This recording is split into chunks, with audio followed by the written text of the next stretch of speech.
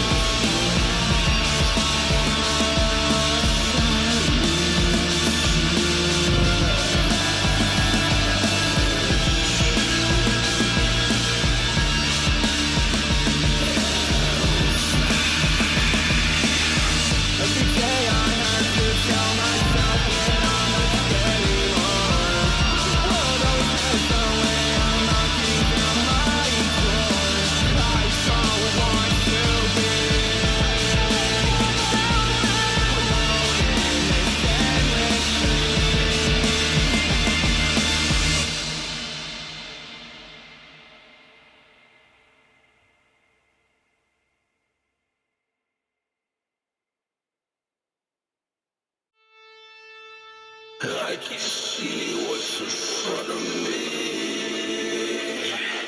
I can no longer feel a thing. I can see what's in front of me.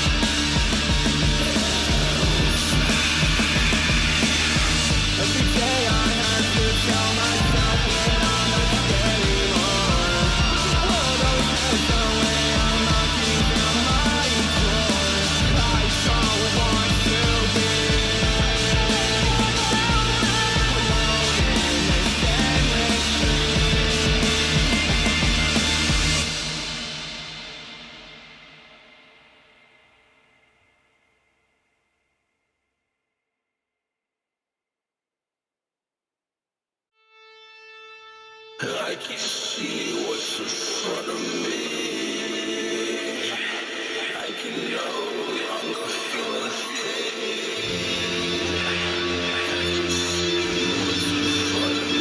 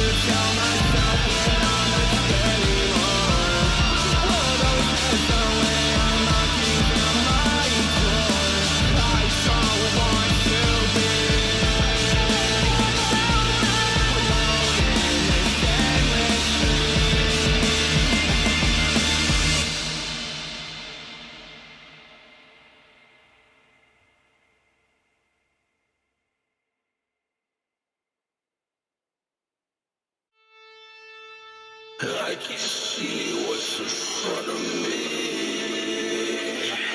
I can no longer feel a thing. I can see what's in front of me.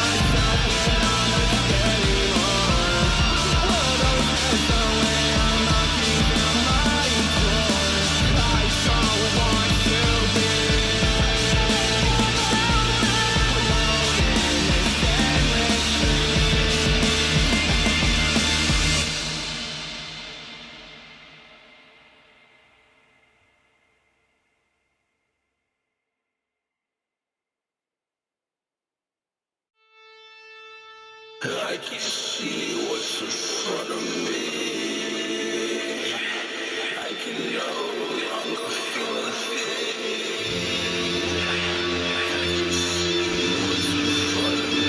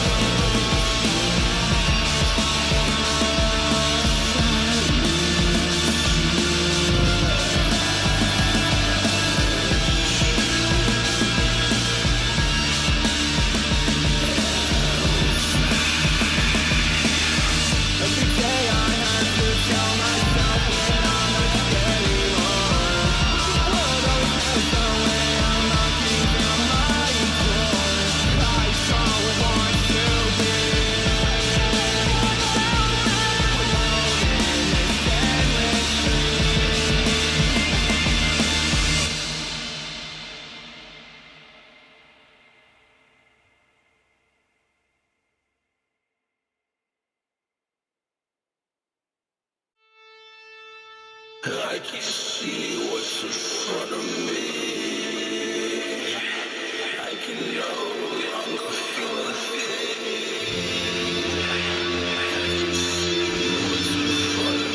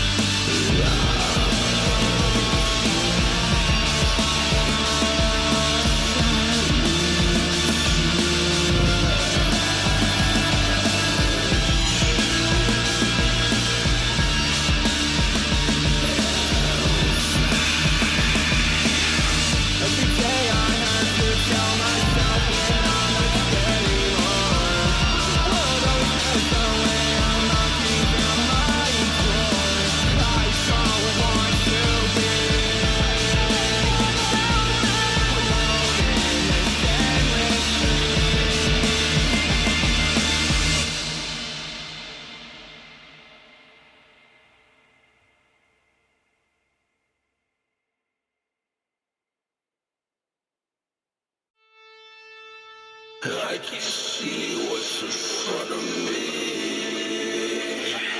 I can no longer feel a thing. What's in front of me.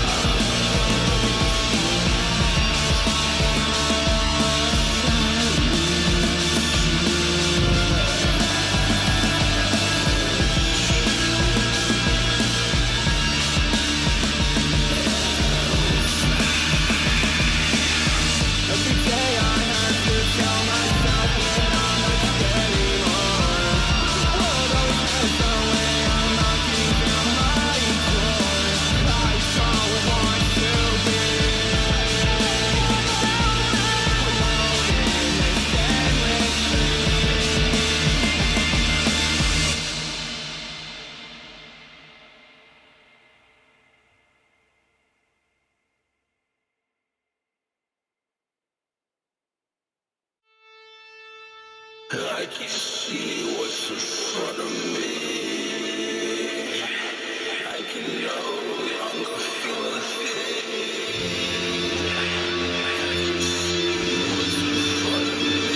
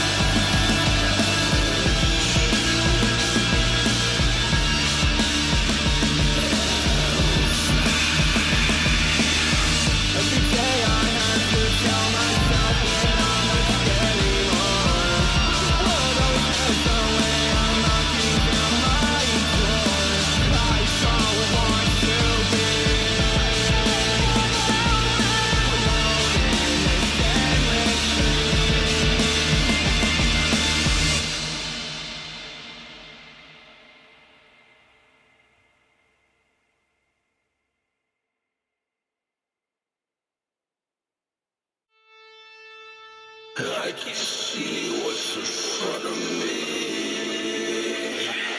I can no longer feel a thing. I can see what's in front of me.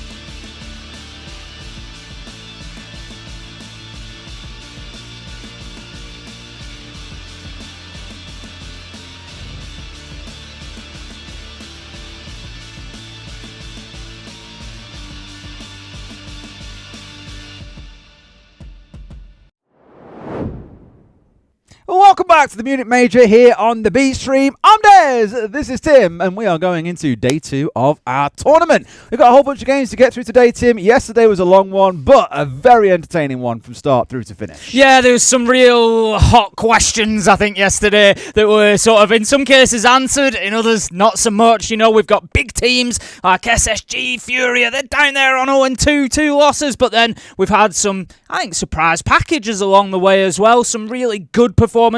M80, Shopify Rebellion. I know it's a tough day for NA, but looking at there, I think they had really, really good performances from those two teams. So a lot to find out today. Given how rough it started as well, it definitely was a nice turnaround. And of course, we'll get to see a couple of NA teams in action today on this stream. But let's take a look at the Swiss bracket as well, at least at how things currently stand, so you can see who has positioned where.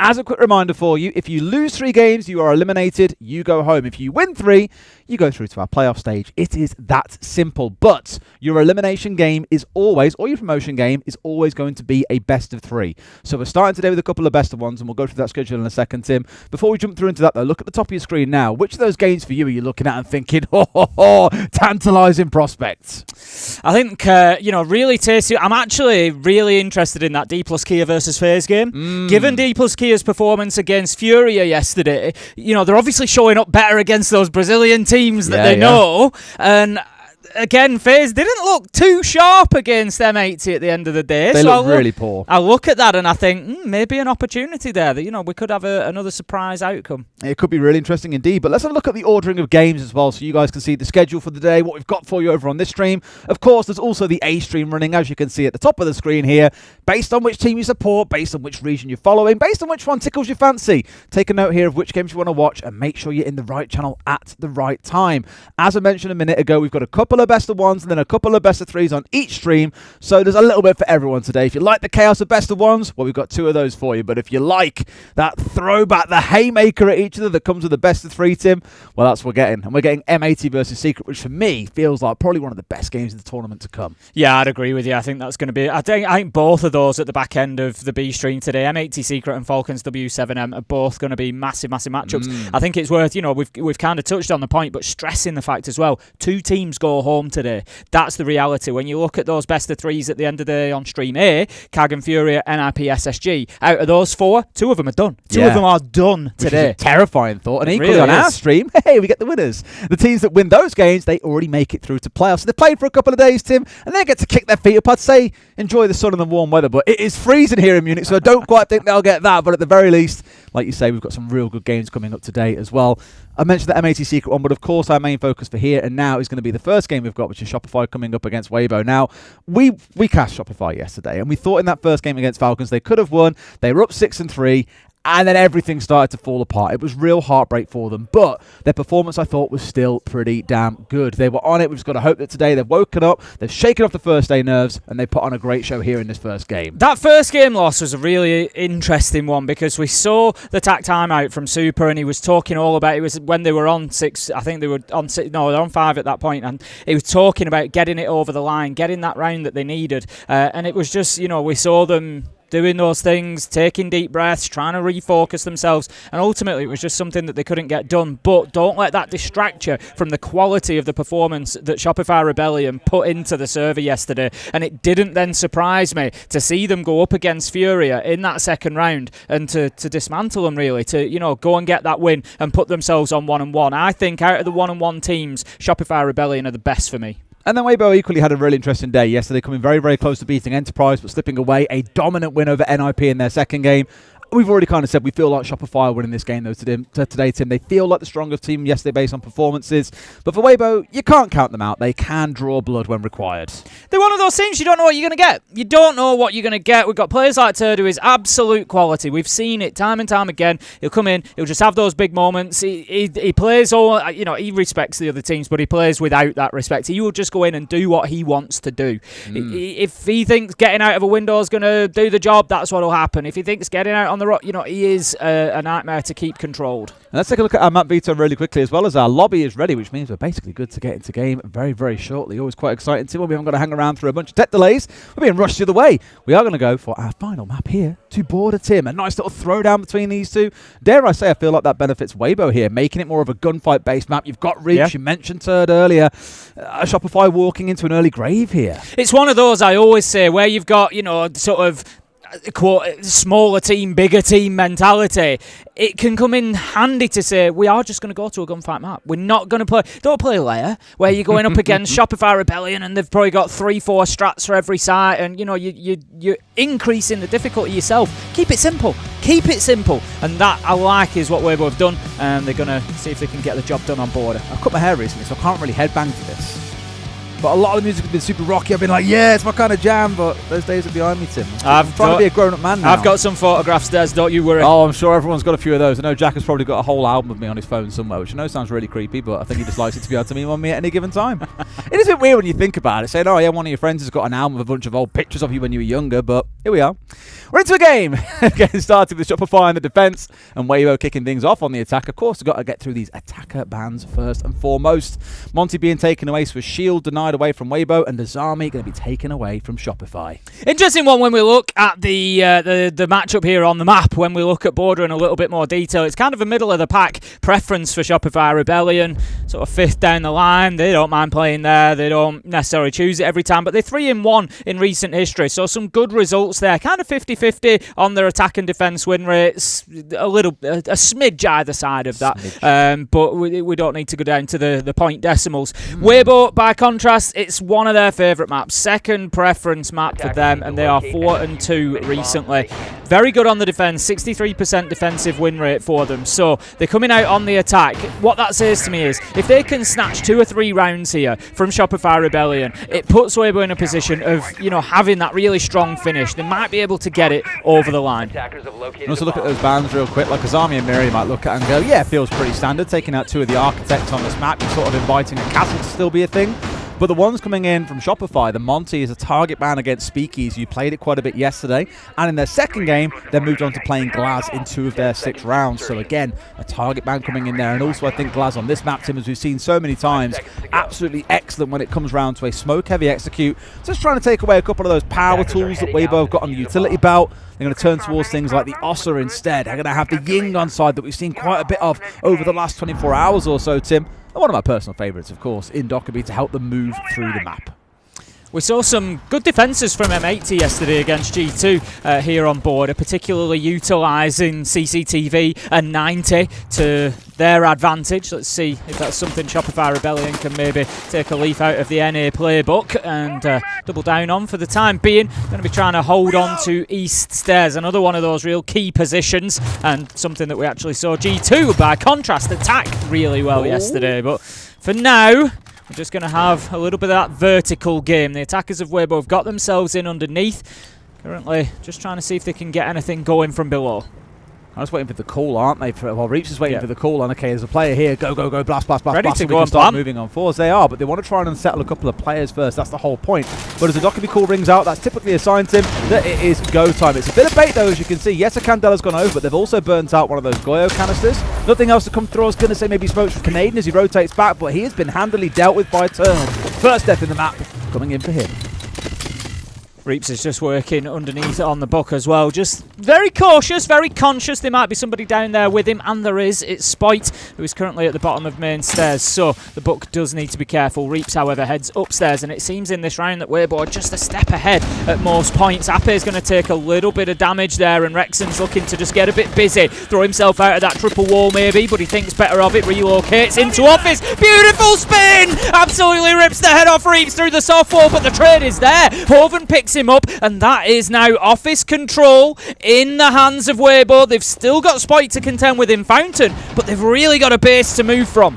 Yeah, Surf taking a lot of damage, but gets rid of Turd is the most crucial part. I do want to give some praise to Hoven here, Tim. The use of these Candelas, one at a time in different parts of the map, hasn't just literally yeeted them all in towards site and gone, yeah, that'll get us over the line. Not at all. It's been used to force players to move, to try and secure kills for his team. Enough that, yes, we're down to a 3 versus 3. They haven't got a massive advantage, but we've still got smokes to play behind here. We've still got Speakeasy, a shock turret on a shield operator, pushing his way forward. It's now a 3 versus 2. Not looking too secure for Weibo at this point, admittedly, Tim, but they're going to try and make a plan happen anyway. Yeah, they're in behind that Ossa shield. Speakeasy's got himself a little bit of space, but he actually comes off the plant and dips away, and it's because of this pressure from Spite. When he's got that killing fountain, they know that the office window comes into play, and they need to be careful of that. They are going to go for it again. Speakeasy's trying to use it, but the drop down is smart, and it gives them another option to fight against this, but Speakeasy pops up from behind that shield, manages to get the kill onto Ambi. The 2v1 inside of sight right now, as Surf tries to make his way back. They go in for the plant again. They're almost certainly going to stick it, and it's now up to Speakeasy and Hoven to hold on. Surf is down. It's Spite 1v2. What a read from Hoven as well. They've got smokes down, and he still finds him pushing his way into a small office. Spite at least can rescue him. Shopify have really tried the best here. Spite on the constant jump outs to threaten the backside. Attempts from underneath, sprays from on long, but they haven't been able to stop these final 2 players. They've got a shield on side here as well. Have to win the gunfight. Speakeasy can't do it. It's all down to Hoven. Gets rid of 1. It's him versus Spite. 1 shot will be enough, but there's a shield to cover him, Tim. He can bait him out a little bit here, but he's really got 3 or 4 seconds. It's not a lot of time. He pulls off, and Hoven knows he has won the mind games here, Tim. He is the master. He'll get away with it as well. What a round by Hoven overall. Yeah, Hoven's played that absolutely perfectly. For a second, I saw him like prone outside, and I'd forgotten about that second Osa shield that was there, and I'm thinking, this is definitely winnable for Spite. And then I think my heart sunk probably at the same time as Spite's as he peeked around that corner, and Hoven's behind another shield, and he just didn't have that opportunity to get the clear fight onto him. Shopify Rebellion, I thought, did pretty well in difficult circumstances there. Weibo came in and actually got a lot of control quite quickly. Got the office, were able to start pressuring elsewhere with kind of a minute 30 left to go, but Spite then gets that really important kill from Fountain into office, and it brings Shopify Rebellion back into the game. Surf drops below, delays that plant, just makes them have to think about things, gives them problems to solve, and it was a close one, but ultimately Shopify Rebellion just falling at the final hurdle. Weibo 1-0. You saw some stats on your screen there a second ago around the chances of teams to make it to SI. Shout out to Spabuni doing these stats behind the scene for us in real time as well. In case you're wondering what that really represents, it's like as you start losing games, of course, you get less SI points the earlier you get knocked out of the competition. And as things around the world start to stack up, you get points from regional finals that are coming up as well. We've got points, of course, the further you go through this competition. It does mean that a loss here could end up quite severely denting your chances. For Weibo, they're pretty much already guaranteed to be there. Shopify are the ones who've got a little bit of a mountain yet to climb. Still, it's early doors though, Tim. Still plenty more Siege to play, both in this game and, of course, in subsequent games as well. That reminder again that Shopify, well, whoever really plays out, whatever you look at, they go 2-1 or they go 1-2. They've still got to then play tomorrow in best of 3. So both teams will feature again tomorrow. Today's matchup's already determined, so of course you know what's coming up for the rest of today. But it does mean that you get the single best of 1 now and then get to step away, have a nice rest, come back in tomorrow nice and refreshed, knowing who you've got to face off against. Well, it's that opportunity for prep as well, isn't it? Rather than having to continue on through, so makes a lot of sense. We're going to have the clutch drones going in. Brava, again, I say it countless times, I don't think undervalued, but I think underrepresented sometimes. So much value in those clutch drones, and taking away those electronic gadgets. So going to be the FNATs that you're looking at here in particular, and of course the bulletproof camera, the proximity alarms, so much that can be done to ease your path forward by Brava. I do like how Speakeasy said, okay, you can take them onto your way, mate, but I'll show you 2 or 3 different shield operators here, and you're going to have to figure out which one you want to ban, because I'll just keep on running the other. It's not a problem. I wouldn't be surprised if it's the Blitz that gets banned away by Shopify come round to it. Like, yeah, we've only seen it for 1 round, and you might go, Des, he's not even made use of it yet. Why are you saying that? And it's because he's just so flexible compared to, say, an Ossa. But yet again, the Dockerby call comes out, and that is the sign for the rest of the team to start their move on forward. Speakeasy sniffing around the site doors. Main worry to them is they don't have this vertical control, and we've seen this quite a bit yesterday as well, to be fair, where teams ignore upstairs and just try and plant inside the site itself, and it ends up stinging them. Aggressive from Rexon here is taking a fight on towards Reach on the window by the looks of it. Can't quite get away with with it. Shotgun in hand, they've got to be so respectful of it, but they're desperate to get a pinch onto someone. Yeah, smart play from Rexon there. He had the track on him at that time from the Deimos, and he knows he's going to be challenged from the window because that intel is going to be shared, so he just takes that spray across and tries to catch him. Hoven manages to open things up with the kill onto Canadian. That's the smoke gone, and the Toxic Babes along with him. Hoven manages to pick up a second onto Ambi. He's having a hell of a game. Shopify Rebellion are really struggling to get themselves any kind of ground here as Surf gets taken down as well. Rexon is fighting back, but it's too little too late as Turd manages to find him on a trade. They're in sight, they're in the walls, they're absolutely everywhere. Ape manages to find Spoit for the final kill, and that's going to be 2-0, and we are starting to see already why Weibo particularly like this map. It was a very, very comfy round there as well. I didn't really seem bothered. Admittedly, a lot of it coming down to Hoven, as we remarked on, but one thing I do want to touch on, and I don't want to pile on him, I know that he gets enough grief over in NA. That's the second round in a row now that Canadian's gone down on the smoke as the entry, losing all those smokes in back pocket. Like, you bring the smoke for this exact purpose, to be able to stave off a rush play, to be able to lock off a certain angle so they can't just charge in a doorway and have a blitz running you down. If he's going down early on, it was Turd in the prior round who got him, it was Hoven in this one. Admittedly, in round one, he was playing East Airs, he was playing his life out there. In that last round, I think you're more wanting to be that site player that is looking to give a little bit of control. And sure enough, in this round, he's going to change away Tim, get a shield of his own to stick in front of his face. He's over onto the clash. Round 3 we go, and if you remember, I said at the beginning of this, Weibo statistically are better on defensive border than they are on attack generally. They're going up to about a 63% it is defensive win rate on the other side of things, so big problem for Shopify Rebellion here. They need to make sure that they're getting some rounds on their defense, because Weibo are just going to go from strength to strength when they move into the second half, or at least that would be the expectation. So right now, things are starting to run away from the NA side a little bit, and this is, I've got to say, so far not up to the same sort of standard that we saw yesterday. I think, we saw definitely better play from them yesterday. They're not really impacting on each other's deaths too much. We saw there at the beginning, Hoven able to pick up 2 kills without a challenge ever coming back onto him, and things like that are an issue. They need to make sure that they're working together as a team, that they're a cohesive unit, and that they're not giving Weibo those sort of 1v1 opportunities. We spoke about it a lot, right? Before the broadcast a little bit earlier on too, like Shopify really probably should have gone 2-0 yesterday, but really let Falcons back into the game and kick themselves for it. And then sort of came back with a revenge tour in their later game. And again, coming into this game, I really thought they'd quite comfortably be able to get over the line on this one and get it done. But at least with how things are starting, Weibo are showing that it's going to be no easy feat. They've got themselves set up on the windows team, almost looking to explode in towards site here, but just waiting for the right time, make sure everything's set up. Last time round had a player below, let's not forget as well, on the book. It was Reach. This time round he's playing on the Brava instead to help deal with those bulletproof cams that are scattered around. Maybe remove a mute jammer or two, a laser gate on your way through. And then we go here as well. Hoven straight in. What a game he continues to have. Tim is 6-0, and he's got control of site. They've hit West Main. Forget about going on towards the other side of things. They are in and in full control. Plant now going down. Speakeasy in the back corner. Hoven providing cover. Looking great. I love the confidence and speed of that decision. We've got what we need. The plant's going down. Hoven manages to find Canadian. That's a big pickup. The clash is gone. Oh, manages to get it. He's absolutely. He will not be stopped. Takes down Spoit. Reap signs Ambi. 3v1. And it's all left up to Rexon. Coming back up metal stairs. He's going into the lion's den right now to try and fight back in this post-plant situation. Weibo have just, I don't know, they have read the book. They are ready for everything Shopify Rebellion are doing. They know where the gaps are, and they are coming in aggressively to take over. And right now, that's exactly what they're doing. Rexon manages to find one onto the window, but he can't do any more. That's going to be the round to Weibo. Yeah, this is looking a bit too cozy. I think we're going to see a tack timeout here, and we'll have some words stepping in. And sure enough, Shopify Rebellion calling in the tack timeout.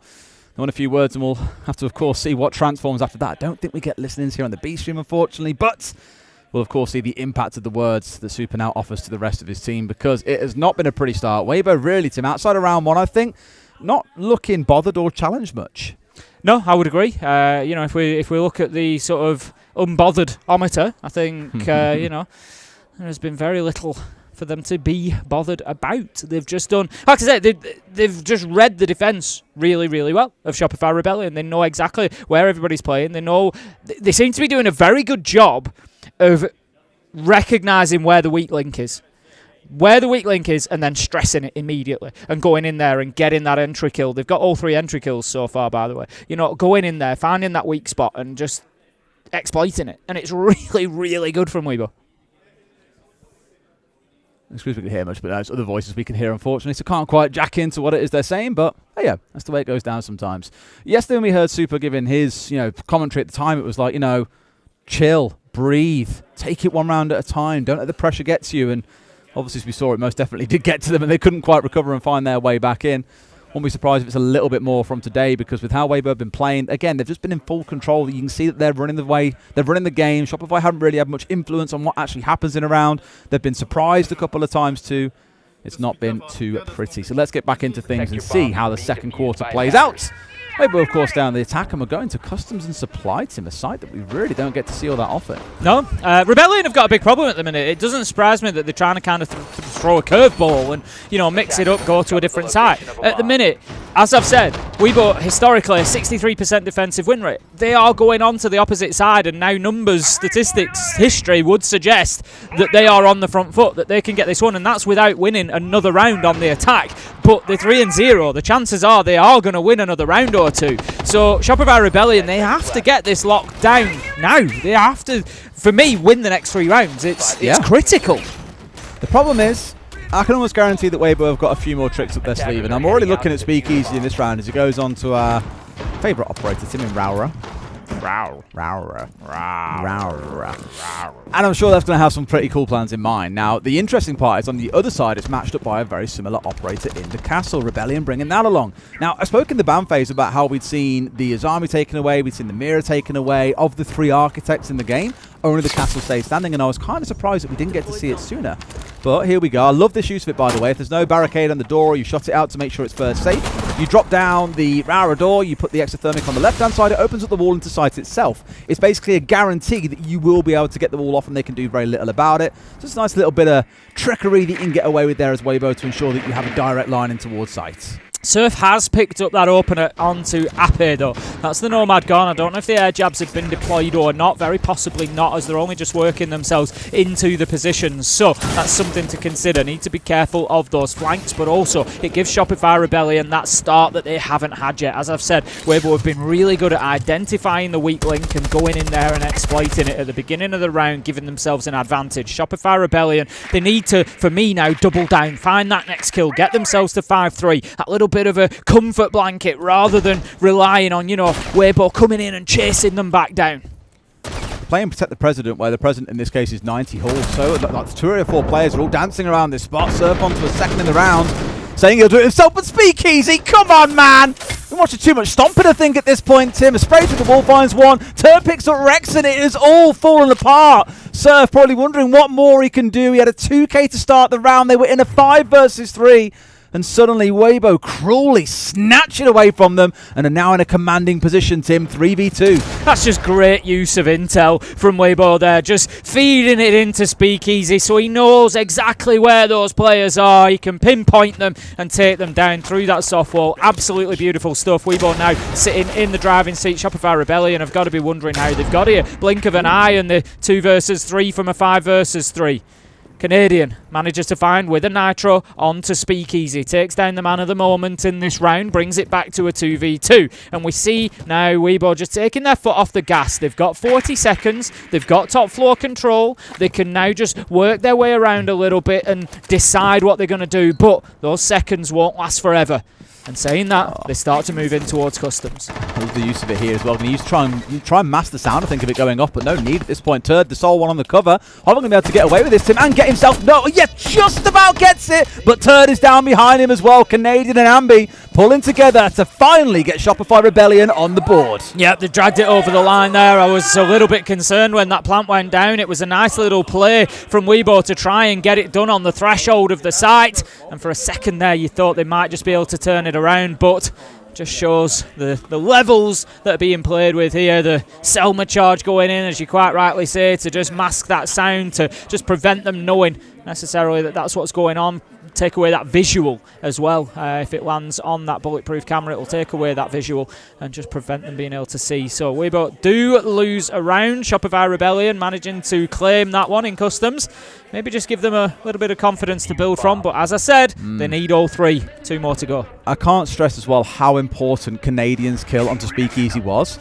They get stuck in a 2 versus 3 there. The guarantee is going to be you have one player providing cover from the door as the diffuser's going down, then you have one player on the upstairs. And as soon as that diffuser is down on the ground, you just don't win that back as the defenders. There's just zero way that Rebellion managed to fight their way back in. So getting that C4, Canadian, it's one of the moments that you look at and go, it wasn't the closing moment, it wasn't the 2v2 being won, but it's what enabled the 2 versus 2 to see the round conclude out that way. So a big moment for him and a big moment for Shopify to keep themselves going. It is only a single round for now, Tim.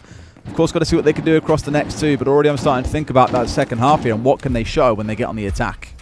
I'm watching this with interest. Canadians getting those trip connectors all over the place. And I was just interested to see the kind of intricate design we were going to have. It's just blocking off a couple of windows, but just shows, you know, the distances that you've got to think about with these new Denari gadgets, because, you know, you're wanting to clear them out to get through the window that it's blocking without taking that damage, without taking that slowdown, and you've got to be thinking maybe 2 rooms away. It's, you know, it's not as simple as just thinking immediately around that object of your desire anymore. The worry I do have is, of course, the setups always look beautiful, and in theory they are. But then it comes to actually stepping into a room, and there's always a really, really simple answer, like, I don't know, toss a nade or something like that. And I think back to the ways when it still kind of happens today on few maps, to be fair. When mute was the go-to, you put a mute on loads of single doorways throughout the map and just really impede attackers by taking away their ability to get info. What do teams often do? Just roll a grenade into the door and destroy it. No problems, because we're not seeing much Jaeger or Wamai. I say that as there is one in this round, Tim, so maybe that's partly there to try and deal with it. There are 4 frags on the other side they've got to contend with, but you've also got to worry about the Flores, as we've already seen has been chewing through a couple of those Goyo canisters, through a shield, for example. So this classic game of siege chess continues when it comes to the utility. We've seen this position being used an awful lot recently. Gunner yesterday. Yeah, Gunner used it. G2 at times were able to punish it, at others they were not. And it's just playing that aggression out of that door onto the balcony and just making it a little bit less safe outside of the map for the attackers. Appy just going to be watching up that hatch for the time being. And Speakeasy takes a little bit of ground, but then backs off and gives it back for the time being. Here comes the immediate challenge, though. It's going to be Ambi who manages to pick him up. And that is another good opener for Shopify Rebellion. 5 versus 4. Was that Ambi or was it Batman? Dude descending from the heavens there to close up that kill.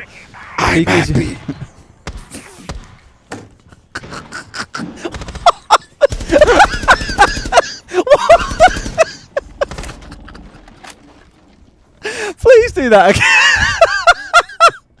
Oh, that's really tickled me. I've got tears in my eyes. You're right there, Des. I don't know why it made me laugh so. Neither do I. I thought little throwaway. Tim is around and see. We've lost him. We've lost him. Reese is going to get the last of those kills. Spike manages to pick up the trade. 3 versus 2. The diffuser's going down, Des. The diffuser. Hoffman manages to get the plant. Stop it. Stop it. 2 versus 2. Rexon is down effectively. Shopify Rebellion are coming through here. Ambi manages to get the kill onto Appy. They're going to have the time that they need here, I think. Hoven is half health, and they're going to get straight on, Ambi. Come on, Batman. I'm Ambi. Let's go. Come on. Fucking beast. Oh, good lord. I think he actually was Batman in the round because you saved it for him. Oh, I'm sorry, guys. I've got a feeling that round might end up getting clipped. I really hope not. Oh, good lord. Oh, okay. Regular scheduled programming I'm back. Has returned. I'm back, Tim.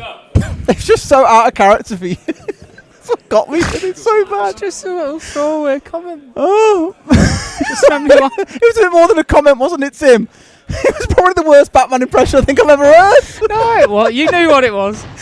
I knew what it was trying to be. You knew what it was. Oh, Benson Workshop for the last round of the half then. Shopify, they've got another one on the board. God bless. They are starting their fight back, Tim. The attack timeout, the second quarter.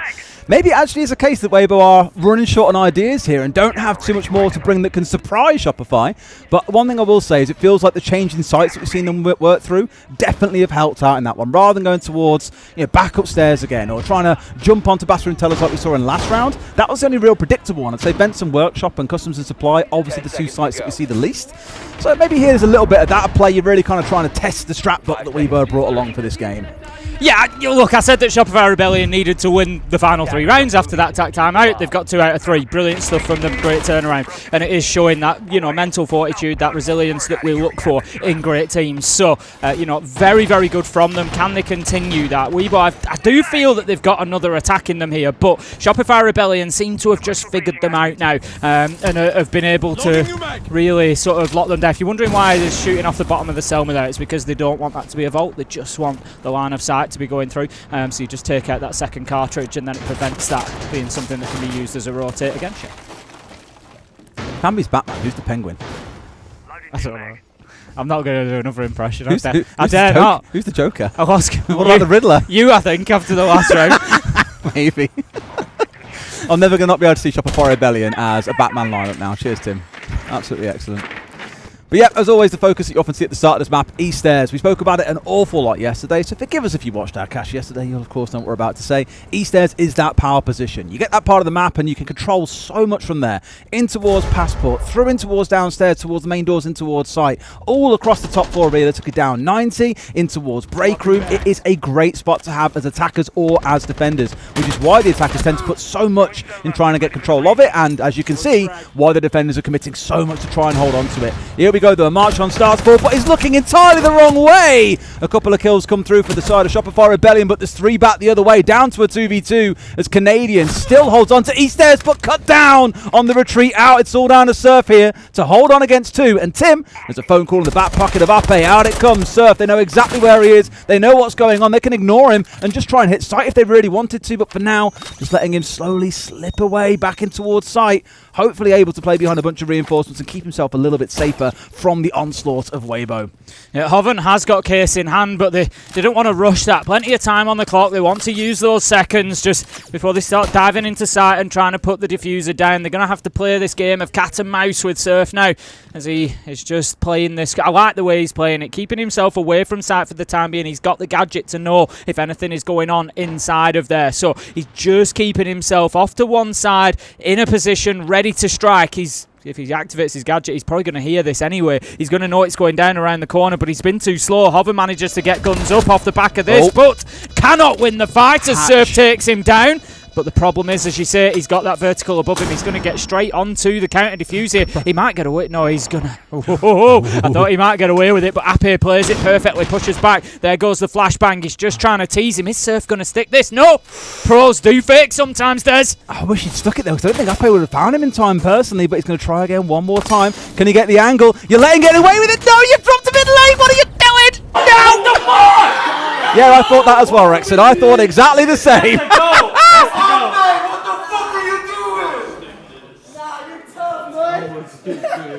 Yeah. Well, it's a big mistake from Weibo. There's no two ways about it. They're in a 2v1 there. It's really well played by Surf, by the way, as well. I said, I liked his positioning initially. He moves himself in from somewhere that they can't really impact him. He's a little bit late for stopping the plant go down, so he leaves himself a tricky situation, but it's always difficult to judge how long that's been going on for, but he gets round, gets the kill, and then plays it beautifully at the end. Just tricks him out a couple of times, but then says, yeah, I'm confident in my cover. I'm just going to stick this. He's not moving quick enough. He's used that information that he's gained from those first 2 attempts, and he's just, played it beautifully. And Ape, too slow in the end on the uptick, and they're going to lose the round. Shopify needed 3. Shopify get 3.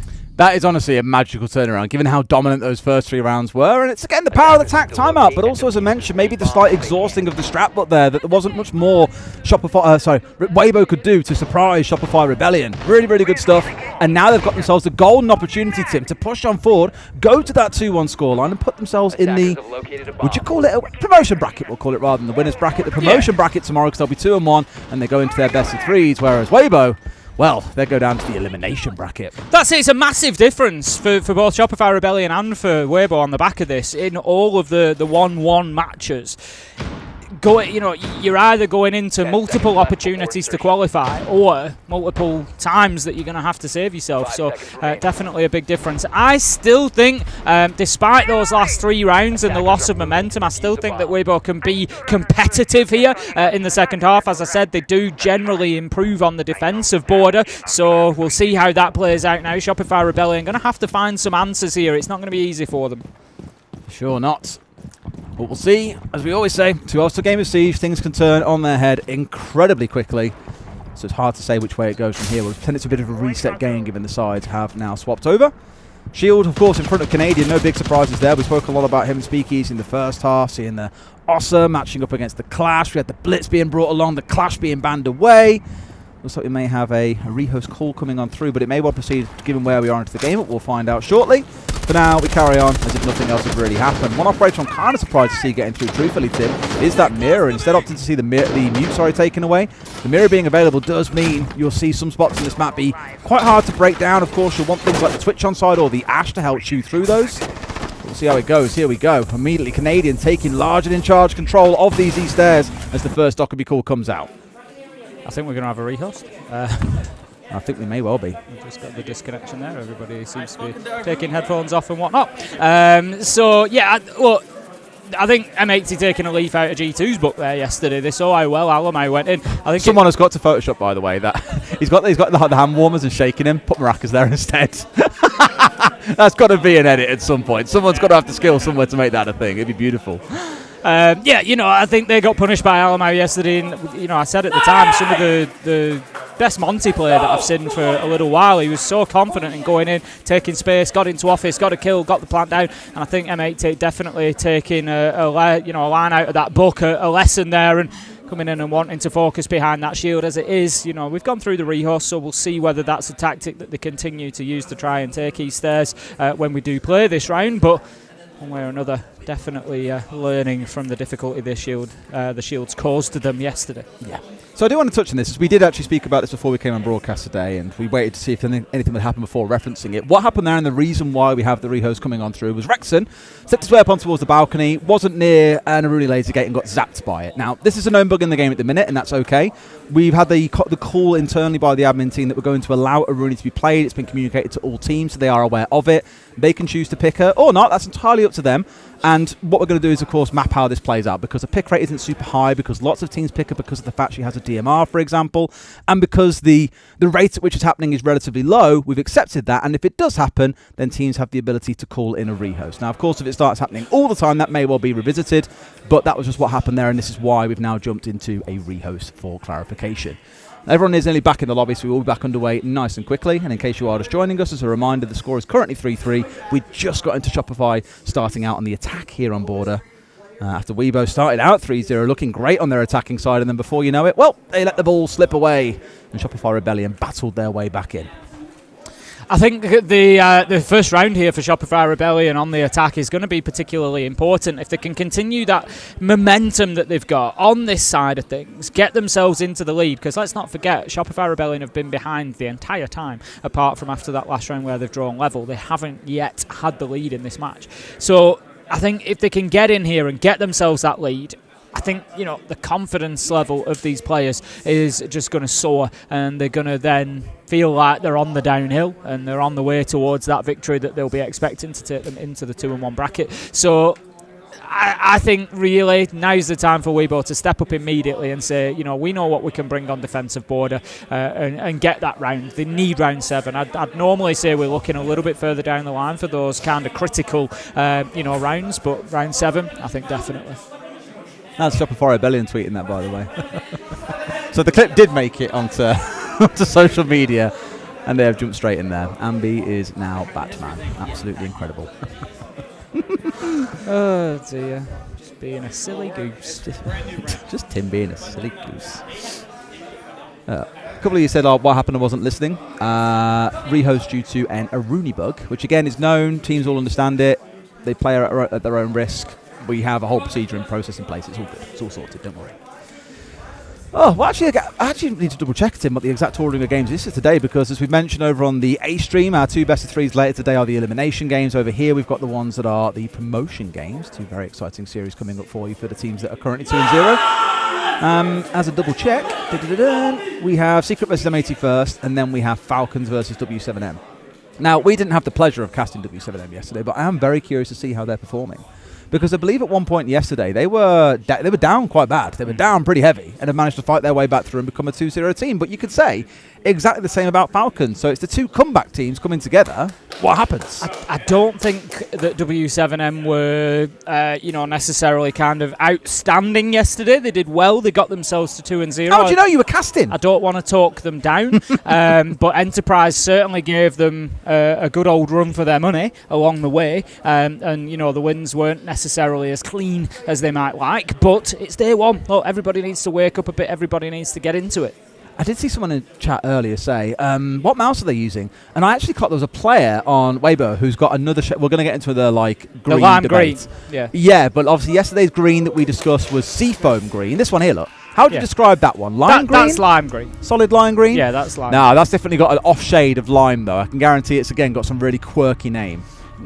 Almost. What we've got to do is get it later, grab a screen grab, and then grab the pixel colour picker, and then go and search that hex code online. I guarantee it will not just be lime green. Oh, no colour is. It'll have some weird name.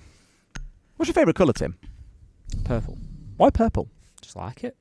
I don't know. What else do you want from it? Do you think it looks good on you? It's Do you like very- it when the walls are painted purple? Is it because it's quite a regal colour? It's quite regal, isn't it? I think if you've got something that's get a bit of purple on there, it looks like, Mum's favourite colour's purple as well, elevates actually. it, yeah. Well, she really loves lilies. Not lilies, sorry. What are the purpley flower? Lavender, that's the one, sorry. And it began with an L. I was like, hang on a minute, that's not right. Yeah, she loves lavender, so purple's her thing as well. My wife likes lilies. We like lilies, but they're really poisonous to cats. So if ever I buy my missus flowers that have got I don't lilies have a in, cat, you see. so you're alright then. That's the problem, mate. You need to get yourself a cat.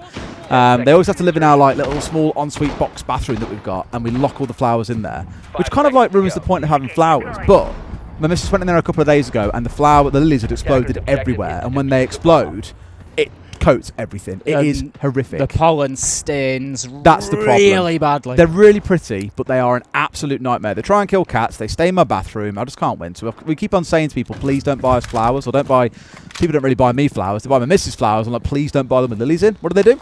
Buy them with lilies in. Well, let's get back into this one. It's going to be Shopify Rebellion 3, Weibo 3, and we have switched sides. Shopify Rebellion moving on to the attack now. It's going to be a lot more onus on them. We're going to see a different approach from Canadian. It was Monty originally, but after that rehost, he's going to move on to the blitz. It's brilliant. Goes in, does the job. He's got Ambi behind him, takes down Turd. They've grabbed Office already. Reaps manages to find Spoit with a Nitro. That's going to be the Dockerby offline. Not ideal, but certainly not the end of the world for them. Having now Reaps to get more aggressive if he wants to challenge this. Manages to tickle the toes of Canadian, but not enough to back them up.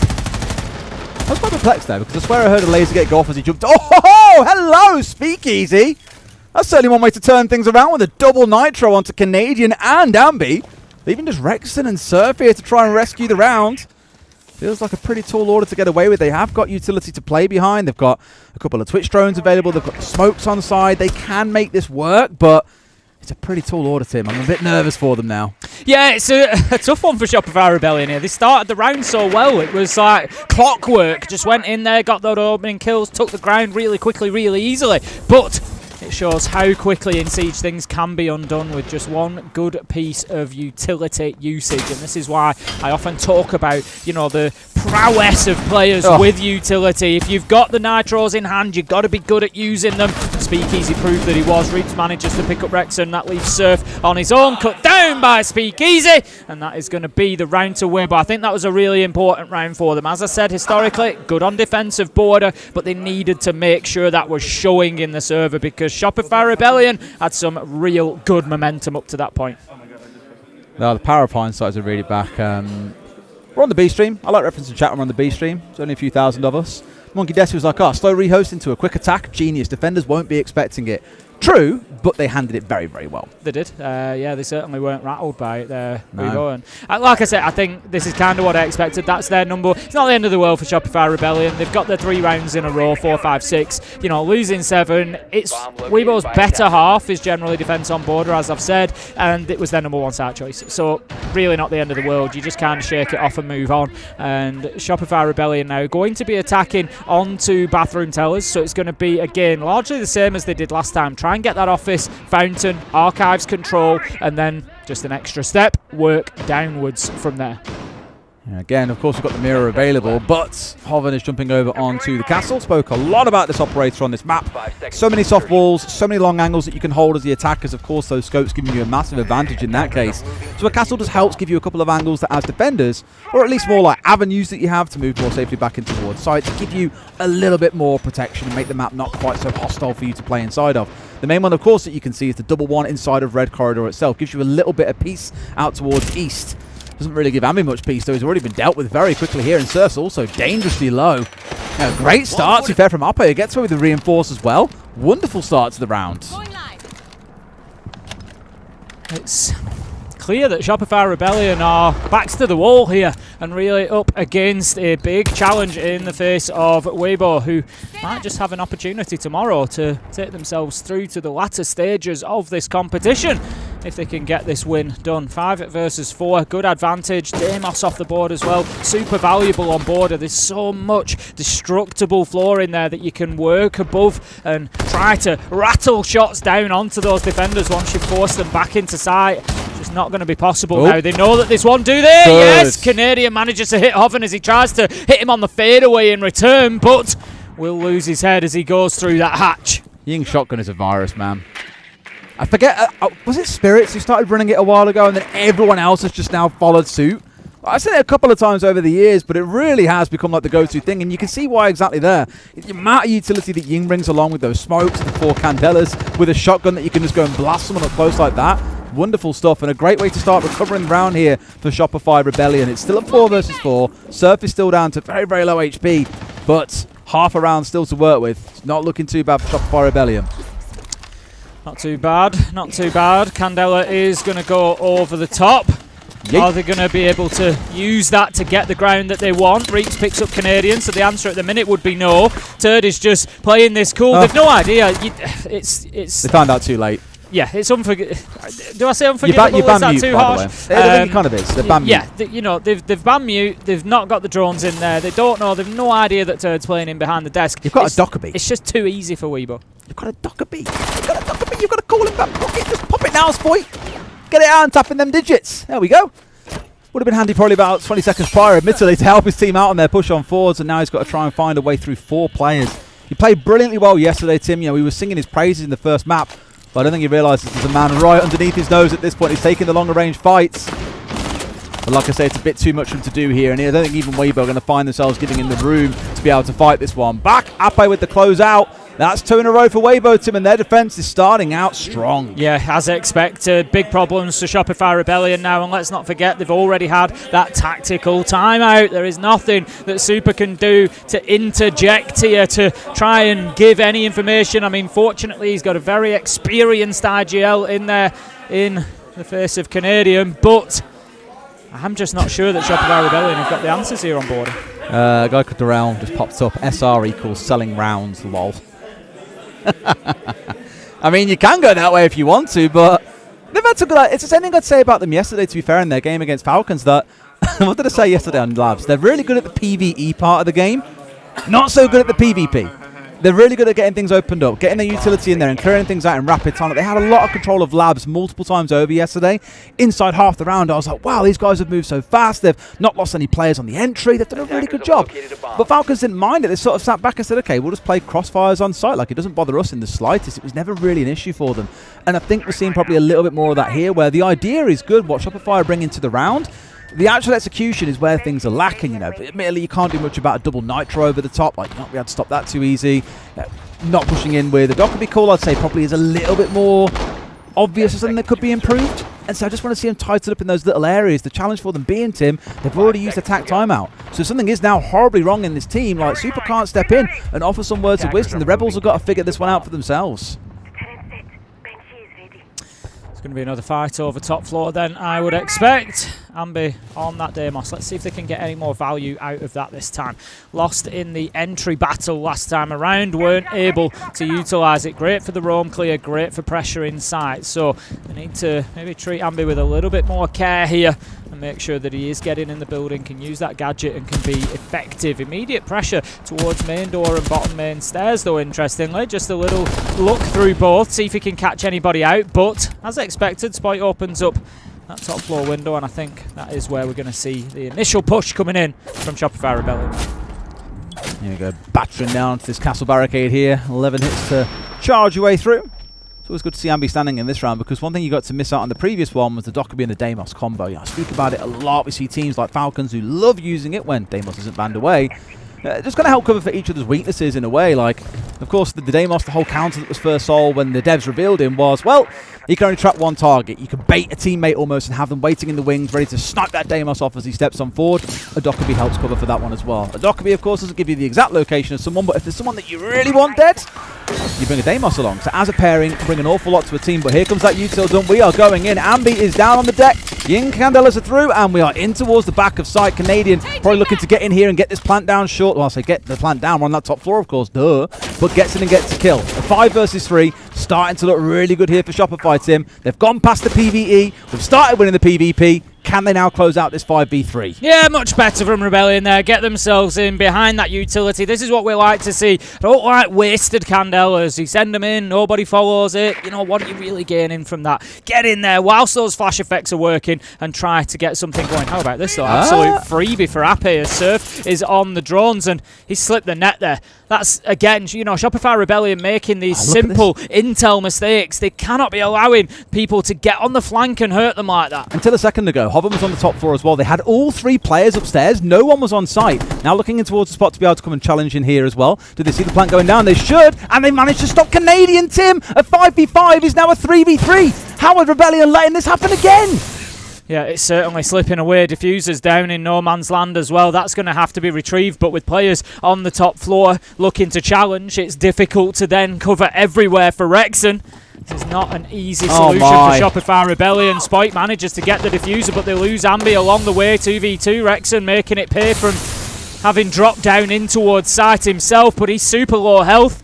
He's going to have to cover Spoit if he goes for a plant here with 10 seconds left to go, but there's no way that he gets away with this from here. No way. Not again, boys.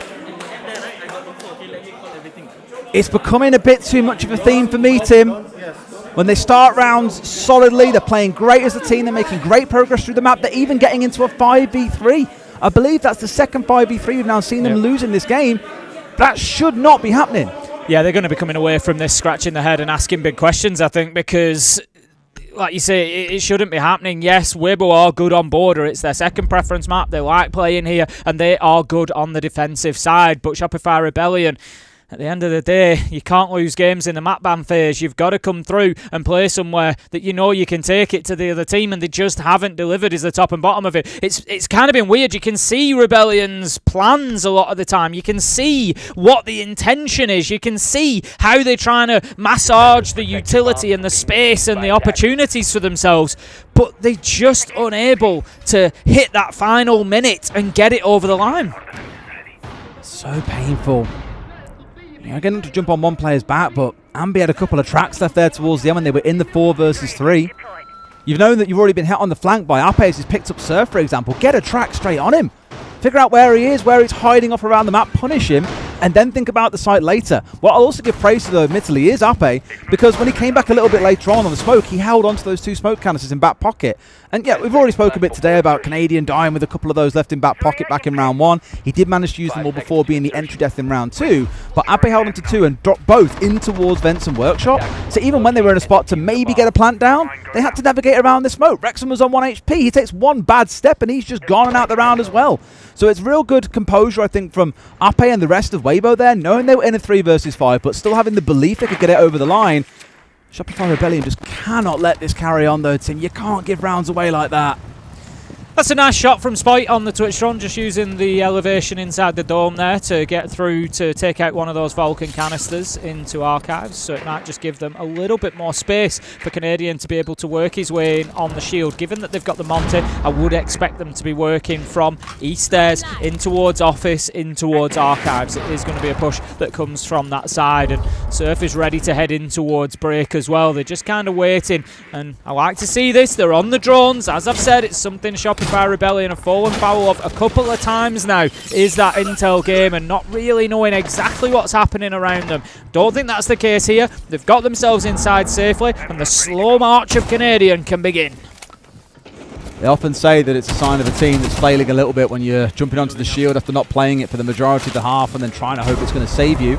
Canadian, as we know, a very, very proficient player. Hoven taking a massive risk on the cross, but has got himself into quite an annoying position here as well. Anyone stacking up behind Canadian is now under threat. There's a second player here, but Hoven in a bit too much danger, unfortunately. Now looking for another, tries to get the kill at range. It's Arpe stepping out, but can't find his man, and what a great angle being held outside as well. Missed out on which player that was. I want to say it was Surf there who was ready and waiting, but at least off the back of it, they managed to get it down. Hoven finally finished off. Arpe recovered. It's a 5 versus 3 again, Tim. Surely this time it goes the right way. Yeah, you've got to expect that it will. Wrexham manages to pick up Reaps. There is a trade there from Ape, 2 versus 4, but Ambi manages to absolutely slam him out of the round. Headshot onto Ape. Leaves us now 1v4, all up to Speakeasy. Using that Tubarão smartly to avoid the Deimos tracks. But it is surely a matter of time. He picks up 1. It's a great pre-fire. But they know exactly where he is after that. Top Metal, he is taken down. Spike finds the final kill. Shopify Rebellion keep themselves alive for another round at least. What I will say is it's very strange to have a team with Canadian on it where the only real noise is coming from behind them, the coach. Yeah, a little bit yesterday. Again, he spoke about the motivation being low, and the guys have got to reset here, take a deep breath, pick themselves up. And it even feels like today that's kind of what he's trying to encourage. Of course, he can't actively engage with his players unless we're at attack timeout, but at least creating a little bit of noise behind them should get their own energy up. Even saw Ambi trying to participate there a little bit too. But maybe it is just that, Tim. Maybe it's a motivation and energy thing, because it does look a little bit flat. And I remember when Canadian was back on Dark Zero, we had this whole conversation before where we were all very used to the very loud Troy of SSG, you know. They'd win a round, he'd go bananas. He'd have banter with the other side. And at one point, he went really quiet for a time. I remember asking him, I was like, why are you now suddenly quiet? Like, that's not you, right? And he was like, well, the problem is if I get too excited, then it can kind of like overexcite the other players a little bit and make them unstable. We'd rather be at this constant middle level where the energy is always the same throughout a game until, of course, we win it, in which case then we can do whatever. But I worry that the average now for Canadian is probably below where it should be to get the best out of his team. So a little bit of energy breeds confidence sometimes. It's a fine balance, though, to make sure, as you said, that it's not sort of bubbling over. Shopify Rebellion have managed to get themselves 1 back. They saw them in the first half get 3 rounds in a row. So will they be able to repeat that feat? That is the question at the minute. We've got a pattern has developed. First 3 rounds went to Weibo. Next 3 rounds, Shopify Rebellion. Next 3 rounds went to Weibo. So Shopify Rebellion get the first surely of the their next 3. 3 then, right? Yeah. Surely the pattern will continue. Surely. You say surely like it's a surefire thing. Sure. I don't think it is, Tim. I don't think it is. Neither do I. But maybe. Well, just maybe. We'll see how things play out. A lot of intel being brought along in this round by Weibo, admittedly, as well. We've got the Valkyrie on side, of course, got the Pulse. No IQ to match on the other side. And we see a lot of teams showing respect towards even Echo drones as well, and there's no Valkyrie on side. Just respecting there's a lot of info coming back and forth here. Getting rid of that is a pretty key part of the attack. So I hope to God Shopify aren't sleepwalking into an early demise here by not showing respect towards Reaps on that Valkyrie. Ambi's just working his way into CCTV nicely there. Going to take up the same position that we saw Surf caught out in earlier. Drone in up on the desk. I don't think he's going to be at the same sort of risk here. Drone's raining all around him. And he will send out that first track. It's going to be on to the Pulse of Hoven, who manages to get it cleared off, I think. I don't know whether maybe Ape was in support there. Drone party there on the balcony. Yeah, 3 of them all stacked up. Maybe the Tubarão has just dumped a little Zoto canister onto the Pulse to prevent that track coming through. But the half a second that it was on for will have told them where he was. As well as the intel, of course, let's not forget that we have got that Tubarão Kaid combo. Very rarely do you get to see it because Kaid is banned away so often. But the ability to waste time, so to tell you what, that was almost terrible for Canadian there. Almost lost his life, but no. Ambi's in, has found 2 for himself. He will not lie down and die in this game, Tim. Hoven at least puts him to bed early on with a C4 from below. Down now to a 3 versus 3. No C4s remaining. This is Shopify's to win, in my opinion. Yeah, I'd agree. I think, Weibo now are boxed in on site. Shopify Rebellion, 55 seconds, 50 seconds left to go. They've got plenty of time to start massaging this site, to start forcing these defenders into difficult positions. They can't they can't miss opportunities like that, though. When they do force one out, they've got to make sure that they find them. Wrexham picks up Speakeasy. That leaves just the Pulse and the Valkyrie to try and hold on. This is all going to come down to gunfights. 25 seconds left to go. Shopify Rebellion need to make a move. I tell you what, Reach is looking real cheeky here. Like, he's vaulted over there in quite a risky way in towards Workshop and could be a bit of an X factor for his team if they don't expect him to be in here. That could be a free kill, maybe even two if they're not too careful. Hoven's the one whose eyes up here as well, and there it is. Reach strikes, working his way in from behind, but they've got to get the diffuser, and sure enough, they find a couple of kills they need. Tim, a great closing play, but yet again, Shopify Rebellion find a man advantage situation going against them, and they lose out and move down to our elimination bracket tomorrow. Yeah, what a result for Weibo there. Came in, just did what they needed to do, a border, a map they are confident on, get the result that they want and put themselves up for an opportunity at getting through to the next phase. They've got themselves that promotion game. Be really exciting to see how these boys carry on. It's always good having the X factor from APAC in the competition as well. You know, we look at CAG normally, but seeing Weibo playing the way they are is fantastic. Reach must be pretty damn chilly. That looks like a very, very warm coat he's wearing indoors, I won't lie. It does. It's very cold in Munich. It is. Very chilly. Very cold in Munich. You know, look, great outcome for Weibo there. We haven't mentioned Meepy throughout as well. You know, of course, a coach, of course, who has got an absolute ton of experience in the game, and he's obviously delivering that to the players there. You know, they're not rattled by the big occasion. They're not coming in and being sort of bowled over or overwhelmed by Shopify Rebellion. They've stood up perfectly well. Hoven, great game from him. Unbelievable game. Like the first couple of rounds, I think he was 6-0, 7-0. Really large and in charge for those first couple. And although it looked like there might be a bit of a comeback coming between round 4 and 6, you know, we saw Shopify Rebellion after their attack timeout starting to recover, starting to warm back into things. As soon as the side swaps, it was pretty much over and done. And we were nervous about this going into border. We did say this feels like a risk for Shopify Rebellion going up against a very, very capable gun-heavy team. You know, Reaps, Turd, Hoven in this game as well has played brilliantly well. They've just learned that it wasn't the smartest idea. It's like I said, you know, Weibo historically have been good on the defensive border. Shopify Rebellion needed a strong first half, and it didn't happen for them. 3-3, yeah, getting 3 rounds back-to-back was good, but it wasn't enough. It wasn't enough, and they find themselves down in the elim bracket, whereas Weibo, as you said, now get to celebrate and get ready for tomorrow in the promotion bracket. They could be one of our first teams going through, but of course, Tim, we'll find out how those first 2 teams are a little bit later. Coming up next, we've got another best of 1, though, before we jump into our best of 3 chaos, so back with you in just a few minutes.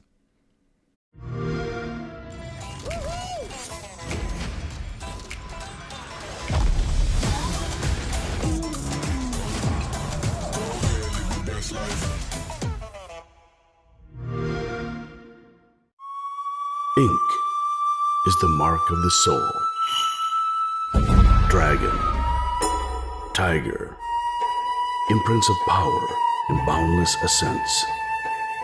If fate's dumb enough to stand in my way, I'll paint over it with my own damn. To play operators with active gadgets, especially in this matchup, and he's been dying with a lot of utility in pocket. That's not ideal for G2. No, it's not great, but you're still, I think, happy with the trade. You took down the Glass. That was supposed to be the coverage. Now if you're going to go for this Amaru smoke plant, it gets a little bit harder to stop G2 from just stepping up, denying it with a Nitro Cell, firing into the smoke blindly. You're going to have to really rely on Freck with these Bs, maybe even Virtue from Square.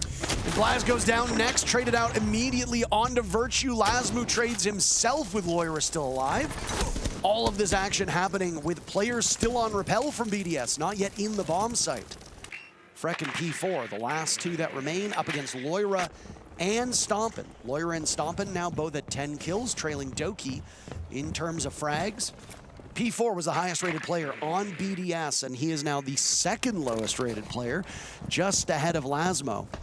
So again, small sample size, and P4 should not be the guy getting all the kills on your team. That is just not his role. That is not his application. Again, playing on this Amaru with the Gara hook, but at this point in time, close enough to the bomb site where he can do some serious damage, but won't really be using much utility, I suspect. The 2 youngest players left alive on G2 to save them in this game. Otherwise, it'll be an 8-6 BDS victory to push G2 to the brink in the Swiss phase. P4's deep. Just taking an awful lot of damage. Freck is outside on the window looking to go positive. 9 kills. 20 seconds left to push that up to 11 and a swing in, and he's dealt with by Loira. First blood for G2 is successfully converted, and we will need all 15 to settle this inter-regional matchup between the European squads. I really like that G2 didn't panic in that round, Parker. It got a little bit crazy in the early game. You saw a lot of kills being traded back and forth. P4, an interesting journey through that round. He starts on the Amaru. The plan is to jump in CEO window with a plant. Ends up going in through the stock window. Pushes all the way down to the bottom floor. Then's got to come back up. He's not really with the rest of his team as the most of that chaos kind of goes down. And, you know, people talk about P4 a lot. He's one of the most discussed players inside of EML. And sometimes that does come in the form of criticism. And sometimes that's about his positioning, and I think that round was really a tough one for him, where unable to really be with his team through the brink of it, and even in the 2v2 a little bit solo inside the site. Well, I love to talk about BDS and G2. Let's take a moment to discuss what's going on over on the B stream. For those of you that are dialed in here, there are 2 streams that will be running until we lose enough teams that all of them can be squeezed onto just a single stream. So if you do want to know what's happening on the B stream, I have an update for you. Game 1 has officially finished, and Weibo toppling Shopify Rebellion 7-4, wow, which has put the Rebellion in a position where they need to win a best of 3 or they will go home. Weibo needs a best of 3 to qualify for main stage. And we'll be hearing that an awful lot today. Best of 1s will continue onward for a little bit longer, but we'll be moving to best of 3s later this afternoon. And we're not going back. This is the last best of 1 day that we'll have here at the Major. This game and the next game on both streams, and then it's all BO3s until we get to the BO5 finals next Sunday. So that'll be a really exciting finish to this excellent event here. 7-7, round 15 between BDS and G2. It is do or die, and we've gone down to the basement, finally from BDS, going to what is thought to be the strongest bomb site for defenders on Bank. You got to think that gives them the edge, but G2 have been sharp when attacking this site so far. Top floor roam clear is going to be critical because Freck is playing up at the top floor, and he is all alone. Reload. I mean, Freck has been playing a far less sheltered position on this top floor, Jesse, and he's been in the line of fire quite regularly. They'll use one of those death marks to track him down, or at least it looked like Doki was prepping that. Freck will get away through the lobby and look to link up with the rest of his teammates. The timer will begin to run, and he'll be tracked down by that death mark as it circles around him. He's trapped at this point in time inside of Tellers, not just nearby, but also above, and he's finished off by Doki. Doki and Freck have been on a constant collision course here, and Doki just continues to get the upper hand. And that's expected when Doki is one of the best Damos players in the world, and Freck is the primary roamer for BDS. You expect that engagement to come through, and frankly, it looks routine for Doki, but that is not easy as a Damos player. 5th first blood for Doki through 15 rounds. That's quite the tally, Wow. but also when BDS is defending and G2 are attacking, I would like to reiterate, the team that draws blood first has a 100% conversion rate.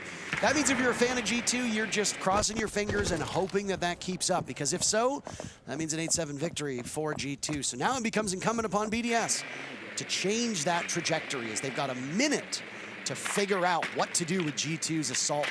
Yeah, it's going to be a chaotic end to the round, Parker, because I don't think BDS are looking to get aggressive in the 4v5. They still have really good utility in towards the bomb site, strong positioning in the basement as well. These hatches need to be dealt with. There's a mirror on the server wall, which is going to be awkward to get through. You'll need the Habana to do something important with that. It's just a moment of affection. Yeah. They just really wanted to just rub bodies in that corner. I was a little confused as to what they were thinking. Ali Mal will now assume the position behind the server rack. Smokes will go out. The Glaz will quarterback this offense, as there looks to be an opening for Blaz to walk that diffuser into the bomb site. Pugilism will reign the day as you wait out all of the utility from the defenders. Ali Mal slaughtering P4. The Habana of Blaz charging in, but getting softened up by the gas. Where is G2 to get into position? Now it's Ali Mal to pick it up. He and Stompin are the last 2 left. Virtue takes him down. Stompin last man standing, but Ravi sends BDS away. Ride the Italian Stallion into a 2-1 score line for the Swiss group, and they are a single best of 3 away from the main stage as BDS takes it against G2 8-7. It's not the same players we're used to seeing on this lineup, but this organization knows how to perform on a big stage. BDS looking so good against their European rivals. G2 came into this expecting to be the victors. They've won the last 2 games up against BDS, but not today. You see the smiles on their faces, and they know how well they just played that game. Wasn't flawless by either team, but I really do think it was a high-level match between these squads, and for both of them, they'll be looking dangerous heading deep into this tournament. There's a lot of good teams that are 1-2 right now, Jesse. Oh, so, yeah. I mean, if you're down there in the lower bracket, we've got some 0-2 teams that are really good as well. It's going to be quite the gauntlet to run through this, I don't want to say lower bracket, but elimination bracket, I suppose you could call it. What a bounce back by BDS. Rematches always tend to favor the losers. And in this matchup between these two teams, BDS more often than not have been the loser. Yep. I mean, you can lose in EML, but I would say you're better served winning a matchup here. I will gladly take a victory in the playoffs at a LAN event over a single best of 1 in EM. Ink is the mark of the soul. Dragon, tiger, imprints of power and boundless ascents. If fate's dumb enough to stand in my way, I'll paint over it with my own damn hands.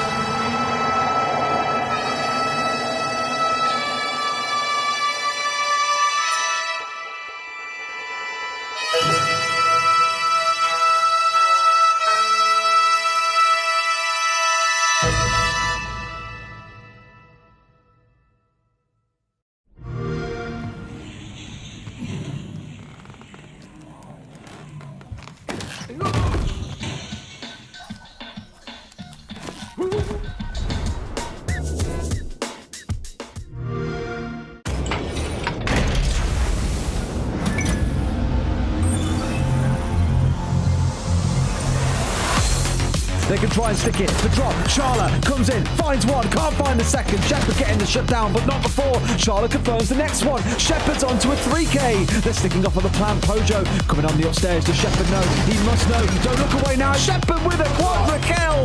That's the way you clutch a game out, ladies and gents. A huge gamble by Raza Company Academy. Shaco is just, he's somewhere else sometimes. He and Usus making quick work of the remaining defenders on site, and now it's all up to Passetto. With the UMP, no deaths to be had. 2 kills to his name. Passetto slaughtered by Shaco. I don't even think he knew what happened. Over towards default, big kill for Nate, shuts down Shaiko, and suddenly it seems like Furia might just have numbers, but they've lost a couple, and Philippe will see. Just a bit of damage, just starting them off. Jump in for 1, and Gohan will go down. No more IQ. Experience the second Astro down low. Marinka, are you ready for this? Yes! Marinka, are you kidding me? With a third getting taken down, and then the drop right below, and it's turned into defense. Bangu! Shaiko is going off Tim, finally finds himself down now. Usus has got to clutch up big. This could be difficult. The Blitz just having to make a choice here. Handy. Let's see if the swing. They just need to make sure they're getting those entries and going on it and pushing forward. Ryder. He's now 10-3 on entry throughout the series. That is an unbelievable success rate. Makes it a second, makes it a third. Ryder, oh my God, it's a quad. A huge ace against BDS's team of facilitators, and Ryder finishes it. That is an ace against BDS. Pre-day, holding up for the blood.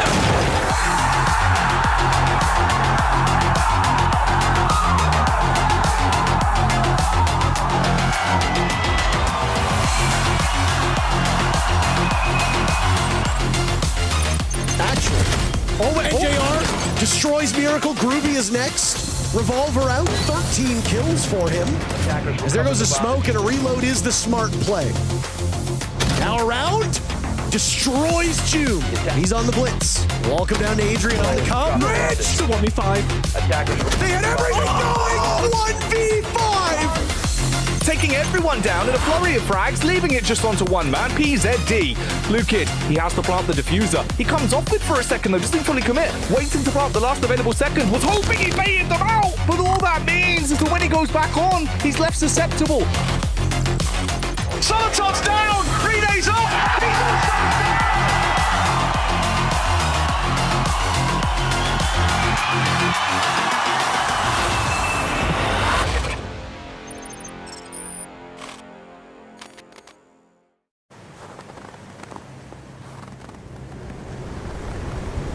Keep an eye out for contact.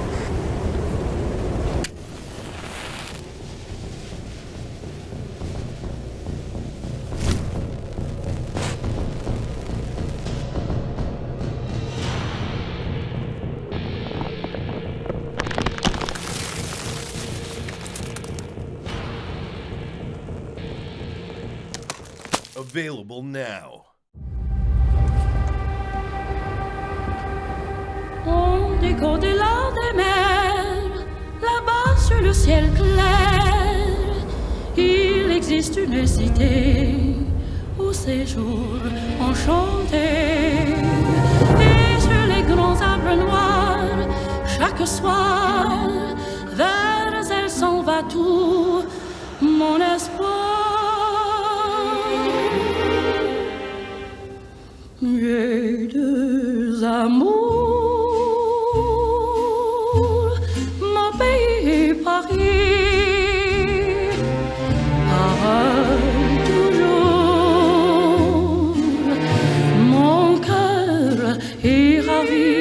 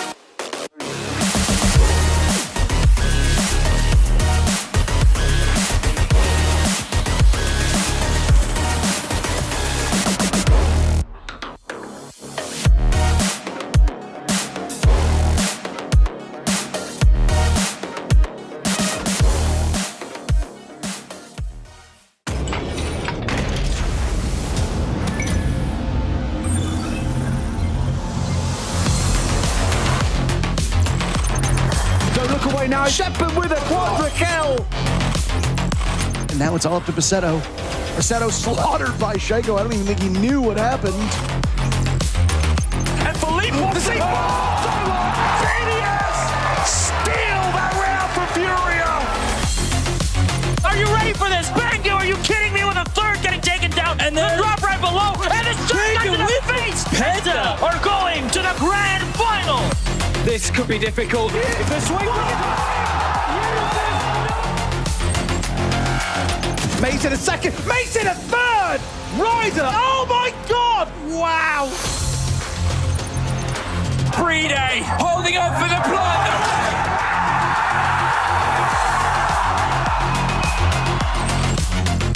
It's a 1v5.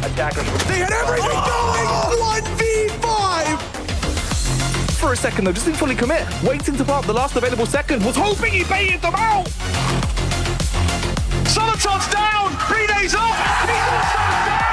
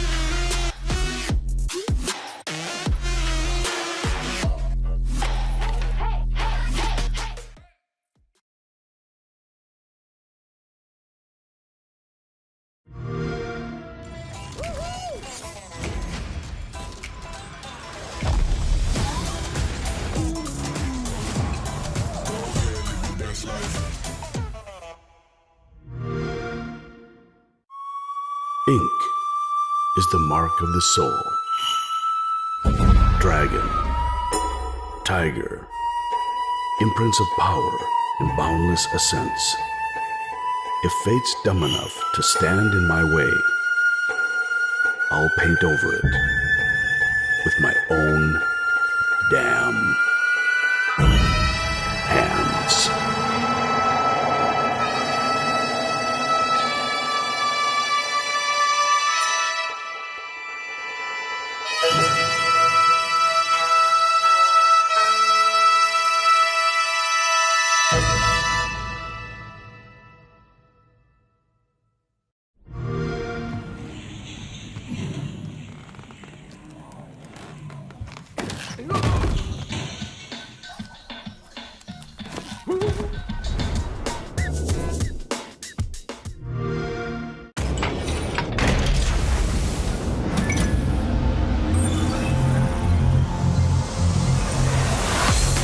They can try and stick it. The drop. Sharla comes in, finds one, can't find the second. Shepherd getting the shutdown, but not before.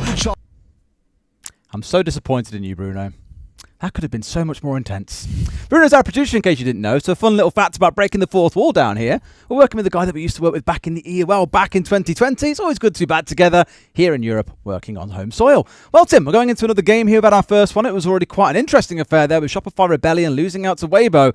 Now we get to go into another really interesting best of one, and we were talking about this last night. FaZe coming up against Dplus Kia. You hear those two names and you think, oh, FaZe, easy breeze through this, right? Right? Don't think so. Maybe not. It's been a morning of upsets so far, Des. You know, Weibo coming in and beating Shopify Rebellion on the other stream. Spoilers, in case. G2, beaten by BDS, dropped down to that 1 and 2 bracket. They will be playing best of threes to survive as well. So, you know, it's one of those days where you look at it and you think, you know, FaZe, surely they come in and get a win. But we saw them yesterday. They were not great. They were not up to their own usual standard. Very quiet game from Souls, from Cyber, not getting themselves into it. Dplus Kia have already shown that ability to beat the Brazilian teams, taking down Furia, put them up against FaZe, and it might not be that big a surprise if they come away with a result. We'll see. I think that graphic's from yesterday. Yeah, it is. That's the one we're looking for. This is the schedule on this stream, of course, the B stream. We've got other games going on the A stream, so you can go and check that out on social media if you do want to see the full schedule. We've got this best of one here, Dplus Kia versus FaZe, and then we go into M80 coming up against Secret for our first best of 3, and Falcons versus W7M for the next one. And you've got us for this series and for the next one. And then I want to say it's Jesse and Parker jump in for Falcons versus W7M, which will be great fun. We'll leave you in their very capable hands. But let's talk a little bit more about these two teams then, Tim, because I feel they both had a very, very similar story yesterday. They had a nice close match and then got absolutely dominated in the other one, like barely even close. For Dplus Kia, that was against Falcons in their first game. They got 7-2'd. We were sat there like, this doesn't even look remotely close. Yeah, no, it's like I say, I think Dplus Kia had that result against the other Brazilian team. These are players, these are teams that they've, you know, played against for years in most cases. So, yes, they step up, and that's exactly the situation as it is today against FaZe. So, for me, I kind of write off that Falcons result a little bit, and I say, you know what, it was European opposition, it was something different, maybe something unexpected for them, something not used to. They've shown us when they're in their comfort zone playing against Brazilian teams, they do perform a little bit better. But let's not write FaZe off either. You know, we've said that they weren't great yesterday, but they are our reigning world champions. Of course, winning the 6th Invitational in Boston 2025. They are lethal as far as teams go, and they're not going to take yesterday lightly. I think they're going to be looking for a bounce back. I think kind of what we've got to see proved today is that for both teams, it wasn't just like a one-off like day where they've managed to have a good game, like Dplus Kia beating Furia 8-7. Was that more Dplus Kia being good, or was it Furia being poor? At least given Furia are now 0-2, it points towards maybe them being poor. And on the other side here for FaZe, yeah, they look set to lose Skyscraper against CAG. They were down, I think it was 5-3 at one point, only for FaZe to then come back and win 4 rounds in a row to get that one over the line. It was a close one, and then they got battered, embarrassed, I think it's fair to say, on Lair by M80. We cast that game. It wasn't even close. It didn't even feel like they were particularly competitive. So neither team has really shown the grit and the power, I think, against the top team so far. Doesn't mean that neither team is a top team and therefore it's a balanced game. You might argue it that way. And that's why we're kind of sat here saying, well, Dplus Kia could actually do this. We were saying to all the guys back in the green room behind the scenes, you know, don't be surprised if Dplus Kia win this game, because it won't be a big surprise. No, not at all. I think for me, the big question mark rests over FaZe. Which FaZe is it going to be that show up? Is it going to be the one that we know and love and that we see so often, or is it going to be the kind of dip that we saw yesterday? And I think, I know what I expect from FaZe, and it's a better performance than we saw out of them against M80. That's not to take anything from M80 either. They looked fantastic. But having a look at that Dplus Kia roster, we've got Levy, Mite, Nias, Foles and Bullet, all names that will be very familiar to you if you have watched Brazil over the last 3, 4, 5, 6 years. These are names that have been around for a long time. Of course, moving across to Dplus Kia to compete in the Korean region. But it's been, I think, a stage of limited success for them. They've got themselves to the major, which is fantastic, but the results have been up and down at times. Absolutely. It's always that question of when are you going to see them really live up to the reputation that I think many import teams expect to have, which is they dominate the region and then can then go on and perform at events. Well, that's still being tested. A similar story for FaZe, as we've already spoken about. You guys know who these are. They've been around for the longest time. Sol's a player that look at him, particularly in their second game yesterday. I'm pretty sure he ended like 0-8, Tim. It was rough. First game was okay for him, but the team definitely know they've got improvements to make today. Whoever loses this one as well, just to set out the stakes, because some of you may well be curious or aren't quite aware of where we're at in the tournament. This is still in the Swiss stage here. You have to win 3 games to get promoted, or you lose 3 to get eliminated. Both of these teams currently sit at 1 apiece. So whoever wins this one goes into promotion games tomorrow. If they lose, they go into the elimination bracket tomorrow because they'll be 1 and 2. And all of your promotion and elimination games are best of 3s. That is why we've got best of 3s coming up later today. So no one's going home or no one's qualifying from this game. But you either give yourself a second chance going into tomorrow, or you find yourself on your last legs and you have to win every single game from that point forwards. Yeah, it's a really important sort of turning of the tide for either of these teams. Obviously, I love these huddles we've seen. Like every team feels like they've got one now. The Brazilians particularly are very, very loud about them as well. Yeah, they are. SSG as well, I think, definitely win the title for loudest. Shock.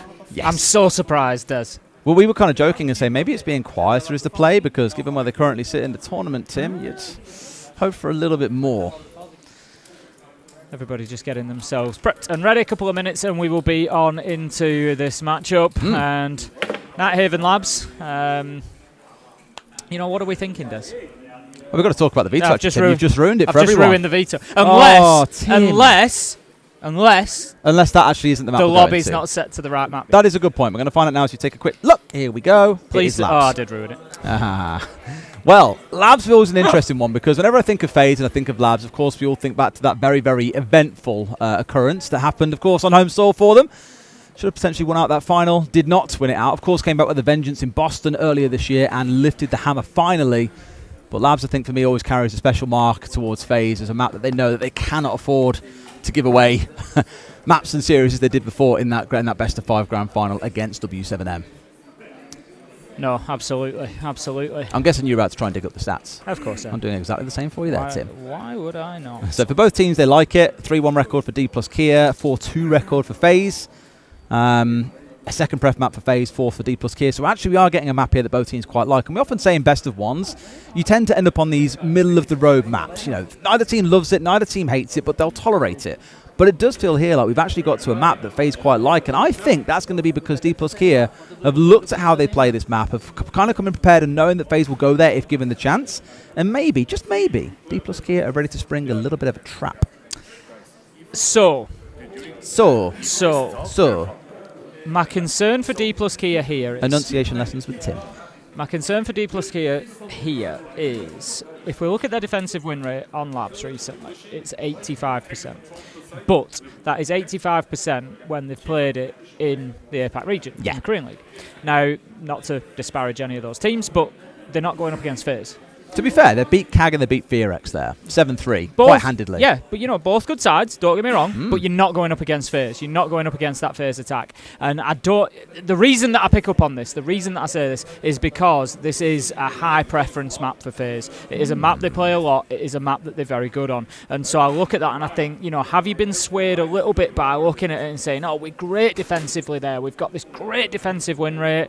Let's take them to Nighthaven and we can, rely on a good half on defence, and I don't know if that's going to necessarily translate the same when you're playing against a team like FaZe. It may be, but as we know, FaZe maybe aren't quite the strongest at the minute, so there's a good chance. And I'm looking back over the stats from that game against Cyclops and the one against FearX.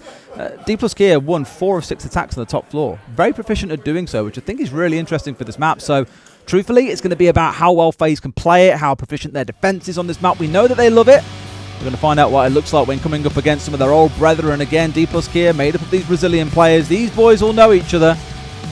But it should mean it's a little bit of a throwdown, because when Brazil faces Brazil, Tim, anyone's guess as to what happens. It is Saber and Bullet, of course, old teammates back from the MIBR days. They were the dynamic duo for MIBR back in kind of 2021 and late 2020 as well, just before MIBR moved across to FaZe. So, you know, there's plenty to look at here between these two teams. Plenty of stories, plenty of respect, I'm sure, but also plenty of bragging rights to be fought for. There is. Well, let's get into bans first and foremost and see how things shake down. I'm going to take a look at what was banned against Dplus Kia last time they played this map, and it was double shields against them from one side, and I imagine it's probably going to be a similar sort of vibe here, though Blackbeard has changed and may well not follow. Kai going to go away first and foremost. In fact, thinking about it yesterday, we did see a lot of hard breach ban coming through on this map as well. Forced teams into playing quite a bit of Maverick. We saw mainly Ace and Hibana being taken away, the two range hard breaches, who then played around C4s to try and keep the walls locked up nice and tight, to limited success, admittedly. But the Electro Bros both taken away, and interestingly, the Maverick is going to go here, Tim. So typically, if you see like electrification being let through, then a Maverick makes sense. You need that to be able to counter and respond it. Maybe FaZe weren't quite anticipating they'd see a double electrification ban coming out, but I wonder what they're going to do to try and keep these walls locked up. Yeah, I think, you know, there's going to be a bit of reliance on mute there. We can see the Tubarão has been picked, another option to try and at least stall for those. You've got the mirror. You know, we see mirror tricking occasionally. I don't think that's how Souls will play it here. I think he'll be wanting to use that utility, for example, looking into connector, but with the Electro Bros of Kaid and Bandit being banned away, it gives the opportunity to use that mirror, and we know how powerful those back mirror windows can be. So, yeah, I think FaZe are looking good here. I think they've got everything they need. They've got the Azami for Catwalk. They've got the Clash. This is going to be very, very difficult for Dplus Kia to break down. I like that they've got the Capitao in there. Good answer to the Clash. Also a good answer to that Catwalk 90 elbow area that the Azami is almost certainly going to play. Thank you very much. So, yeah, it's a good response to that. That's a good... I actually know where our observer is for this stream. I don't. And also we have Medics and Easy. Yes, yeah, they're sweeping around. I know Red Light was on the B stream yesterday. It is Red Light. Yeah, I don't know what accent that was, but I'll take it. I think Red Light's sat there cringing now at your Swapping back. I should do a lot. I'm getting married in Italy next year, so I really should be a lot better at the accent, but I'm definitely not. Oh, we move on. Onwards we go. I tell you, he can actually help me out, I think, with an Italian accent. He can sort me out. Well, he probably could, yeah. I think his is quite good. Yeah, bloody hell, I hope so. But yes, indeed, on we go. We've got IT opened up again. We spoke about this back on Border about East Airs being the power position, while IT, at least for this top floor, and normally when attacking in towards control and storage, or even into the other side on the first floor as well, you tend to look in towards getting control of IT, because it opens up a lot of the top floor. It gives you other angles to work through, rather than trying to slowly push your way through single doorways all the time. And it gives you pressure in towards Catwalk. You can force players away from it. That's why we've got these Kiva barriers coming on through. Falls, walks up, and just gets rid of Cyber. 1, 2, and 3. Bish, bash, bosh. They've got control of this top floor. Tim is looking good, at least for Catwalk and IT itself. Yeah, that's a great start. Taking out the Azami there on that corner can be so difficult. We see it time and time again. The Clash is actually coming forward. Vitzking just trying to make things difficult by positioning inside of IT, but all he can really do is slow things down at the minute, and of course that electricity doesn't do any damage anymore, so it's just sort of delaying the inevitable really, which is IT control. Nia's managed to find Handy as well. It's all falling apart for FaZe until a big double from Souls. He is the clutch master, and he doesn't always have to leave it to the end of the round. He comes in big for his team with a triple. While Souls is on the board, there is always a chance, Des. Well, like we were saying earlier, Tim, I believe he was 0 and 8 yesterday. Turns out he was saving all the kills for round 1 of today. 3 to start things off on the mirror. No chance here that Nia's manages to push his way through. He's got a Clash in front of his face. 2 players that know where he's coming from. It's certainly not going to look pretty for him, even though he's got 60 seconds of this round still to play. Beautiful stuff. That's the final. That's 4K for Souls. Great round from him. And look, that looked good for Dplus Kia, but this was my concern. You know, I stand corrected, by the way. He was 0 and 9 yesterday. 26 EPS. I'm sure he'll thank you for that correction. Rough. This was my concern for Dplus Kia. Like I say, they've come in there, they've had a good start to the round, but I think they've just seen as well the size, and they'll have known it, well enough. Like I've said, the Bullet and Cyber played together for a long time. They'll know exactly what they're coming up against here. But they now must recognise the size of the task ahead of them. I know that, Nighthaven is a lot. It's a map that's pretty good for them, but it's one that FaZe really like playing, and I think you're going to have moments like that where you think that rounds are going your way, where you think that you've got them on the ropes, and then you find out that actually you really don't.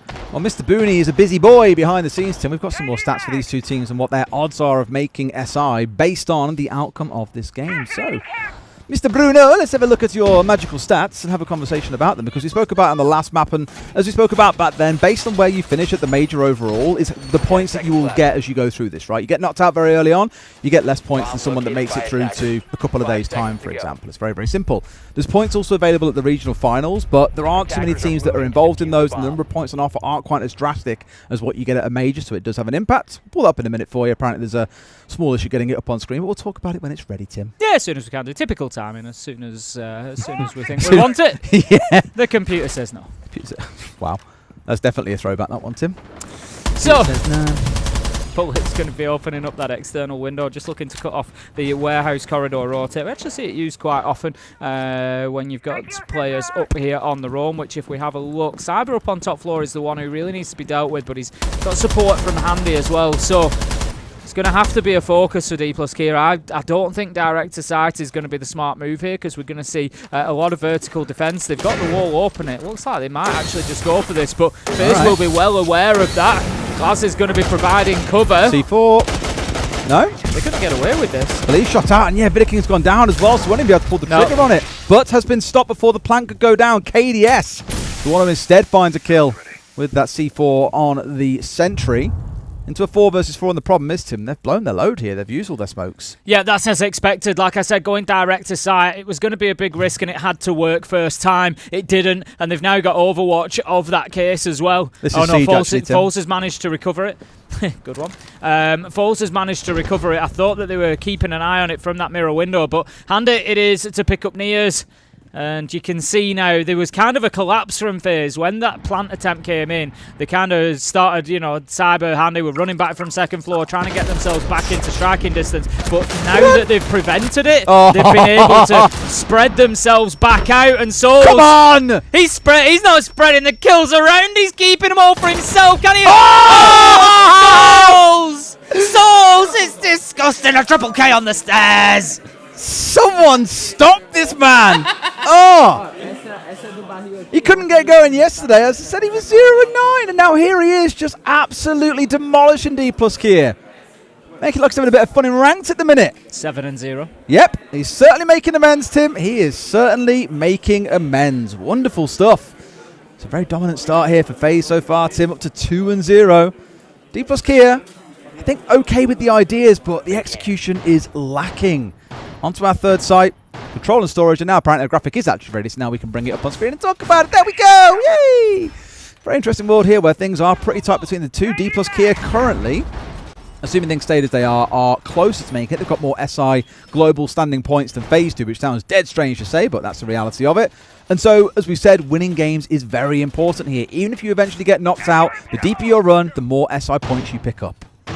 And we're looking at well into the 90% for both of these two teams should they get the win here. So it just shows how much is at stake in this matchup, even when we look at the 1-1 bracket where we're not talking about qualification or elimination within the tournament yet. It just shows that there are so many other things at play as well that put value on this. And I'm getting a little bit concerned for Dplus Kia here. FaZe are doing really well on the defence. I think Dplus Kia have looked towards that second half. 85% defensive win rate for them historically on this map. And I think they look at that and think, yeah, defence is going to be our good half. That's where we're going to really bring it. But that FaZe attack is a different beast than maybe they are used to. And I think if they let FaZe get too far ahead of them here, which they might not be able to help, they're going to be in big trouble. I do like how Souls has moved over for this Warden as well. We've seen the flashes being used. We've, of course, had smokes going down on that plant downstairs. Just acknowledging there might be a lot of utility play coming out from Dplus Kia. We have, of course, got the smokes in back pocket of the Twitch of bullets. So even though it feels like sometimes a bit of a wasted pick these days as you don't see an absolute overwhelming number of flashes, of course, a lot of operators got brought down to 2, well, all operators down to 2 rather than 3. Warders sort of fell out of the meta a little bit, still played on some maps like Bank, but I think it's just a good sign of respect from Souls here to come prepared and ready for any kind of aggressive push that could come out of Dplus Kia. Storage is going to be the third choice site for FaZe, and a full successful rotation is going to be devastating, realistically. They're going for the plant though. Bullet has gone in. He's looking to get it down. The Nitro did get the kill, but there's nothing that FaZe can do to stop this. This is a good understanding from Dplus Kia of exactly what they need and taking no more. 5 versus 3 though, as Bullet gets taken down. 5 versus 2, surely an opportunity to hop on that diffuser as we find ourselves 4v1. They have to take a risk, and you can only expect that FaZe kind of invited that plant almost. I don't understand Portuguese, but I'm pretty sure he said, "Your shit, where are you?" I'll take a best guess. That's your guess? What would you guess he'd say? I think you might be along the right lines. You want to put your own spin on it? No. All right, fair enough. It's been rough. FaZe 3-0 up now. They've won all 3 of those sites. We played that first quarter. Now we go into a ban, and I wouldn't be shocked if we see, given we just saw PGH ready with his notebook stood behind the boys of Dplus Kia. Notebook at the ready, we'll have the ban, and then probably go into a tack timeout. Mira and Ace going to be taken away. Okay then, 3-0 FaZe. Dplus Kia on the ropes. Certainly looking towards that second half now. I think taking the mirror away makes sense. Souls, absolutely destroyed them in the first round. 4K on the mirror, but also the utility as well, of course, particularly important for FaZe. And so they're going to have to do things a little bit differently here. The mirror window last time, like I said, it's generally used out towards connector to prevent too much control being taken there by the attackers. So they're going to have to come up with an alternative option, and it looks like Goyo is going to be that option. We'll keep an eye on where those Vulcan canisters go, but I would expect to see them maybe over that side just to try and assist in keeping too sort of aggressive a push from forming over there. No, the problem is, Tim. What's the problem, Des? Souls died. 10 seconds to go. He did. He doesn't get the full correction. Yeah, 0-9, then 9-0. He won't mind. Thanos, bro, just like snap. All things in balance they need to be, Oh well, I'm sure he'll still find himself a few more in this game with how things have been going so far.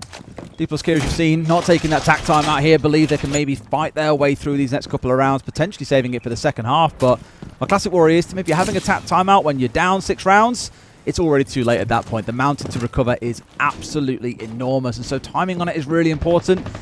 But I worry they may just hold on a little bit too long here when the classic has been after round 3. We tend to see those tack timeouts.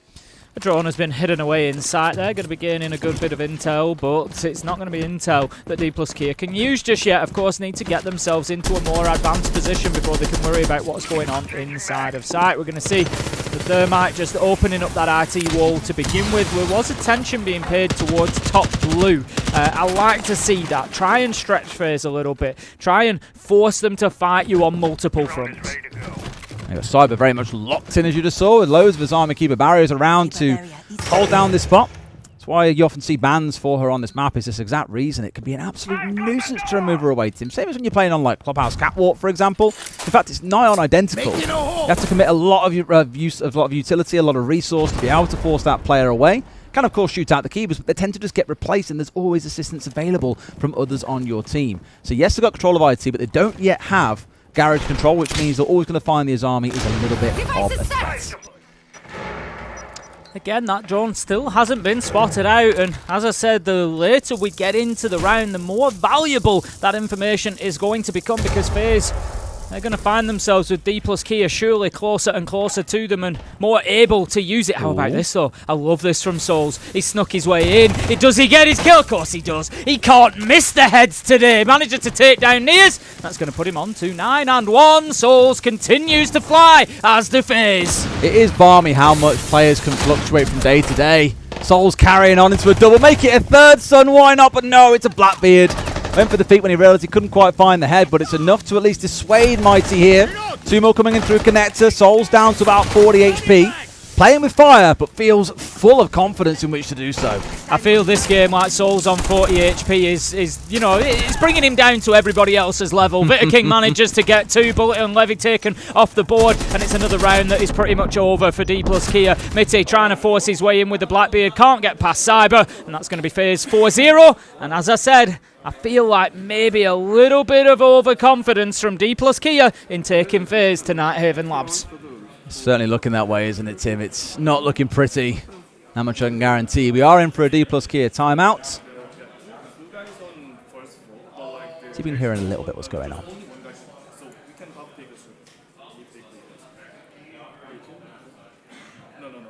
Oh yes, kitchen. Kitchens. Kitchens. If they play control, yours can play that. Play the there's Agora vai ser embaixo, o Sony vai só caçado. Eles vão ficar fugindo do jogo qualquer. Só vão buscar eles, tá? Tá tentando fazer foco bom, mas não tá dando certo. There's 3 shields open. You can spend. Não, é parada. Bora, guys. Let's go, guys. Bora. I had the same conversation yesterday when the team was getting battered, and we were like, yeah, your attack time was focused on like 1 or 2 things you need to course correct. I want to say it was G2, and we were talking about putting down traps where a team had just rushed. I was like, you're not going to see that attack again, though. And I kind of worry PGH has just basically had the same conversation with his team there. Yeah, look, we'll see. We'll see in round 5 and 6. I'm not sure how much value, like you say, was brought from that, but maybe it is something that can just change the pace a little bit for Dplus Kia. There was talk of shields there. We can see Nia's immediately picking up the blitz. There's only the Monty that's not available, so rather than the Blackbeard this time, it is going to be the blitz brought along. Need to get up close and personal, get into their faces though. Attacking onto basement. It's no surprise to see the Ram being brought along. Taking the fuse out of the mix. I don't hate the fuse. Great for clearing the utility. Great for helping to open the wall as well, should they choose to do so. But I think that's the more interesting point at the minute. They're attacking into basement. They're going to be a little bit limited here for hard breach gadgets. They've not got any sort of primary hard breachers. They've only got the one operator that is bringing along that secondary gadget. So that puts a lot of weight on those 2 charges, and it would suggest, I think, that there will be no pressure towards that main wall. I was thinking about it a little bit in the last round, actually, because FaZe haven't... they obviously can't without a Kaid or a Bandit on side, but they've not really bothered fighting over, like, walls and breaches. They said, you know, if you want to open things up, go for it. And part of me was then thinking, okay, well, we're seeing them bring along things like a Thermite. Like, you might find that hard breach charge is all you need, in which case you've then got a more versatile operator with a different primary gadget that you can use as part of the attack. So, although, yes, I agree with you, it is a risk, at the same time, I'm a little bit like, I get it, I understand.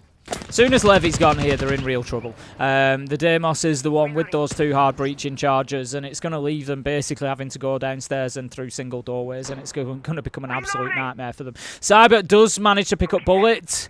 Long-time teammates previously. Cyber comes out on top, and again, that's not good. If those air jabs weren't properly deployed in time, it's going to give a lot of freedom for FaZe later in the round to be able to get themselves out onto the flank. And right now, Dplus Kia, they're moving across that top floor. They've got control up there. They've forced all of FaZe away from the second floor, but we're now halfway through the round, and I feel like this is exactly what I was talking about. They're going to take out the air jab. The option is now there for Cyber to move across that top floor if they try to push from that warehouse side. Levy does manage to find Vita King.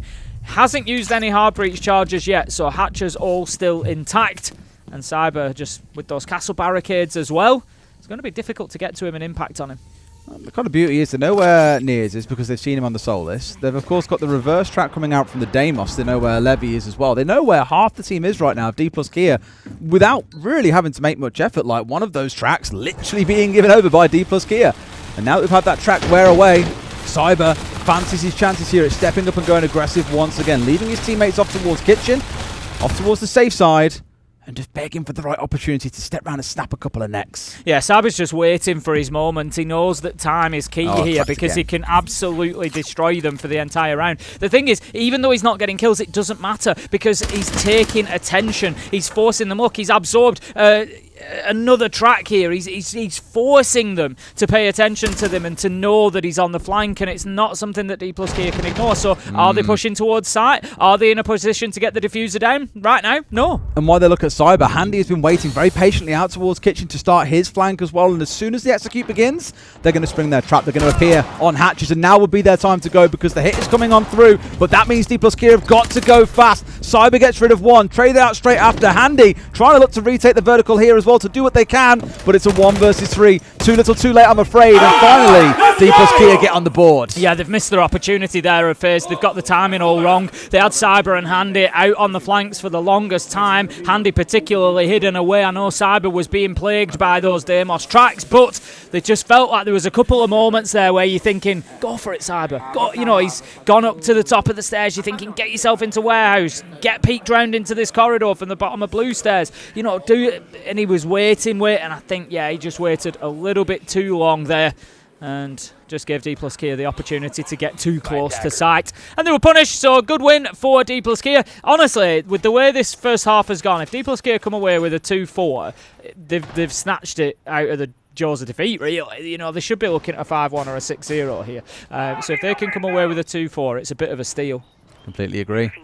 Well, let's see how things build up for, because for all we obviously focused there a lot on the Solus and Handy and what they were looking to do with the sidestep. It was also well managed by Dplus use of the tracking, as you were speaking about as well, to keep the Solus at bay there. They were aware that he was asking questions, but didn't want to get sidetracked. And when they do pull the trigger and say go, they do an excellent job of it. It's going to be a return to that downstairs, though. FaZe feeling they can course correct what went so horribly wrong in that last round for them. We've got Souls once again jumping across the playing on the Solus. Handy moving off the Legion onto an LS, and still a trap operator here. I imagine more looking towards those gadgets to at least help for the most part in slowing down the push when it comes through from Dplus.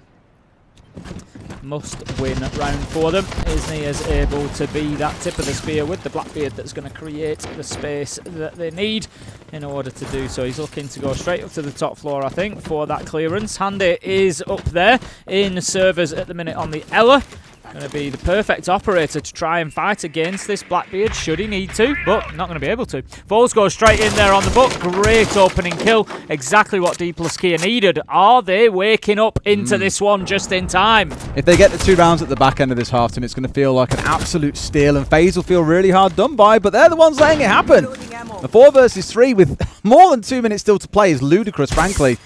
And even though Dplus across those first 4 rounds did look like a team on the back foot, I think even they can take a 4 versus 3 team and see it through to a close. I think losing that Blackbeard could be a bit of a problem, though. I look now at, you know, where does your execution come from? The gridlock is there to try and close out the flanks, and then you've got like Mitty to work above and get the verticals, but this is the option, is go and find those kills, because I don't think the execute is going to be there for you if it's an even situation. How about that?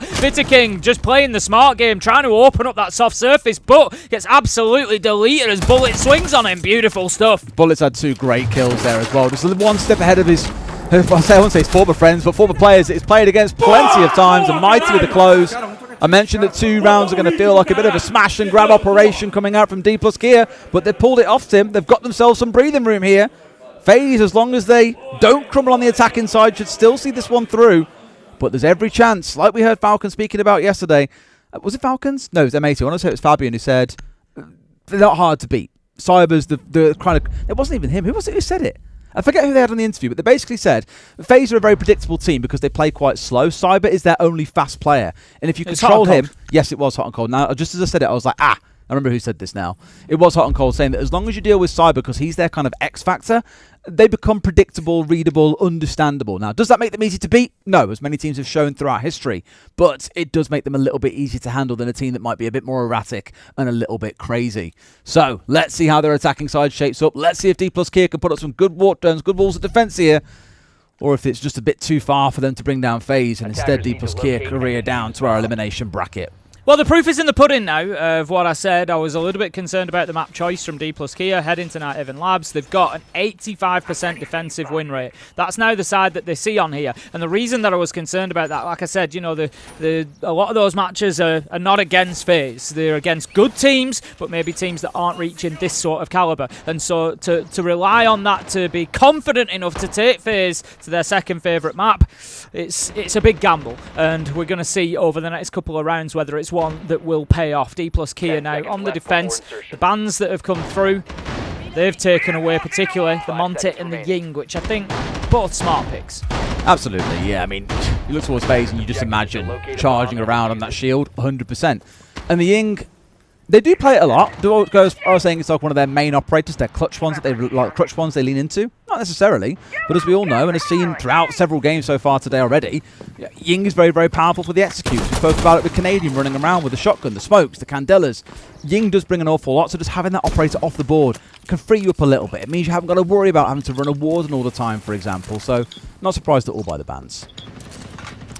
Going to have the Maverick available. It wasn't, of course, for FaZe, so straight away getting up there. Needs to be careful of opening this wall, of course, with that little line across the bottom. That's why they get on the rappel. Heartbreach Gadget will do its work. Doesn't need to be a big, wide hole in that wall. It's more just about preventing any players playing in or rotating through connector.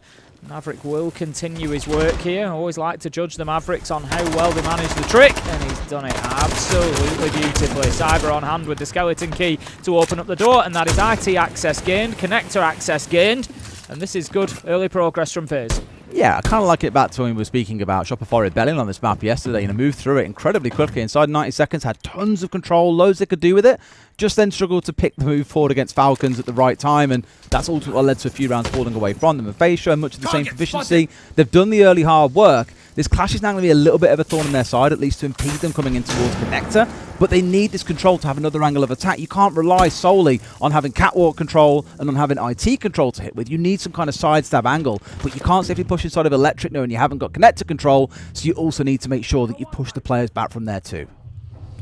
Getting the little bit of intel. It's interesting that the red ping comes and the player doesn't really move away. There was almost an opportunity there to take out the hatch and drop the player down in front of them, but not one that the puck takes. Souls is going to find himself on the losing side of a battle against Falls, who manages to get another onto Cyber. I think the pressure and the timing was just a little bit mismatched there, and they've given the opportunity to Dplus Kia, who are happy to take it. And we can see now, how about this for a little bit of pressure though? Bitter King moves in, manages to down one, down two, 3 versus 1, 1 versus 2. It's 1v1 essentially. An absolute flurry of bodies hitting the deck in that final few seconds, and Handy wins it out for FaZe. And this is what I meant, Des. You can have a great defensive record, but that doesn't necessarily track against a team like FaZe. Oh, tough as well, because Paul's done so much work in the early round for them, Tim.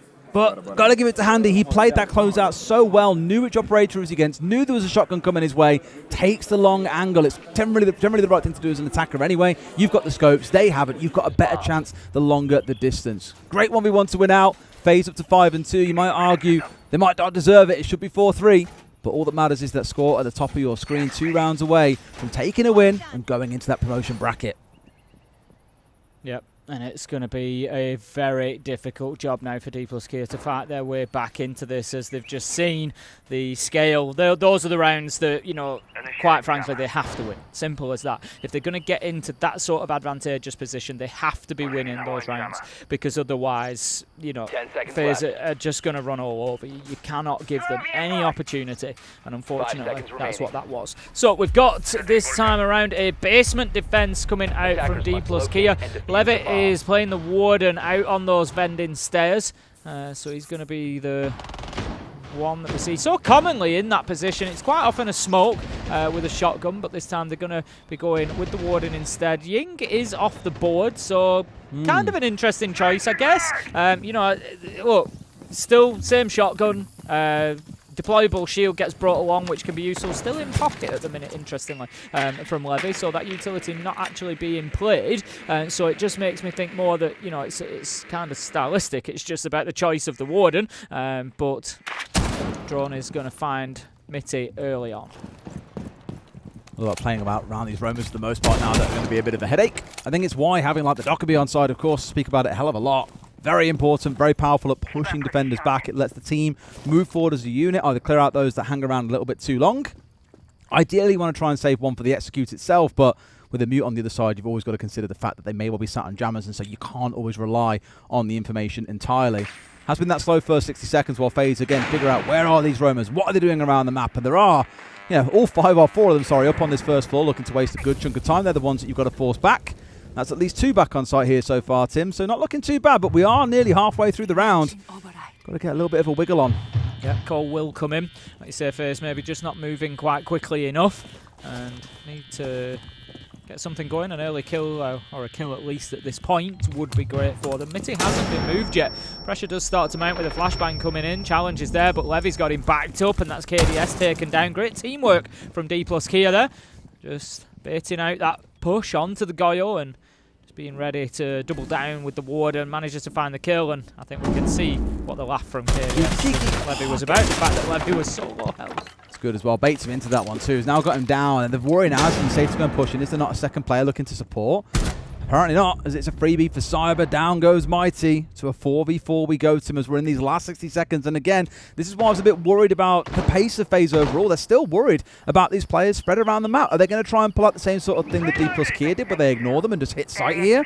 They could certainly chance it, but they're losing players for the longer this goes on. I say that, Cyber's just picked up 2. That's looking great. A triple in the round. Only Levy and Nears stand. This should be a FaZe win. Beautiful from Cyber. He's on for an ace as well, Tim. Give it to him if you can. He's got 30 seconds to find his last man. I'm pretty sure they have a great idea as to where he is as well. Dug in on side of sight, gets rid of one. But here comes Cyber, hunting down his prey as the final 20 seconds start to tick over. And he gets the ace he was looking for. Did they not see Hot and Cold's interview yesterday? Just deal with Cyber. Just deal with Cyber. Hello? Just deal with Cyber. Just kill him. Just win a gunfight. And the rest of it's easy. No problem. M80 showed you how to do it yesterday. Cyber coming through with a phenomenal ace there. Absolutely beautiful stuff. And just showing his explosive capabilities within the game. And that's why, it's what makes him so valuable to his team. And I think it's honestly, I don't want to pin it on individual players, but it is what made FaZe look so pedestrian yesterday. Was a quiet day from Cyber and a quiet day from Souls. Yeah. Between the two of them, they are so phenomenal when they get running, and that's exactly the point that M80 were making. You stop players like that in their tracks and the rest is manageable, and today Dplus Kia just unable to do so. Great performance from FaZe. We've seen the two of them, they're averaging over 2.5 kills per round. That's just Souls and Cyber, and of course you've got Vidaking not far behind on 7. It's been looking good, and on the other side they don't have that hero. There's a couple of players right now in Mighty and Falls that are sat on +0, everyone else is negative. They're not able to keep up with the players on FaZe when it comes round to these gunfights. I think a couple of the rounds from Dplus Kia have been good. Their setups on the attack I thought were okay at points. There were definitely parts where they were tripping themselves up and getting a little bit stuck in things. But FaZe were kind of more than happy to let them open up walls and get into the building, because they knew when it came down to gunfights, they would come out on top. And it does feel, Tim, like in this game, it's just a bit of a skill diff, to be honest. Yeah, like I said, I think picking into, I'm going to come back to the map choice, I think picking into Nighthaven against FaZe, a map that they love, is always going to be a big risk, a big ask. And I think, Dplus Kia, like you say, maybe just slightly out of their depth with this one. And they've still had a good performance so far at the tournament. There's still the possibility for them to continue. They will go into best of 3s for their survival after this, which is where, in all honesty, I think things get more difficult for them, because it broadens the map pool that you're going to have to play, and it makes it, even more that you don't have that best of 1 opportunity to just clear somebody out on one map. So Dplus Kia are going to have to go back to the drawing board if this one ends up going to the side of FaZe. 4 rounds they have to close this out and to reassert dominance after a little bit of a wobble yesterday. There was that moment as a viewer, you see like the outline and just think, surely he's not going to find him now, right? He was, of course, for another wall, so wasn't ever going to be able to spray him off, but opens up the barricade, of course, now that creates that phantom pressure, the belief that there could be someone outside the electric window at any time, which means you as the defenders have to be showing respect to that. Just going to be patiently waiting for any drones or utility to come on in here. Dplus Kia kind of sitting sweating at the minute, I think, just waiting for FaZe to make a move, but they're happy to continue this intel game, this utility game for now. All right. Handy tries to step on into RT, gets taken down. Mitty managing to find the kill. Levy with one of his own onto Vidaking, and the first of 4 steps could be underway, as this is a serious advantage now. 5 versus 3 for Dplus Kia. There is still the Blackbeard of Cyber on side. Oh, no, manages to Cyber. make it pay. That's 6 kills in a row without a death for him. He can just keep on rolling at this point, Tim. He's got the Blackbeard as well. An absolute terror to come up against. If he's soaking up all this attention, KDS and Sol... Oh, never mind. KDS and Sol's going to say can do a lot around him, but now that he's gone down, it's a different conversation. Yeah, I think a lot of value to be found there. Fall's taken some damage. But I honestly think FaZe probably struggled to find the space that they need here. Great flick from Souls. Souls is still on the board. You know, one of the most clutch players in all of Siege. So if a situation is winnable, it's winnable when he is there without a doubt. Still taking out all that utility around him. You can hear the Banshee, the default calm. He's having utility thrown at him. It's easy pick up for KDS. Calm down. 2v4 became a 2v2, Des. They've only got 20 seconds to go, though, Tim, which means now they're going to be forced in without any information on where these players are. One of them's maybe got to try and make a plant happen, which is even worse, too. It's not going to look too pretty, Tim, but they've really got a chance. This one, the player on IT door is the one they're watching out for. Smokes go down. KDS is in for one. Souls has got to give the cover to his team and finds him as well. Just like that, Dplus Kia have seen this one fall away from them when it looked like for certain they were going to win the round. FaZe making amends for yesterday. They move into our promotion bracket whilst Dplus Kia head down to their elimination best of 3 tomorrow. It just shows how good FaZe are and why they are generally so difficult to play. Yesterday being an off day, I often say, Des, any team that goes on and wins a tournament will have a bad day at some point. It's just about having that bad day at the right time. And you wonder, have FaZe just got it out of their system now? They've had the wobble yesterday, and it's going to be plain sailing if they play like that. I say it a lot that on any given day, wake up, flip a coin, the team can either be 30% worse than their normal or 30% better than their normal performing level. And it does feel like today, FaZe have had a good night's sleep, got themselves refreshed, ready and prepped for this game, and have put on a little bit of a show, especially Cyber and Souls have had the kind of performance that we're used to seeing from them. Really looking forward to seeing who to play against in that best of 3 tomorrow as well, because we're against some big boys now. We're starting to get to the sharp end of things down here in the Swiss stage. For Dplus Kia, they're the ones who are finding that out more than anyone else. It's easy to focus on 24 kills between Souls and Cyber there, but the impressive one for me is that 78% cost for Cyber up at the top of things. For anybody a little bit newer to Siege, when I talk about cost, we're talking about kills, objective, surviving, or trading, your death being traded. And all those are considered things that happen in the round that contribute to a win for that round. So in 80% nearly of those rounds, Cyber has at least completed one of those actions. 7 of 9. Fantastic stuff from him. What a performance. It's much better because, although we heard M80 speaking about it yesterday, he is the X factor for the team. He is the more explosive player on the group. That's the kind of stuff we've got to see from them if they're going to have a big show. We'll see, of course, if that carries on tomorrow or if that drops off. You'd hope it won't, but you just never know at tournaments like this. No, that's our 1-on-1 games done for now, Des. We are moving on to some exciting stuff. We are making decisions. Some teams are going to go through. Some teams are going to go home. There is plenty more action to come yet. We've got a very, very delicious best of 3 coming up after the break as well, which is M80 coming up against Team Secret. Arguably the 2 best teams, at least right now, from their respective regions. It's going to be great fun, so don't go anywhere. Back with you guys in about 15-20 minutes for that one.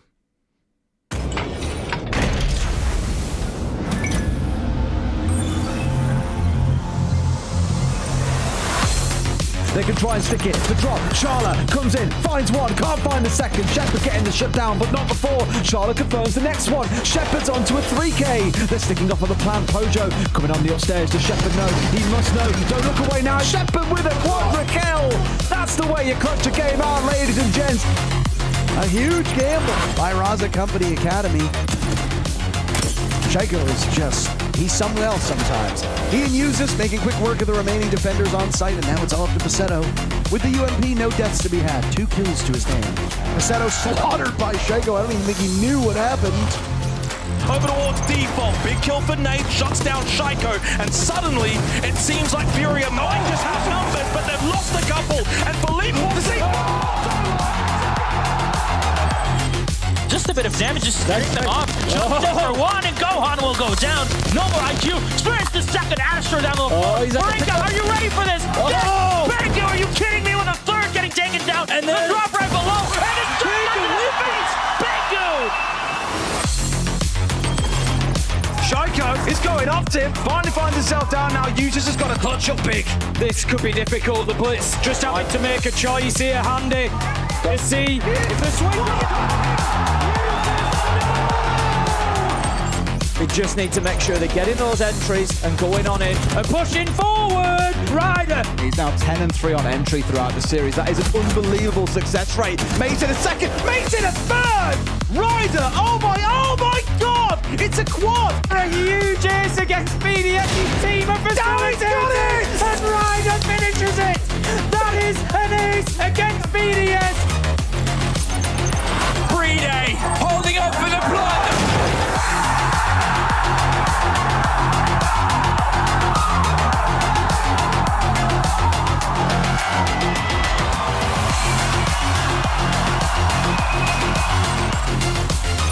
Actually. Oh, NJR destroys Miracle. Groovy is next. Revolver out. 13 kills for him. As there goes a smoke, and a reload is the smart play. Now around. Destroys June. He's on the blitz. Wall come down to Adrian on the coverage. 1v5. They had everything going. 1v5. Taking everyone down in a flurry of frags, leaving it just onto one man, PZD. Lukid, he has to plant the diffuser. He comes off it for a second though, doesn't fully commit. Waiting to plant the last available second, was hoping he baited them out. But all that means is that when he goes back on, he's left susceptible. Solomon's down. 3 days off.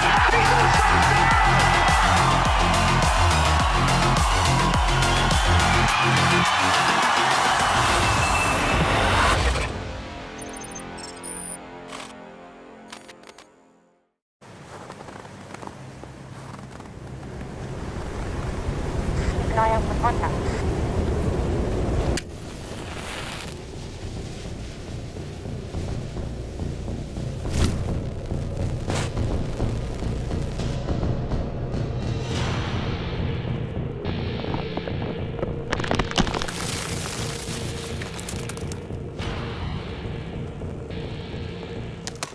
Available now.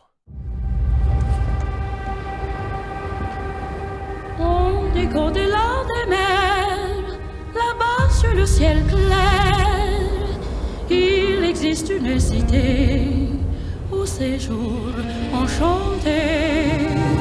Et sur les grands arbres noirs, chaque soir, vers elle s'en va tout mon espoir. J'ai deux amours, mon pays et Paris. Parle toujours, mon cœur est ravi.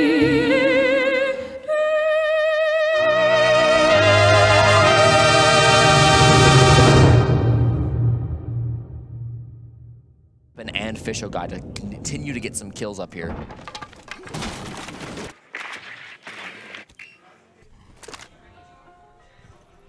Very slow round after that first pick, Jesse. We'll get relays on the run. As the first logging bomb will go off. Second one now on deck for Baby Shark to use at his disposal as the Monty will continue to take up space upstairs. Fisher guy will be on the move with him and Bappin side by side. The Gishma Mines can be very effective at taking care of a fully extended Monty, but it looks like the fall off will come with a minute and 15 seconds left. I like this timing from Enterprise. Yep, they just wanted to waste some time. Ideally, you get one back, but against a Monty, I don't think it's realistic, so concede this to the teammates. You did waste your C4 for Fisher guys, so that's the only one that you brought. Won't be a factor late into this round, although some impacts do still remain. Excellent droning from Baby Shark gives him an opportunity to get this vert play, and I mean, Kansan is such a good vert player. Him above a bomb site is an absolutely deadly situation, so you have to watch for that as you're an Enterprise player. Diffuser going down, Baby Shark with another pick. Numbers will get better for Wildcard. Looking right now just to cauterize the wound that's been bleeding quite profusely over the last few rounds as Enterprise has made quite the comeback. That's Fisher guy down below. He's hunted away. I don't know what you do if you're Relays and Bappin at this current point in time. You are boxed into the site. You'll have to swing your way out. That's exactly what Bappin does. Shreds through Baby Shark. Now it's dash down as well. That Scorpion can be a mighty and formidable weapon as Bappin retakes from above. I like this timing. Relays will hop on the defuse kit. Popping off. The Monty emerging over towards Reading Door, leaving Bappin to contest with the two players from Wildcard upstairs. And it's Bay to get the exit frag as the Monty had done the job himself. On that case, Wildcard regain the lead. Despite some heroic plays coming out from Bappin, that was probably the best attack we've seen from Wildcard since this game began. Really well executed push coming in through reading. The top floor was cleared exceptionally with the Monty. Ram was perfectly used to get that verticality. The drones were good. The plant was good. Came very fast in that round too. I don't know if Enterprise were ready for how quickly that diffuse plant came on down, but Wildcard just putting all the pieces together. A lot of credit's got to go to Lagonis. A lot of credit's got to go to Spiker as well, doing a lot of that calling in the mid-round.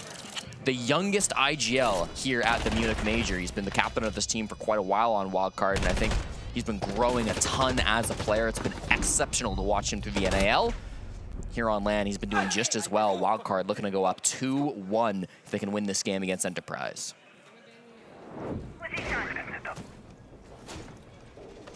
That was a 3-round run for Enterprise. Starting in round number 4, they won 4 of the 5 rounds. So there was some very serious concern there for Wildcard that they were losing their grip on this map. It really just was a matter of time until some of the fraggers on the side of Enterprise really did wake up. It took some time. Yep. And Wildcard has cooled off a little 10 bit. seconds remaining. Again, I hate to go back to round number 1, but Enterprise got knocked off of their stride in that W7M matchup yesterday. Yeah. And there is a former W7M player on this Wildcard roster who helped channel that energy for Bay to allow Enterprise to lose a 1vx.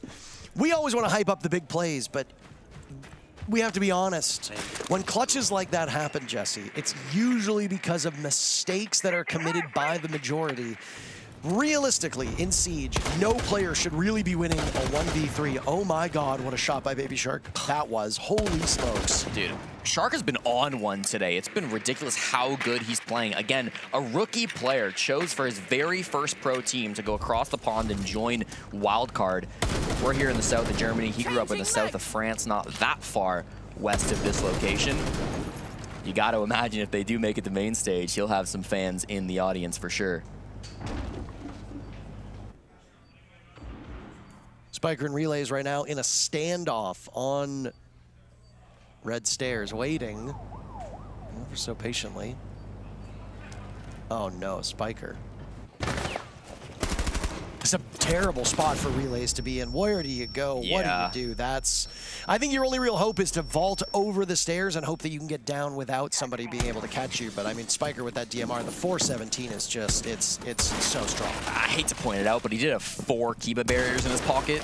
Definitely could have blocked off 1 or 2 of those angles to make the rotate. I'm sure that was the game plan, but under so much pressure, it could be tough to remember to pull those out, and certainly not easy to deploy those before getting shut down. Bapping a big Nitro onto Bay and some more damage onto Tuhan. So these defenders, they're getting some back, but the pressure is still very real from Wildcard.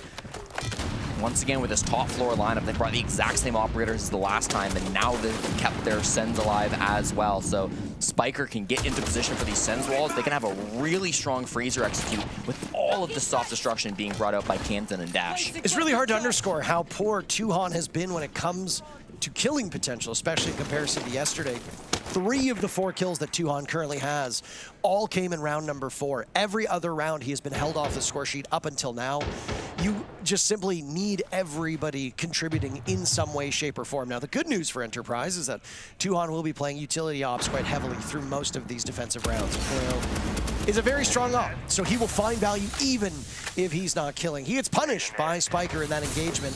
As Bappin and Fisho Guy do not see that Dash has the defuse kit successfully planted, they do drop Dash and will follow up immediately, as Fisho Guy might be able to hop on the case very quickly, but they don't have the all clear inside the site. Kansan is watching that from the back.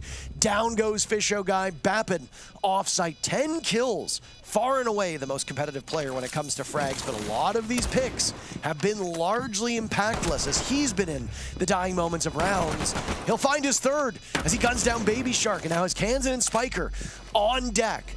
Not aware of where they may be, Kansan seals the deal, and Wildcard continue their winning ways, moving to match point. I think that's pretty clear that's the push they were looking for in round 7, right? When you've got the Sens, that plant becomes so much easier. I like that they went in towards Sinks to get that defuse kit on the ground. Just was not able to get denied by Enterprise. Good early round to start those players off outside the building too. And another round where we've seen Bappin alive late, not able to have much of an impact, back-to-back on the defensive side. Yesterday, Enterprise really struggled on their defenses. They had a 67% attacking win rate, a 33% defending win rate. It's the largest gap between the two sides that we saw from any team on day one of the Munich Major. And I think a lot of the defensive problems came from the fact that nobody was really showing up except for Bappin. Bappin had a defensive KDR of 138. The next highest was Tuhan with a 0.8. So a huge gap on the defensive statistics, and I was really worried when Enterprise went to that second half, would we continue to see those defensive struggles? It didn't look like we were. Their first couple defenses were great, but now we're starting to see those problems reemerge up against Wildcard. It could just be Wildcard figuring it out as well, right? I think so, yeah. I think it takes some time for these teams, especially in international competition. One of the major downsides of a best-of-1 situation is that you don't really have a lot of time to recover if you find yourself in free fall, right? General consensus is in a best-of-1, anybody can win. In a best-of-3, the better team usually wins. In a best-of-5, the better team almost always wins. Because the longer that you go into it, the better, more experienced, and more practiced team is going to do well. Best-of-1s have some benefits. There's shorter time investment. They can be quite exciting. It's a one and done. You get to see more teams play. There are pros and cons to this system. But if you have a bad start, maybe you don't sleep particularly well, maybe you wake up late, maybe you get beaten and you have to wait 3 rounds for a next set of bans to come in. You don't have time to recover in another map. That's it. It's over. You might have already lost the match by the time the 3rd round is completed. Well, Enterprise are going to choose to play the exact same bomb site back, Parker. It's their 3rd attempt at Kitchen and Dining after, frankly, a disaster round just one ago in round number 10. But it starts with a big spawn peak, and maybe this is the thought process for Enterprise. We're not getting Bappin involved early. Bappin's our defensive player. He's the guy who always pops off on this side for us. Let's get him involved early. Gets that spawn peak onto base. Shuts down one of the best fraggers in Wildcard's arsenal. And so now that he's gone, you've got that early advantage. It feels a lot more like round number 7 when Enterprise got the early spawn peak onto Spiker. They had that man advantage, and then they were able to cycle that into more and more. The Valkyrie is also the one and only operator that they've changed up, bringing it for the first time here on the bottom floor bomb site. History will repeat itself. The lineup is almost exactly the same. The only change is there's no fuse shield being brought by Wildcard. Instead, they go with a Blackbeard. I think most people will be very happy about that. I guess the Bravo was changed out for the Glass as well, and look at this value for the Valkyrie cam. We talked about Valkyrie in the onset of this map and how important she can be. And right now, Tuhan is getting just an absurd amount of value that is going back to the rest of Enterprise. Bappin was holding a Nitro for a minute there. Again, there's really good information, but he's got to find an opportunity to toss that in a bit of an exposed situation still. Tuhan, front door. They seem to be aware that there might be somebody here. This could be an aggressive play. And a run out. It's a gamble by Tuhan, but it misses his mark. And back to Kochek, he will go. As good as Bay has been, you talked about Baby Shark and how great he's been. You'll need a bigger round from him now as Dash gets dropped. Spiker goes by the wayside too. Kansan buried along with all of the bodies.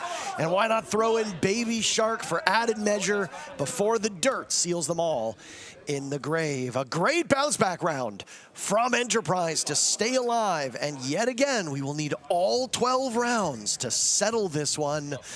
When you get deeper into a live event, blowouts should be far less frequent, Jesse. We saw that in our first map.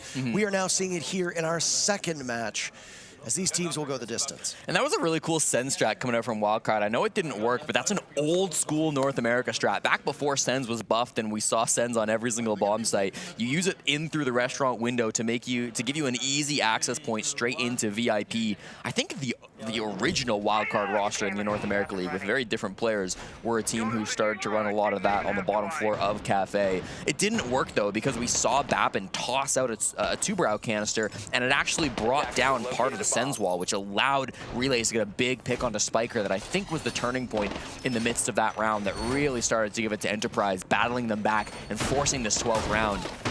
Really strong adaptation. I wasn't necessarily a believer of going back to the same site, but they make it work, Parker. And now, when it's round 12, they have all options available to them. They're going to go back down to Mining and Dining. They won this bomb site in round number 8. This has been a successful site for them so far. They just have to win it one more time, and they get a crack at overtime. Right after we both agreed that Wildcard was figuring out Enterprise, Enterprise goes in as a stalwart defense, so I guess there's some proverbial egg on our face here. But that's the beauty of a game like Siege. Anything can happen at any point in time.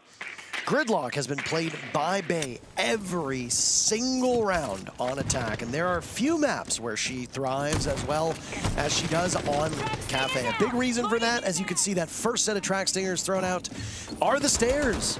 You want to cut down whatever angles back to the site or roamers can use for flanks as humanly possible. Stairs are the easiest way to get punished as a defender. Gridlock makes tackling an already hard situation even harder. Yeah, and it's a common pick for Bay on this map too. By far his most common operator on Cafe through the stage. Plays a little bit of IQ, plays a little bit of ace now and again, but he very much loves the gritty on Cafe, so why not let him run around with it? Can be super strong on this op. For the reading room bomb site, it's going to be another task of clearing this top floor. I actually thought Wildcard did a good job of that in previous rounds, but it's about converting that into an execute. It's mining and dining, excuse me, but again, that top floor is still absolutely critical. Spiker outside the window, an important player as well, but I don't think Relays will be giving him the opportunity.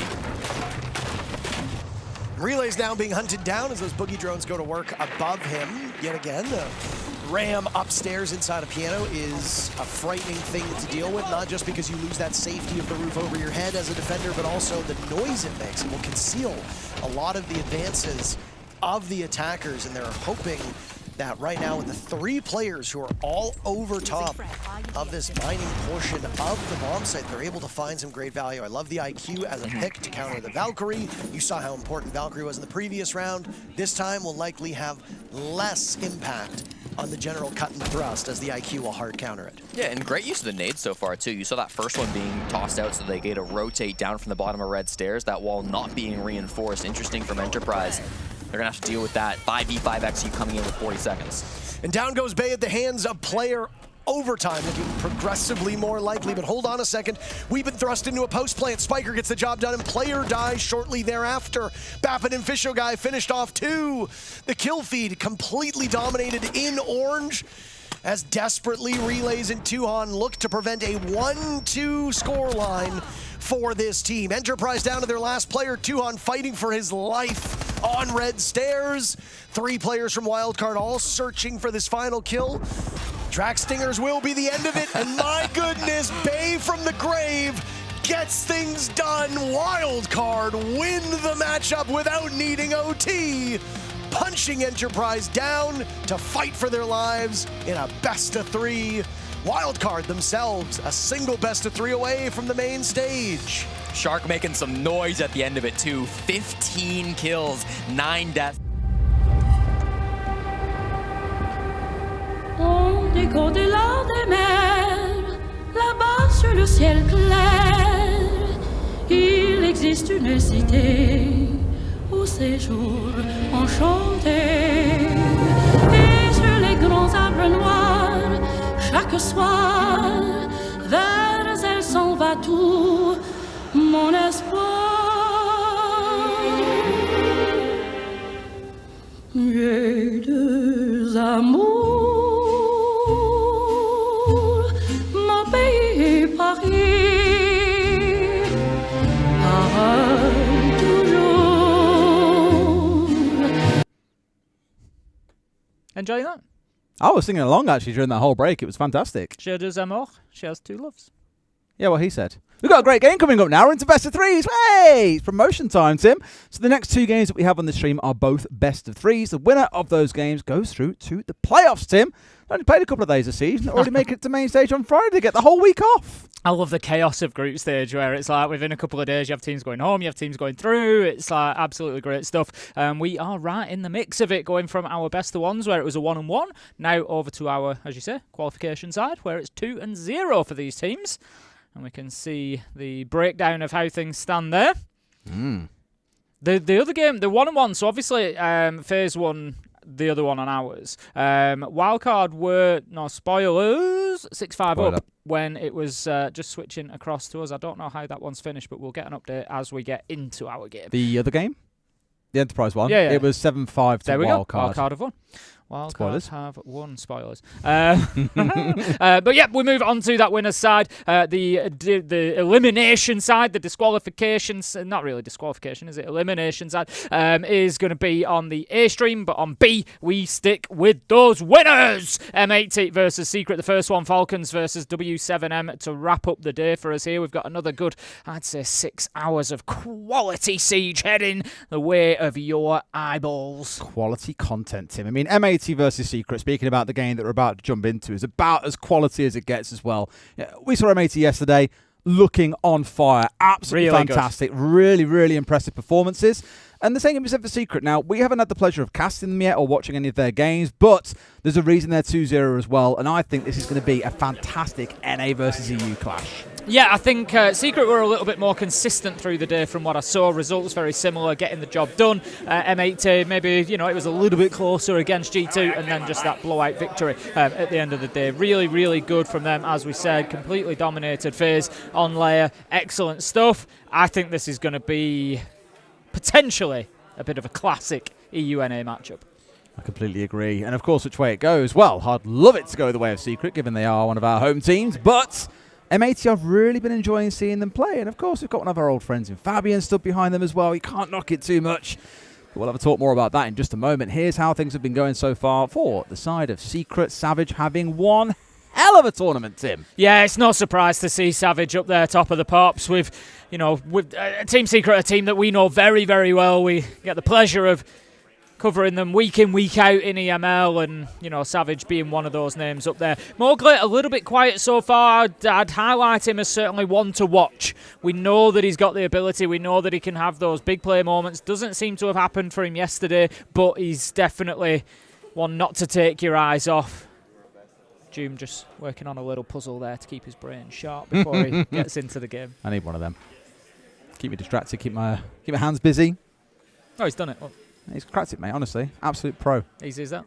People who sit there with the Rubik's Cubes and just can smash it in 3 or 4 seconds, and I'm just like, nah, you're a monster. I've never really tried. I've kind of messed with one, but I've never really tried. By which I 100% hear that next event I'm going to find you the Rubik's Cube, and you'll be trying to figure it out all week long. Someone will walk up and grab it, because when you slam it on the table and you've given up, someone will walk along and go, oh, Rubik's Cube, and they'll solve it in 3 seconds, and you'll flip the table. Smash it to pieces. You'll absolutely lose your rag. But let's take a look at what map we'll go into as well between these two titans. Well, maps, plural, is a best of 3. So you pick one each, and then you have a decider at the end. We're going to start things off on Border. That is the pick of Team Secret. Then over to Lair, which is the pick of M80 before we settle things off on Cafe, if it's required. No surprise to see Secret picking Border, if I'm honest. We saw M80 play there yesterday against G2. It was. I thought you were trying to hint at something then with that very tiny cough. It was play. Didn't really play. Yeah, no. No, we saw him play yesterday. They weren't good against G2 overall on Border. They got the win, and I was complimentary of the fact that they managed to dig that out. You've got to be able to win ugly, as I said it. Go to the maps that maybe you don't like so much and get a result. But I think Secret will probably maybe be a bit too much for them, a little bit of a step too far on Border. But then we go into Lair. That's where M80's big focus, I think, is going to be, and then Cafe. Who knows? The bans are really interesting, to be fair. Seeing M80 ban Bank makes total sense. It's one of their perma bans. It's one of Secret's best maps. Skyscraper does surprise me. It's also one of Secret's favourite maps, but M80 really like it as well. So it always feels risky, kind of almost being more afraid of what Secret can do on the map than what you're able to do on it, which then leaves a lot of choice open to Secret. And of course, to jump onto Border, that is their favourite map, Tim. It's top of the pops for them. A 4-1 record. Their defensive success on it is excellent. For M80, it's their permaban. They never play this map. It's their 9th most preferred map, the very, very bottom of the table, which to me screams that they've wanted to let Border through because M80 have got some solid counter prep to do. Yeah, I don't know. I think it's much like I said for Dplus Kia going to Night Haven Labs against FaZe. I don't know if that's going to, show itself as maybe a little bit of overconfidence because, like you said, Team Secret very, very good on Border. I didn't even, I didn't even bring the stats up as soon as I saw the pick. I'm like, yeah, I can see why they've gone there. And I am surprised that M80 have allowed it through. What I think, is possibly going to happen here if by, some stretch M80 do manage to take Border, Secret might be in a bit of trouble there. Not forgetting, of course, both teams played this map yesterday. We saw M80 play G2 on it and win 7-5. We saw Secret play it against Wildcard. They won 7-4. So there is still lots on the line in that sense for both teams where they've shown each other recently what they can do on that map. So it's going to be a really interesting affair. We're just getting our players into the lobby before we look to jump in. What's your predictions for this one, Tim? Do you think it's an EU slam, we win 2-1, 2-0, or do you think M80 are just a little bit better? I think we might go to 3 maps. I'd like to go to 3 maps. I think we'll go to 3 maps. I think that Team Secret will win. But I don't think it's going to be... Nobody's getting embarrassed.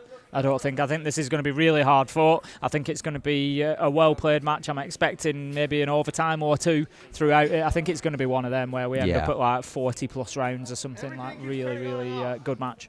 It would be a surprise if either team sort of rolled over here and just didn't show up, given how well they played yesterday. Like, again, this is the winners bracket. Both teams are 2-0. Like, they're arguably the best teams at the tournament, alongside our other teams that are in the 2-0. Of course, that game follows up next as well. But I think both should be putting on a show, and I think I'm with you. 3 maps is what it deserves. In fact, I've just found out we have got a small tech pause, Tim. We are having a PC swap. So we'll do what we did in the A-stream yesterday, actually, Tim. It's Q&A time with chat. If you guys have got any questions that you want to ask, whether it's about the Major, whether it's about general life, whether it's something deeply philosophical and scientific, then feel free to ask away. I think in the meantime, Tim's got a bunch of numbers for us by the looks of it. No, specific. I'm just having it's Lair that fascinates me, because I'm kind of in my mind thinking Secret win on border. So Lair becomes a really pivotal map in that case. Maybe it doesn't happen like that. Maybe M80, do come out and get the win there. But I'm just particularly interested in Secret's prior performance on Lair. They've played it a lot, which means there's a lot of footage out there. 4-4, so it's a very even split, but they really do struggle to defend on Lair, and it is something that M80 second choice out of 9. It's a big map for them. So yeah, I think that we go to 3. If we have a look at the stats for Cafe between these two, that's I think going to be where this one is decided. There's really not very much in it. Down the middle, isn't it? There's really not very much in it. Sandra popped up. How are you doing, Ace and Des? How are you doing, Tim? Oh, pleasure to... Pleasure. I believe she's coming to the event as well. Yeah, nice I believe so. I saw that. It will be very nice indeed. Not seen her for a while. I'm very good. I'm enjoying Munich, and what more could we ask for? We are chilling 2 days in. It's going pretty good. Thank you very much. Hope you're well. Hannibal asked, where in Italy are you getting married? I'm getting married on Lake Garda. We checked out Lake Como, really enjoyed it, but Garda, there's something quite special about Garda, so that's where we're going. Favourite colours? We had this question earlier, actually. I asked him this question earlier. Purple was your answer. It was. What's my favourite colour? Honestly, it depends in what context. Because if, what colour clothes do I like wearing? Okay. It's military green. Military green really suits me. But actual, colour that I like, probably blue. Probably because of the company and the colour of our logo and stuff, honestly. Maybe, yeah. Yeah, I'd say blue and green, a good mix. I can appreciate a nice blue. Why not? What's the best food we've had so far? I still say that chicken that we had for lunch the half-roast chicken. Half-roast chicken with seriously rice. Juicy. It sounds very simple, but it was genuinely really good. The chicken was seriously juicy and very tasty. This is actually a really important question. Light Rose, what hair product does Ace use? He took a mouthful of Sprite as I asked him that, and he nearly spat it everywhere.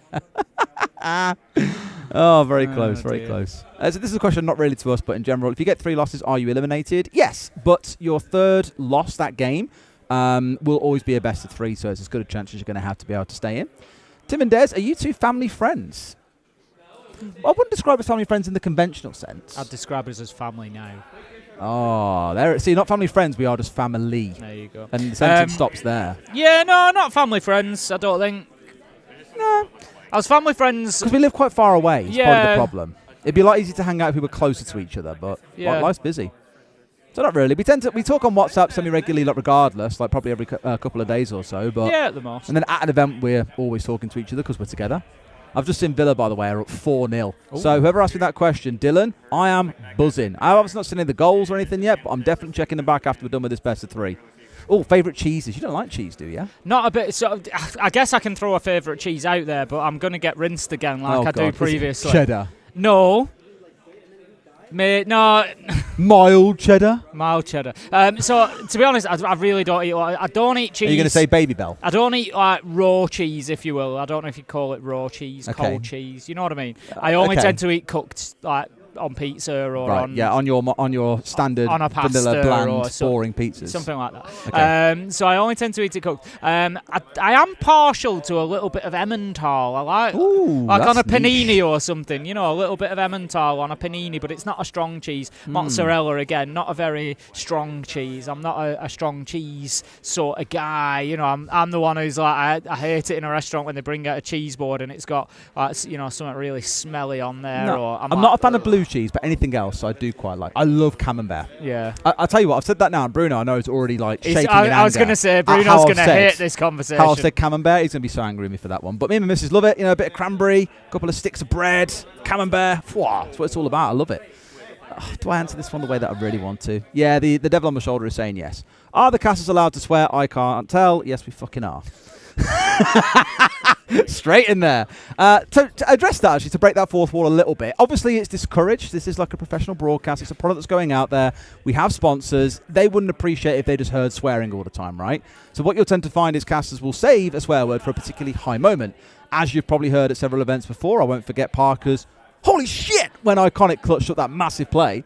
So they tend to get reserved for the bigger moments, right? But it's not like you're trying to always find an opportunity to use it. More as you're feeling it, if it comes naturally and the moment suits, then you'll do it, but you won't find people using it in more passing conversation. And Tim will never swear because he's a good boy. One day, there's going to be a moment big enough. And you'll drop it. And shockwaves will ripple through CG Sports. Hannibal's asked, is Tim coming to the wedding? No, so the wedding is actually quite private, so we were literally going to elope, just me and my missus. There's only 350 people going, yeah, so there wasn't a small one. There wasn't really space for me. We're just taking direct family, but I do want to do a little party back in the UK or a dinner or something, in which case, yes, Tim, of course, will be invited. And you are invited on my stag. I don't think you're going to like what I'm doing on it. Stag. So you say that now. I don't think you'll have the same confidence or bravado when you find out we're going skydiving. No, I'll do that. Well, yeah. Sweet. Because everyone I've asked so far has been like... If I'm allowed to. Yeah, of course you are. No, I mean if I'm physically allowed to. Yeah, in case your heart gives out. Because of the heart surgery. Last thing I want is for us to travel somewhere again together and you have another stroke or something. But yeah, I will absolutely do it. All right, sweet, cool. I'm glad you're in because I've asked like Fresh and he's been like, oh, I don't know about that. Yeah, I would. Yeah, that. And I'm like, bro, like it's the start of a new life for me. I'm getting married. Like, come on, throw yourself out of plane with me. I'd be happy enough. Even Ian Chambers was a bit like, oh, I don't know about that, and I'm like, you lot are so soft. But yeah, we're throwing ourselves out of a plane. It'll be great fun. M80 and Secret not winning Grand Final. Why? Because they ain't got Stomp Goat. Yes, very, very good. If you could delete one map and op on attack and defense, what are you deleting? Map.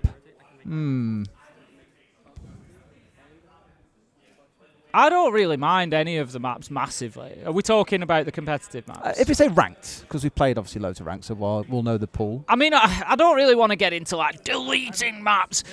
I don't. Swap them out. I don't. I don't really enjoy Outback. I was about to say Outback as well. So I'm actually quite a Canal enjoyer. I know it's not a popular I don't mind. opinion. Yeah, I quite in like all Canal. honesty, I don't mind Canal. It reminds me a lot of Coastline, the way that you've got that sort of circular pathway with the hole in the middle. So yeah, I don't really mind Canal too much. What about the ops, Tim? What about the ops? If you could delete one op on attack and defense, what are you deleting? Again, I think it's not so much about deleting, but I'd delete Cav. Only because I just hate people. But when it's against me, the Cav player is like the best player in the world, super sneaky. When they're on my team, they just int. You see, Cav in ranked should always be very easily dealt with, realistically. Should, is the problem, Tim. Weapons don't lend themselves to long-range engagements at all, no matter which weapon she's brought with her. So if you find the Cav and you just basically section her off and engage at range, you should always win that fight. The big problem with Cav is when your intel hasn't been good enough and you don't see her, you don't know she's there, and the first you're aware of a Cav is just the pistol going and you're like, shit. Oh, get out the building quick. Tim swore! Send ripples through the scene now! I thought a Cav interrogation was worth it. Yeah, that's very, very fair. Mr. Sherlock, he says, love you, Tim and Des. Love you too, mate. Looking forward to seeing you on the weekend. Fazan with a brilliant question, Tim. Does Tim wear a hat when he leaves his house so people don't get blinded? I don't wear many hats. Do you know why? Why? If you want a serious answer, I don't wear many hats because... There's a great sticker of you on WhatsApp of you in the hat where you're like... You know the one I'm on about as well. It's brilliant. Is it the one with the pan of chocolate? No, it that's might be. No, I don't have a hat on that. Oh no, I know the one you mean. Yeah. That was from. I think it was in Montreal. It was Montreal 2019, and it is absolutely freezing. Yeah, it is a very funny picture, is that one. I do have a hat on. But I don't tend to wear hats, joking aside, because I get a lot of headaches from them. If I wear hats and like the heat builds up around my ears particularly. I wish I could show the stream that. I get a lot of headaches, so... yeah, baseball caps, woolly hats. I don't tend to wear them an awful lot. That's fair. Everybody else... Bruno, you can send us in when you're ready. We'll just keep on looking at these for now. Everybody else just has to be blinded. It's their problem. What's your elo in chess? I don't know what mine is, honestly. I think like 700. Yeah, I don't know. 701. Shut up, Tim. Can you say hi to Thanks Josh's dogs? Woof, woof, woof, woof, woof. I assume that's how they say it. Hello to the dogs. I'm sure that they are behaving fantastically. Okay. What's been your favourite LAN location? Favourite LAN location? I think Rio. Yeah, I'd agree. Absolutely loved Rio. Rio's been unreal. It was very good. Sao Absolutely Paulo was also fun, but Rio Sao Paulo was next level. was cool, yeah, but Rio was really good. Oh, we're going to a rehost. We can keep on talking shit. Yay! Man City or Liverpool? Who's winning today? Because you're a Liverpool fan, but you know the reality. Head or heart? Go ahead. Liverpool. You wind-up merchant. Shut up. No, look, Liverpool actually had a really good performance against Real Madrid. So if you'd have asked me that over a week ago, I'd have been like, we don't have a chance. We're going to get battered. But after seeing that performance, I'm like, if we can play like that, we've got a chance. So I don't know. We'll see which team turns up. Oh, good siege question here from Nix, actually. Hi, mate. Do you guys think Secret's aggression is going to get the best out of M80? And I really like this because obviously we saw yesterday M80 having a lot of freedom on maps like Border. We speak about the gunner spot on the doorway, for example, coming out of CC. They look comfortable. I think Secret, knowing how aggressive they are, like we often say, they're one of the only two teams in the EU region where their attacking win rate is higher than their defense. They're a very, very good attacking team. It is going to demand, I think, a lot out of M80. But I think that's a good thing because it will force them to a new level. Yeah, I agree. I think they're going to struggle with it on Border. I think somewhere like Lair, where there's a bigger map and more space, they'll deal with it a lot better. For example, let's continue that discussion about, say, the gunner spot in CCTV. I fully expect Secret to come in with a plan to just deal with that and remove him and aggressively go in there. And I think they'll find themselves losing bodies in those sorts of areas to Secret, where they were getting away with it a little bit with G2. G2 weren't necessarily going in and dealing with that in the same way. So yeah, I think Secret's aggression, particularly on Border, going to be a test certainly for M80. Very, very fair. Best ride at Gardaland. So that is a theme park on Lake Garda, just off to the southeast. Raptor was probably my favourite one. There are other ones that are like faster and more intense, but what was it called? Was it Blue Tornado? It's based on Top Gun, the movie. Yeah, but it's one of them quite uncomfortable ones where you get a headache afterwards.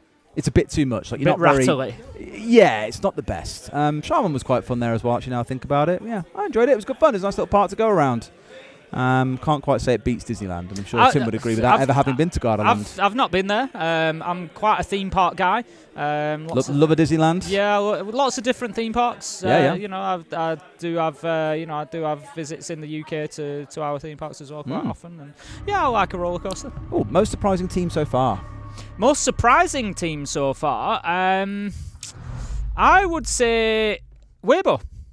Yeah, I was very pleasantly surprised. I spoke to Meepy briefly in the break between games when we were passing through and congratulated him. And he's obviously very happy, with the performance so far. And like I said at the time, it doesn't surprise me. He brings an awful lot of experience and knowledge to a team, does Meepy. And even his abilities as a player, I think, lend themselves towards that kind of role as well. His knowledge of the way that he played as an RGL for, interestingly, Team Secret back in the day. Of course. But yeah, I think Weibo have really surprised me today. I'll hold my hands up. I didn't expect that win from them. And now I'm looking at them thinking, you could definitely grab one of those spots. What the hell? Thanks, Josh. Please try the maggot cheese in Paris. No, I think I'll avoid maggot cheese. That sounds like the worst thing in creation. No, thank you. I just feel like if you've got good cheese, do we need to stretch that far if we've got good cheese? There's hundreds of types of cheese. Do you know what I mean? There's got to be an alternative. I don't think I need to go to the extreme end of the cheese spectrum. There's plenty to go at. Yeah, I'll pass. Skydiving is actually crazy. Are you okay? Yeah, I'm a adrenaline guy. I like seeking out experiences to make me like, woo, and feel alive, So that's the one. I don't think I want to do things like base jumping or anything that far. Bungee jumping, I don't like the idea of my head careering towards the ground at terminal velocity. Skydiving, I think I can get away with. I think if I was to compare the two, I haven't done either, but I think bungee jumping versus skydiving, it feels like skydiving is probably a little bit more detached from reality. I feel like if I was stood on the side of like an object thinking I'm jumping, I'm nowhere near as high, the ground looks a lot closer, all those sorts of things, where I think when you're that high up in a plane and you look at it, the ground isn't a real thing anymore. You know, it's so far away. It's a different world at that point. So yeah, I think it'd be very different. We have got a game obviously to cast now, We'll but probably I have a will look touch at on it. Hannibal's comment based on your recommendation on listening to Red Rising on the 4-hour car drive today. Best book series I've read in a decade. Tim's reading it as well. We're at the same point in the story. It is like Game of Thrones plus Hunger Games plus... It's just unbelievable. Fully recommend it if anyone wants to. In space. Yeah, in space, yes. I've heard, though, that the audiobook isn't great, but I fully recommend it. If you are into reading or just fancy giving a new fantasy series a go, Red Rising, go and give it a go. But, Tim, let's have a talk about the game then, because we are in.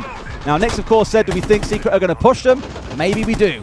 Benny already starting things out good. He had a great day yesterday, Tim. A good few 3Ks being racked up by him to save rounds for his team.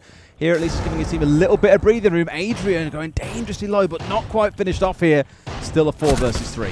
This is exactly what we expected coming in, wasn't it? I said, you know, these power positions that M80 will want to hold on to, they're going to struggle to do so because Secret are going to go in there and aggressively try to take them away, and that's absolutely what they've done. Diffuser did get picked up there. He was down but not out, so the Fenrir's back online, but... There you go, Adrian Noah managed to pick up one apiece. It's all up to Kino. 1v3 becomes a 1v2, and they know exactly where he is. The pressure's on. Adrian finds him. Team Secret take round 1. All right, interesting first round. I mean, we look back at the games yesterday and I think again about this map. If any of when he got that kill very early on in the round, I look back to the game yesterday, he was then given breathing room for a good 30 seconds. A lot of space to reposition, teammates to come to support. Secret didn't quite allow that. Mowgli, straight down 90, ignoring what was going on. Past beepers into sight itself, gets rid of Gaveni, spins for hot and cold, doesn't quite find him. Already a nice, chaotic, aggressive first round. That's what I want to see between these two teams. I want to see haymakers. I want to see uppercuts. I want to see jabs straight to the face, Tim. And I feel like I got that in round 1. Good stuff. Yeah, you want a real toe-to-toe matchup between these two. That much is for sure. And like you say, it looks like that's absolutely what we're going to get. Round 1 is basically exactly what I was saying about Secret before we came in here. You know, if M80 are going to try and hold positions like, you know, the hatch inside a CCTV, like that CCTV door, like East Stairs, these places, they are going to come under immediate and sustained pressure. And the question is, how can they stand up to that? It didn't go too well in round 1. They did fight their way back into it, to be fair to them. But yeah, I think we're just going to see that Secret will just throw bodies at them here and be confident that they're going to come away on top of those situations. Let's have a look at Mr. Booney's stats again, Tim. How are these two teams faring up? No surprise at all. Two of our best teams at the tournament are basically already qualified. Shock horror. Things would have to go horribly wrong here and at finals for them to not be able to make it to SI, so it's looking pretty good. Thank you very much, Mr. Booney. It's really funny saying Booney, by the way, because you know our cat's called Una. We've got a ragdoll called Una. My missus, we call her Yoon sometimes, and then my missus one day just spun it on to calling her Boon. And sometimes if she's being like really just like not paying attention, she's like, Boona, Booney. So when we say Booney, I'm always just thinking of my cat. You thought your cat was here yesterday, Des. I did. Your foot wiggled under the shadow. I was just like, my head snapped. I was like, what the hell is my cat doing here? It was unreal. Okay, going to have Kino just playing inside of that triple wall. Again, it's one of those positions. He's going to come under immediate pressure. He does have the shotgun, got the ability to stand up to it. Just trying to play it aggressively a little bit, get on that angle, see if he can find anybody. Just conscious of pressure that might come in from that window as well. For the time being, Secret just dip away from that. The Selma charge was held back by the mute jammer. So for the time being, it's going to be plan B. The thing about Secret that I think catches a lot of teams off guard, and there's not too many teams around the world that do this, and it might surprise you, is the ability to go from being really slow in a round to suddenly really, really fast. And that tempo switch catches teams off guard when they're sort of settled in, waiting to find out what happens, and then suddenly it's like there's a steam train smacking you in the face. It's horrible to deal with.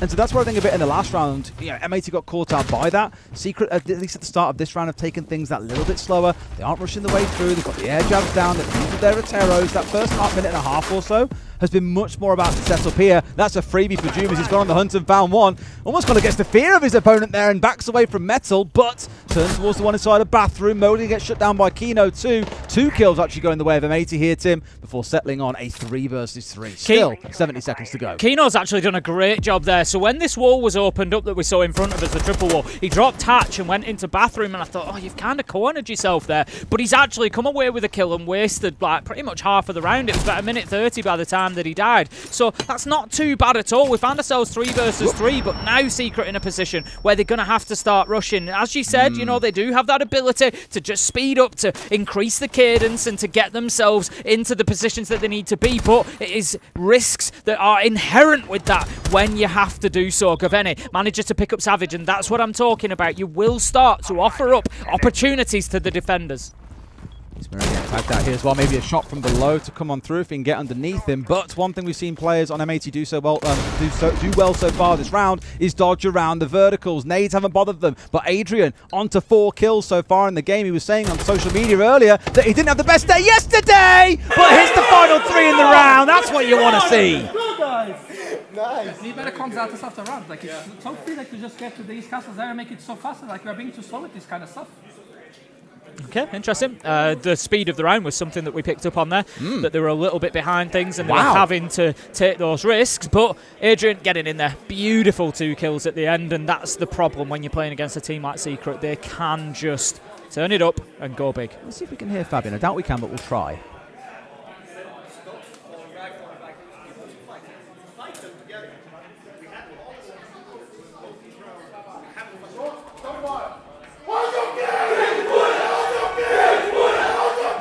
That's not helping. I'm going to hear that. Power the shit out of him. Disrupt them in the setup. What they want to do is 3 to 1, and they want to go 5. If we fight 1 guy before that, 2 guys before that, they won't get that 3 to 1. Come on, guys. I love what I said because we half referred to it in round 1 as well. It's like, Gaveni got that kill. Yesterday, they'd have then 30 seconds to chill and figure things out. Nope. Mowgli was straight Not on him. today. And he's saying that. They're on you like dogs at this point. They're jumping all over you, seeing the opportunity. You've got to fight back. And this term power that you hear, power is like, right, make the power play, push, go aggressive, take a risk, do something. And Fabian's concern is they're giving up too much of the map to them, being a little bit too passive. This is why, as we were saying when Nick's asked the question, I think Secret will draw the best out of M80, but clearly Fabian felt they need a little push to be able to show some of that. It's the difference between playing Team Secret and G2 on border, and that is G2 don't usually play border, don't like it massively, so yes, you can kind of offer them a little bit, and it's still going to take them time to figure out what we do with it, where we go, what's the next step. Team Secret won't do that. This is a map that they love. If you offer them something, they're going to take it immediately, and they're going to be on to the next step, the next step, the next step. They don't need to sit and wait. They don't need to think about what comes next. And as Fabian says there, M80 need to disrupt that. And how do you disrupt it? You get aggressive back. You go into those fights, you win those fights. You don't give them offers and opportunities. Shock Horror really the best attacking team that we've got in Europe and maybe even around the world, Tim. Love playing on border. We spoke about the risks coming into it, at least across those first 2 rounds. Still a lot more siege to go, showing why it's their favourite map, because it just matches up to their attacking playstyle so damn well. Adrian especially, as I mentioned, 6-0 here across 2 rounds. More kills than the rest of his team combined. The same number of kills as the entirety of M80 so far. He's often flying and at the races, and if he carries on at this pace, M80 are going to have some work to do.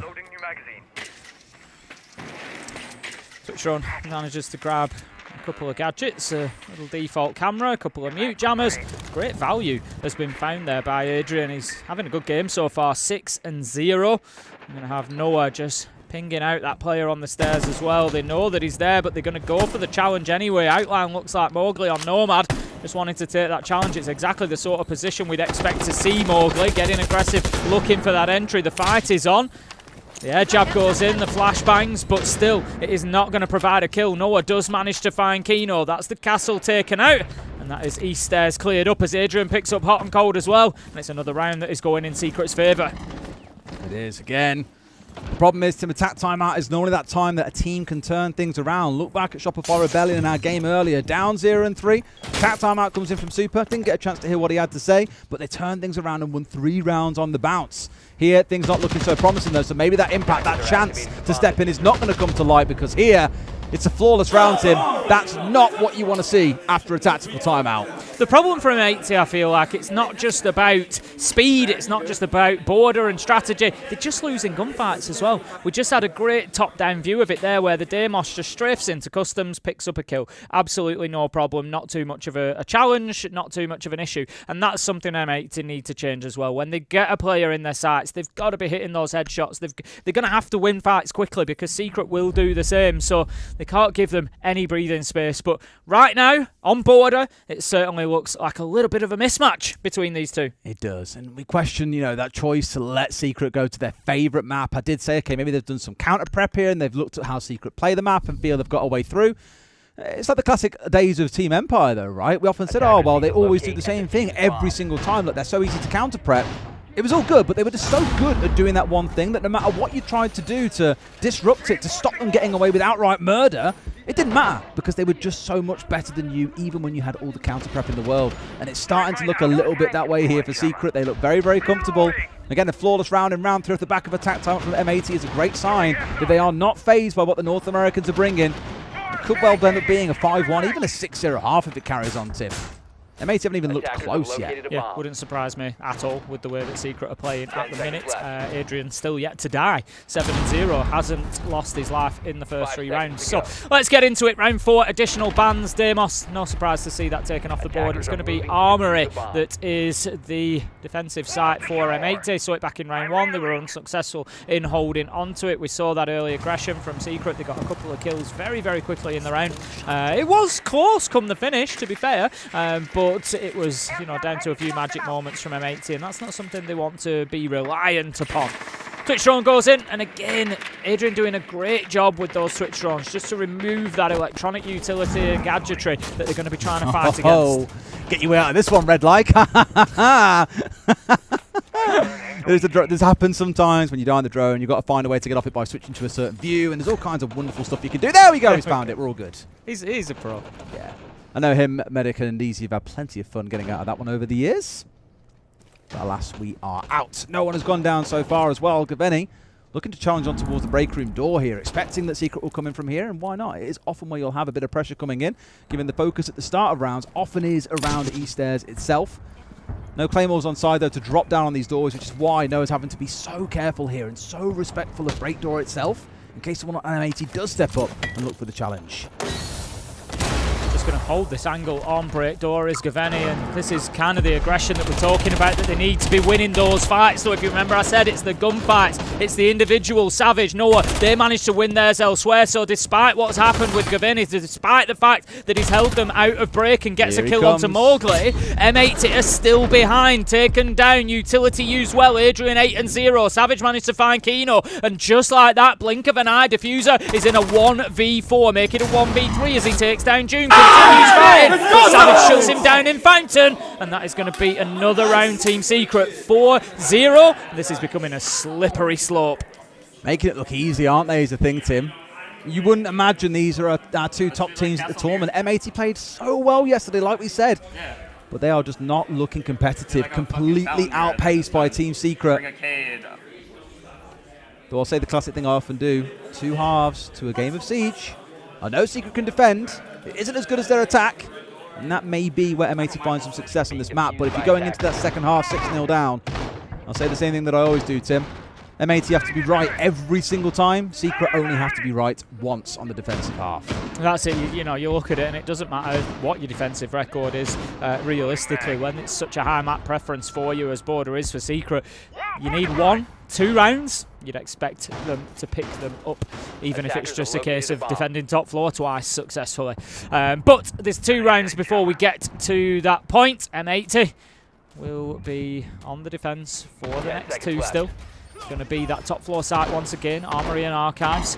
They've just been kind of ineffective, really, at stopping Secret getting into the building. We saw a good effort from Gaveni last time, playing onto that break room door. But it's like I said, he's got to get that kill. He had an open shot on the Lion. Those are the sort of opportunities that you get at this level. You know, yeah, it might not have been an easy opportunity, but you know what? He's a great player, so he should be hitting those shots. And that's something that I've not seen from M80 so far. They need to be more clinical. They need to be lethal, just like they were yesterday. Really interested to see how this round plays out. We're going to kind of suggest suggesting it as well during the when the cams were up on screen before the round started, that he was going to pick out a Kaid, and we've gone for a very, very defensively heavy setup here. Not looking to be crazy out on the roam, but instead you've got a lot of lockdown. 2 architects on side in Mira and Castle. Of course, got the Kaid to make sure walls can't be blown open by an ace, for example, and as well as mute jammers to keep things even slower. They're really looking to slow down the pace of the game, maybe realizing that right now they can't rise the Secret's pace, so the best thing to do is to bring Secret down to theirs. So much utility here for Secret to burn through, as you say, just being done for exactly that reason, just to slow things down. Nitro ready to go from Kino over the top of Archives, will send it out, does not catch anybody. It's actually over the top of Office Wall, sorry, into that corridor. Does not get the job done though. Office Wall now gets opened up by Secret. We've got the slow march of Savage on that Monty, looking to push through. Will start to take ground. He's got a mirror window to deal with. As soon as he knows that his side is clear, he will likely go up and smash that to prevent it being of any use to Kino inside of Fountain. But he's going to need a bit of... In fact, he's going to put the Selma charge in instead. I like this. Yeah, I mean, it's a good way of doing it. It will force the mirror out and give them a much larger opening too, because it opens up the bottom and also removes the mirror window from above. Also putting the focus directly in towards a classic ranked opening here, probably going to get opened up too and give Mowgli a wonderful line of sight the whole way through.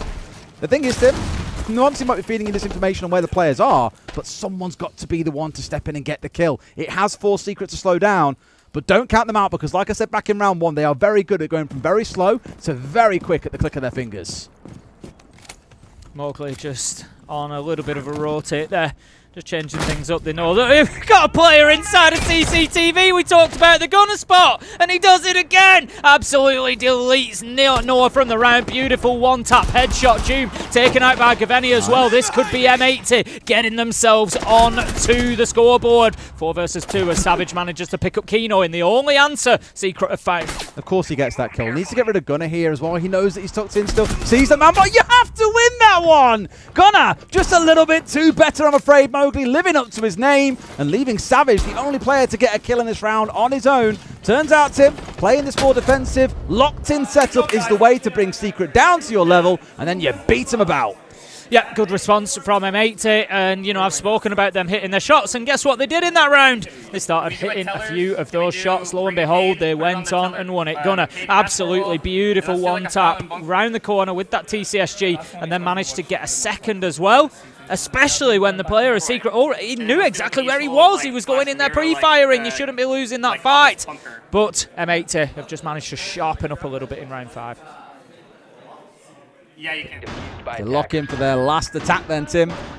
I feel like I'm a broken record saying this, because I said it in the game earlier too, but if M80 can win round 6, yeah, they get a 4-2 half, Secret are going to feel really hard done by, because those first 4 rounds, not even close as we saw. We had a flawless round in the mix of it. Adrian was popping up in the first 2. They played ridiculously well. M80 have maybe found it and cracked the code here, because they're going for a similar solo lineup here. The Kaid once again, the mirror on side, the mute to try and slow down the other side. So now all the onus turns on towards Secret. You're the ones that have got to adapt and find a way through the setups that M80 are going to be running.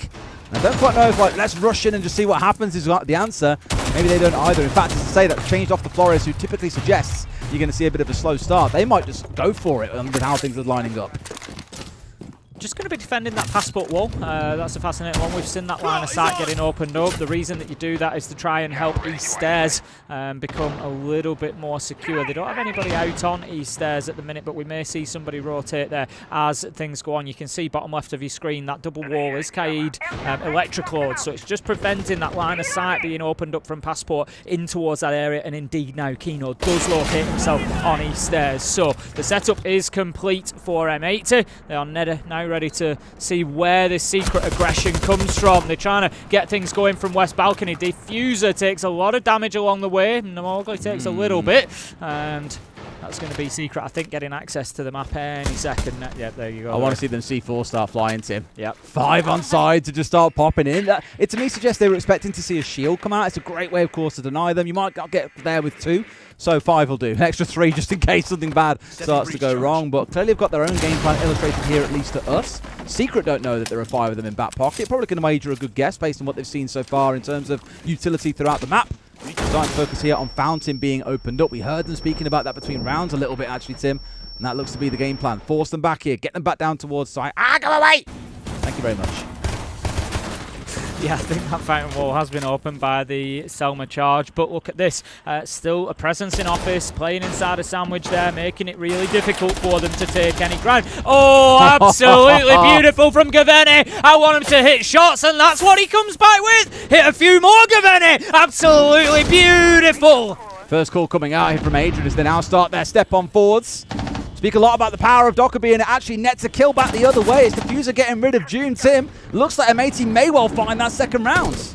Yeah, they've figured out this secret attack. Maybe a little bit too late. They'd have preferred better than a 2-4, but still, they will take it. Adrian manages to peek around the corner, picks up hot and cold, though. Only 1 death to his name so far. Inside of 6 rounds, 9 kills. Nearly gets the second, but Kino is there to hit him with the 1 pump from the shotgun. That leaves us now 4 versus 2 advantage M80. They've done really well to turn it around in these final 2 rounds here, Tim. And what I love is it hasn't taken attack timeout from Fabian to get involved. They figured this out by themselves, and that's what I love to see. It's not saying that Fabian's done nothing for them, and what he said during that attack timeout wasn't helpful, but this is what's getting the results. The team are problem solving, Kino getting 1, Dplus the second, and they do get that 4-2.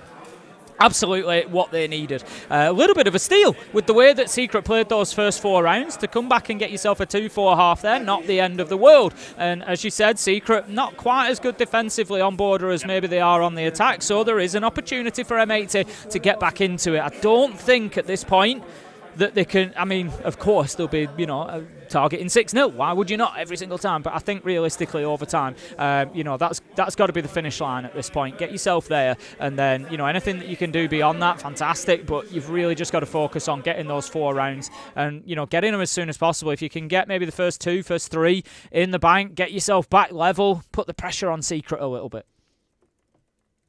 Maybe into bans then, Tim. First one going to be the Azami going away, one of those 3 architects that I love speaking about. Maybe a mirror to follow? No, going to be the Fenrir. Interesting, okay. So that's M80 probably more than nothing else to me saying that we don't want to find ourselves in PD walking into a room, blinded out by FNAT, slowed down, forced to retreat. They want to come at Secret pretty hard and fast. Secret will probably acknowledge that as well because their 2 bans, to me at least, look towards those execute-focused operators. Ying being the very obvious one. Capital, smokes, fires, you name it, brings a hell of a lot to the lineup as well. So both teams, let's try and hinder the other at least with that. We're going to start up on this 2nd floor. We'll see how Secret can do on the defense. I've said their attacks are good, but the defenses look the same. Let's have a look at that lineup. So they've got Adrian on the Wardens, Savage and Doom on the Mute and the Smoke. An interesting combination, so I'm wondering who's going to play East Stairs, if anybody. Given the fact that they've both got the shotguns, I would expect one of them to be playing out there. It could be Adrian, to be fair, on the Warden, but he's setting up break at the minute, so I think he's probably going to be the one to try and hold... Sorry, no, he's in Armory. Yeah, I'm really not... We'll see how this goes. We've got Savage kind of heading in that direction a little bit. They're all now manoeuvring to their kind of final positions, but I'm interested to see if they try to hold East Stairs, and if so, who's going to do it. You'd expect one of the shotguns, realistically. You'd hope so, at least anyway, yeah. Let's see how we step on forward then for now. Of course, Doom holding out towards East Stairs. No big surprise there. We spoke to the death about this point as well. It's often the point of ingress into the building for the majority of the attackers. Most teams stacking up 3 or 4 players to ensure they get control of it and force that player out. So the more time you can waste as the defenders, the more drones, the more utility you can soak, the better. See, of course, how long he gets away with it, though, because there are a good few nades on the side of M80 here they can send in. There's a shield they can rush him down with. You've got Diffuser on the Deimos. It's definitely going to be a rough line for any player out towards this part of the map. Drone just spotting that player inside of office, also the one in the corridor as well. So M80 doing a good job of piecing together exactly what the secret plan is, what the secret setup is. Question is, can they get them moving? The Capitão not being on board is going to make things a little bit more difficult. Always a good operator to deal with areas like East Stairs, for example. Get people moving. Office as well. You know, try and get that little bit of space inside of there. But for the moment, it looks like there's going to be a bit of a coming together inside of CCTV. Kino's just watching, waiting patiently on that Carly. Just to see if there's an opportunity. He gets told exactly where the player is, so he knows which angle to hold now. No one needs to be careful that he doesn't give himself away. I mean, the thing is, Kino knows this. He's just going to disappear outside. And no, Diffuser, you can't be letting that happen. Zoom in with the knife. Forget about spraying him down with bullets. 5v3. They've taken away 2 big hitters as well. Diffuser on that Deimos. Hot and cold on the Blackbeard. That's a lot of their sort of entry, their aggression. Okay. I think Mogan's a little bit keen there, Tim. Oh. It's funny how he just pre-fired over it. I was like, you know where it is. You've seen this laser a million times. I don't think the pre-fire would have made too much of a difference there. Mowgli just giving himself away.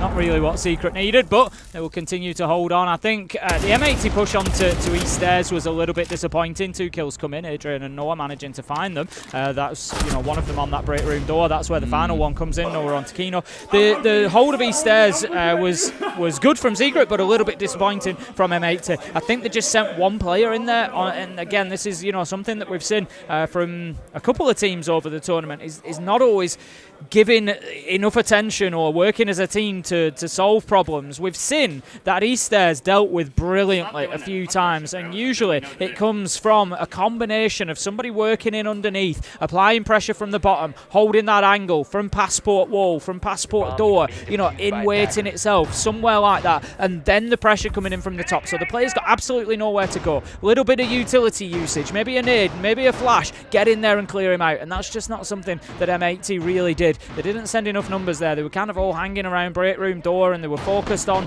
the player inside of there. Noah was holding their attention, and that was a little bit of a problem because June punished them super easy from that position, and then they never really had a hope because what they're going to do, they're going to feed in another one to, into the meat grinder to try and get that position prized away from Secret. So M80, I think, need to learn from that, pick a point. Have pressure elsewhere, of course. I'm not saying you send 5 players in, to one area, but pick a point and concentrate on it. That's where you're going. That's what you're clearing out. Make sure you got the manpower. Make sure you've got the utility. Almost trying to do a bit too much at once is what you're saying. A little bit. Yeah. And it left them 1v1 on East Stairs. They were stuck with 2 or 3 players all staring at break room door as a problem. And as we saw, it looks extremely comfortable over there. Just the one player trying to sneak up on Doom, and he wasn't really bothered by it at all. Shouldn't be allowed at that point in the round to still be sat there. So absolutely with you, Tim.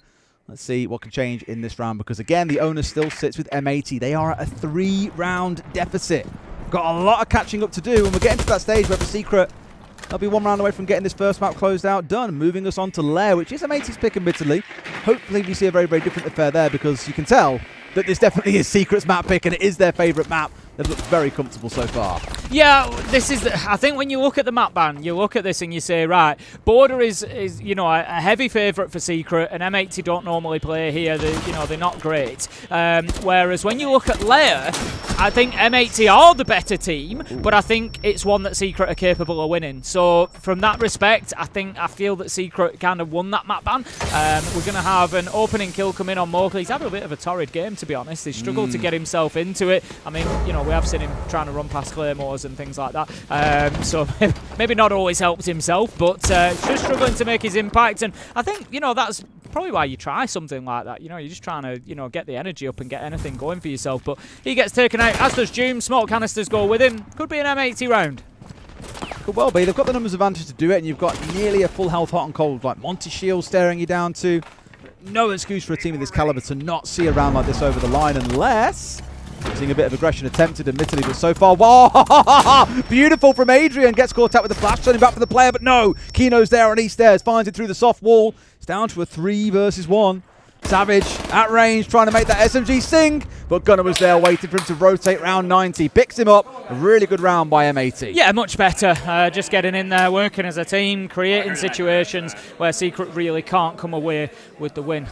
Lose-lose is what M80 want to be looking for. So 5-3 on the scoreboard now. The M80 fight back continues, or begins maybe, depending how you want to look at it. But Secret, they're going to be going to bathroom and tellers, I believe, this time around for their next defence. It's going to be... I'm not going to say a must-win, but I think it's an important one. They were 4-0 up at one point, let's not forget. They now find themselves 5-3 and M80 kind of clinging on. And yes, it's by fingernails. Yes, there's not, too much hope necessarily right now, but you give M80 this round and it's 5-4. Big difference to 6-3. I think I'm trying to dig up, because I remember talking about it before, was the difference for Mowgli as a player on attack versus defense, because we saw it quite a lot back on walls. And I remember actually saying when he first came to Secret, the one thing I really wanted to see a Twister could achieve was to pull him back closer to his team, because a mistake we'd often see him making on walls was they'd be getting themselves still set up to enter the building, and he'd be charging on forward really aggressively. And if he did die, there was no one there then to trade it. And we saw a little bit of that last round, but he was also playing his life inside a break. It was kind of the point. But I'm just want to double check in a second which way it kind of stacks up for him, whether it was attack or defense that he was better on, because he was definitely one of the two. And I'll let you know in a minute, Tim. You let me know in a minute, Des. We'll continue with around 15 seconds in. Defensive lineup has changed somewhat. Adrian on the Solis, we've got the Ella, we've got the Valkyrie. So definitely playing more of an intel game here. Looking to get a picture of maybe what M80 are doing. I don't know if they feel maybe that was part of the problem last time around, that they just weren't building that clear understanding, that clear picture of where the pressure was going to come from. Hot and Cold for the time being is going to try and muscle his way into East Airs. I like that. The hold is actually from below by Doom this time. Toxic Babe canister comes out as soon as that barricade gets open, and that's going to force Hot and Cold away. He has to head back towards that break room. And Doom has got the next gas canister out in hand. I don't want to see him wasting that. Don't want to see him using that too soon, because the Monty has moved away. I think he has deployed it now, so there's going to be no retrieval of that. But he's not really going to gain too much, because nobody's trying to go in through that East Stairs door. Maybe could have done with just holding on to that very valuable gadget for a little bit longer. Hot and Cold rocking the elevator skin as well. The Uwu onslaught. Just to really tilt your enemies as you're staring them down with the shield. Any more starting to gather around, but Savage the first to find. A great step out by Adrian onto Gaveni. 12-3. Adrian now moves up to, clearing everyone else in the lobby. See why Secret have got the advantage that they do. May well find it growing here, Tim. Now it's a 5 versus 3. Hot and Cold's going to find himself in a tough position now. He's trying to get himself into CCTV. I'm not sure if he's aware of the player off to the left. You're going to have a little bit of a rehost, it would appear. We're just going to obviously get that one ironed out, and we will get back in just as soon as we can. Lost communication, apparently, which is why we're going to get that sorted. Obviously sprung on us and surprised us just as much as it did Secret, but here we go. But yeah, that was a round that was going really well for Secret as well. Like, they managed to shut down a lot of the aggression that was coming through. They'd taken 2 players off the board. So overall, really, really solid stuff. Would have been a hard ask for M80 to recover it back. So I'm not sure what happens with the round here, but we'll sort that out in just a moment. Again, any questions that you've got while we get this lobby rehosted, give us a shout. We're keeping an eye on things. Always happy to talk about cheese again. I'm sure you're not, Tim, truthfully. Not much of a cheese guy, as you say. Not much of a cheese guy. No. More of a meat guy. More of a meat guy. What's your favourite meat then, Tim? I love chicken. Yeah. Yeah. Keep it simple. Of course it is. Is that boring? I know that you're a steak hater, is the thing.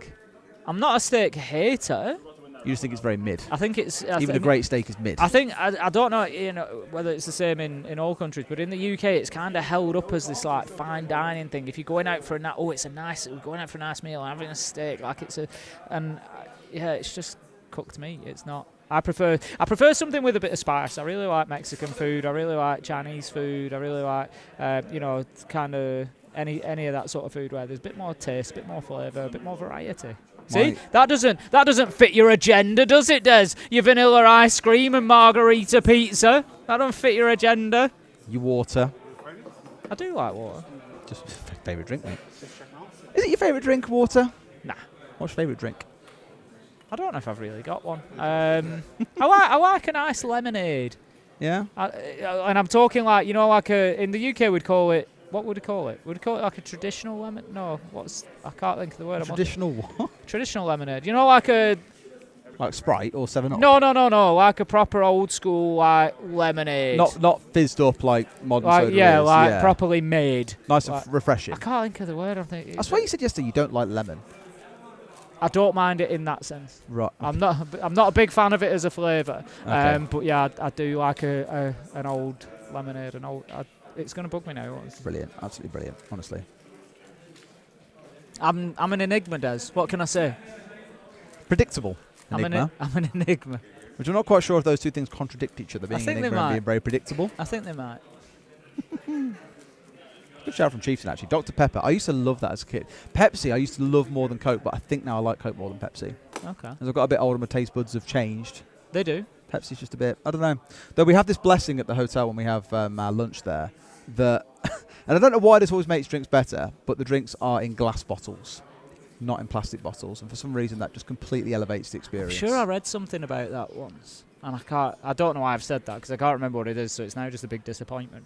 But scratching in the back of your head. I think more to reinforce the point that I think there is something to it. It's not just like a mental thing. I think there is something to it.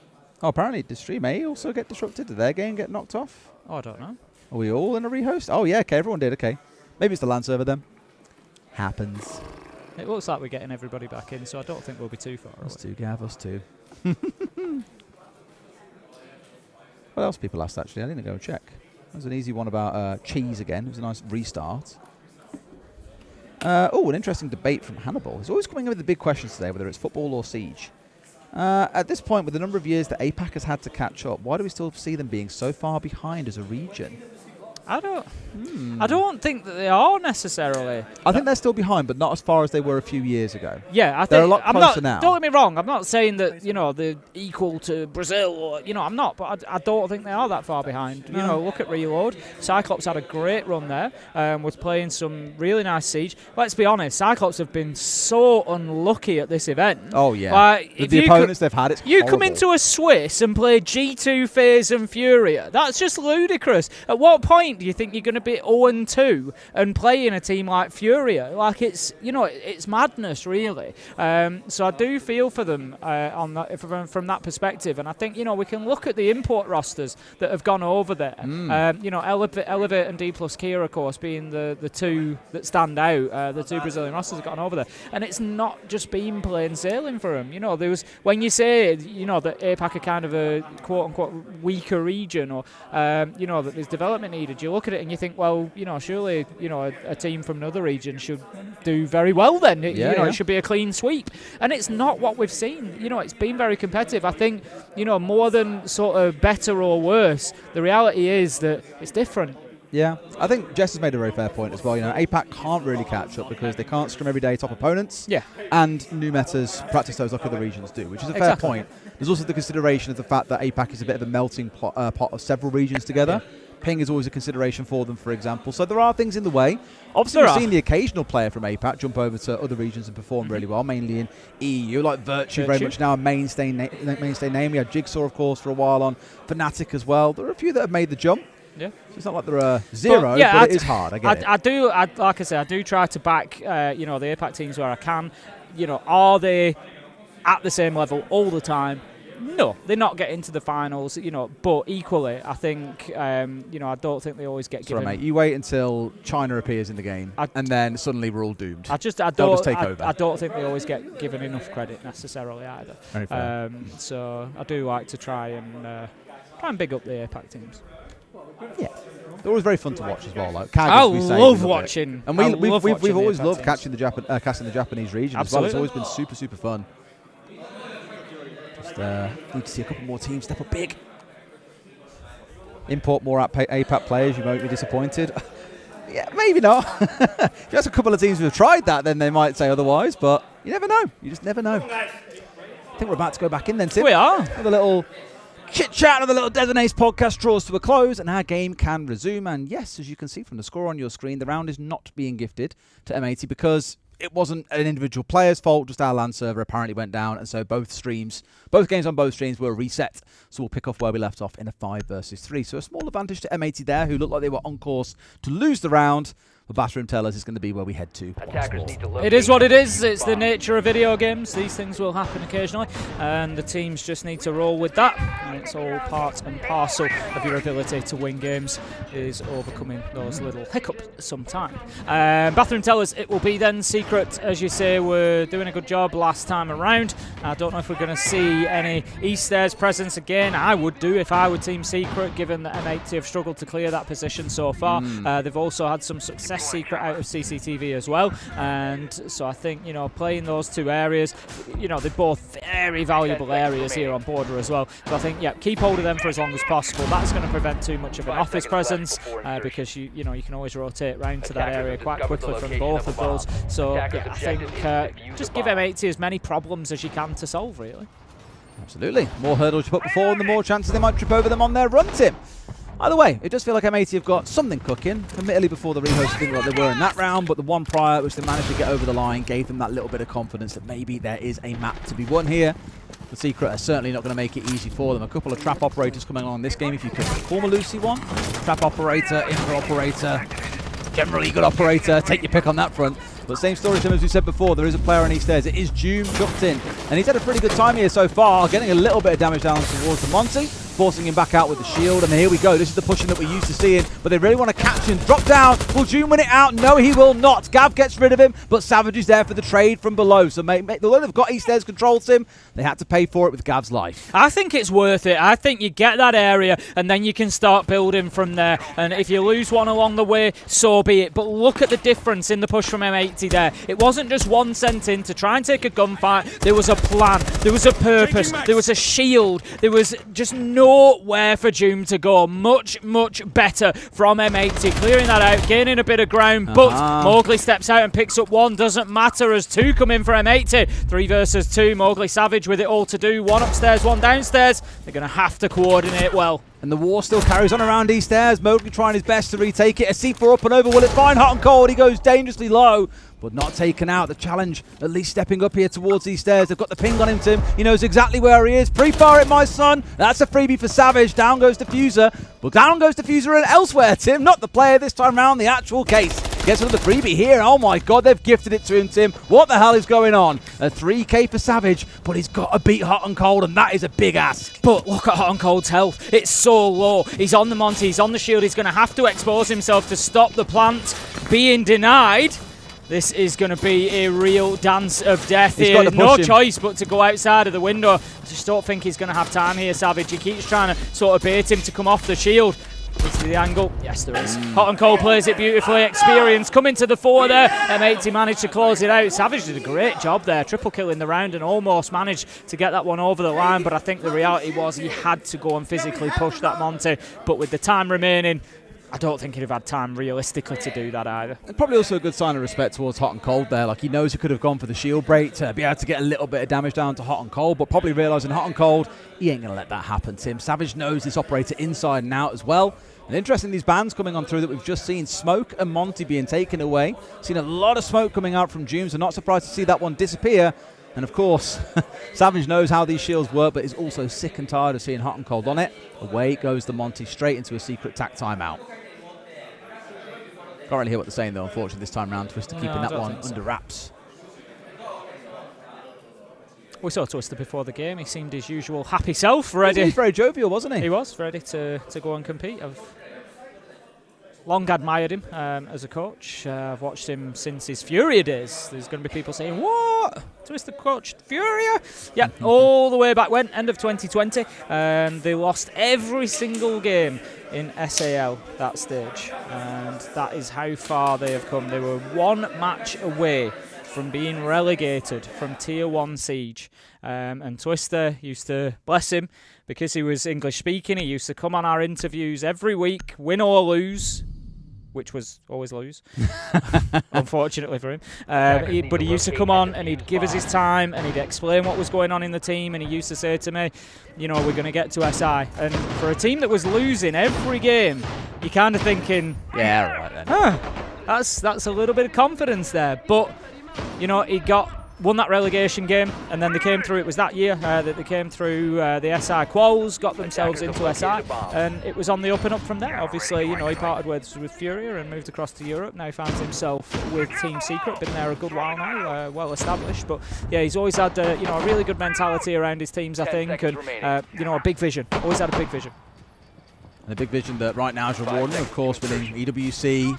Looking to be one of the top teams in the world. That's literally why they're in this game now. If they win, they find themselves going through to the playoffs. Looking pretty damn good for Twister and the boys. But M80 has started that fight back here, Tim. And that last round for me is always a key one. Like, you and I have spoken historically about round 9 and the importance of it, because the attackers win. They're up to 6. Well, those that are in the lead, win. They're up to 6-3. That is a big ask for the other team to get 3 rounds in a row to come back. Now, as you see M80 win it on the other side of things, they're within 1 round striking distance. You can kind of afford to lose this one and ride on winning the next 2 to send it into overtime. So I'd say actually the North Americans are looking in pretty good stead here so far, Tim. And hopefully in this round, with double shield coming through, ban away the Monty, and we'll send 2 more straight at you.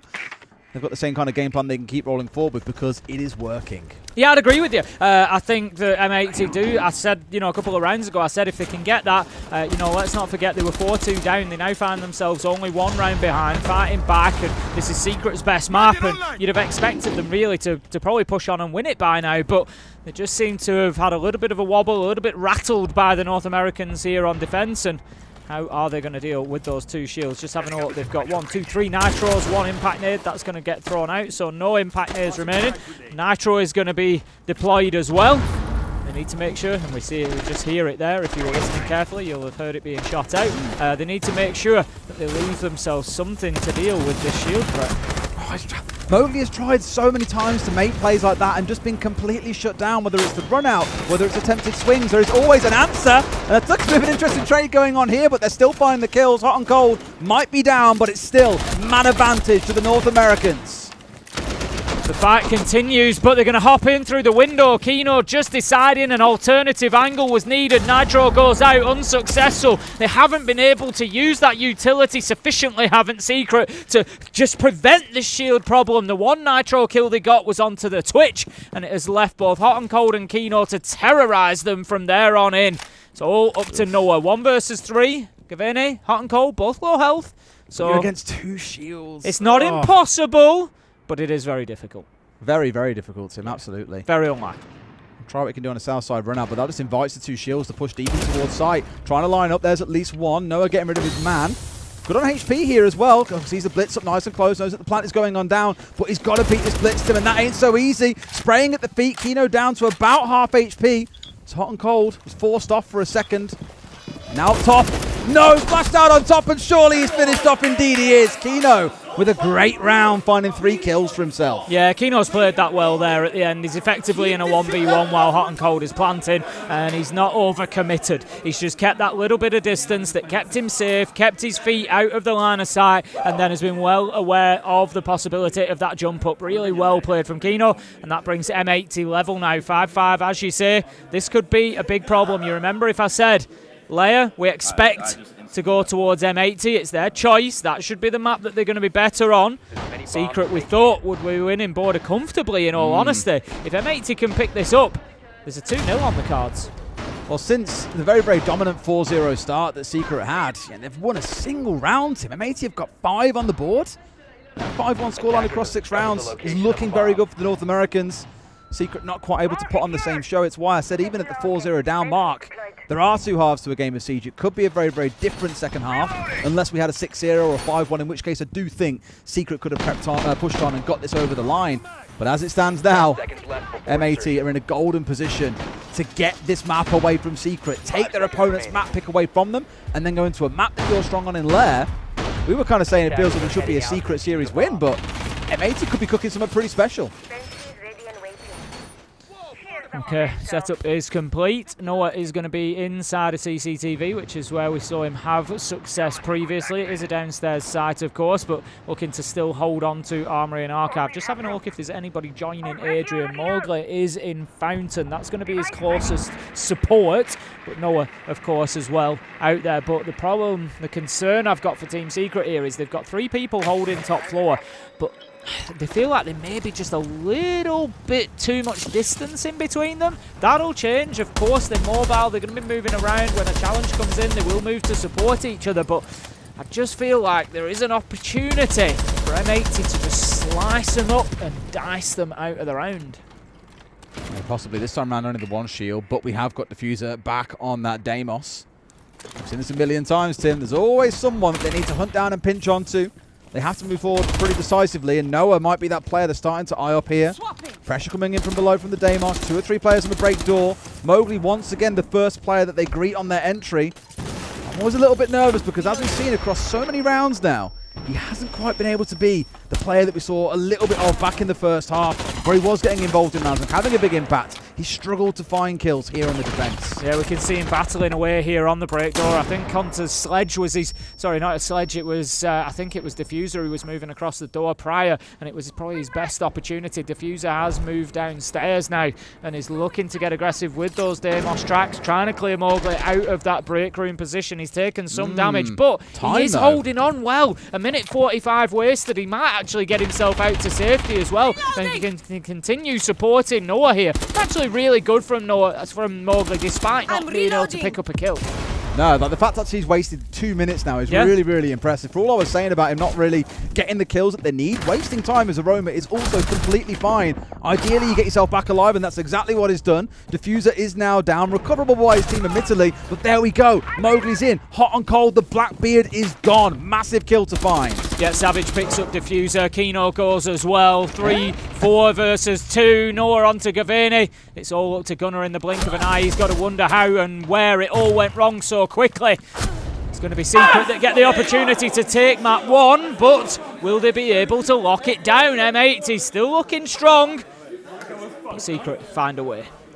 They do. Now this makes things really, really interesting. As we've seen, it has been, as I remarked at the start of that round, across the 6 prior rounds, 5-1 to M80.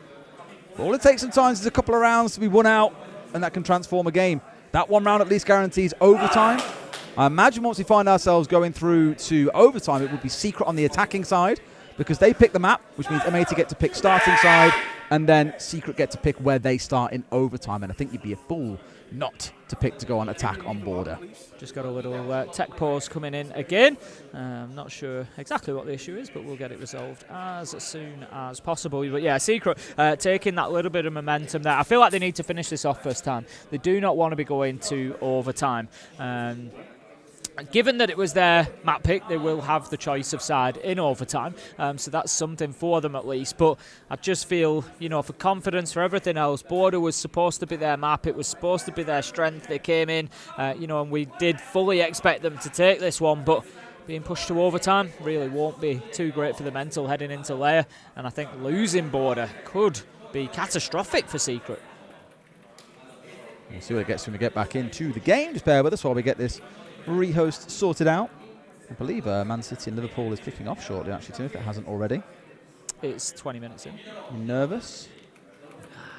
What are the stats saying? That's what we need to know, Tim. What are the numbers? What do they say?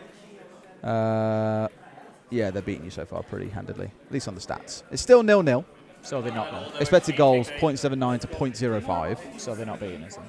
Possession, 55.4 to 44.6. Still not beating us then. Don't get points for possession, Des. That is true. That is true. Don't get points for possession. You don't get points for 6-6 either. And that's the problem that Secret could face in this one, as M80 have continued to battle on. They've again shown great perseverance and resolve. The top NAL team showing that they are certainly no pushovers when facing off to the other regions. Going 2-0 yesterday, and then coming in here and giving Secret one hell of a game on border so far. I'd love a few extra rounds of this. I think you all at home would probably love a few extra rounds of this. Secret are going to be the only ones that want nothing to do with that. That's true, but someone said that Haaland missed the penalty. I'm reloading. Just fear can do funny things. Yeah, he ruined it, mate. You're on it. That's it. Momentum shift. Like, obviously, M80 hoping for here in round 12. Last chance here to keep it going, otherwise it's not all over. It is a best of 3, as we said, and Lair awaits. That is the map pick of M80. It's the last chance here to take away Secret's map pick, and we spoke about it coming in. A far better attacking team than many teams around the world. Secret are. This is the perfect playground for them to show that, and they did back in the first half. But it means nothing if you can't find yourself closing out a game, and that is where we're heading. Hot and cold working his way underneath here on that Deimos. Passed around that operator a couple of times here, to be fair. Seen a few players running around. The Diffuser being the main one. This time around, Hot and Cold, who has been shields a couple of times throughout as well. Some more maybe for the utility than being a hardcore entry for them. Looking to get in below and cause some bother. Noah sat in what we've now affectionately started calling Gunner Spot Tim. Tucked in the same spot. They know there's going to be a player here. They have to force them out. But like we've seen from Secret throughout this game, they've always had a player in a room or two next door just to be able to provide a little bit of cover, a little bit of support, and make that power position easier to play. Drone's going to continue to rein in. I think M80 just not fully sure that they've got kind of the lock on everybody's position. Just wanting to double check some of those spots. See what the movement is doing. I like this challenge. Beautiful stuff. Going to be Diffuser picking up a great kill. I can't stress how difficult that can be as well. Flipping from the skeleton key back to the rifle, hitting your shot, doing it quickly enough. That's not ideal either. Got to have those bars shot out, otherwise you get into that kind of situation. Being a big problem. It's going to continue to be a problem as Noah takes a ton of damage off that destructible ingredient as the pipe erupts into flame. It's not looking good for Team Secret to close this one out in regulation. If he wants to play that spot, then really he's got to be shooting that out sooner. Oh, Diffuser is on one, Tim. The bomb's going off. 3 kills in the round for himself, and that may be enough to send us through to OT, a 5v2, and I do not see M80 letting this one slip through their fingers. No, I would agree with you. I think they've shown drastic improvement over the last few rounds particularly, and right now, if anything, I think it puts them towards the driving seat. It's, as I say, depending on what side Secret have started or chosen to start on overtime, though, could be the real defining factor. If Secret have taken the attack, then M80 could be in big trouble. Noah, he's just trying to hold on for the time being. He knows that his position is probably short-lived here. Adrian having a sneak downstairs. He's surely going to get away with this. No, the flash goes out. No, Diffuser doesn't get it because it's against the Warden. Adrian using the glasses, but can do no more as Kino finds him at top metal. Noah has managed to sneak his way back into sight with the quick crossover from CCTV, but he's on about 1-2 HP. You don't think he even has a dream at this point. Body shot plenty for them, Tim, and we're going to overtime, Tim. We certainly are. Oh, relax, buddy. You're old, not that old. You're old, but not that old. I'll say that to you, Tim.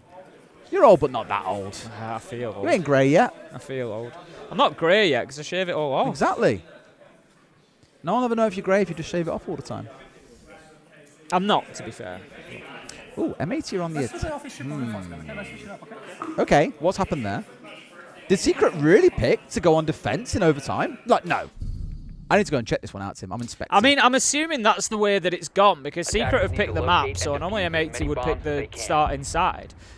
And Secret then choose the overtime. Yeah, I've just had it confirmed that they did pick to choose on defense. Start on defense, sorry. That is interesting. So both teams chose to start on defense then, which surprises me for Border. I think they might end up ruining that decision in the next couple of rounds, to be honest with you, Des, because M80 have had such good momentum on attack. Secret have, only won 2 of those defences. They've won top floor once, lost it twice, and they're going back there again now. They've got to find an answer. They've got to do something different. Interestingly, though, if we have a look at the 2 wins that M80 have had, one has been with shields, one has been without shields. This time they have chosen to go without the shields, very much like they did back just in round 12. They're looking for a rinse and repeat. They're looking to, go down the same road again. Noah is setting up.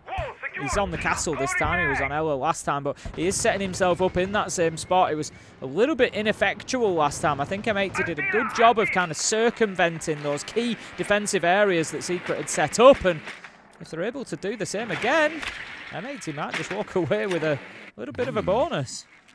Well, what I almost like from this is, Secret have gone the way of M80 and really looked to try and slow the game down, which I think is probably not the worst idea in the world. They've struggled when they've tried to play really aggressive and try and challenge M80 outside the building. So digging back in that little bit further, sitting in behind the Kai, sitting in behind a bunch of C4s and those castle barricades may yet give them a little bit more success.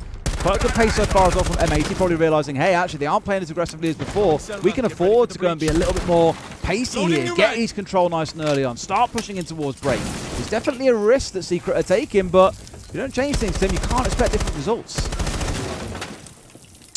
Well, there's a comment about Genius in there, Des, somewhere.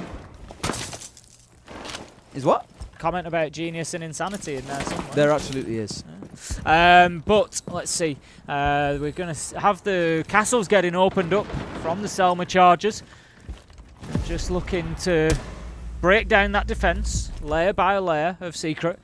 Layer by layer? That's the second map. It is the second map. It's going to be an issue here for them with the castle brought along. They need to get through to the core of that defense, and I think that's Secret, acknowledging that they just need to give M80 more problems to face. As I said earlier, force them to waste a little bit more time, force them into those bad positions. Mowgli manages to pick up Gavani. Been quiet for his team so far today. They needed that more than ever. A big entry. Savage managing to pick up Kino as well. And Secret They've just managed, they chose defence, and all of a sudden, apparently it feels different when they've chosen to be on defence. Well, maybe so too. It does change things around, I guess. Maybe mentally, I don't know, but it's leading to a different outcome so far. Dplus in underneath. It was on a tear in an early round, if you recall. Good. The 3K that he got back in round 12. We're looking for more of the same as we're down to a 4 versus 3. Noah's just going to be watching through that hatch. He knows that Dplus is down underneath. This is going to be too easy. He has to step away, though. Thinks the challenge is coming from behind. Dplus just maybe missed his opportunity. No, goes in and gets his man, but the problem is his team is falling around him. He's going to have to make his way upstairs now. 2 versus 3. And the challenge is going to be coming towards Fountain and Metal Detector. Dplus a bit like, guys, just stop dying. Just let me get us ahead, please. But it might be too little too late now as we get to the last 15 seconds. A track coming out hot and cold. They've got at least some idea where players are, but both found out. C4 from Adrian. Lovely headshot from Savage. Secrets up to match points. Yeah, I think M80 were just lacking a little bit of intel at the end there. Totally understandable and forgivable towards the end of a round like that. But they were, very intent on watching the bottom of Metal Stairs there. There was nobody from Secret playing downstairs. They were all upstairs. And having taken their eye off the ball, they get hit hard by the utility. And Secret get the round 7-6. And looking to push on now and take the map that, in all honesty, it probably should have finished a little while ago. Want to give a nod towards Gaveni, by the way. Prior to that round, he got caught up by Mowgli in this one, but prior to that, he was 4-0 on the entry. Been doing a lot of work for his team in those rounds, 8-10, that they pulled 3 back in a row. That was really on him getting things moving with those entries in the rounds. Great game that he's having, but you've got to do something big here now going into round 14. And as we saw in those first 4 rounds, Tim, of this game, Secret were excellent on the attacking side. M80 only managed to find a solution by slowing things down, playing Kaid, sitting behind castles, that kind of thing. In this round, they're going completely the other way. We're seeing a Solus on site. We're seeing the FNATs coming out of the Fenrir. We've got a Vigil from Kino, of all things, too. They're looking to take the fight towards Secret. They don't want to sit back, and I think Secret have realised that, Tim. They're in towards things like the Glaz. They've got the Blitz on side. They just want to rush their pants off here, knowing there's not a hell of a lot of utility that can stop them on site. Yeah, the Lion as well. It's all dear. Yeah, it's all going to come together. We know exactly what this is going to look like. You hold on to that E1D, and then you just get that forced out as Adrian goes in. Again. Oh no! I said 7-6. You see. I see chatter enjoying it again. Yeah, I thought they might. They love it. You get the E1D scan going. Adrian rushes his way in, gets aggressive into the faces of the defenders. I think that's likely what we will see, but Secret just wanting to get themselves into position before they look to get so aggressive. June's just going to set himself up in Passport. They're opening Passport wall. I think that's the Selma we're here. We're have a smoke going off, but it's going to be Mowgli who gets taken down first. Adrian's likely to get a plant off here, though. This is a real sort of sneak attack. Cover. Savage on the cover, and now they just need to hold on. It's a 3 versus 3. Okay, 3 versus 2. Recoverable, but they've got to get rid of these players, Tim. They're trying for the office run out. Upside down is Noah, waiting to see who comes exploding on forwards. As long as they manage this well, this is theirs for the win. They've still got another Lion scan available to them as well, Tim. It's looking pretty dire for the defenders, who have got to pull off some real magic here. Yeah, that Lion scan was just brilliantly used. I think we will see another one coming in as soon as it's online. If it does get there in time, this is a big, big run out. They'll know where he is. They've jumped themselves over. Gunners on the diffuser. Is there anything they can do about it? I don't think there is. What a play from Kino, but Noah's there! Noah's there! And Team Secret are going to take map 1! They did their very best, Tim, and they came damn close, but Secret,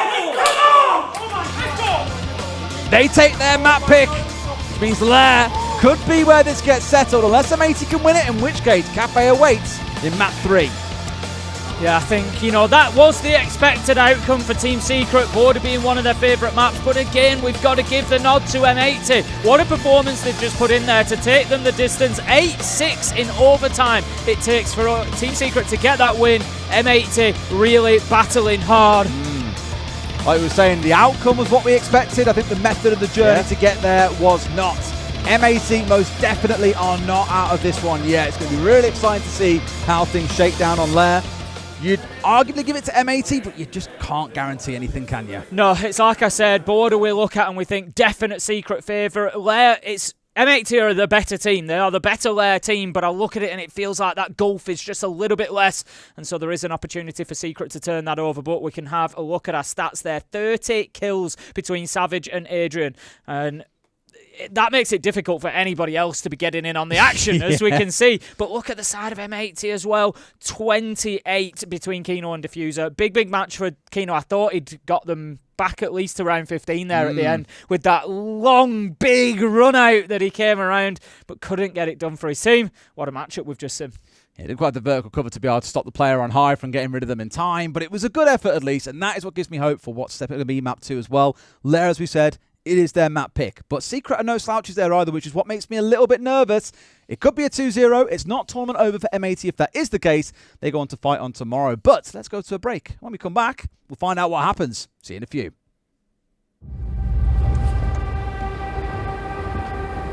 On décore au-delà des mers, là-bas sur le ciel clair, il existe une cité au séjour. Despite holding angle, JV finds a kill. He's on the scoreboard, boys. First kill in 8 rounds for JV, by the way. And very importantly, if they're going to be very slow and they don't get this kind of pick, the clash, mirror window, and my magnets could be troublesome. By getting this kill early, you have numbers advantage, you buy a bit of time on the clock, and you get that confidence boost. Oh, wow. Beautiful pre-fire from JV92. And conversion from Herds as well. The round is surely done here. Anaton, oh, he gets pre-fired out of this universe. JV's had a big 3 to finally breathe some life back into his match. Anaton 1v4. Good luck, son. You're going to need it. It's not going to happen. JV a 4K. What a way to re-enter the server.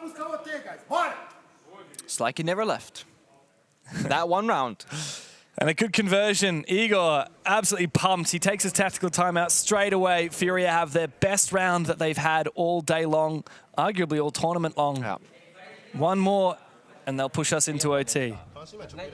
And I think for them right now, for Furia, it's just going to be the same. Again, nice and steady. Step 1, 2, 3, and don't play into the mini games that CAG are so good at. Don't create chaos, create structure.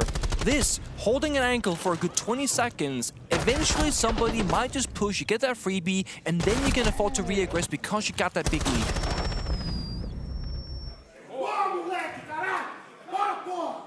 Big energy from Igor there as well. Just really giving JV his flowers there.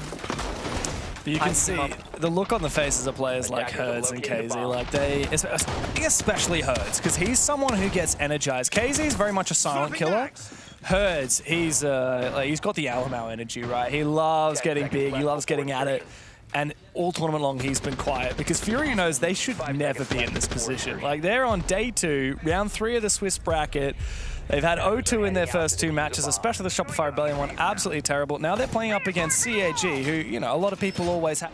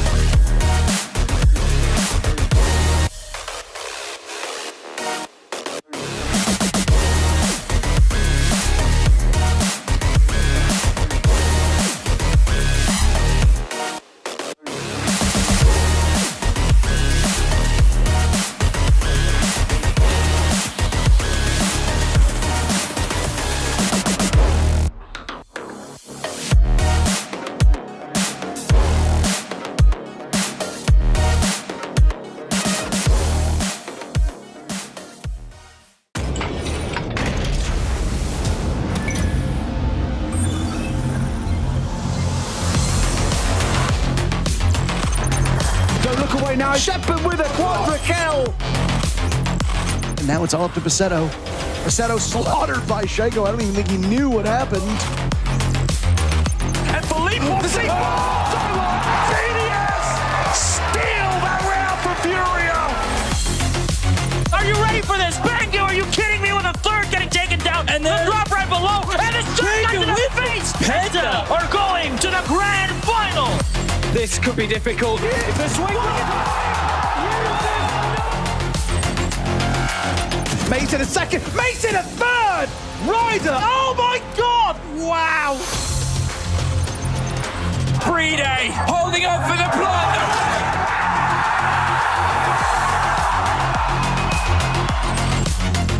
It's a 1v5. Attackers. They had everything going! 1v5! For a second though, just didn't fully commit. Waiting to plant the last available second. Was hoping he baited them out. Soliton's down! Pre-day's up! He's also down!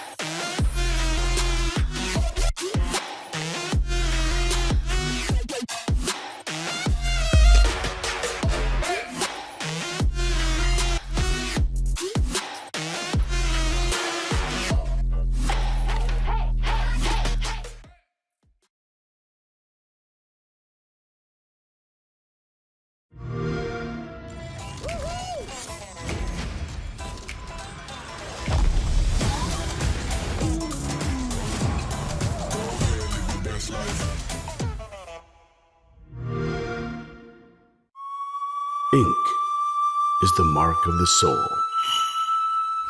Dragon, tiger, imprints of power and boundless ascents.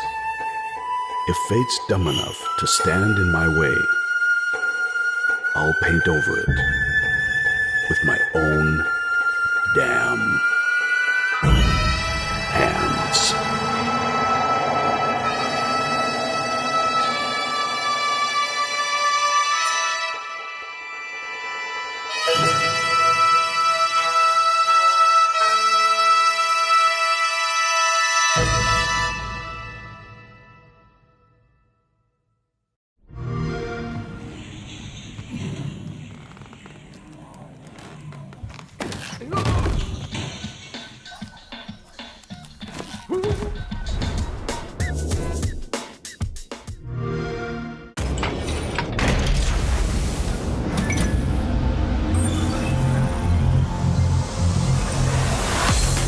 They can try and stick it. The drop. Charlotte comes in, finds one, can't find the second. Shepard getting the shutdown, but not before. Charlotte confirms the next one. Shepard's onto a 3K. They're sticking off on the plan. Pojo coming on the upstairs. Does Shepard know? He must know. Don't look away now. Shepard with a quadra kill.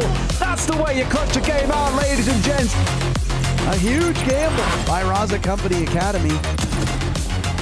Shaiko is just, he's somewhere else sometimes. He and Usus making quick work of the remaining defenders on site, and now it's all up to Paceto. With the UMP, no deaths to be had. 2 kills to his name. Paceto slaughtered by Shaiko. I don't even think he knew what happened. over towards Default. Big kill for Nate, shuts down Shaiko, and suddenly it seems like Furia might just have numbers, but they've lost a couple, and Philippe will see. Just a bit of damage, just starting them off. Jump in for one, and Gohan will go down. No more IQ. Experience the second Astro down low. Brinka, are you ready for this? Oh! Bangu, are you kidding me? With a third getting taken down. And then the drop right below. And it's straight into the face. Bangu! Shaiko is going up, Tim. Finally finds himself down now. Users has got to clutch up big. This could be difficult. The Blitz just having to make a choice here, Handy. To see if the swing. We just need to make.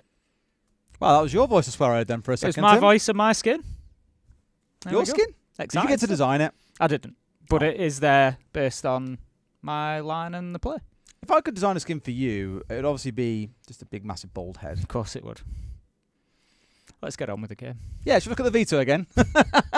We are going into Lair, but let's show you guys what's going down as well. We've just played Border. It was an 8-6 win to Secret. It was their map pick. The second one, as we said, is Lair, and then Cafe awaits if we need it right at the very end. We had questions about Border and how for Secret it's their favourite map. They're a very aggressive attacking team. It's always a risk taking them to that map, and that's exactly what it proves to be.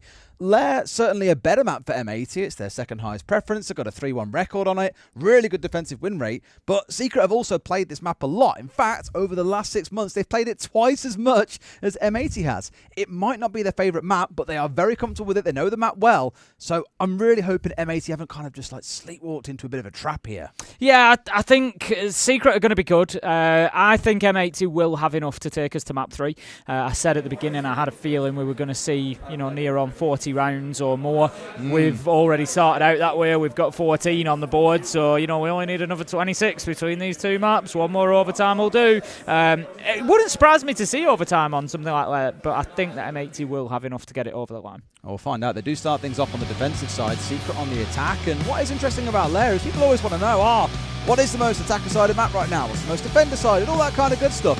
Lair has very quickly become one of those maps that we see actually being very attacker-leaning. It's quite a surprise overall. Border is actually quite defender-sided across Stage 2, which has been really interesting to observe. So knowing Secret start on the attack in there, all that we said about their prowess on the attacking side, the fact that they start here on a map that they have played an awful lot, makes me think that they could have a surprise for us. You're thinking it's M80? I'm actually kind of leaning towards a Secret 2-0 now, Tim, to be honest. Okay, let's see how we go then. We're going to get into the action, into the good stuff, into the ban phase. And we will see who gets taken away. The bans have felt fairly pedestrian so far for me over the last couple of days. We've not had anything that we've seen, at least, that has been kind of too surprising or too wild. We're going to have Blackbeard and Azame coming in. I'd say two of the actually, as I'm saying that, probably two of the not less common, of course they are, we do see them as bans, but not seen too much at this tournament so far. Capitao and Mirror. So, well, mixing it up a little bit there, I think. Very interesting because they aren't operators that are typically banned against Team Secret. So I'm looking at this and thinking, okay, you've kind of been looking at what they play when maybe other operators are taken away. But the problem here is you now open up things like the Monty to come out, like Dockerby, like the Blitz, things that have always been banned away against them, or even Double Hard Breach has often been a target. So is this the right play for M80? Not 100% sure. And on the other side for Secret, this can be a map, especially on the top floor, I think, where you can lock things down so comfortably with those architects, right? Yeah, we see Kiba setups going on inside of Ops. We see it inside of A site. You see the Mirror being set up in various different places, to be fair. It just makes this site far more defendable. So I think actually banning those away, Secret could give themselves a pretty good chance to get this top floor win over the line. By the looks of it, kicking things off with the Sens on side, with the Thermite. So I'm seeing an execute set piece play coming out, but I do also love the lineup on the other side. We've got that Chanka, you've got the Denari coming out, as well as, of course, Ye Old Faithful in the Clash, which can be very, very frustrating to deal with if you don't bring a game plan to be able to solve that problem. Attackers must locate and defuse a bomb. Let's see where the problems can be. That's a dirty floor, man. Someone needs to clean that up. Can be solved or not. Lots of footprints there. Yeah, someone's like, well, that's so inconsiderate of someone. I feel like Jackal would be loving it. He would, but I'd also be really frustrated that someone... To be fair, would he meant to track boots or does he track feet? And the warmth of feet? I feel it's more the thermal signature that he tracks than like the actual foot. Okay. The boot. I mean, it's a boot print. It is. We're breaking the law of the game here, Tim. It's not It's not a footprint that he's tracking. Nope. Shouldn't be anyway. Either way, for now it's going to be getting in underneath, I'd expect, with this Deimos. We've seen it time and time again throughout the tournament so far. getting underneath, put a lot of threat on, get a track down. You can make players move upstairs, and I imagine his eyes are probably focused on Hot and Cold quite specifically. If he can get underneath that clash and force him to move backwards, even better, get a kill, then we're in a wonderful spot to take away what is no doubt the main frustration or threat in this round. Yeah, actually good quick progress from Team Secret, getting that wall open within the first sort of 50 seconds. That's just cementing that ops control that they've got. Nobody now can play in towards Mezzanine. We're going to have Savage working his way in from the basement on the Deimos. I think he's likely to try for those vertical tracks here. Maybe see if he can get a little bit of damage down or even push up Rocket Stairs. He's going to see his first one coming in. Not going to give him an opportunity to directly do any damage. He could chase it back but won't. That's a cleverly timed Toxic Vape Canister coming out there just to prevent that push from coming up Rocket Stairs. Kino really understanding what he was facing there. As soon as that track comes in, he knows that the pressure is likely to come from that side, so he just stops that happening. Well played, M8. They've got themselves forward in pretty good fashion here, though, as well. Have managed to press on. Yes, done no damage to the other side, but they have massaged players back in towards site. Mez is all of theirs. Around display, I believe, is also all theirs and in their control. So they've got a lot of map with which to work now. It's a case of getting players lined up. It's a case of getting these Sense light screens down in the right place. And this is so cheeky. Planting in plain sight, essentially, here is Mowgli in the very middle. Smokes are going over his head, but no, they're pushed up tight behind the desk, Tim, and they've managed to deal with him here. That is their game plan exposed. And now they're going to struggle to be able to rescue this round in a 3v5. Hot and Cold's just dancing around with death there at the desk, trying to keep himself away from those holes that have been opened up by Savage underneath. They've not been able to take the clash off the board. 5 versus 3, Diffuser down in the middle of sight. It is a long way back for Team Secret. Noah manages to get it, and the lights, they're still there, but oh dear. No, it's crumbled at that point. I think Noah just going in and thinking, I'm going to try to, stick this down on the ground. The utility's still available, but you've got the Clash walking around the side of the light screens. They can see everything that's going on. M80 pick it up. Solid start. Yeah, a bit too long to get rid of the Clash there. I think Hot and Cold really needed to be removed in some way, shape or form, whether it was nades, whether it was the Deimos getting underneath and putting a track on him. Of course, burn the early track on towards the smoke instead. It then disappeared off into the nether. It was a good idea. The light screen in a good spot to be able to force the Chanka Shumikas and the smokes to go deep in towards default plant spots. So I like the idea from Secret. They just missed out on that one crucial step of getting rid of the Clash to make that sing. So, M8 hit the first round. Now we head down into the basement.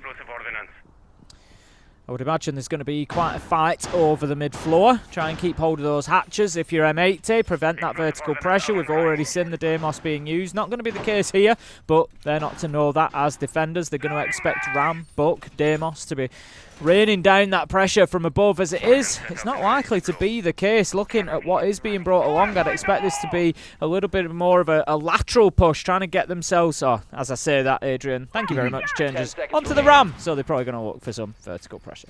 As they should, yeah. And that then starts to invite the other side of M80, who have got a couple of players we're looking at here that you'll see around the map. I expect Gunner and Hot and Cold will be the ones looking to keep them busy. Even Gaveni, arguably the same story. Once his gadgetry is down on the Goyo, yes, he's slow, but he's also got an excellent gun. The Vector, highest firing rate in the game. It is a headshot machine, especially in the hands of a player like Gavin. So, let's see how much time they can waste up around this first floor and the second floor as Secret try and work their way through the map. They have got a shield on side, Tim, but if they go for a full map clear, you can find yourself running pretty damn low on time come the end of the round. I can think of so many teams that try and control too much of the map. They clear out everything and then look for an execute. But by the time you get there, you've got maybe 20, 15 seconds left.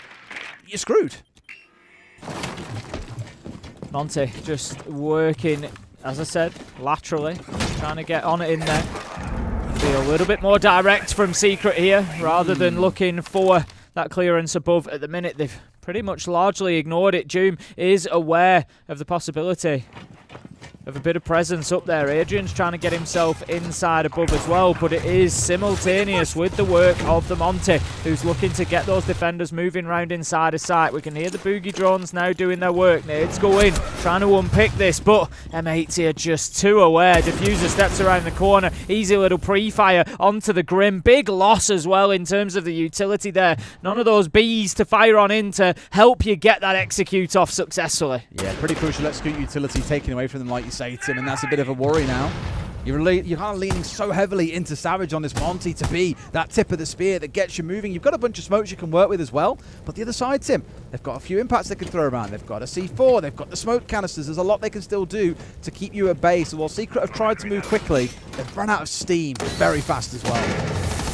Adrian's just on a little relocate here, but Secret, let's not forget, they chose to start on the attack and they're immediately looking in trouble here. They're going to go 2 down if they're not careful. Gunnar manages to pick up Savage. Adrian's doing some work, but it's not enough, surely. Manages to get a pistol kill. He's fighting for everything he's got, but Kino takes him down with the toxic paper. Lungful too much will signal the end of the round for Secret. 2-0 down, and M80 looking like they've found another gear. Found a rhythm in a sense, haven't they? Yeah, like no matter what Secret threw at them now, there's a Monty knocking on our door at 45 seconds, skirting around sight. We've got Maverick holes being opened up. Noah looking to challenge us. They dealt with it, and it was very reminiscent of the game that we had yesterday for Falcons against Shopify Rebellion on Labs. I was saying at the time that Shopify Rebellion were brilliant at getting themselves inside the building, getting towards site walls, opening them up, but then when it came to actually pushing into the site and getting kills, that's where things start to falter. And we've seen that now from Secret across these 2 rounds. So we're very, very close back in the first to having a successful execute and getting the diffuser down, but that is not how things have transpired. It is the North American side in the lead, and now we go to this second floor to see what we can do. Going to be, usually we would see 3 or 4 defenders up on the top floor. We'll see what complement M80 decide to go with. We've got them opening up rotates up there, reinforcements going in, utility being expended, so I would imagine there's going to be a big focus. Don't have any denial beyond the mute for the wall, so that should be pretty easily. Oh, sorry, no, they do have the Kaid as I was scanning across. I missed his little icon. Right, so we would expect that external wall to be electrified. They've got the thermite with Adrian. They've got the Thatcher. It should be open in 2 minutes flat, to be honest. Get that done, and then Secret can focus towards the top floor. Jammer ready. This wall's always the key one, though, right? The Kino one. But they've got enough to get this opened up, right? As long as should be done. As long as they've got the basics, Tim, of being able to EMP a wall open. Yeah, it should be done in 2 seconds. We've seen teams royally mess this up, to be fair, historically, but I don't think Secret are that kind of team. They're going to let it happen.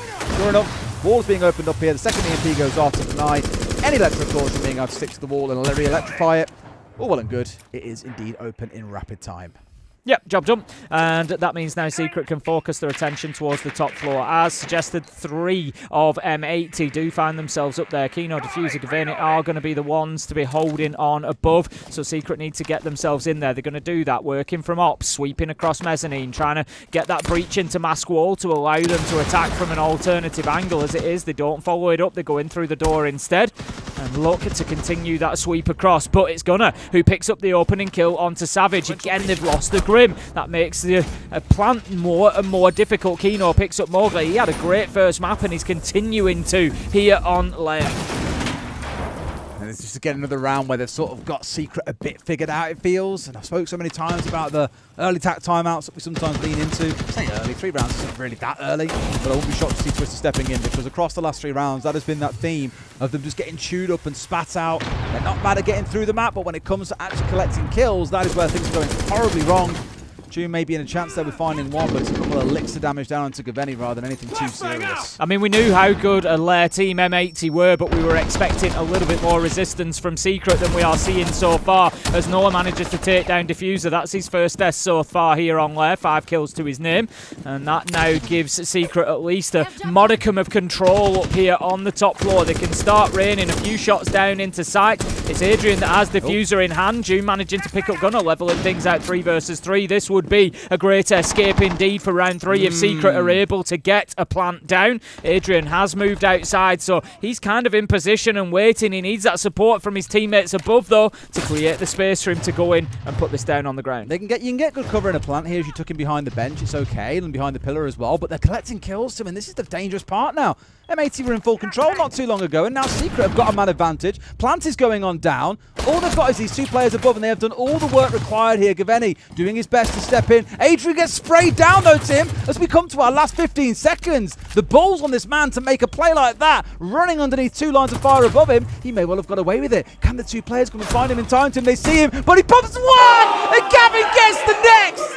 What an unbelievable play to save the round for his team. Absolutely massive from Gavaney there. The spray down onto Adrian. I love to see how long was left on that plant because there couldn't have been more than a fraction of a second. Des, he knew exactly where he was. Hit his shot through the soft wall. That is one of the best plays you will see today, if not at this tournament. Brilliant stuff from Gavaney under pressure, and the picking up the last 2 kills with the shotgun. It was just a little bit of poor timing from Secret. They've got to hit him at the same time there. They've got to be able to challenge him together so that they guarantee the win. As it was, they gave him half a second, and it was all that he needed to find that 180 flick and to get that last kill. Great stuff from Gavaney. Great stuff from M80 to rally and get that round 3-0.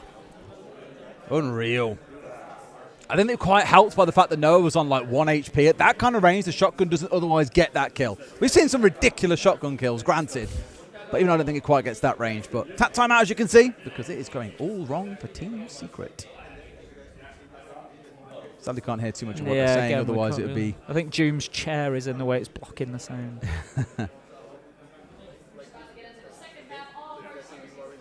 I can hear Anne. Hi, Anne. That's the A-stream starting back up again, I imagine, after their first map concluded. I actually didn't see how that game ended. I know it was like going into OT just as we were jumping back in here. I'll do a quick check, so cover your ears if you don't want a spoiler. Ooh, Furia winning the first map 8-6 on Clubhouse. Do the Pebbles, the Z1, and then do the Means they're going to Lair, same as us, so it's the double Lair day. Then they've got Border as their decider if required. Saucy series. We were saying earlier, it's crazy to think Furia could be going home already, but it's also a really unfortunate run for Cyclops given the teams they've had to play against. It's absolutely wild. The fact that they're 2-0 in an elimination match against Furia, it's just, you have to sit there as Cyclops with your head in your hands thinking, what do we need to do? G2, FaZe and Furia, 3 of the probably top 5 favourite teams coming into the tournament. Absolutely unbelievable stuff. All right, let's see if attack timeout can change anything, Tim. We've seen some be incredibly effective and turn it into a 3-round win streak for some teams. For others, we've seen them get flawless in the very next round. In fact, I want to say it was even during this series from Fabian earlier on. Didn't quite have the impact needed. We saw the outcome of that map in the end of things, although it got much closer than expected. Back up on that top floor. Hot and cold once again over on the Clash. Secret opting to ban away the Aruni, which you might look at and go, well, that's a bit of an interesting round. Why is that coming through? DMR. Gunnar absolutely has been loving running it around. So I think maybe it's a case of trying to take away what is one of his go-to favourites, one of his most competent operators, and instead he jumps over onto the Chanka, which he did play on the site earlier on. So maybe it's instead looking towards a later site when we don't want him playing with those abilities. Gonna have a Vulcan canister taken out already, so Secret is kind of doing the early work well sometimes. I said in that first round, got in there, breached Ops wall, took mezzanine, all really quick, but it doesn't matter. They're kind of only taking what they're being given. M80 aren't too worried about it, and they are just absolutely locking down the key positions that they need to. In this one, it's the desk. So they've got to have an answer to Clark. Have an answer to Hot and Cold here to make sure that he can't just sit in that position. Kino manages to pick up Mowgli. That's the Thermite gone. Big loss. Noah onto Kino for the trade. 4 versus 4. And Secret taking a little bit of ground, putting pressure elsewhere. But Savage is going to go down. Taken out by the Shumika launcher of Gunnar. He will get kills however he can find a way. I think Mowgli got stuck between a rock and a hard place there, or more specifically between barbed wire and fire, which gave a free swing from the other side as he was frantically trying to clear away the barbed wire. Has given him not the most ideal start to this game. Granted, one of his deaths did come from the attempted plant inside of sight, but you're seeing that duality of the player sometimes, Tim. We've seen him pop off on the entry and be really aggressive and do a lot for his team. Here, he's playing a much more objective-focused role. So, Secret do have a little bit of the map at least. They've got mezzanine. They can work their way directly into sight.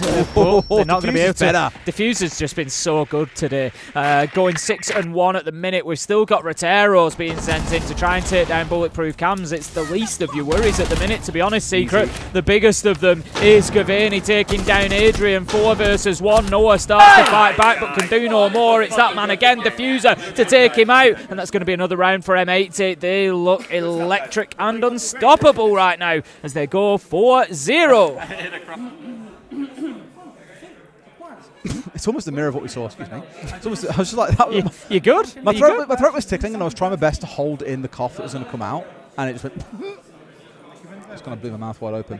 But I was going to say, this is an exact mirror of what we had back on Border. It was 4-0 to Secret. We were like, wow, like they're getting rolled, like there's no way they fight their way back in. And then the next 2 rounds are won by an M80, and we had a real scrap on our hands. This could still build the same way. We're going down to the basement. Big worry for me is that Secret haven't really looked too close. I'd say outside of that first round when they nearly got the diffuser down, that could have been their round to get their game moving, but as of yet, are yet to get into it. And it's Gavany and Diffuser in particular who are running the show right now. 5-0, 7-1, 12-1 between them. Secret are really struggling to deal with them. Yeah, they are. They've got nothing at the minute, and you know, as you quite rightly say, we thought that last time around on Border, M80 were able to find a way back in, but honestly, at the minute, I don't see it for Secret, because you know, many of these rounds haven't even really been kind of close. Coming back to, you know, that botheredometer, how bothered were M80 in that last round inside a sight? The answer, not very at all.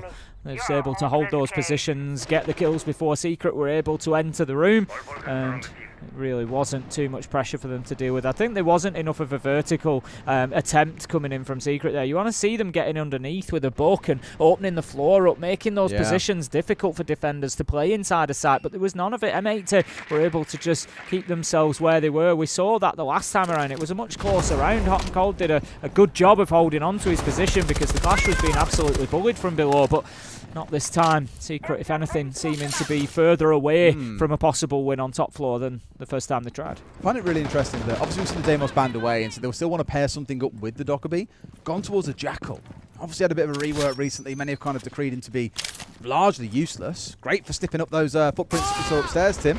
But what can Savage get done with it? We'll find out, of course, as he works his way further through the map, has worked his way up yellow here, bypassing the shield, admittedly being caught up by that Denari gadget, which does keep you tagged up for quite a while here.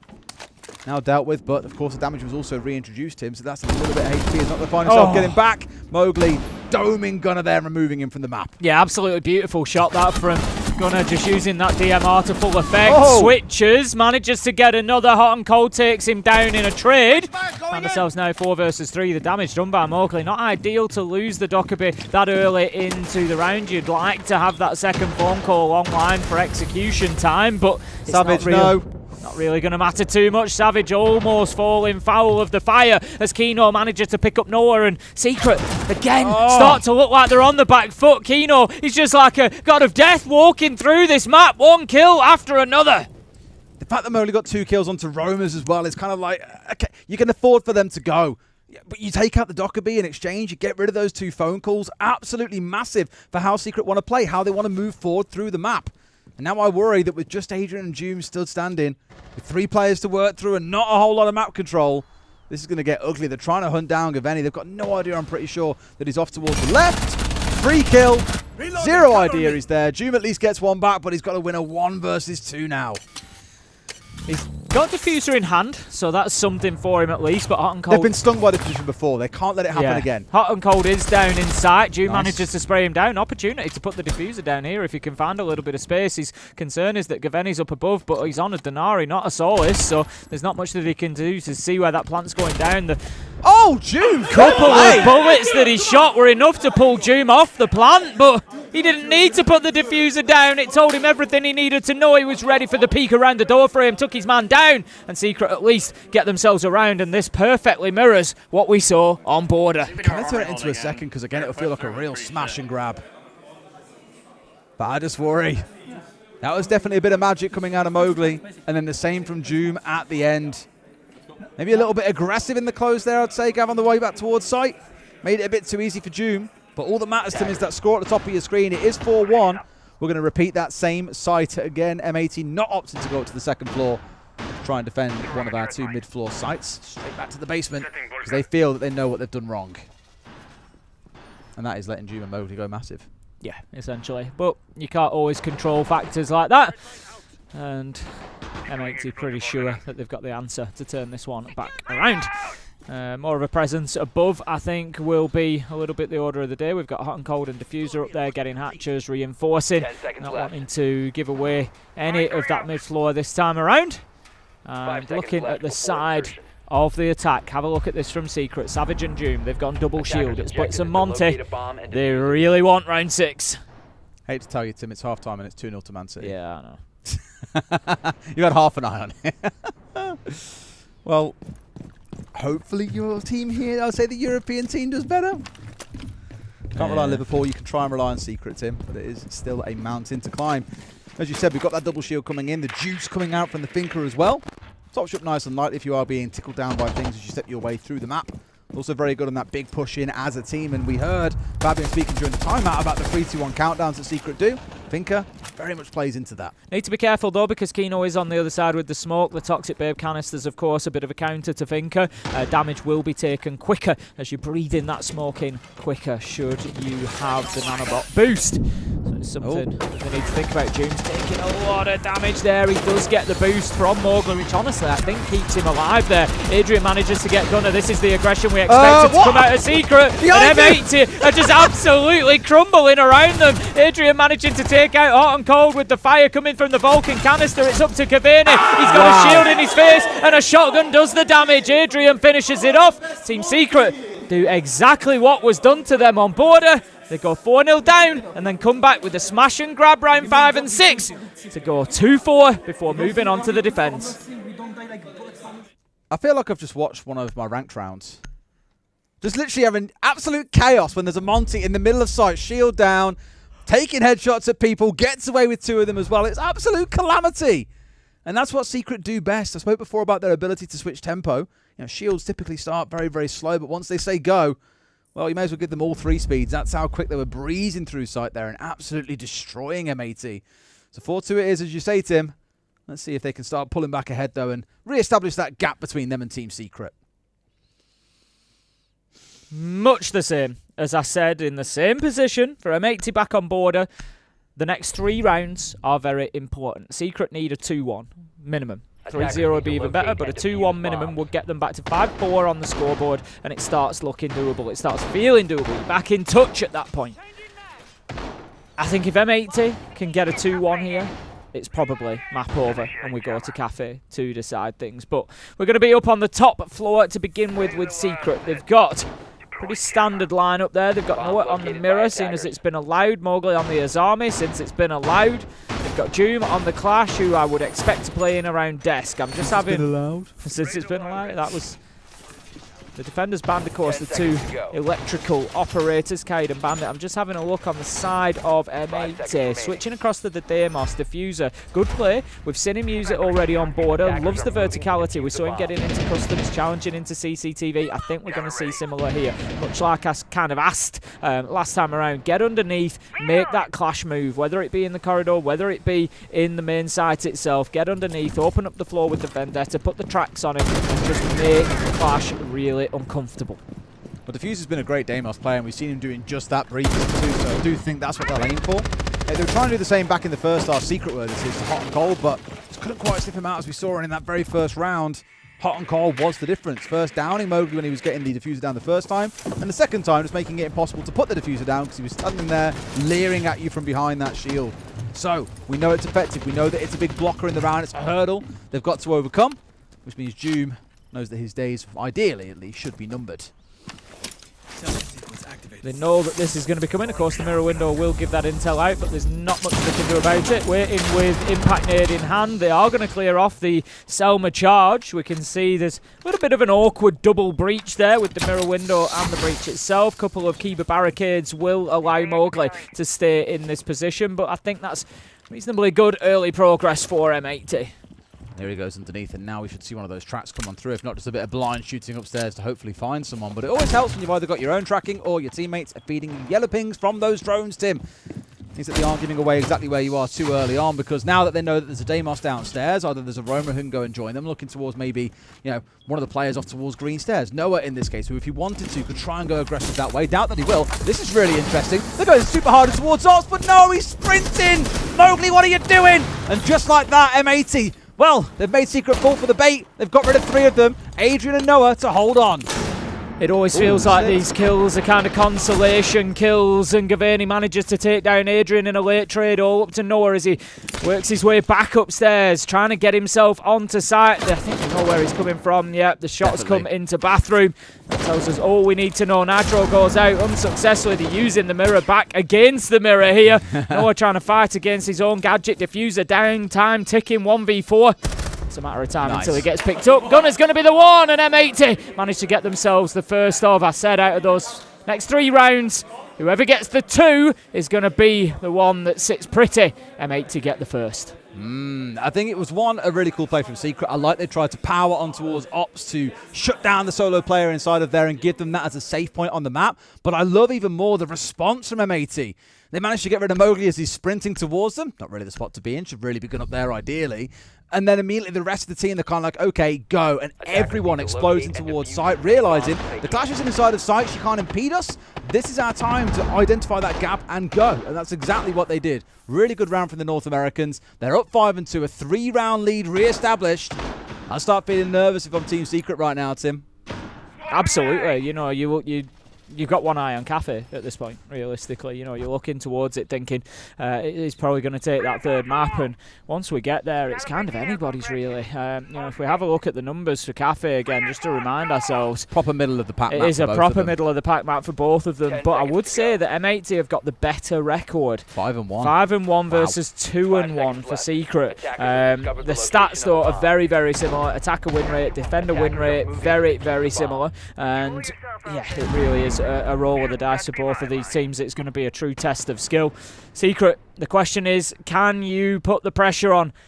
Can you give M80 something to think about and get a couple of rounds here? Force maybe that overtime like they did to you on Border. At the minute, I don't think they will.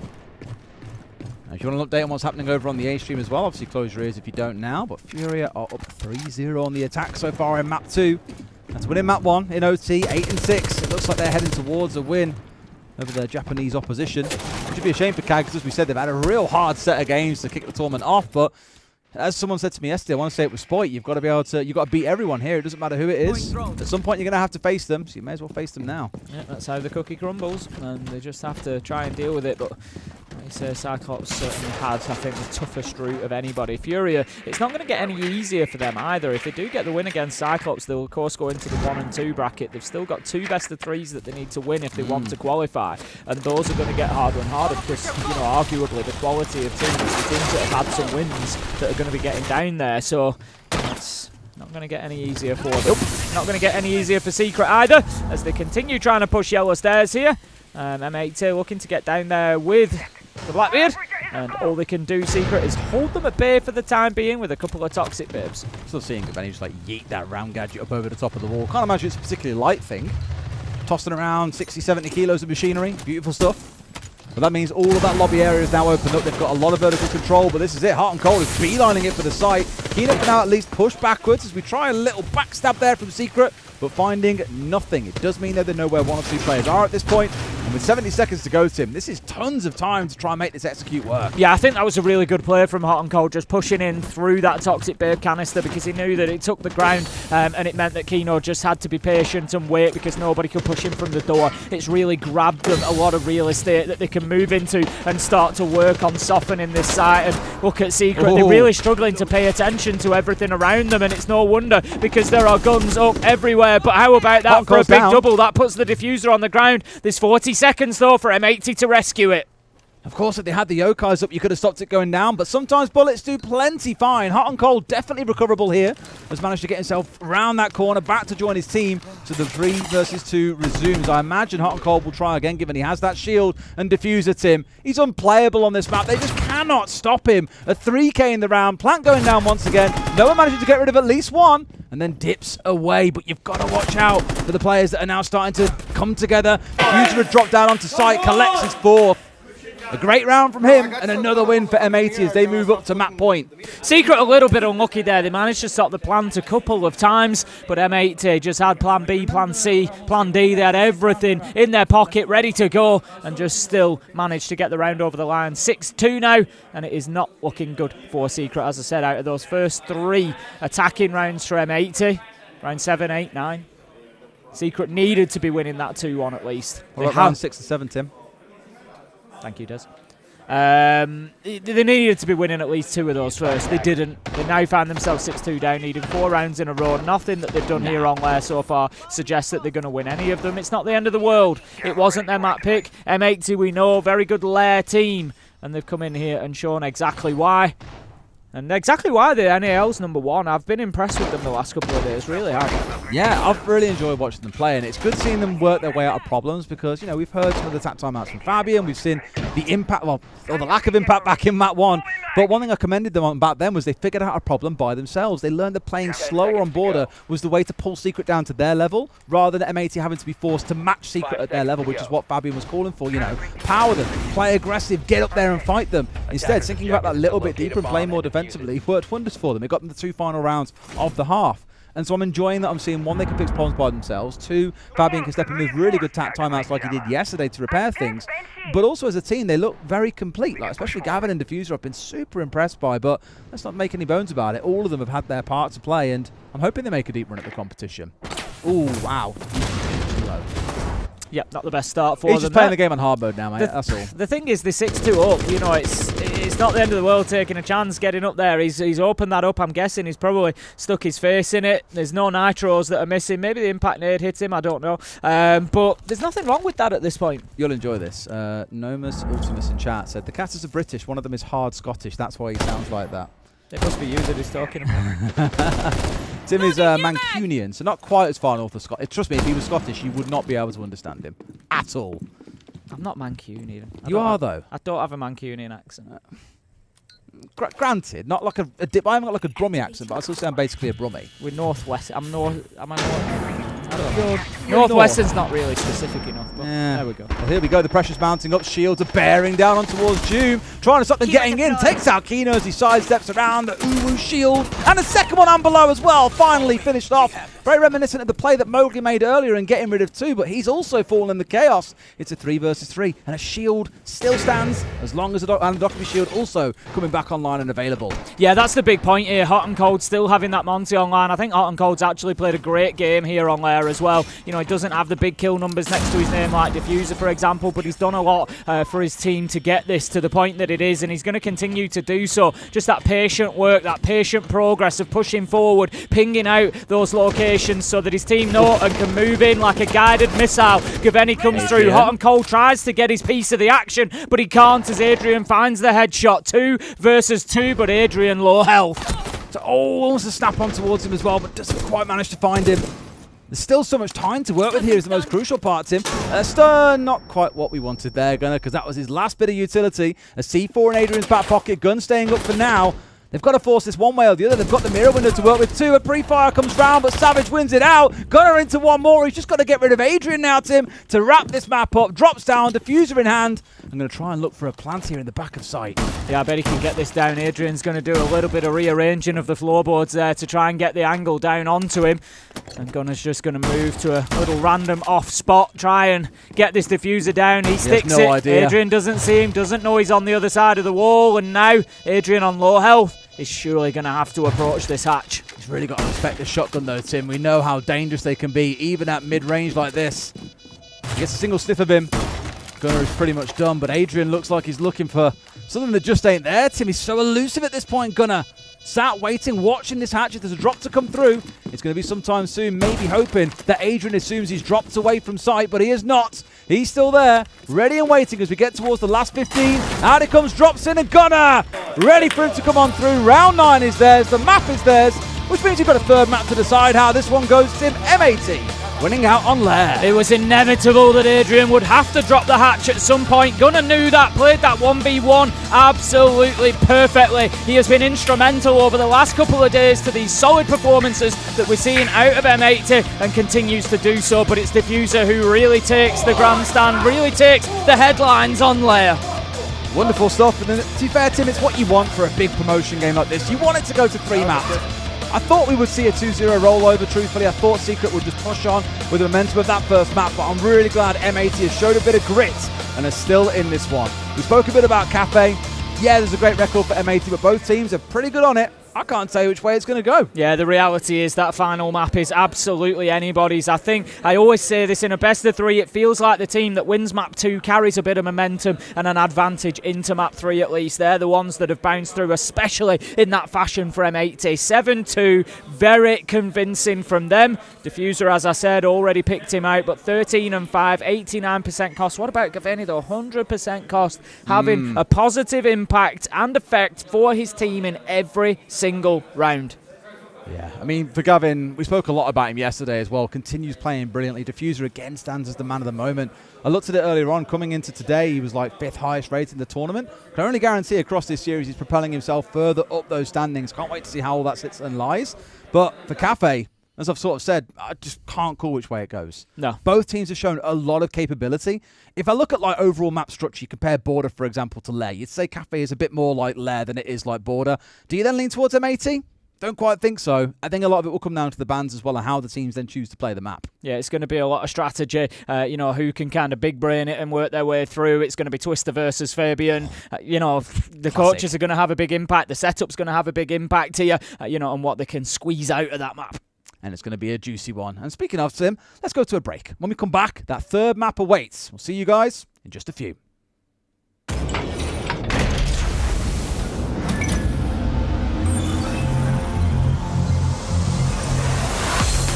They can try and stick it. The drop. Charlotte comes in, finds one, can't find the second. Shepard getting the shutdown, but not before. Charlotte confirms the next one. Shepard's onto a 3K. They're sticking off on the plan. Pojo coming on the upstairs. Does Shepard know? He must know. Don't look away now. Shepard. Right on that corner. They feed him? I don't They think they're on the staircase, but they left earlier from that position. Oh, Akali will have heard that.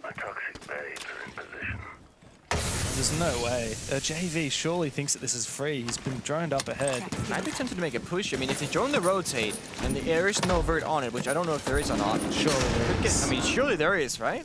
I like the gridlock pick here. We're seeing the impacts used to try and counter those track stingers. Could this be an early execute from KZ? With the Sen's walls. I mean, they got the solar, so they will know what's happening. Unless they do the thing where they plant on top of the wall, because see all those different dots? That's each singular little wheel drop from the Sens. They don't know if they're planting it on as they overclock, then you'll see it. He's not going to know. He hears it. He knows where that plant's going down. But there's no way to deny that plant. He might be able to double impact it. Surely not. He misses the second. That surely would have denied the plant, but no. Instead, CHE have let it slip through their fingers. And Furia are well on their way to a decisive first half of Lair. CAG might just be a few rounds away from saying goodbye to Munich, but not if Akali has anything to say about it. Philippox might trade him on back. Job not done yet. Furia need more kills, and Herds has gone big for 2. Chibisu trades, but there's nothing left to be done for CAG. Furia dominate on their attack. It's a 5-1 split, and the Brazilians are back in action.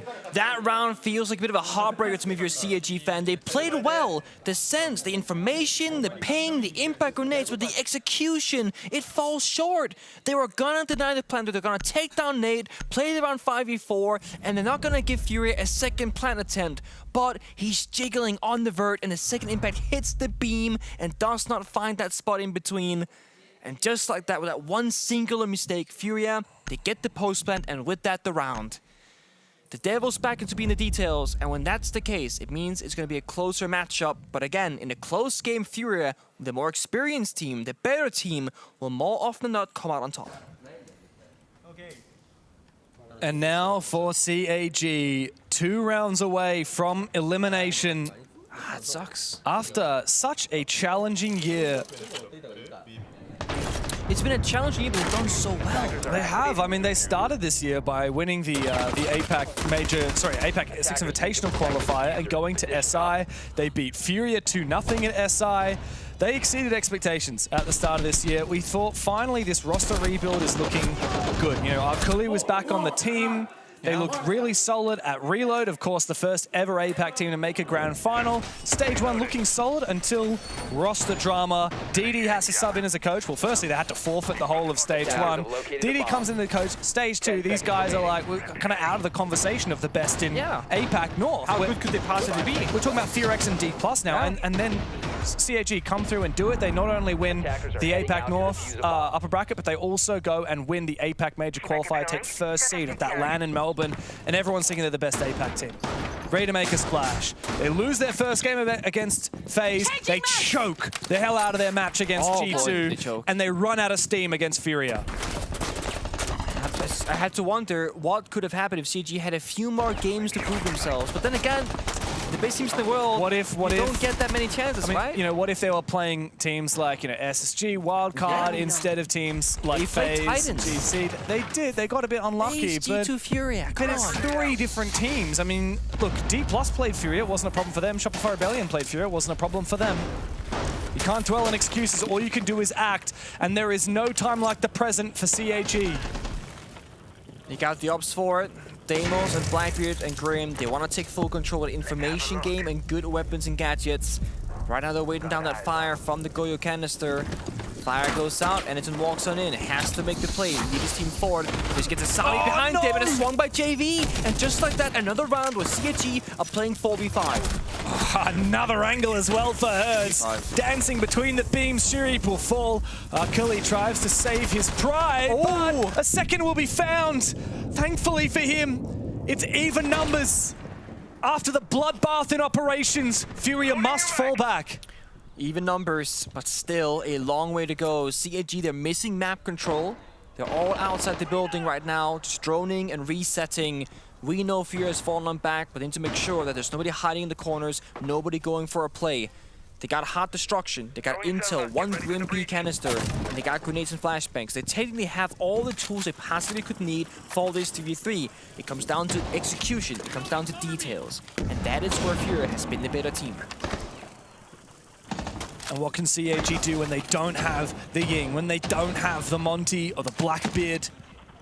What can they do when it just comes down to getting your guns up? The last of the Grimm's Bees is about to be deployed by DD, and it lands square in position. However, straight on that jammer, KZ will not be exposed. Nade prone in his position, but KZ will fall regardless. Pox and Nade. The clutch up for Furia and claim match point, but Pox has fallen. It's all up to Nade. TCSG in hand. DD puts it to bed. CAG are not done yet. Simple but good. Simple but effective. And in that 3v3, when they're resetting the round, just droning it out, I could hear DD just talking the entire time. They are mapping out where the players were most likely and how they can pick it apart. Because, you know, breaching, planting, all those things, it can be a bit tricky against the smoke. So just trying to figure out where can we walk on in, what angles are opened up, which angles we gotta worry about, and take it from there. And it kind of comes down to Hertz going for a swing and a miss onto Akoli, because he whipped off his magazine. Sometimes it's as simple as, guys, I missed my shot. And let's look at the energy from DD after that round happened as well. He's screaming every round, and he's IGLing every second. The guy's voice gotta be shot soon. Like, dude, is this the missing ingredient for CAG all along? They actually just needed to go and recruit their coach back onto the playing roster. I mean, he's never played on this roster before. No. He's only ever been their coach. Maybe they just needed that backbone, they needed that IGL, so everyone else on this roster who's a great fragger has that license, that permission to go and play how they need to play, take more risks. There's got to be a ton of respect from the players, because if you assign someone to be your coach, it's because you respect their understanding of the game, their knowledge, and what they're capable of. When that coach then has to become a player, again, because DD was a player once before, I'm sure there is so much respect from the players of CAG, despite the fact that they are more experienced than DD is. Because he is now their leader, he's their captain. And they've not seemingly had any internal issues with that. It's funny, I mean, we've talked a little bit about, you know, obviously getting DD in onto the playing roster. That was kind of like a band-aid fix to what was a bit of a dramatic moment. What's the long-term plan, though, for CAG, right? You go and you recruit another really solid Japanese player. There are tons. For example, Nina has, for a really long time, been one of the best players in Japan. There's plenty of others on that list you could consider. Realistically, don't. Get a coach? Just go and pick up a Brazilian coach. Welcome back. If you want to keep on watching that game, then it's over on the A stream, but there is plenty to enjoy here on the B stream. We're going to map 3, Tim, of our series between M80 and Secret. We expected at the start of the series. I did think after the first map we'd see a 2-0 coming out for Secret, but both teams are really thrown down and show what they can do on their respective maps. Cafe is what now separates them. Yeah, it's been reasonably spicy so far, but I think we're about to ramp up the Scoville level in here, Des. The heat is going to be applied, and Cafe is going to be a real fight, a real battle, a duel between these two to see who can take that top spot and qualify straight through to the next phase. Absolutely. And of course, the loser, they're not out yet. They go down tomorrow into the 2-1 bracket. So they'll still be in best of 3s because they're still potentially able to another qualify. 2 chances. Exactly, yeah. They've got an extra few lives to play with because you've had such a great start to the tournament, and that is your reward. However, it's probably also slightly exhausting having to play best of 3 after best of 3 after best of 3 before you even got towards the final. But if you ask some teams, they'd say, actually, we really like the warm-up, the fact that we get to play a bunch of best of 3s and figure out the things that are going wrong in longer series for us, or work on our Mount Veto a little bit. There'll be various things that benefit them, no doubt. All that matters right now, though, is, of course, seeing out the end of this one. And at least from what my other screen is telling me, Secret start on the defense, Cafe being one of our more defender-sided maps, Tim. So it sounds like it favors them, but as we've already said throughout this series, Secret are a predominantly attacker-leaning team. It's where they are at their strongest. So if they have a bad defense here and M80 come out good on the attack, it could rock them enough that second half isn't enough to get them through the series. Yeah, absolutely. I think both teams are going to be, they know what's at stake here, and they know that they need to come out and have a really strong start. Having that kind of slow, that weakness for the first couple of rounds is not going to be good enough. This is where you start defining good teams and great teams. And if one of them can come out and get an advantage, then more's the better. I'm not so sure that's going to be the case. I think it wouldn't be surprised to see 3-3 halves and a bit of overtime, or maybe 4-2 and a return 4-2 on the other side. I think it's going to be very, very tight. Speak about Fury for a second as well, because of course they're playing in that elimination game against Cyclops right now.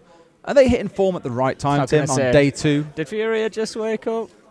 Did they? Or are Cyclops not playing at the kind of level we know they can? The question is, have they gone too far? Are they too close to the brink now to pull it back? Because they are in best of 3s. Every single one of them, if they lose, they will be eliminated now. So they've got to win today, they've got to win tomorrow, they've got to win the day after. They're putting the game on hard mode, mate. Yeah, exactly. They've let FaZe have their fun in the sun, and now Fury are like, okay, it's coming back to the real champions. There's no extra chances for them. So, yep, they can turn it on now, but the question is, are they too close to danger to avoid it? I think they could probably fight their way through. Yeah. The problem is if you get to the 2-2 bracket, and say for example M80 have had a brilliant couple of days, they lose this series, they go on tomorrow and lose that one, they're at 2-2. Fury will come up against, again, one of the strongest teams that we have at the tournament. One of them has to go home. So you're kind of just by the very nature of being down there today in that losers bracket, occupying a slot that many would put, I'll be honest, like a wild card or an Enterprise or a Weibo in there, but instead it's Furia, one of the best teams that we've got around the world. So it does make for some very, very tantalizing games on the last day of this phase. Well, we're not talking about FaZe right now, Tim. We're talking about M80 and Secret. We're talking about these two as we go in towards Cafe, as mentioned. Secret start on the defense, M80 on the attack. Let's take a look at our operator bands first and foremost. Yeah, see if we already spoke about, the little odd unusual ban. Let's see if we get anything different getting thrown in here, or whether it is stock standard. Going to have a couple of defenders will be banned out by M80. Secret will get the opportunity to ban out 2 attackers, and then once we've played 3 rounds at the start of round 4, there will be an opportunity for them to both ban an additional operator. As our mate Monte, so we are stock standard at this point. And will it be a double shield ban, or will we see something like maybe a Ying taken away by Secret? It depends what they expect the focus for M80 to be. Everybody's selected and locked in, so they will come through. Nice. It's going to be a Blitz and a Castle, okay. I was going to say, Azami and Castle are the 2 most banned operators against Secret on this map, so really following form here and sticking to what they've seen other teams doing. And on the other side, just looking at those 2 double shield bans coming out, the Monty doesn't surprise me. That's also the most banned operator against M80. We've already seen what Hot and Cold was doing with it on the last map. It was banned away after round 3. I think Secret have just realised we really don't want to face off against that. But also removing away the Blitz removes the opportunity to see the Blackbeard and Blitz combo that we then saw M80 run for the remainder of the game. So it's almost like preemptively trying to get out of the way of things that really bother them the most. And it kind of surprises me that a shield team like Secret are the ones saying, we've had enough now, let's just get them off the board. Don't have to worry about shields anymore, because I can guarantee in the second half, they'll be running them themselves. Unless M80 decide to return fire right back at them. So we go into round 1, top floor. Okay, interesting choice from Secret. I've spoken at length over and over and over and over about this choice. It tends to sit around a 50% defensive win rate. It really is sort of win as many as you lose.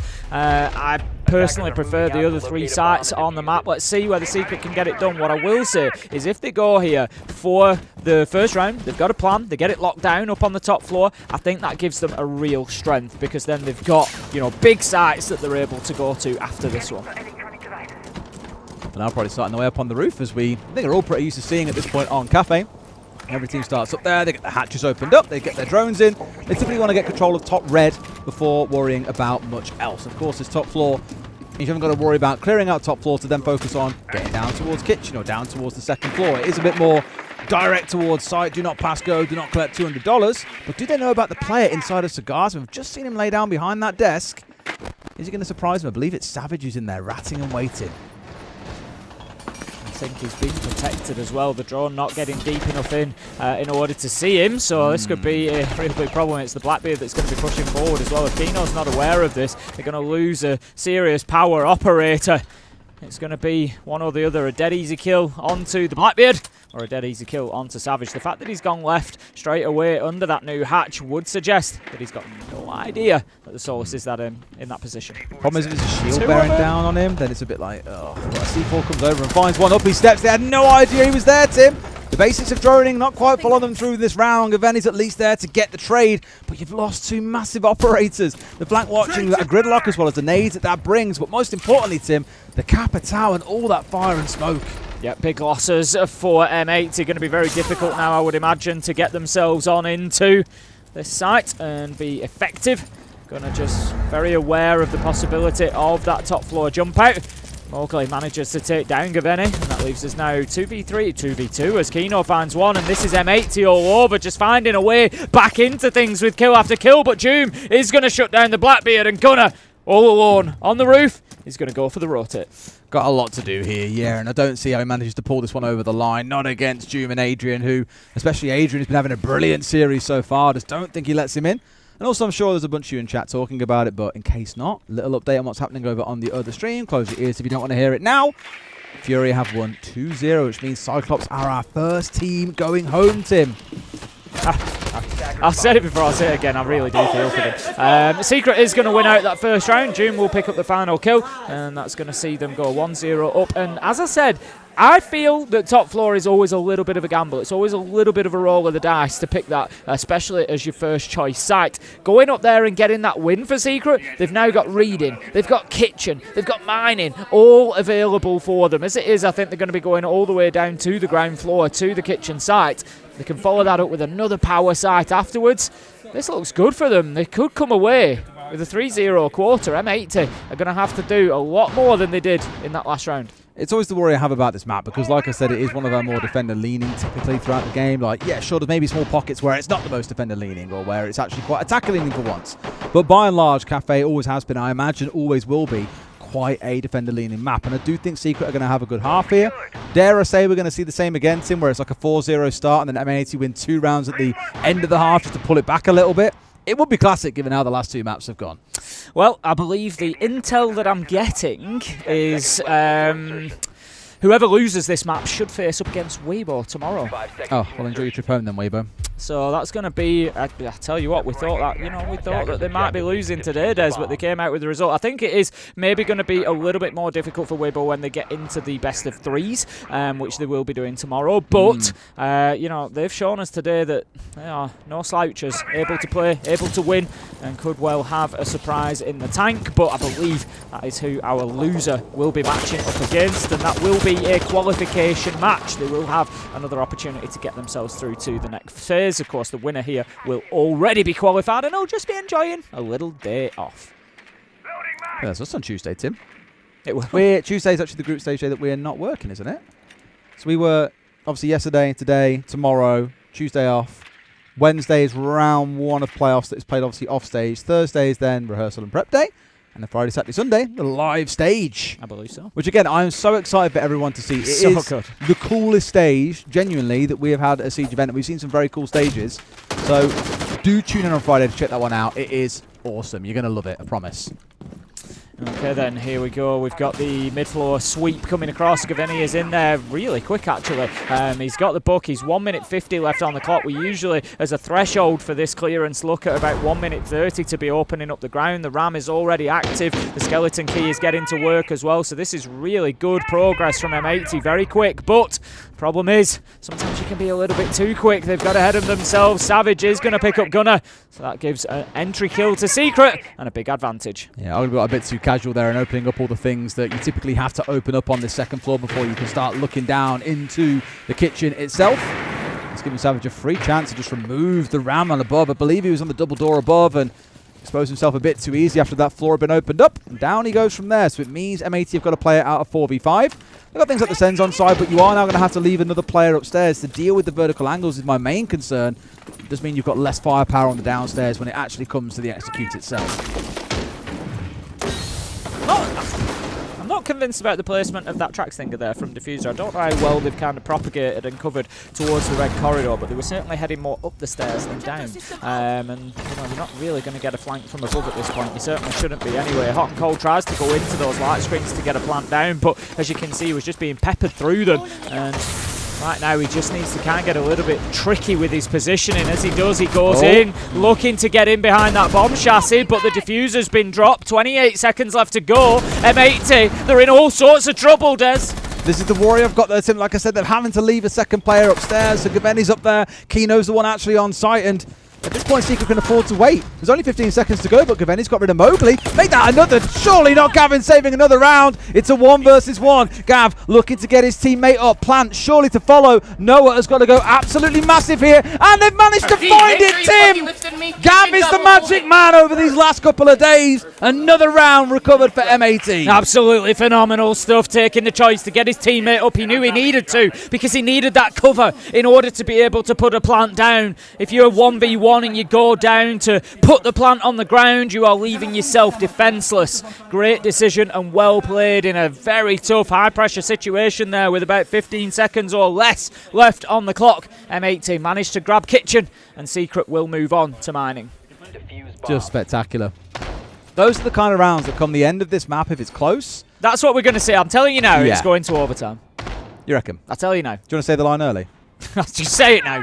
Honestly, it wouldn't surprise me one little bit. I think they're going to battle like this, 1 for 1 for 1 for 1, and it'll be, you know, maybe 2-1, 3-1, but then it'll be 3-3, and it'll just, I think it's just going to stay super close. I wonder actually how many like big moments that we've seen him have throughout this series. I know there was definitely some yesterday that we've seen Gavin pull out, but he won 2 clutches on the last map alone. The 1v3 on border that he had, I think, is one of the best clutches that we're going to see 5 seconds left before today at least. And obviously that last round won't count as a clutch, but for all intents and purposes it may well have been, in which case you're looking at 3 in a series there for him, which is absolutely magic. Brilliant stuff, and those are the kind of things that can turn a game around. Obviously didn't help them back on border. It came close, but not quite close enough.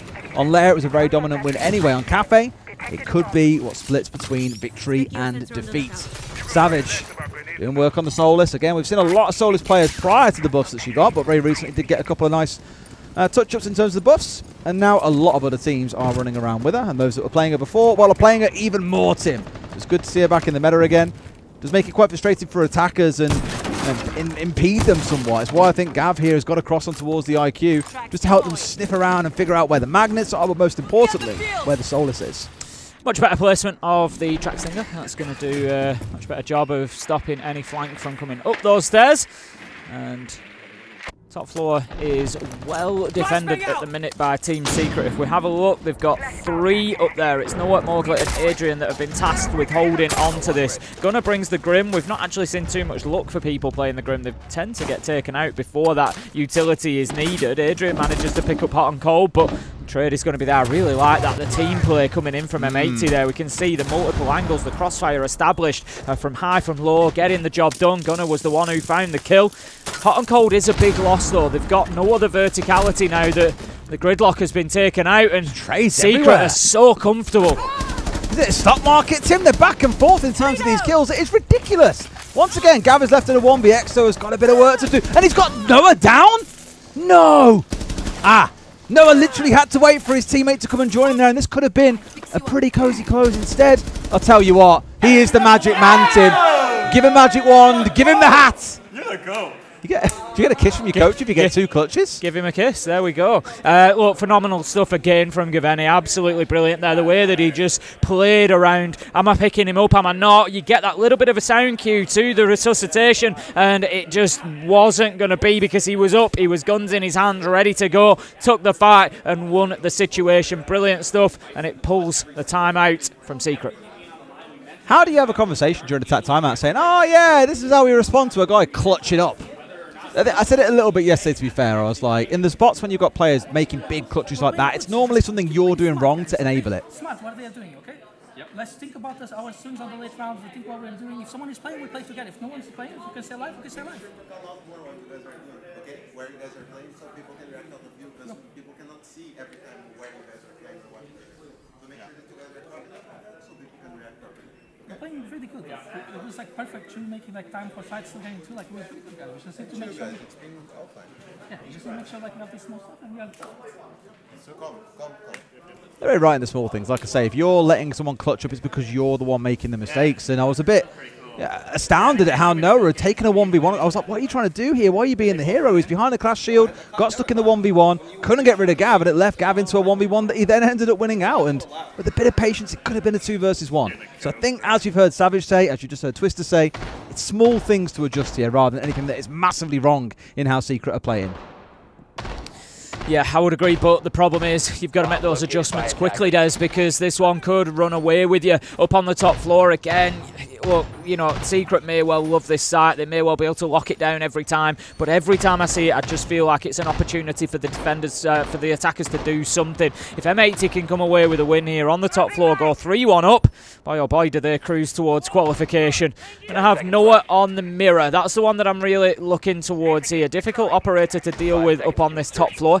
We've had the triple shield ban has come in from Secret during that banning phase, and also no surprise to see the clash taken away. You know, they didn't win out the day for them in the last round, but it certainly could have done, and M80 wanting nothing more to do with it. I'm not surprised. It's just frustrating to play against, isn't it, right? And it was more a misplay from Noah than it was the operator not being like fit for purpose or anything, because playing around that clash there, making use of the constant slow field that she projects, that would have been probably enough to turn a 2 versus 1 in their favour. Either way, it's off the board, and if you say so are all the shields. It does mean Capital, which has been banned away against M80 a couple of times now, is available to make use of. And I think as we've seen from many teams, Capital, a very, very powerful operator. Claymore's always helping on this map, but it's much more about the utility in back pocket, the smoke and the fire that really does the hard yards. Gaveni always one now to keep an eye on. 8-1. Unbelievable stuff so far. Doom does take down Diffuser, but Kino is there. And we cannot overlook Kino's contribution to this, not a victory yet, but to this performance that M80 have been delivering. He has been solid throughout all of the maps and continues to be so. 4-2, picking up an important trade there. And look who he's taken down. It's going to be the Warden that is off the board. Always a big loss, especially with the Capitao on board. 2 smoke arrows still available to them. So that is now utility that could be really damaging to Team Secret. It's been really interesting for M80 how they've spun between like Nomad and Gridlock. They had both back in round 1. In this round, it was more the Gridlock, plus a whole ton of Claymores coming out. You know, partly because of the site itself, not wanting to see jump outs or run outs all the time, of course. Gridlock tends to get used more internally on things like stairs. But it does just show they're very, very mindful of potential aggression coming out from Secret. Savage there trying to get into a pretty scary position, but dealt with handily by Gunner. Once again, the North Americans have got a man advantage. And it was running through that smoke. Wouldn't have happened to the Warden, for example. Kino manages to pick up Noah, but Adrian is there on top floor around those small bars to be able to pick up hot and cold. Now 2 versus 2. Mowgli is low health, playing around bar. You've got Adrian in Cocktail, so there is a little bit of space on the other side of the map if Gunner and Kino wanted to move in from Cigar and Piano, but they don't want to have to play into that mirror window that's in bar back storage. Mowgli has taken up that spot. The problem is by trying to ignore Piano in that case, then you really restrict the options that you have. Can try and force the 1v1 here on towards the Iruni, sorry, of Adrian. No, sorry, it's Mowgli that was behind it on the Jaeger. He can't do anything about it. It's Gunner steps forward, finds one. Gav might be gone, but he's still up. It's down to a 1 versus 1. Kino, I mentioned he's been having a big series so far, Tim. Just got to find out this kill onto Adrian. No worries because of the bullet coming on through. But Adrian has rounded his way in towards storage. Secret get another round on the board, 2-2. Just shows the value of those bulletproof cameras. It was constantly lighting up the position of Kino. He saw him glance towards it, but he just didn't have time to take his eye off the gunfight. And again, I know I talk about Brava a lot, but it just shows the value of that operator. Often not banned out, often available, often left on the bench. You can get those cameras cleared away, then that might have been a different outcome. Secret fight back, 2-2. All right. They can. Now we can say that line of we have a game on our hands, Tim. We didn't say, I think the score was 1-1 when you said it. You're like, oh, it's going to overtime. And I was like, really? Are we that early on? But so far, they are keeping pace with each other. Small correction from that tack timeout has got Secret back and cooking. But As I spoke about at the game start, Cafe is one of our more defender-leaning maps. They need to be getting the next couple of rounds on the board. You give M80 a 3-3, start to feel a little bit nervous about the possibility of that second half. A couple of changes coming in as well with the Ram and the Book joining us for this round. No surprise, we are attacking down into Kitchen, which means once again we're looking towards those verticals and ideally not losing the Ram too early on as well to a cheeky straight shotgun from below. Oh, there's no Bravo though, and towards the Maestro. So I think Joom, I didn't see it at the time, but I think Joom hit it away because he had 3 of those bubbles still in back pocket and is now running around to get them out now that it's too late for M80 to be able to bring the Bravo along. So this could actually be a real headache, Tim. What's that, Des? Not enough Bravo use? I keep saying it, and I will keep on saying it. There's so much value to those clutch drones going in and being able to destroy and capture those defender electronics, and I just don't think that we often see enough of it. You know, I look at an operator like Glaz. I'm not, you know, singling anybody out. Glaz can be extremely useful, and we see some real value. But the point is, if you're not going to bring the Brava when there's both a Fenrir and a Maestro on side, you better be making some value out of that Glaz. How many times can you say value in a couple of sentences there, Tim? Value. Spot on. If Nat's at least taken, I won't say offline, of course, the ones that are activated stay activated, but there's no toggling of those anymore. But I actually think it was actually Mogi also being hidden away, so they conceal both of those operators. You know, typically you see bulletproof cameras on this site as well, which is another consideration, but I've chosen to try and crack on here without Twitch, without the Bravo, without any real option to deal with that gadgetry. We'll see how they get away with it. It's the same sort of timing as last time around, by the way. About a minute 44 it was on the clock as we saw these rolling on through site, destroying all the floorboards. M80 at least showing pretty good pace to them in the round, and this time around they're the ones with the entry rather than being the ones suffering from it. The Book will continue to open up above, going to get around that hatch, just make sure that Freezer is a no-go area for the defenders so that they can get this hard breach gadget down in safety. It's a common one to maybe get a Nitro underneath and wait for that hard breach gadget to activate because it tells you there's somebody stood right there. And it's sometimes an opportunity. Adrian is going to keep it in pocket for the time being. Being on the Tubarão, he is going to be playing inside of VIP. I have a look across. There's no deployable shields. I always worry about that position. I understand why you play the Tubarão there. You've got the auto canisters. You can play them onto the hatch to prevent it being breached. You can also play them to the bottom of white stairs to prevent yourself being swung. But I just feel like there's no protection when you don't have that deployable shield brought along. Oh, at this point, maybe it's fire coming on through. There's a lot of utility coming through. The first 2 firebolts, rain smoke also to follow. Adrian for now tucked in deep, but Gunner's got a second in the round. 10 minutes, the smoke that's gone. Holding on to the angle was Gavin, but Adrian has put him in the mud. No one yet pushing him. The Outer starts singing, gets one. It is back and forth between the two, and now we're down to a 2v2. The east side held by M80. Secret holding on to Bakery in the west. Keno absolutely finding that value that I wanted from the Glaz to ensure that it was worthwhile bringing them along instead of the Brava. Takes down an important position by removing VIP. This is why you want your Brava, Des. Nothing they can do about it as well. They're going to see everything through the smoke, forced to chase them down. You might get rid of an Evil Eye, but not the operators behind them.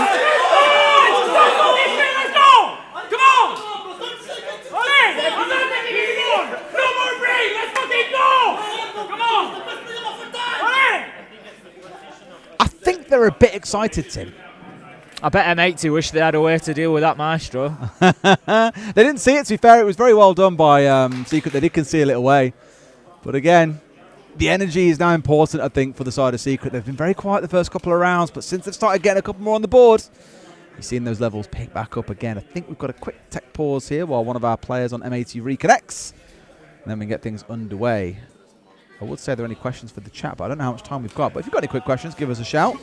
We'll see what we can answer. I think the big problem for M80 at the minute is they've actually played well in, I think, more than 2 of these rounds. They've had some big moments in rounds that they've lost. And given that they're playing so well but are still behind, I think it starts to become a bit of a mental block then. It's, you know, you've got to be careful that that energy doesn't drop within the team because you don't want it to become kind of like, well, you know, what more can we do? And it starts to eat at you a little bit. You know, that's what they've got to be careful of at this moment in time, especially if Secret can win. I feel like round 6 is really, really big. If Secret can win this and get the 4-2 half, yes, they are moving on to the attacking side, which isn't going to be as easy for them.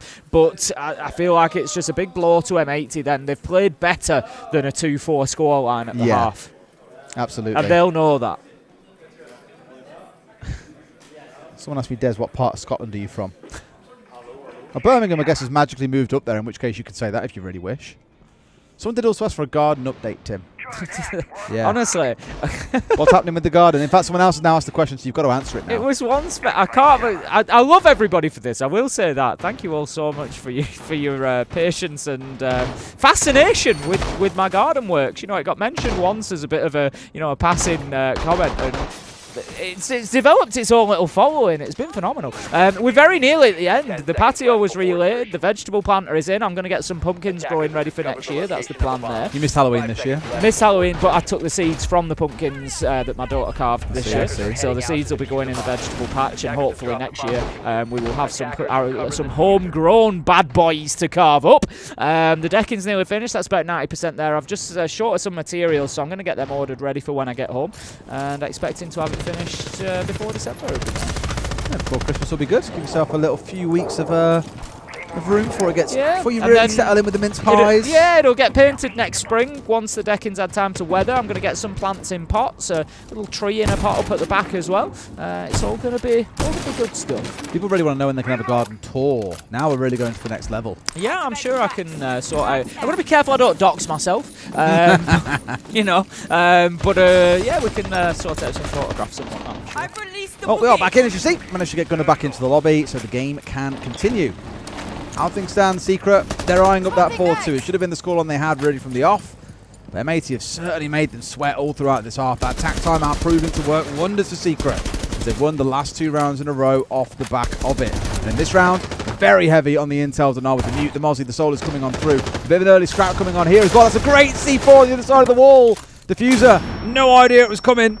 Pays for it with his life, and after how well he's played in this series and yesterday, Tim, he's 0-6 here on Cafe. Yeah, it feels like the momentum's just starting to kind of creep away from M80 a little bit. Secret building up a head of steam here. Will they be able to find that next gear? Mowgli takes out Kino. The battle is still going on for top floor as Gavin works around Cigar, trying to push into Piano, keep them guessing. It's Gunnar that's going to find the kill from White Stairs window. Manages to take down Mowgli roundabout Pixel, and that can just give a little bit of space here for M80 to push forward. Everybody now has dropped back from the top floor for Secret, so they do have control, but they are 3 versus 4, so Secret with the man advantage.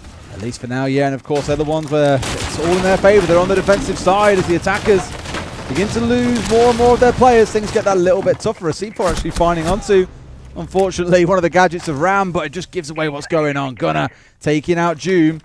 3v3 with less than a minute to play, mind you. They're going to have to figure this one out pretty quick and be mindful at the same time of any would-be flankers coming up towards them. It's Noah I'm looking at the bottom of Brown, but it feels like Gunnar knows about that one. Dropping down those Grim Bees to keep them at bay for a few seconds so they can focus on the site itself. Yeah, there's a lot of low health across everybody here. 4 of the current players on the board have got less than a full complement of health. There we go. There's a lot less health now available on the side of M80. They find themselves 1 versus 3 after 2 quick kills in succession.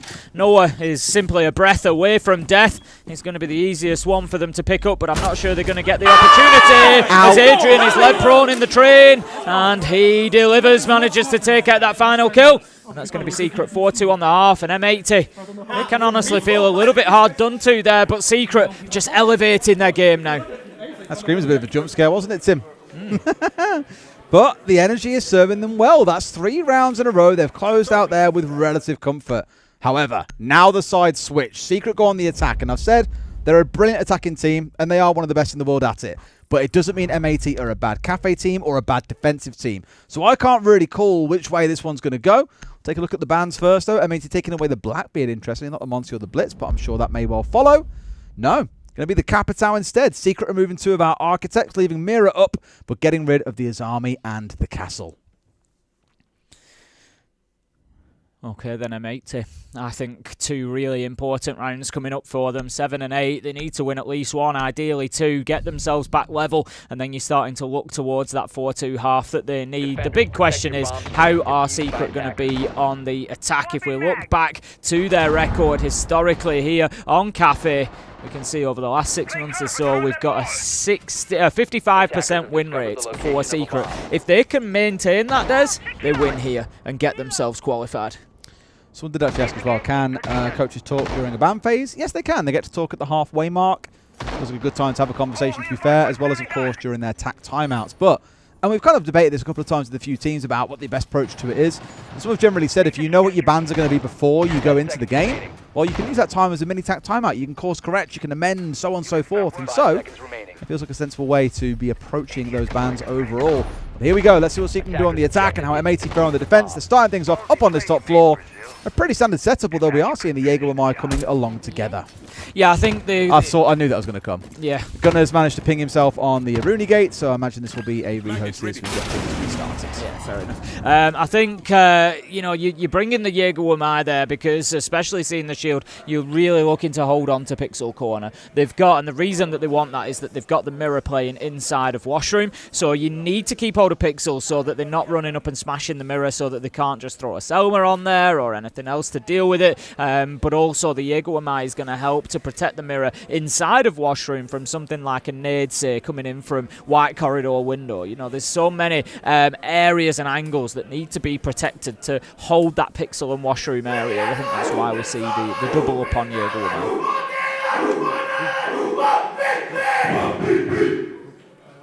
I think SSG are about to play a game of Siege, Tim. You think? Maybe. Just a sneaking suspicion. They are ready to go. It's got a feeling. They're going to need to be if they lose, they're out. Yeah, it's crazy to think, isn't it? Some of the teams that we've had down in that lower area, spoke about Furia. You know, it's just been mental seeing some of the teams that are down there. So people can understand what's going on. What has happened in terms of the rehost here is there is currently an Aruni bug where it can sometimes damage defenders. It doesn't disable. They run into it. They take the damage. There is also a bug sometimes with attackers where even though they aren't touching a laser gate, the hitbox is a little bit off and they'll get zapped and they will take damage. What the admins have decided, because Aruni's pick rate isn't absolutely crazy, because teams like to pick her for a gun rather than the gadget itself, she is allowed to be picked and played. She will not be put into quarantine, but that is always able to be under review. All the teams are aware. They were all told at the very start of the day, so they're all playing by the same rules. But generally, if we see damage taken in the prep phase or at the very, very start of the attacking phase, then we get to rehost the round. That's the rule that we're currently playing too. So that is why we're in a rehost, just so you are on the same page as us and you know what's going on. Yeah, it shouldn't take too long to get it sorted and get everybody back in and ready to roll. And we will continue on with this one. Secret currently sit at 5-2. Big advantage for them. And it's going to be a tough road forward for M8 from here. No, it was 4-2, wasn't it? It was just after the half that we've had the top pause. Literally our first round, Tim, yeah. Incorrect score up at the top left. That's what threw me. It's 4-2 currently to Team Secret. They haven't got that advantage quite just yet. But as I said, historically, 55% win rate for them on the defense of Cafe. If they can just continue with those, it seems like an easy thing to do. It's certainly an easy thing to say, much easier than it is to do. They will be able to get this one out. They would get the 3 rounds that they need, but it's not going to be as simple as that. M80, of course, going to do everything they can to make it difficult. I like the colour of the keys on Doom's keyboard as well. Very focused on the peripherals this week. I like mouse mat as well. Noah's mouse mats are all cool for the pattern. We've seen plenty of interesting coloured mice. We've discussed the snow foam green mouse that we saw yesterday. We had the very nice lime green that is definitely not called lime green earlier too. It's going to have some weird name, I can almost guarantee it. Okay, let's get into it. We're back with the game. Secret versus M80, 4-2 Secret, and we are heading up to that top floor. We just come back after a short rehost. We're going to have the same lineups, and I would imagine pretty much the same setup, given that we've got the same operators. We've got Wamai and Jaeger both coming in there. We saw that setup that was happening around Pixel. Hot and Cold, of course, playing the Sentry, which brings along the deployable shield, but also the Nitro.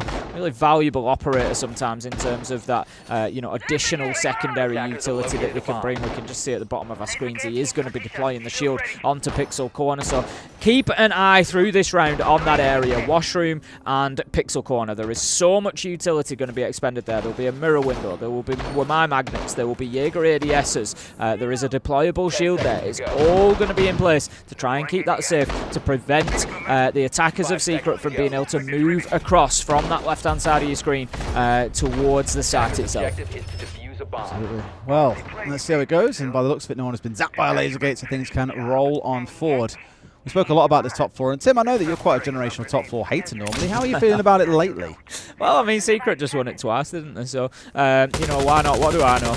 Look, it goes round in circles, but I know historically over years and years, it is generally never more than about 50% defensive win rate. So I'm not saying it's a site that shouldn't be played. I'm not saying it's a terrible site. I'm saying it's a site that surprises me to be a first choice pick as often as it is. I'm going to look at the stats now. I'm curious. Have a look and see what they stand at currently. But if it is, you know, a seriously advantageous site for defenders, it'll be probably the first time in history. Hot and Cold will pick up that first kill onto Adrian. M80, I feel, really needed that. It powers them into the round. You know, it takes Nomad off the board, so now you just leave those flank questions as well. And they need, I think, 2 rounds to level up 4-4 before they progress into the rest of this game. You're going to love this, Tim. Go on. Baron Cocktail is currently 62% attacker-sided. There you go. The other sites are between 40 and 47. Yeah. There is a significant swing towards top floor being attacker-sided. Always has been. But everyone loves playing it. It's where the defenders like to start. But honestly, I think about, don't quote me on it, but about the best it's ever got is when you look like region-specific. Sometimes you'll have one region, like maybe SAL or something, will have like a 52% defender win rate. It barely ever gets above 50%. And when you look as a global thing, it's I don't think I've ever seen it above 50%. I don't know what the love is for this top floor side. Turns out the colour of that mouse is slime green, by the way. Kino finding a C4, yeah. And an extra, put an S at the start, and it's completely fine, Tim, apparently. Savage in a good spot to put pressure on here, but they are in a 3 versus 5, Tim. There's 4 players out of bathroom at the very least, but there's still 2 more hanging around in storage. Not too pretty, but has got to find a kill. He does just that. Diffuser clocked through the brain at range by that pistol. Now gives his team a little bit more room. Forced out to charge on through. A well-placed name from Mowgli. Gets rid of Gavin, and suddenly a 5v3 becomes a 3 versus 3. Yeah, a lot of this was going to come down to that pixel corner, as I suggested, and it has. Secret have come through and dealt with it fantastically well. Used the shield to power their way over. Gunner is low health as well here. Savage takes some damage, but it's Mowgli who's going in and really cutting this one wide open. Manages it's Noah to pick up the final kill after Mowgli had really carved a path for him. And that is going to be Secret getting themselves 5-2 now. And it is not looking good for M80. They put an awful lot of stock into Pixel Corner and Washroom. And it was as simple as walking a Monty through it. Oh dear, M80. That energy in Secret is unmatched right now. Noah and Mowgli especially. There's a little bit of a love affair going there. A bit of a bromance, I want to say. Always hyping each other up, shouting down to each other when they have a big moment. In that round, it was Mowgli with an enormous, monstrous 3K. But really, for me, a lot of that work was done by Savage. The pressure that he created, pushing in towards bathroom, up through storage, dodging away from the C4 that came up from below. A lot of work being done, and showing that maybe, just maybe, we should have banned away a couple more of those shields, Tim. Exactly that. You know, you've got rid of the Capitao. Wouldn't have been... Look, it's one of them. You know... You change one thing and everything changes around it. You know, if you leave the Capitao on the field, they're not going to deal with Pixel Corner. They're not going to deal with Washroom quite as easily because, of course, you know, the ADSs and the Magnets will pick up those crossbow bolts now. So it's, you know, it wouldn't have been that straightforward, but still, you've got to look at it and say that Secret are just playing the game fantastically well. They play into what's in front of them. You're going to give us the Monty? We're going to use the Monty. Savage is going to bring it along again. We know how good Savage is on the shields. You know, and whilst it's available, they're going to keep abusing it. And this one could be over before M80 get the chance to ban that Monty, which I'm sure is going to be the next ban. Oh, absolutely has to be, to be honest with you. Like, you did ban that, and you might well just run the Blitz is the problem. You know, they've got other options in their back pocket that they're more than happy to make use of. I'm just worried that that gap is now a little bit large. 3 rounds, it's more than the number that M80 have got on the board. Makes it feel like not quite an impossibility, but a very, very difficult challenge to be able to recover it. I'm not saying they can't do it, I'm very sure they can. The Secret are showing their attacking chops so far. They start to march on forward, and honestly, I don't want to put this on him as well, because he's had a brilliant series, going 13-11, then 13-5. But currently, Diffuser is sat at 0-7 on this map, Tim. Just when they need him to get through this series, he's having a bit of a quiet one, and that is a real shame. He's dangerously on HP now as well. We're really not having a great time here on Cafe. Oh, that was a beautiful spin. Fair play. That was beautiful. Mowgli's going to pick up 1, but M80 are going to pick up 3. You just said Diffuser wasn't having the there he best time. is. And there he is. Round 8 is where he starts. Manages to pick up a double, even though he's on super low health. And that gives M80 now a position of 4 versus 2. Diffuser probably going to be reasonably easily dealt with, so you could kind of look at it more of a 3 versus 2. He can't be going aggressively looking to get into gunfights. He's just going to have to take opportunities as they present themselves. But Secret right now, 2 of them are just starting to work and do what they can. Adrian is going to be the one down at the bottom of red stairs who can maybe start pressuring towards site. There is that small little bit of... Very separate at the minute, though, with Doom on 3rd floor. Yeah, literally opposite ends of the map. They got a bit of work to do, but of course can create a bit of noise upstairs. Hacking out cam's never a bad idea either when there's a Valkyrie on side. So give them a little bit of information as to what's going on. You can just immediately see Mowgli, Savage and Noah all flick straight to the bulletproofs, all to the Valkyries to figure out what the Nora is going on throughout the map. A call coming out here from Doom as well. Only Kino not tagged up by it because he's inside the field of a mute jammer. These 2 of the players immediately moving it away. You know, Diffuser's the one that's a bit of risk here, I think. 1 HP to his name. A single bullet will be enough. We haven't got a lot of time, Tim. They're going to have to start this push on forward pretty much now. And they don't seem too intent on doing so because they know that they are going into the Lions Den. M80 have played this well and just held their positions. There you go. They knew it was coming. Diffuser has given himself every opportunity on low health to get 1, make it 2. What were we saying, Des? Yeah, all right. bro was reminded, oh yeah, I've got 13 kills on the previous 2 maps. I need 13 here as well. That's 4 in a single round. Given he found nothing for 7 rounds in this game, that's a great way to get yourself reintroduced. The gap narrowed down to just 2 rounds, 5-3 to Secret, but M80. A cool attack timeout. We'll see if we can hear what Fabian says, because normally he's quite loud.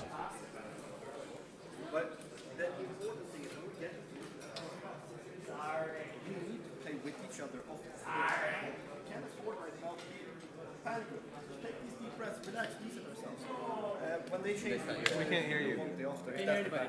Yes, died. TeamSpeak died. I can't hear anything. Oh, TeamSpeak died again. TeamSpeak died. Rip. I imagine they'll get given another tap timeout in that case if they can't hear them. But as he was saying, it's the same sort of thing we've heard him say before. You know, you need to speak to each other. You've got to work together. You know, power was what he was saying back on board. You've got to be able to push aggressively on the defensive side and get in and at them. But we'll see if they get the one back on this in a second. They can have another chat. You're getting 30 additional seconds, Tim. There we go. Yeah, I think they kind of caught the beginning of it, but they'll sort it out either way. They're getting that resolved. But yeah, look, absolutely right. Fabian's got to have some big words here if M80 want to bring this back. They've just, you know, built a little bit of momentum. They've got themselves a toehold back into this one. 2 rounds down, so no worse than they were off at the half when it was 4-2. But the thing is, Secret can continue to play that game. If you remember, I spoke about Secret having that 55% defensive win rate on Cafe. That leads them to winning 3 and a bit rounds. 3 will be enough. They can just grind them out 1 at a time, 1 for 1 for 1 for 1, and they'll win. Like, if we see that there's so many guys around the ground and they're pressuring Champions with the Monty, well, they're not going to have Monty off the round. But use our manpower to fucking play together. It doesn't matter if we trade out as long as we do it as a group, right? We can always trade out. So make sure we do that. The microcoms have been iffy at best. And then when we get into 5-on-3, reset. Just get rid of the Monty for the next round. It's going to be they're not going to have a chance without it. We've been playing great. We should have won the first one too. Yeah, can we? When did you guys have to make? I'm hiding the Maestro. 2 key things from that. 1, Monty's getting banned. Get rid of Monty. 2, he's hiding Maestro. Yep. We'll see if they can get a sniff out on it or not. If not, well, if they do, then a Bravo's coming along. If not, well, the Maestro's going to have a little bit of work. He's able to get done in this round. Well, you'd certainly expect to see the Bravo, but that being said, M80 on the attack chose not to bring that up along, and the Maestro did them some real damage, so I'm sure Secret will have learned from being on the correct side of that situation, that they don't want to be on the other. As it is, we don't have any switches yet. The Twitch has been switched away from, so I believe they haven't yet seen the Maestro. Attackers discovered the location of a bomb. Where's you ratting? Lay down inside a freezer. Now he's up and off. The time for them to swap away is probably gone far too limited. They haven't got the Bravo on side, so they haven't seen him. Nice. So there we go. Exactly the same thing as what Secret did to them. Moving to defuse a bomb. I think I'm always a little bit frustrated in that I feel like it's a reasonable assumption to say that Maestro's going to come along when you're down on the ground floor. If you're looking at a kitchen defense, I think it's a reasonable assumption, and I don't think you'll lose anything by bringing the Brava. Should assume it's a non-zero chance is what I'll say. Yeah, for so sure. I think just stick the Brava in, and you know, if you get to a point where you're drawn in phase, you've picked up every operator, and you know there's no Maestro, and you want to switch away, then great, do so. But you're not losing anything by bringing the Brava. She's great against electronics, great gun, no problem at all to have her on the side. So for me, I think chuck her in anyway, and remove, you know, if absolutely sure that you don't need it. Well, at the very least, Tim, we have got the IQ on side. We did have the Twitch that then got taken away. We do have a good number of frag grenades, 6 of them, with which to work. So it's not like they're completely out of options for dealing with those Maestro cams, but the last thing you're going to be doing when you're hitting sites itself is trying to roll these frag grenades onto those bubbles. You want to have your gun up ready for someone to come and push you. So it is going to impede Secret. It is going to be a little bit of a nuisance, but there are ways they can work through it. But first and foremost, Tim, they've got to worry about the 5 players on the other side and what they're doing to keep them at bay. Have got Kino sat inside of VIP. That Subaru once again returning to play in that position. Was Adrian doing it back in the first half, but a C4 at the ready. The Zotos also to drop in towards Freeze and making it a little bit chillier in there. So a C4 can land that a little bit smoother. But we already saw exactly the same again in that first half. It didn't quite catch the front man, the shield player, but it did catch the player dropping down behind him. In complete control of the upper levels of the map now, Team Secret. We see the sledge get into work. We'll be joined by Doom, I would imagine, on the other side of things, maybe in mining and train, just doing a little bit of opening up as well, so that they can start. The main purpose of this is, one, to clear utility, soften up the site, but the other main purpose is to force those defenders away from site. You don't want them sitting in those power positions and playing wherever they want. So by doing this, you prevent them from being allowed to. Kino on Tubrau is going to be throwing that angle that I suggested through from VIP onto the hatch, just preventing that hard breach charge from going off and delaying the inevitable, but delaying it nonetheless. Savage having a sniff around the bottom of Brown Stairs here. Of course, got the cover of the tracks coming out from Murgy that were there earlier, but more, I think, to ensure people weren't trying to run up it earlier into the round. Now we're starting to descend on site in the last 30 seconds.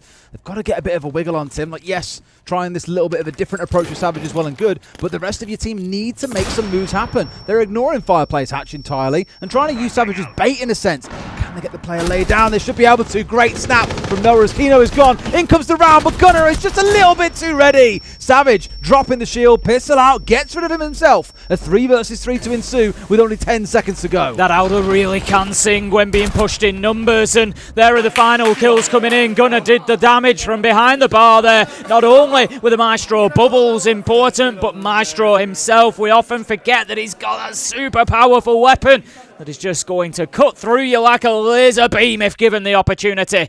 M80 get themselves back within 1. I said close, and they are delivering close. All right, interesting that one, because I feel like it was partly of Secret's own design. Like, they tried a bit of a different attack, but they were very, very slow. You know, it wasn't until the final 30 seconds they were even starting to wonder, look at hitting that ground floor. There was nothing inside of site itself. Yeah, a little bit of vertical control being opened up, but the Evil Eyes still stood. Every single player on M80 was still there, and so I kind of feel they just left it a little bit too late to make anything happen. That led to that little mad panic and flurry at the end. Admittedly, Gunner played it brilliantly and managed to close things out for them. Interestingly, the Evil Eyes are on side once again, Tim. Maestro coming along here for the 2nd time in a row. Do we see a Brava now? Because they're hiding him again. Yep. Do they see? I mean, you've got the Mozzie on side and the Mute to try and conceal this away, but smart. Are they going to see him? I don't think they will. I don't think they will. If you've got Mozzie and Mute, you can pretty much close off the top floor to drones. You know, they maybe spawn up on the top and get. It's going to be a tough one. You're not really going to get them as far as you want to inside. So. I saw the Docker and I was like, that's also a cool idea to deal with them for a while. Of course, shuts everyone out from using cams for a period of time, but no. All right, no Brava, no Dockerby. They're not going to be able to get busy again with those Evil Eyes, but I've got to put them all down, as right now 3 are still sat in back pocket. Yeah, exactly that. Just sat in bar back storage, keeping himself off the radar means that he is not fully set up, but it doesn't matter. He's going to have 30 seconds at the beginning of the round in order to do that before Secret are in a position to pressure. See how influential those cams can be up on this top floor hold. Not as influential as downstairs, admittedly, because they're easy to clear out. You can roll nades in for them, for example. Downstairs, you need to have vision really to be able to clear them off. Reload! Top floor, it's a little bit of a different story, but we'll still have an impact of that, I'm sure. Even if not the zapping and denying an actual diffuser going down, It's more about the information that it provides. There's a lot of utility you feed across to the rest of your teammates with those. You see how things carry on. Really, though, to my mind, up the 3 C4s in back pocket here, and Hot and Cold, Kino, and Diffuser's back pockets. Use that to get below later in the round. Another plants out. Wonderful stuff, and it will demand for Secret that they clear in below as well. And right now, it looks like no one's working on that. I say it, there are a couple of players on the bakery roof, so they are around the area. But at some point, you're going to have to work your way through the map. Take out all the drone utility. Deal with any potential C4s below. Lots of obstacles still in front of Secret as we've got past the first 60 seconds. I think one of the evil eyes was dealt with from the skylight. We saw the nade being bounced back towards it, so that should be one gone, cleared off the pillar. Yes, it is. And so we still have other problems that need to be solved here, Secret, before they can get to aggressive. Savage has moved in, got himself into Cigar. So that gives them something at least. 2 smoke canisters in pocket, so he will be able to cause a nuisance, but it's more Pixel that I'm thinking about, and that's exactly what he's looking towards. Kino needs to be careful, but how about that? It's Diffuser who manages to peek around the corner, take him out through the smoke. What a start. Let's just pre-fire into the smoke there, knowing that it's exactly where he would play if he were on the glass, and Savage is still the most obvious place in history inside the door frame itself. He's lost his life as a result. Doom at least getting the trade back. Gav also to fall here. Hot and Cold finding a C4 kill. We were speaking about them earlier on, but it's going a little bit pear-shaped here for the side of Secret, I'm afraid. It's a 1 versus 3. Noah to try and recover. But I imagine here M80 hold on to him, and that would bring us all square. Yep, Secret just don't have the answers on attack at the minute. M80 have just found a second wind with momentum behind them. They are absolutely powering forward. Noah is just searching, seeking, trying to find the first of these engagements. It's Pixel spot. I think he knows it. He hears the movement. He's working towards it. They see him. And Kino able to take down Noah poetically through the hole that he had created. Beautiful stuff, and that's 3 in a row now for M80, Tim. Certainly fighting their way back into this one. The momentum is with them. Can they 7 and 5 it, though? They'd need 5 rounds in a row to achieve that. At the very least, overtime could be abound, but you can't see them now letting Secret win the next 2 rounds in a row. No, it'd be a big ask to go 7-5. But I'll go back to what I said at 1-1, Des. I've got a real feeling for some overtime. Many bombs as they can. All right. Turns out you might be rubbing that crystal ball of yours, mate, the crystal noggin. It's almost as if I've watched a bit of Siege before. Just a few thousand games of it now, mate. Just a few thousand. Yeah. We are up there. More the same again with the Mutant Mozzie coming along, but now swapping things out with the Pulse to join them. They are playing on the downstairs and leaning heavily into C4s.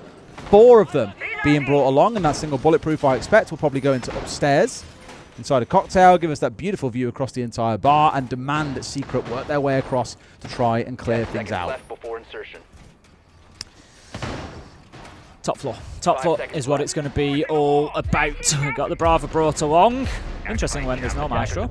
And not too much in terms of vertical possibility here. Of course, Brava having that shotgun.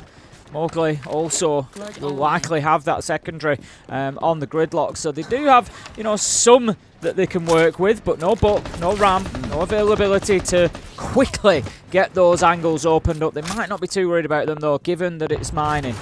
I've actually seen where the bulletproof, more flex. The bulletproof's gone down in red corridor, looking in towards mining itself, which to me just screams they want to play C4s from below. They're not looking to actively try and disrupt those above. I thought for a second that was a kill. I was like, hang on a minute.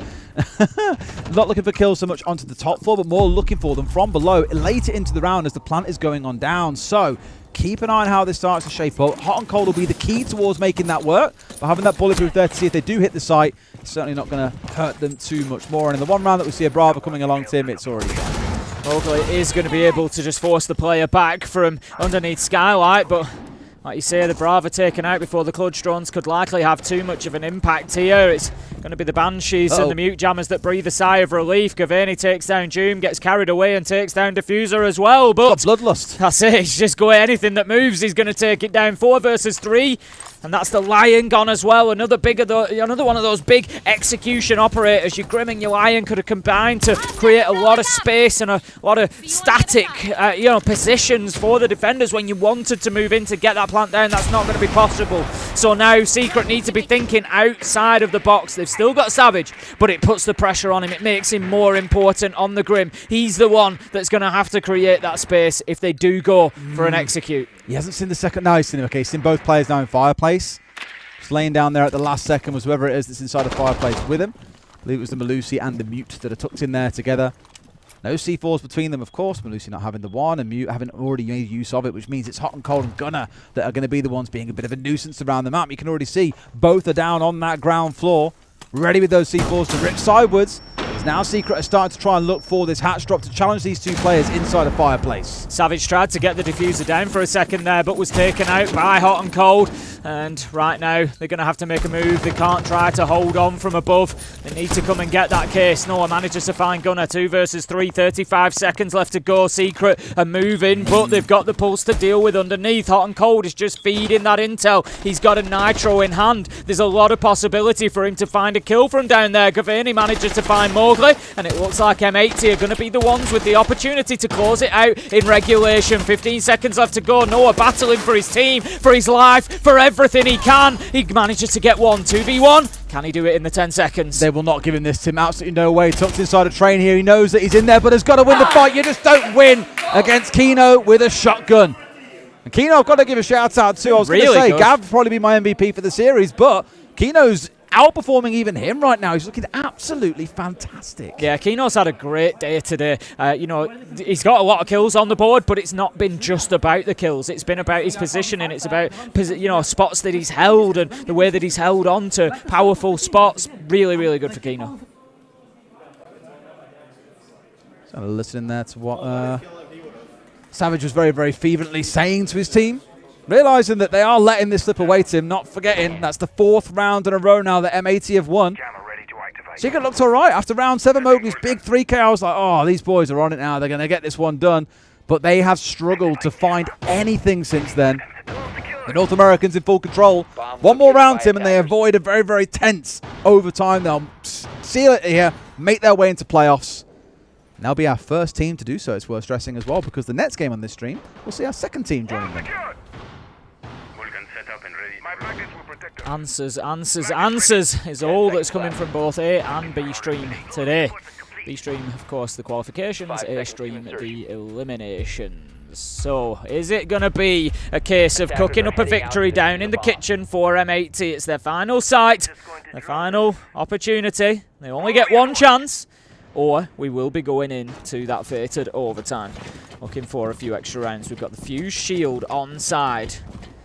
None of the shields apart from Monty are. Oh no, we've got Blackbeard Band out as well, but the Blitz would have been available, but deciding that they're attacking into Kitchen, so they would rather have those charges available to be able to play them through the floor and open up Kitchen, get rid of that utility and find some opportunities.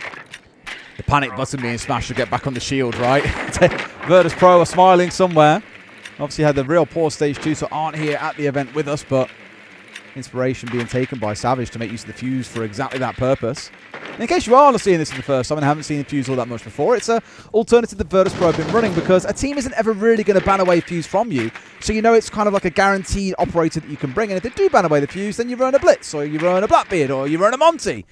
So it's nice to have it in the back pocket, and Savage is slowly starting to lean in towards that. Whether or not it makes a difference, we're going to find out as we step on through. For now, it's still getting themselves established inside the map. Both teams running a hell of a lot of gridlock to lock down these stairs and make sure that they aren't being hit by anyone off on the flank. Doom's just going to hold that long angle for the time being, but the problem for Secret here is that the time is ticking away. They don't have all day to sit and hold angles. They need to get moving, and that's exactly what he will do.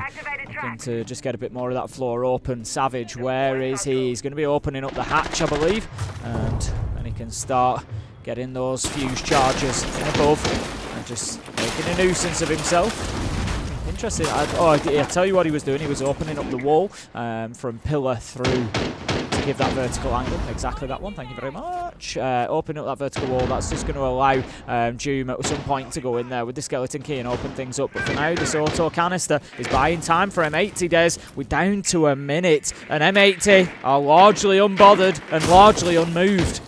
They are for now. But where does that go as we get towards the last 30 here? It's really this last 20 seconds of setup they can now make use of. Savage, honestly, I'd have had eyes then to make use of those Fuse charges. To know it's not the main reason for picking the operator, but that's still great gadgetry to clear out Goyo canisters, to force players to make move, maybe even catch out some mute jammers, some magnets, some yokais that are down there. Could yet come back to bite them, but Adrian's in. Has managed to find himself the entry onto Gunner. That's the mute taken away. Last 30 seconds, Savage waiting for the go sign. Yeah, this is just going to be a bloodbath. They're just getting themselves into position. They haven't dealt with VIP yet. That could be a problem, something that they need to address. It's Kino that's in there, and he's going to look to make the challenge around the corner, but Savage goes straight for the diffuser. He's getting the plant down, but there's an echo drone, Des. I'm not sure how aware they are. They know now, and they take it down. Savage goes back in. Adrian picks up Kino. That's all the space they need. This should be secured. 3 versus 5. M80 start to battle back. Hot and Cold picks up the fuse, takes out the track stingers. 2 versus 3 as we have a flurry of kills. M80 are fighting back. They couldn't do it, could they, Des? They've got to go upstairs though, Tim. Both players are upstairs at this point. You need some miraculous vertical cover if you're going to make this work. And I just worry they've left it already a bit too late to make that run upstairs. Doing the very best, trying to win the reverse angle, but Joom denies it away. Hot and Cold, not going to be able to win this one, I don't think, unfortunately, Tim. You can say the line now. We're going to overtime, Des. This one has gone the distance. We need those extra rounds to decide. After 3 maps, it will come down to just 3 rounds, and it is anybody's. It feels like an elimination game. It's got that level of tension to it. Again, the reminder, the winner goes through to our playoffs. The loser, they still get to carry on playing. They've got a couple more lives. What's Savage saying? So if you're not doing anything, you have to be super safe. And if you take this time to actually try to take it, it's going to be good, I think. Yeah. Be chill, basically. If you're doing nothing, don't die. Forehead.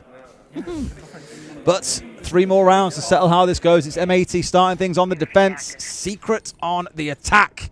And we have seen defenders generally have the better run of things. So M80 did find 2 attacking wins in their first 3 rounds of this game.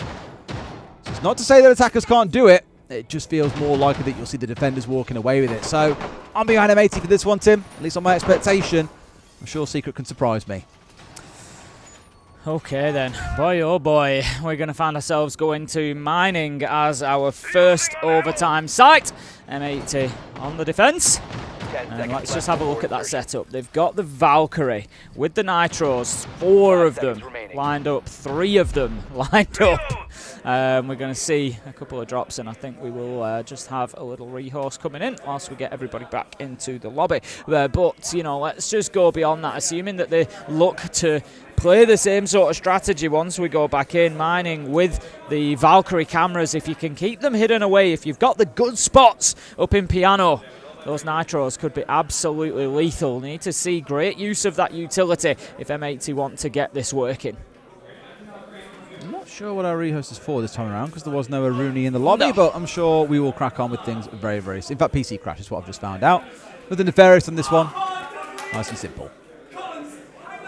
Twister's just dealing out the shoulder massages there. He's giving the players a little tension, just ease it out of the shoulders. Technique looks great, to be fair. It does, yeah. He's on it. He loved it. Have everyone else, do I get one? No, you don't. Oh, yes, you do, really. Yeah. All the boys get one. He looks like he's enjoying it a lot more than Mowgli did as well. Going to be ready to go. The problem is, Twister, calm down. You don't want him too relaxed. You know, you need him on the edge here, ready to take the gunfights. That'll be slippy. Do you think? That's a German for you. He does not look pleased about being touched, does he? Brilliant. That's such a June reaction. I love it so much. But Noah's like, when's my turn? When's my turn? Lock in. It's coming. Here comes Twister. There we go. He didn't look too pleased either, to be fair. Concealing his reaction. I want to say he's smiling. I think he looks happier than Joom, at least. I'd say Savage enjoyed it the most. Yeah. Then Noah. Then Mowgli. Joom, I wouldn't even put him on the enjoyment scale. Adrian looked pretty pleased. I didn't. To be fair, I was not paying attention. I didn't see Adrian. Adrian had a smile. He's having a good time. The question is Fabian dishing out the shoulder rubs? Oh, well, he was dealing out kisses earlier. Very true, very true. 2 very different team environments here. One coach gives out kisses, the other a nice massage. Both getting results. Both getting results as we found ourselves absolutely neck and neck, 6-6. Just about to head into overtime. We've got a little technical pause and we will get you back in. If you've just joined us or maybe not seen the whole thing, you're wondering what is going on, where are we up to? Well, it's 1 map apiece. And we had Team Secret taking Border in overtime. M80 then very convincingly winning on Leia. Team Secret not anywhere near them, to be honest. And that finds us now on map 3, which is Cafe. 6-6. A good comeback from M80 as well. It was 5-2 at a point, I believe. It got to. And then M80 got 3 rounds in a row, fought it back, and just continued going. And Secret just able to dig themselves out of trouble in round 12 to go to overtime. And this will all be decided. Reminder, the team who wins this will qualify. The team who loses, I believe, will drop down to play Weibo in the next qualification matchup tomorrow. But jump scare. to 3 rounds. That wasn't our teams, by the way. That was the other game that's currently going on. Which I did have up on my laptop a minute ago, actually. I've now lost it. It's SSG versus NIP. And right now, wow. Yeah. I mean, SSG are up 5-0. But I imagine if they've now accelerated ahead and we heard that scream, then they're probably up. Okay, maybe not. 5-1 they end up. 5-1 defensive half on Clubhouse, Tim, is nothing to scoff at, though. Nah, it's pretty good, that. Great start. NIP are a team that also haven't really got going so far on this major. There's a couple of them that have had slow starts. Fury, as we saw, they've kind of now recovered. NIP, it might be too little too late, unfortunately. Defenders, protect your bombs from being defused by attackers. Yes. Protect those bombs. Indeed, indeed. That's the name of the game. M80 start on the defence, and it is indeed going to be Train. They are going to stick with Hot and Cold on the Valkyrie, and they are going to stick with those 4 C4s that I was talking about. They've got 1 bulletproof camera, so the intel is going to be there to give them the information that they need. They've got plenty of opportunities to get those nitro kills, so I'm going to keep a close eye on that utility usage and how much they gain from it, because they've really put a lot of their eggs in that basket. Secret are going to be coming in on the attack, and nothing too unusual there. Doom is going to switch away from the Deimos, go to bring the Bravo. I think that's absolutely fine. I would have expected, those vertical challenge coming in with the tracks had he remained on the Deimos, but I think, taking away the Bravo, go and grab the Banshees. I think it's going to be the Malusi particularly that they've seen that's influenced that pick, so that you can take out those Banshees and just clear your path a little bit. Also, the free information it gives on the other side, right? If you don't destroy them and obviously they stay outside, then it reveals when a defender's running past them. Good for watching flanks, good for knowing any kind of maneuverability taking place inside of the site itself. Well, there's now being hacked out. There we go. Free bit of intel for you at the top of Brown Stairs. Lovely. Oh, and that bulletproof too. There you go. This is the value of Brava that I keep talking about. We've almost always got bulletproof cameras in the lineup. There's always something to be stealing with those Clutch drones. We get the silent entry as well after the double knock coming in from Doom. And he's going to look straight away towards bottom white. Nobody there to challenge him at the minute. And I tell you what, he could catch somebody out here quite easily if he gets the top brown unchallenged. Ooh, well, he's up here. They've no idea. Oh, I think he saw a flick of the gun, but not enough to be able to bring down the player. Sat ready and waiting, but I think they're probably conscious that he's in the area. Now they know off towards his left. Is Ring Door going to swing? Yes, it is. It's gonna. Down goes Jimmy, who's in a great spot there to have an impact. Tim turns out he didn't enjoy that massage, and he ain't enjoying this round. Yeah, the timing just never really worked out for him, did it? Just caught a few glimpses, but nothing that he could really make an impact on, and then loses his life. 4 versus 4, halfway through the round. The drop comes in from Savage, just looking to push forward. They're obviously confident that they've got control of Reading and beyond, so they can now start pushing in towards site. A little bit spread out here. Adrian is kind of taking up that June position at top red stairs, but he's going to be cut down by an absolutely disgusting long angle from Diffuser underneath the table. Manages to find his man. Hard breach charge is not going to go off yet. There's auto canister going to stop that. And I think it's going to be another 20 seconds before we see that wall getting opened. They'll just keep him playing the delay game for as long as they need to. Here is the key thing, while they get a little bit of support coming on through. Opening out the top as a nade comes over the top. Not a bad way to try and clear out the Zoto, but it's so high up on the wall, as you can see, that I don't think they'll catch it out with a nade. No, but they catch a player. That's one step better than getting rid of a Zoto, Tim. Yeah, Gunnar just losing out there. I think maybe had nowhere to go. We can see that wall has still not been opened up, though. 38 seconds left to go. He's on his feet. Okay. He's on his feet. To continue pushing, but he doesn't know there's a man behind the desk. He's going to take some damage. Diffuser, Kino, 1 apiece. 2 versus 1 now. M80 look like they might just take the first round of overtime. Maybe he didn't see his feet. Savage has got it all to do here, Tim, and it feels like a bit of a tall order. Looking in for the one at the very least. Just shoot him, please, for God's sake. Flicks onto Diffuser. Has now got 15 seconds to go. And Hot and Cold tucked in elsewhere. But there's that Malusi Banshee we hacked earlier. Bit of intel being fed over. Savage maybe looking to finish things off here as well. But the spray on the wall comes through. Catches out Savage. M80 up to match and series point. Really smart play from Hot and Cold there. Knew where that plant was going down. Uses the soft wall to his advantage. And just sprays, knowing that he's likely to take Savage out. Beautiful stuff. M80 get themselves the advantage. They have 2 chances now, Des, to lock this out and get themselves through to the next phase of the Munich Major. Okay, but I don't want anyone just not coming and not playing us. Let's put this like for our advance, guys. Yeah, we're gonna talk. We're gonna talk. Talk and communicate. They are the same thing, to be fair. Just communicate, I could have said there. But it was one thing I thought when we saw him charging in through reading was, I come back to the words that Savage was saying earlier on, and we heard him saying it was like, look, and Twister kind of said it as well, like, don't do nothing and then just go and try and do something crazy. Like, what's the point? Like, if you haven't got a part to play in that phase in the round for the team, just chill out a little bit. Don't feel that you've always got to be the one making a play or doing something for them. We kind of saw that freebie coming through from Diffuser. A very, very cheeky one, admittedly, on that soft wall through into reading and catching out a player for free. These are the kind of things that can come back to bite you.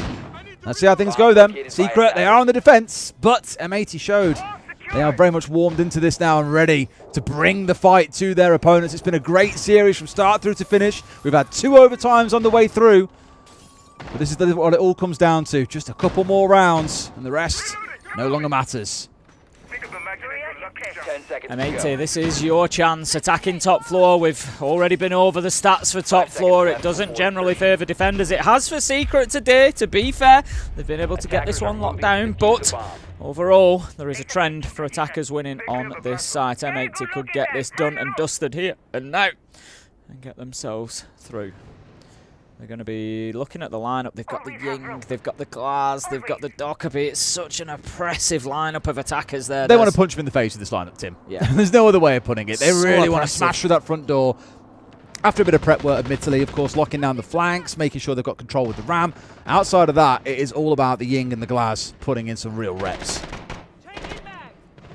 Mowgli's just going to be playing that spot underneath the skylight for the time being. Needs to make sure he doesn't hang around there too long. There is one of the M80 players up on the rooftop. May be able to punish him depending which way he tried to rotate. Might not have any choice but to go through the balcony down to pillars and then rotate back up the stairs. Just very conscious of White Door as well there. Default's up. No. They've left the default cam up as well so they can see him here. Yep. Is he doing it as bait? I'll tell you what, this could be the big double bluff play, is it's bait. He wants someone to come and challenge him. Or is that just cope? We're going to see a Candela going in, but they're just waiting for their moment here, M80. I think it's all going to be go. This is going to be a 3-2-1, essentially, based on that Candela going in, as Diffuser has got himself into Cigar, just ready to take a little bit of ground and just holding on to that utility, as we can see. And it's all going to be based on that. First one gets caught out, though, and that might just ruin the surprise a little bit for M80. Well, in we go. I said it might be an all-in puncher in the face kind of vibe, Tim. Outcome of C4, not finding anyone just yet. Trying to do what they can to hold off, but Savage is the first to fall on the Mozzie. A response back as Ying falls down. Only one extra Candela going off, but we've still got the calls coming on through. Finds one, walking in through the smoke. It's a 4 versus 3. They're holding on for now, though. Secret able to fight back, but M80 have got the control. Noah's taken a ton of damage, been downed and finished off. That's going to be the kill for Kino. Surely it's over as Diffuser, after a great day, picks up the final kill. And look at the response from M80 as they see themselves as the first team to go through to the next phase. Big result for North America, a bigger result for M80. Certainly a result they had to win. Secret going to have to do a bit more work in future days, but a much-deserved win and a great performance overall. Even Diffuser, we thought, were quiet for a while. He recovered his way back in. Gavin's had an unreal series. Kino's been brilliant. The whole team has really showed up in that series, Tim, and they are your first team into our playoffs. Phenomenal stuff from M80. I've said for the last 2 days that they are looking good, that I like them as a team, and I like what I'm seeing, and they've doubled down again. That was not an easy game for them against Secret. That's why it went to overtime on map 3. It was a tough one that they had to dig deep to get done, and they have yet again found a way. They've shown us that resilience on border yesterday against G2, and they've shown that they're able to dig a result out here on Cafe against Secret today. Great stuff from M80.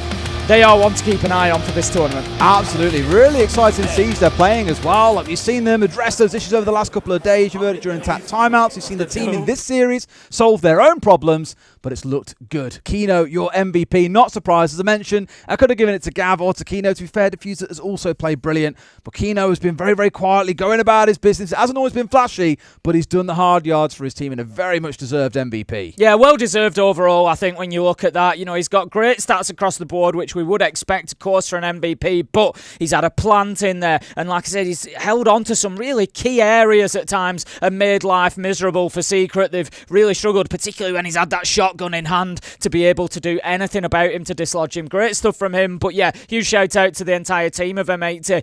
Diffuser, Gavini having huge moments. Gavini 1v3 clutch on Lair. I'm sure that won't be forgotten. That's right up there for player of the day. Brilliant stuff. But, you know, shout out to Secret as well. They played their part in what was a fantastic matchup. They'll go again tomorrow.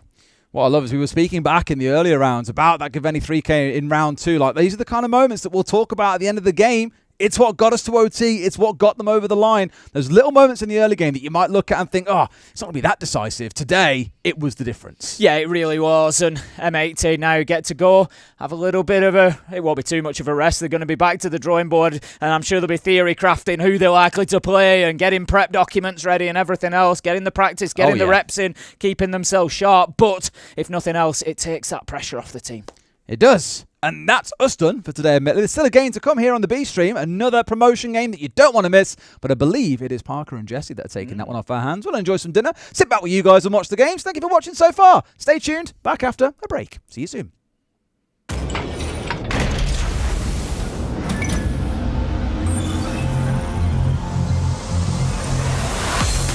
They can try and stick it. The drop. Charla comes in, finds one, can't find the second. Shepard getting the shutdown, but not before. Charla confirms the next one. Shepard's onto a 3K. They're sticking off on the plan. Pojo coming on the upstairs. Does Shepard know? He must know. Don't look away now. Shepard with a quadra kill. That's the way you clutch a game out, ladies and gents. A huge gamble by Raza Company Academy. Shaiko is just, he's someone else sometimes. He and Usus making quick work of the remaining defenders on site, and now it's all up to Paceto. With the UMP, no deaths to be had. 2 kills to his name. Paceto slaughtered by Shaiko. I don't even think he knew what happened. Over towards Default, big kill for Nate, shuts down Shaiko, and suddenly it seems like Furia might just have numbers, but they've lost a couple, and Philippe wants to see... Just a bit of damage, just starting them off. Jump down for one, and Gohan will go down. No more IQ. Experience the second Astro down low. Marinka, are you ready for this? Yes! Marinka, are you kidding me? With a third getting taken down. And then the drop right below. And it's straight into the face. Bingo! Shaiko is going off Tim. Finally finds himself down now. Usus has got to clutch up big. This could be difficult. The Blitz just having to make a choice here. Handy. Let's see if the swing... They just need to make sure they're getting those entries and going on in and pushing forward. Ryder. He's now 10-3 on entry throughout the series. That is an unbelievable success rate. Makes it a second, makes it a third. Ryder, oh my God. It's a quad. A huge ace against BDS's team of facilitated. And Ryder finishes it. That is an ace against BDS. Pre-day, holding up for the blood.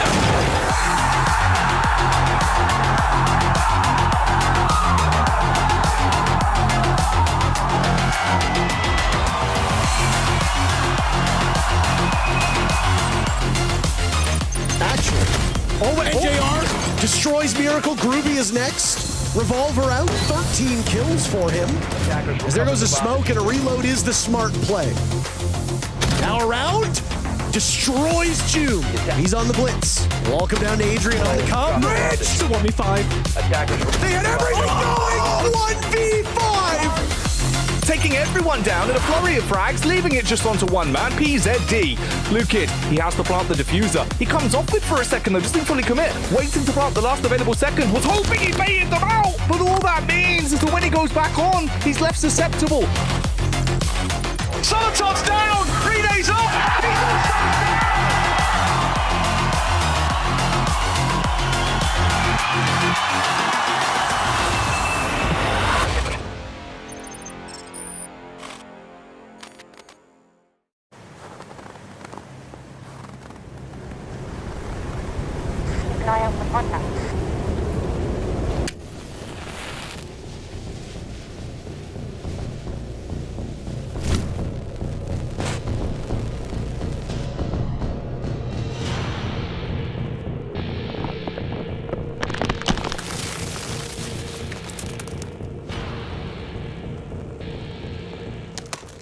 Available now.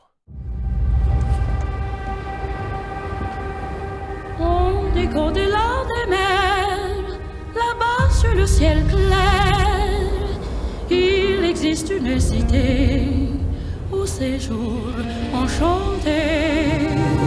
Et sur les grands arbres noirs, chaque soir, vers elle s'en va tout mon espoir.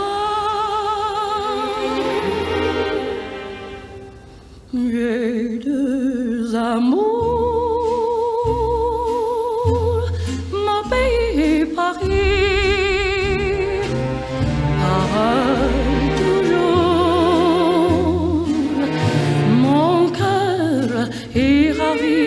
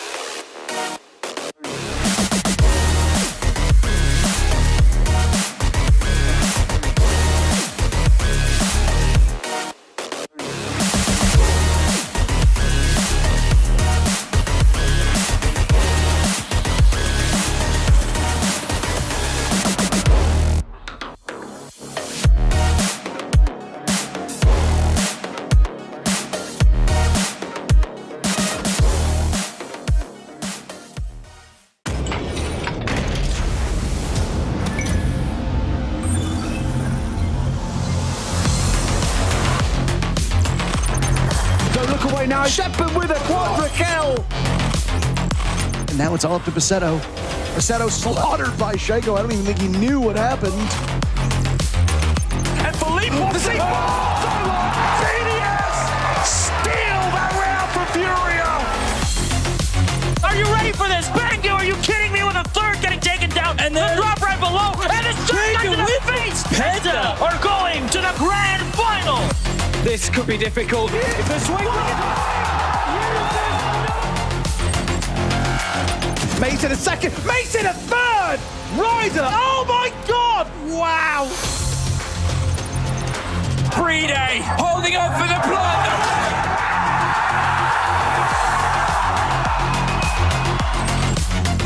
It's a 1v5.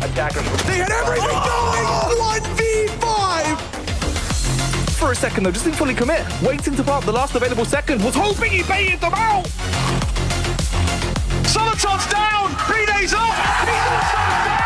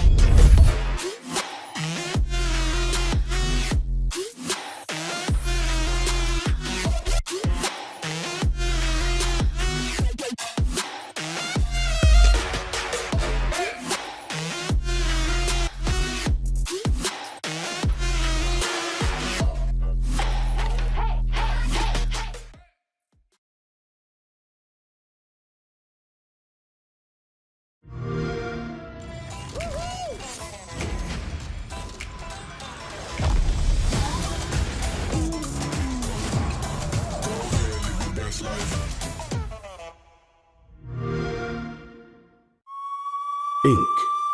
is the mark of the soul. Dragon, tiger, imprints of power and boundless ascents. If fate's dumb enough to stand in my way, I'll paint over it with my own damn hands.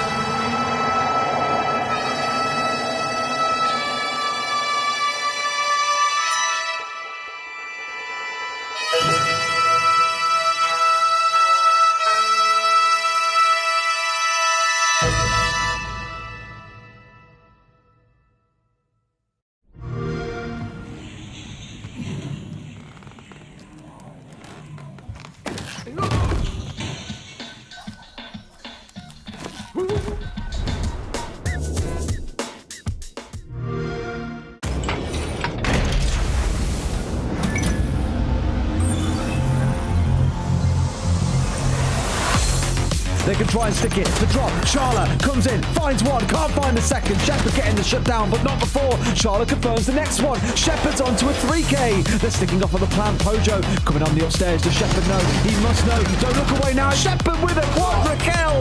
That's the way you clutch a game out, ladies and gents. A huge gamble by Raza Company Academy. Shaiko is just, he's somewhere else sometimes. He and Usus making quick work of the remaining defenders on site, and now it's all up to Paceto. With the UMP, no deaths to be had. 2 kills to his name. Paceto slaughtered by Shaiko. I don't even think he knew what happened. Over towards default, big kill for Nate, shuts down Shaiko, and suddenly it seems like Furia might just have numbers, but they've lost a couple, and Philippe will see. Just a bit of damage, just setting them off. Jump for one, and Gohan will go down. No more IQ. Experience the second Astro down the floor. Moringa, are you ready for this? Yes! Bengu, are you kidding me with a third getting taken down? And then the drop right below. And it's face. Bengu! Shaiko is going off Tim. Finally finds himself down now. Usus has got a clutch up big. This could be difficult. The Blitz just having to make a choice here. Handy. Let's see if the swing. They just need to make sure they're getting those entries and going on in and pushing forward. Ryder. He's now 10-3 on entry throughout the series. That is an unbelievable success rate. Mate in a second, mate in a third. Ryder, oh my God! It's a quad. A huge ace against BDS's team of facilities. And Ryder finishes it. That is an ace against BDS. Breeday holding up for the blood.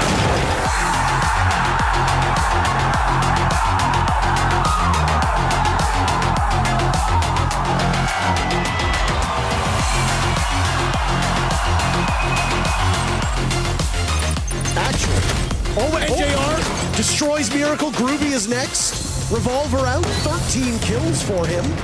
As there goes a smoke, and a reload is the smart play. Now around. Destroys June. He's on the blitz. Will all come down to Adrian on the comp. Bridge! It's a 1v5. They had everything going! 1v5! Taking everyone down in a flurry of frags, leaving it just onto one man, PZD. Lukid, he has to plant the diffuser. He comes off it for a second though, doesn't fully commit. Waiting to plant the last available second, was hoping he baited them out. But all that means is that when he goes back on, he's left susceptible. Solotov's down! 3 days off!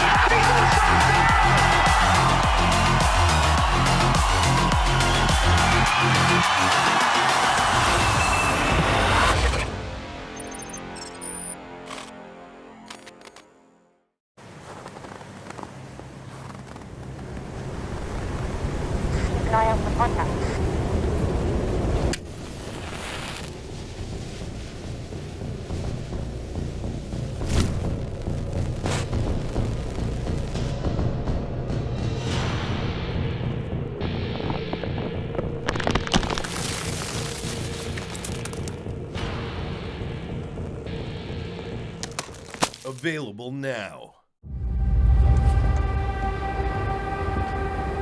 On décore delà des mers, là-bas sur le ciel clair, il existe une cité où séjour enchanté. Et sur les grands arbres noirs, chaque soir, vers elle s'en va tout mon espoir. J'ai deux amours, mon pays et Paris. Toujours, mon cœur est ravi.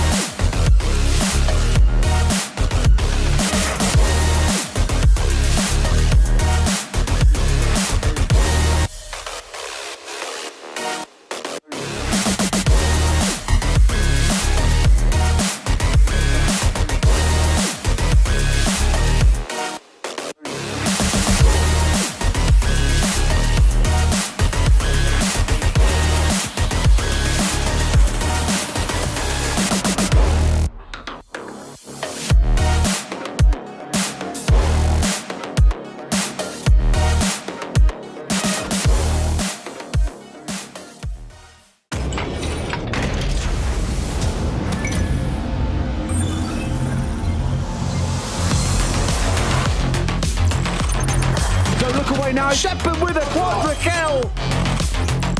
And now it's all up to Basetto. Basetto slaughtered by Shaco. I don't even think he knew what happened. And Philippe wants to see GDS steal that round for Furia. Are you ready for this? Bango, are you kidding me with a third getting taken down? And then the drop right below. And it's just in the face. Penta are going to the grand final. This could be difficult. The swing. Mason a second. Mason a third. Ryder. Oh my God. Wow. Pre-day holding up for the plot.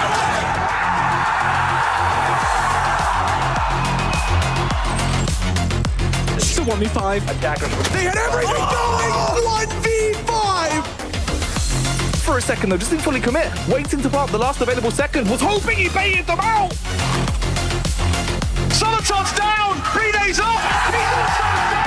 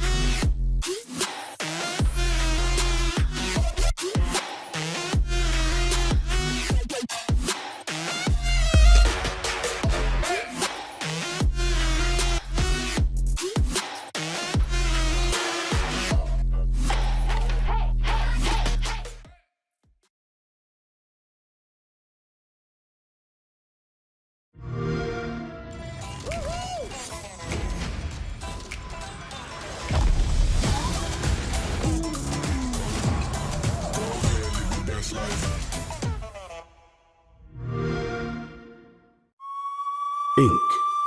is the mark of the soul. Dragon, tiger, imprints of power and boundless ascents. If fate's dumb enough to stand in my way, I'll paint over it with my own damn hands.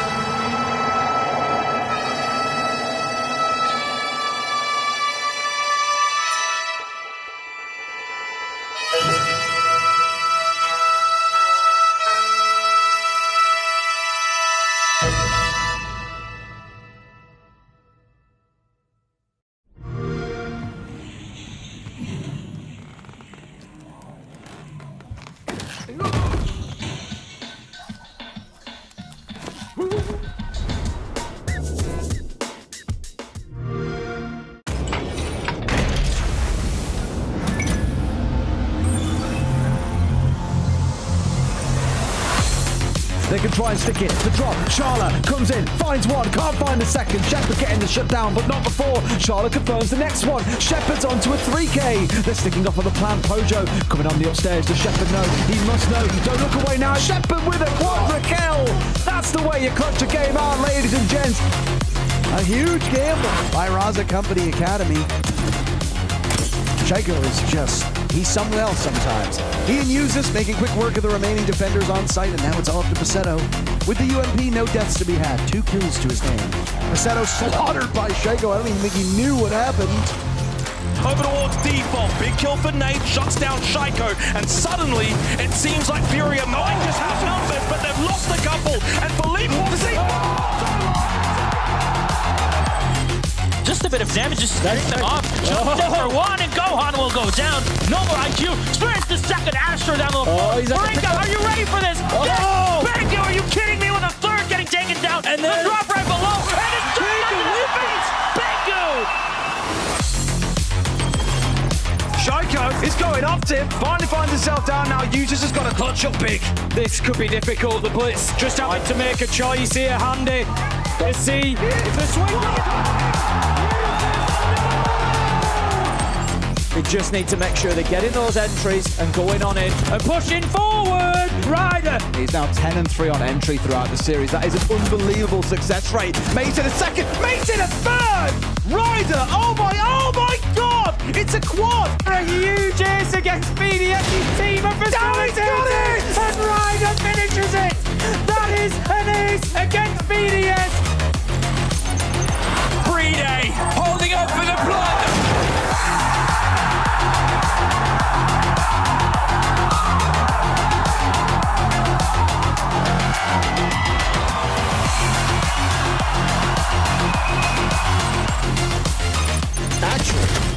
NJR destroys Miracle. Groovy is next. Revolver out. 13 kills for him. As there goes a smoke, and a reload is the smart play. Now around. Destroys June. He's on the blitz. Will all come down to Adrian on the comp. Bridge! It's a 1v5. They had everything going! 1v5! Taking everyone down in a flurry of frags, leaving it just onto one man, PZD. Lukid, he has to plant the diffuser. He comes off it for a second though, doesn't fully commit. Waiting to plant the last available second, was hoping he baited them out. But all that means is that when he goes back on, he's left susceptible. Solotov's down! 3 days off!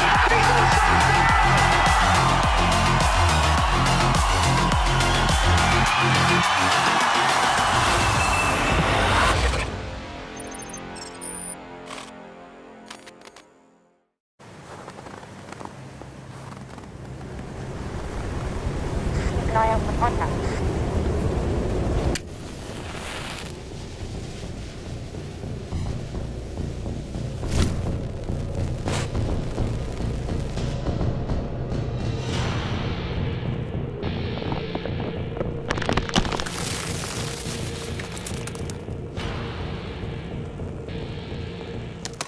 Available now. On dit qu'au-delà des mers, là-bas sur le ciel clair, il existe une cité où séjour enchanté. Et sur les grands arbres noirs, chaque soir, vers elle s'en va tout mon espoir. J'ai deux amours, mon pays et Paris. Pareil toujours, mon cœur est ravi.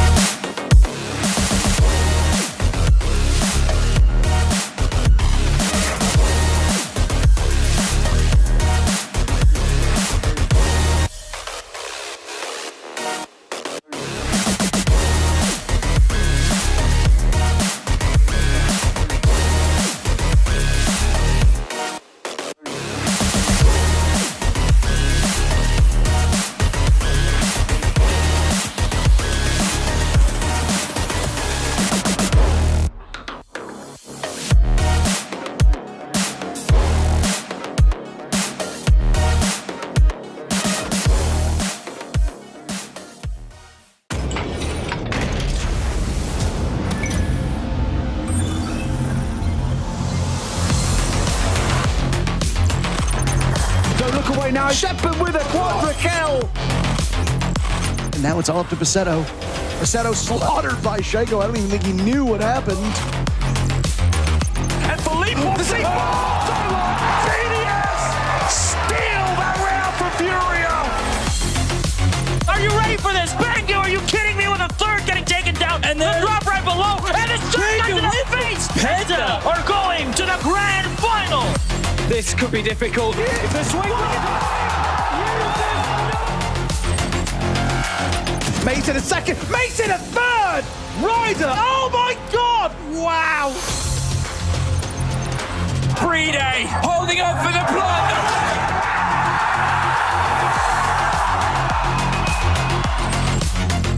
It's a 1v5. They had everything going! 1v5! For a second though, just didn't fully commit. Waiting to pop the last available second, was hoping he baited them out! Soliton's down! Pre-day's off! He's also down!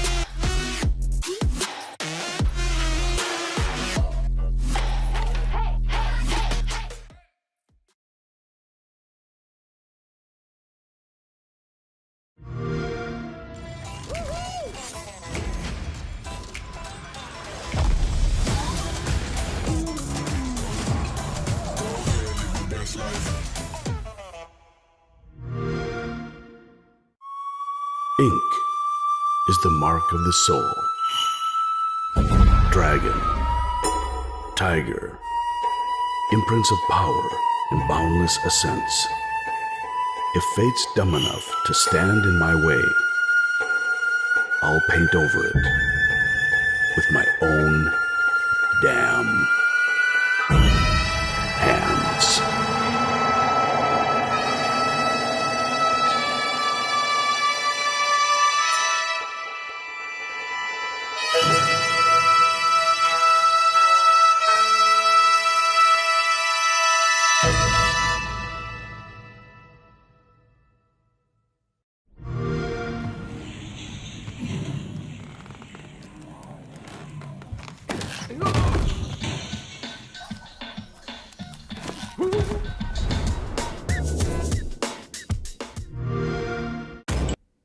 We're very firmly in best of 3 territory here. Some teams being elevated to the main stage, and unfortunately some teams going home. We've already seen one team go home so far today, CAG Osaka. Yep. The very first team, Cyclops, as most people know them.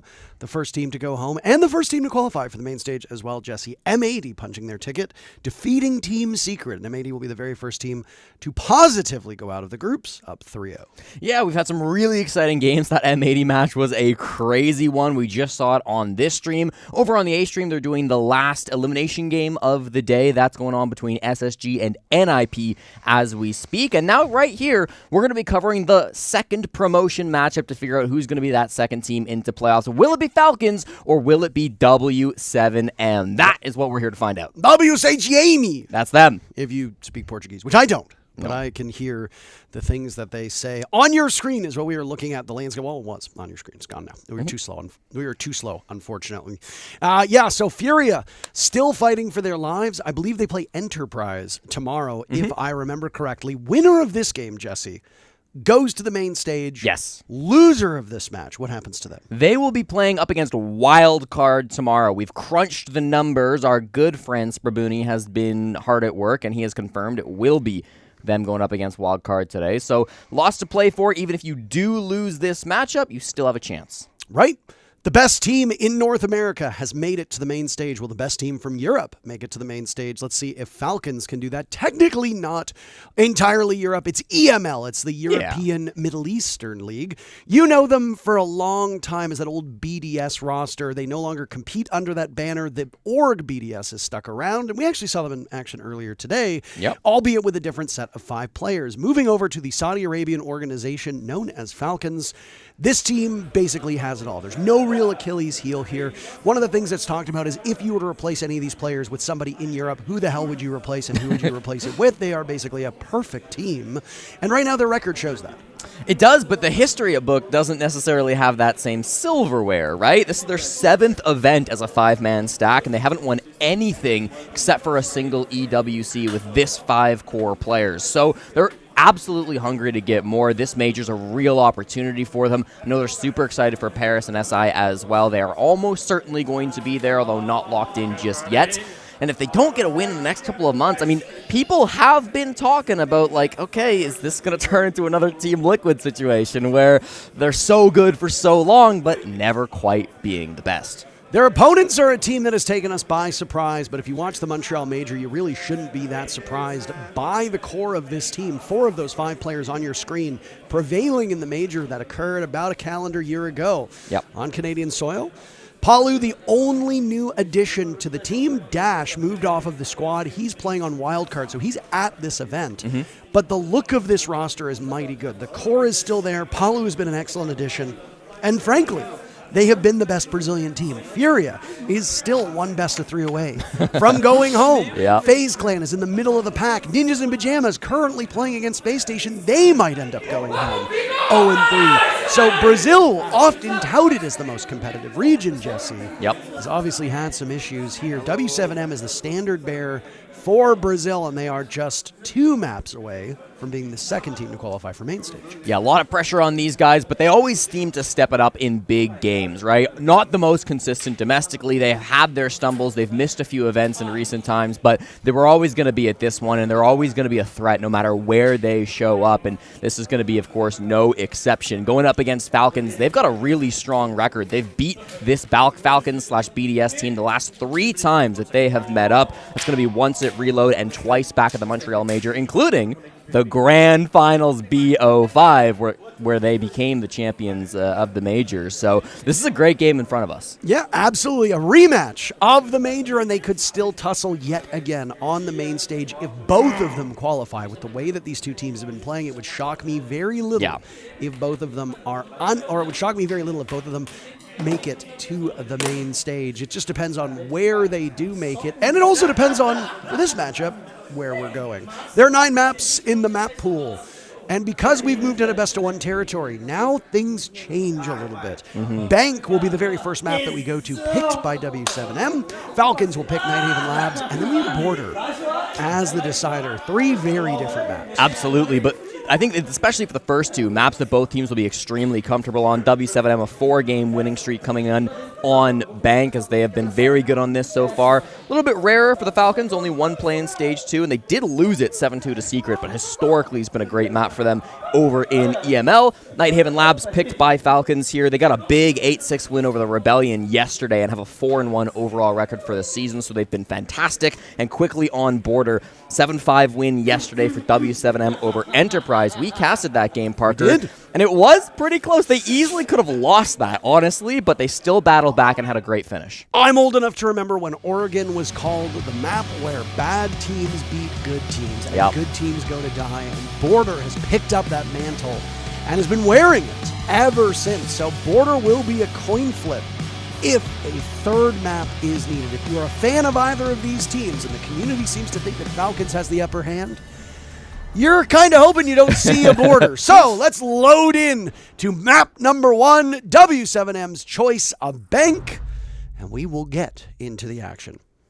W7M, again, 4-game winning streak on Bank, beating Liquid, NIP, Liquid again, and Loud. Now, those are 4 good teams, but I would say none of them are quite as good as Falcons, so they'll have their work cut out for them here on the first map of Bank. Always a question of what the attacking bans will be. The first one is a Ying, so that speaks to me we're not going to be banning out hard breachers like we so often see on this map. Some teams will go for the Hibana Ace combo. The fact that we see a Ying makes me think we might follow this up with a Shield, a Grim, a Capitao. There it is. A little late, but we did get the Capitao in the end. So 2 big displacement operators that can be really effective when pushing that bottom floor bomb site will not be available to W7M. And then for Falcons, they won't have either the Azami or the Mira able to be played here. Leaves the Kaid up, which is going to be really strong on the basement and instantly does get locked by Uzis, but still, we're going to see a lot of interesting strats come out just based on these bans. And I was actually reading the graphic incorrectly. This is Falcons' pick, not okay. W7M's. Gotcha. It is a bit confusing with the way that the logo is presented. I will say we are doing something new with the graphics, so you will have to forgive me. We will be giving you updates as to what is going on the other series on Stream A, in case you are dialed in to this team or one of these teams competing here in this best of 3. We'll be telling you what's going on with NIP and SSG. Before this map started, Space Station had taken map 1.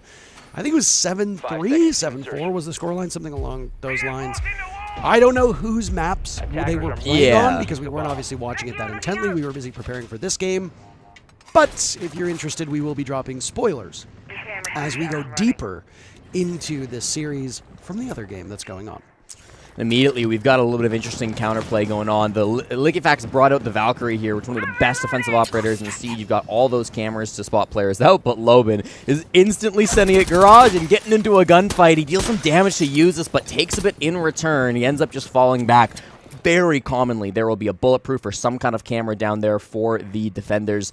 Tried to avoid that, did Lobin, but unfortunately didn't quite manage to catch them off guard. Still hunting for something around there later in the round, I'm sure. Loading new mag. The second map right now is Consulate, and it's Ninjas in Pajamas very briefly with the lead over SSG, if anybody is curious about what's going on over on the A stream. But if something gets updated, we will let you know. Other than Lobin taking a bit of damage, now it's up to the Shielded Dots, who sprints on in, rebuffed by Bride, Leaky Fac on the board as well, and it's Lobin to strike fear into the hearts, as he's got the only kill at this point in time for W7M, and that's Solotov gone.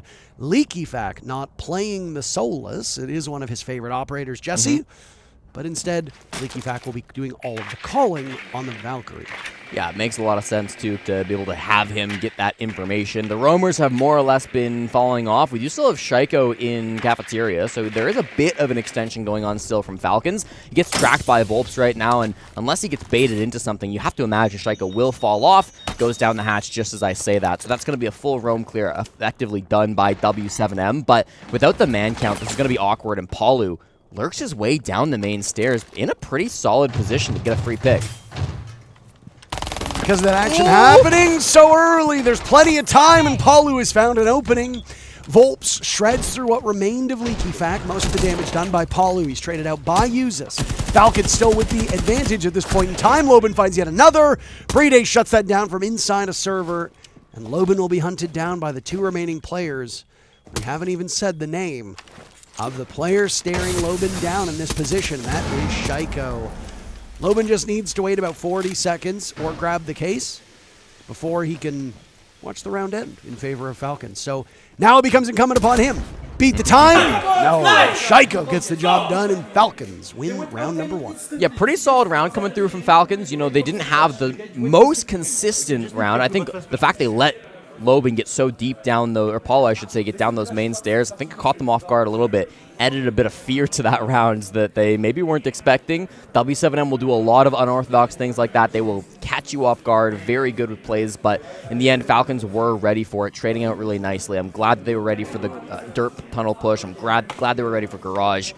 Top to bottom, felt like they were expecting what W7M wanted to do that round, so nicely done by them. I was loading up my stats, and I'm so used to calling them BDS that I loaded up BDS stats. And I was like, hold on a second, Virtue's not playing on this team. What is happening? It's late. We have barely been able to cast this team since they've been playing under this organization. I think we've only done it 1 time. Attackers have located a bomb. You think? That sounds about right to me. Yeah.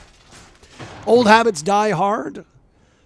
But obviously Falcons being given new wings. Yeah. Falcons were at a number of our previous events, but with Middle Eastern teams. Yeah. Not with this European squad. And with it being EML now, the Middle East teams can qualify for that league, no different than how Mexican teams can now qualify for the NA League, whereas before they were in the region that was known as LATAM. There's also just a general merging of sub-regions in various regions a year ago, give or take. Yeah. There's been obviously a lot of shifts throughout the years in Siege, but we're now at a point where we're back to the 4 big regions that we had way back in the day. These 2 teams will be at the top no matter what regions they're playing in because they've been so consistent over the last couple of years.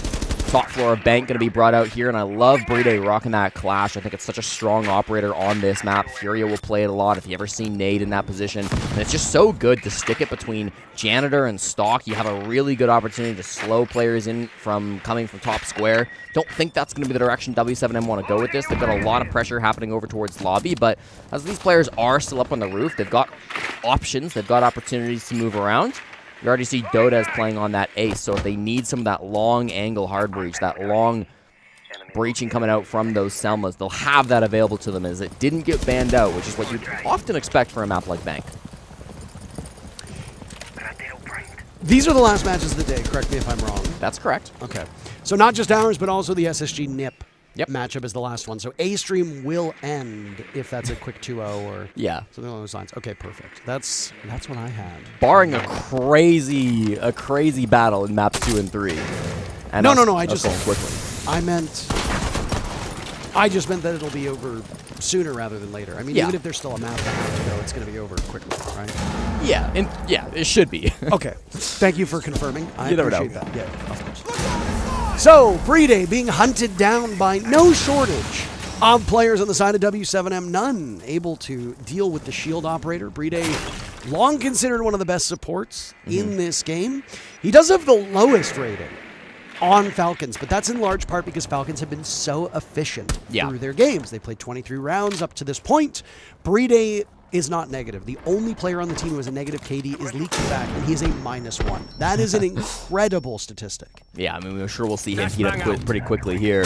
35 seconds, Parker, and this push has got to get going from W7M. You're going to have Loba coming to the main stairs and everybody else pushing square side. Yeah, where the hell did the round go, Jesse? All 10 players still alive. Volp's getting baited in at this point, but they shove Bride back to a position where Dodez guns him down. Palu on the board as well. The only casualty is Volps, who dies at the gas. Thrown out by LeakyFact. Solotov is gone now as well, and Falcons on the ropes. Shaiko and LeakyFact working together, and LeakyFact will die. Shaiko with the sidearm out, but they mob him, and a big round from Dodez allows W7M to answer back. 1 round apiece through 2. And I started that round by talking about the clash in that exact position being run by the Falcons, and I talked about how strong it can be. W7M handled it so perfectly, just using Volps to distract the clash. He can sit in that electricity. Of course, it doesn't deal damage anymore, Parker, so you can sit in there as long as you want. He doesn't need to move, doesn't have to go anywhere. And instead, we just see Dodez jump in the stock window, get that kill on the Clash from behind. As soon as Clash dies, everything else starts falling right afterwards. Loban some good kills as he had come in from down below, walks up those lobby stairs for a critical second dimension to that execute. Really likes that coming out from W7M. Falcons played well for 2.5 minutes, but those last 30 seconds matter the most. Yeah, the stall was really good on their side of things. The Falcons just battling against some pretty big adversity here. W7M have been so mighty good. Yeah. Now, not only have these teams been good here in the Munich Major, but they've been good throughout the entire calendar year. And there's more than just the Munich Major at stake for some of these teams. Don't kid yourself. Every single player that is at this event wants to win this major, no doubt about it. But there is a larger prize in the Siege ecosystem, and that's the matchup that every single team wants. That's the trophy that every single team wants, and it's SI. They want to lift that hammer. As you just briefly saw on your screen, 99% likelihood that both of these teams will make it, win or lose. So I think it is very, very unlikely that W7M and Falcons fail to make SI. If Falcons win this best of 3 and they guarantee themselves a spot on the main stage, leaves at 99.9%. If they lose, 99.7, which is pretty good. Yeah, you'll take those odds if you're Falcons. And, of course, a big event, too. We're going to Paris, the City of Lights, hometown for 3 of these players. LeakyFact, Shaiko, and Bride, all from that Paris area. So it's going to be really exciting for them in particular to go to Siege's biggest event. Main focus at this point in time is rushing into the bomb site. A much faster execute from W7M. Some shield-on-shield violence as Dots is getting rebuffed by the Clash of Bride. EFAC is dead.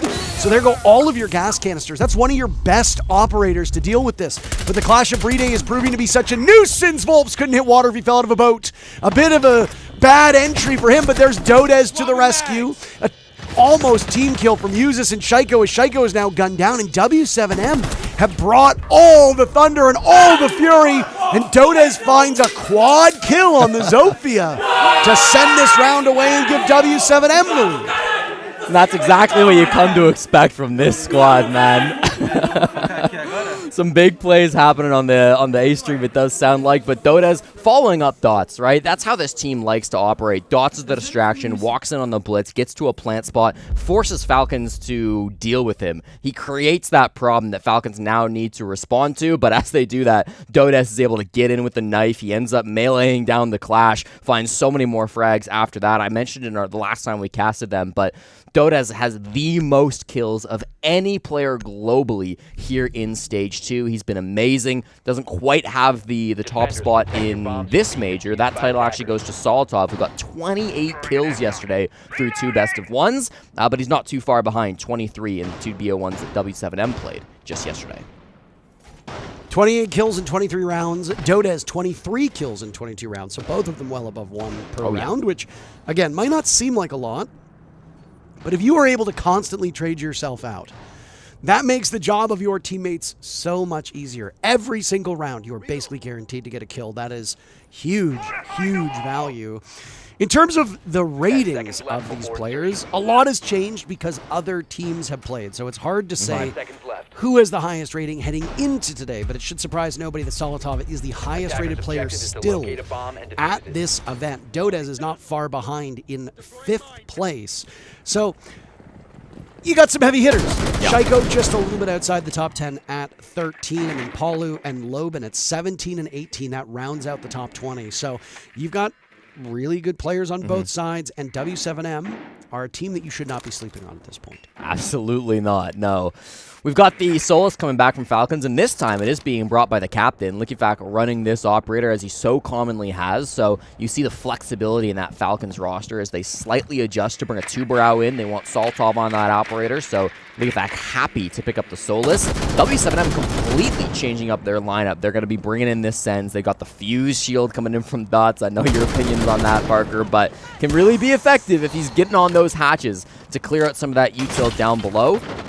Would be great if there were some Goyo canisters and stuff like that. There actually aren't in this round. No bulletproofs, no Goyos, no Evil Eyes. Paulu's in the site, though. Hello.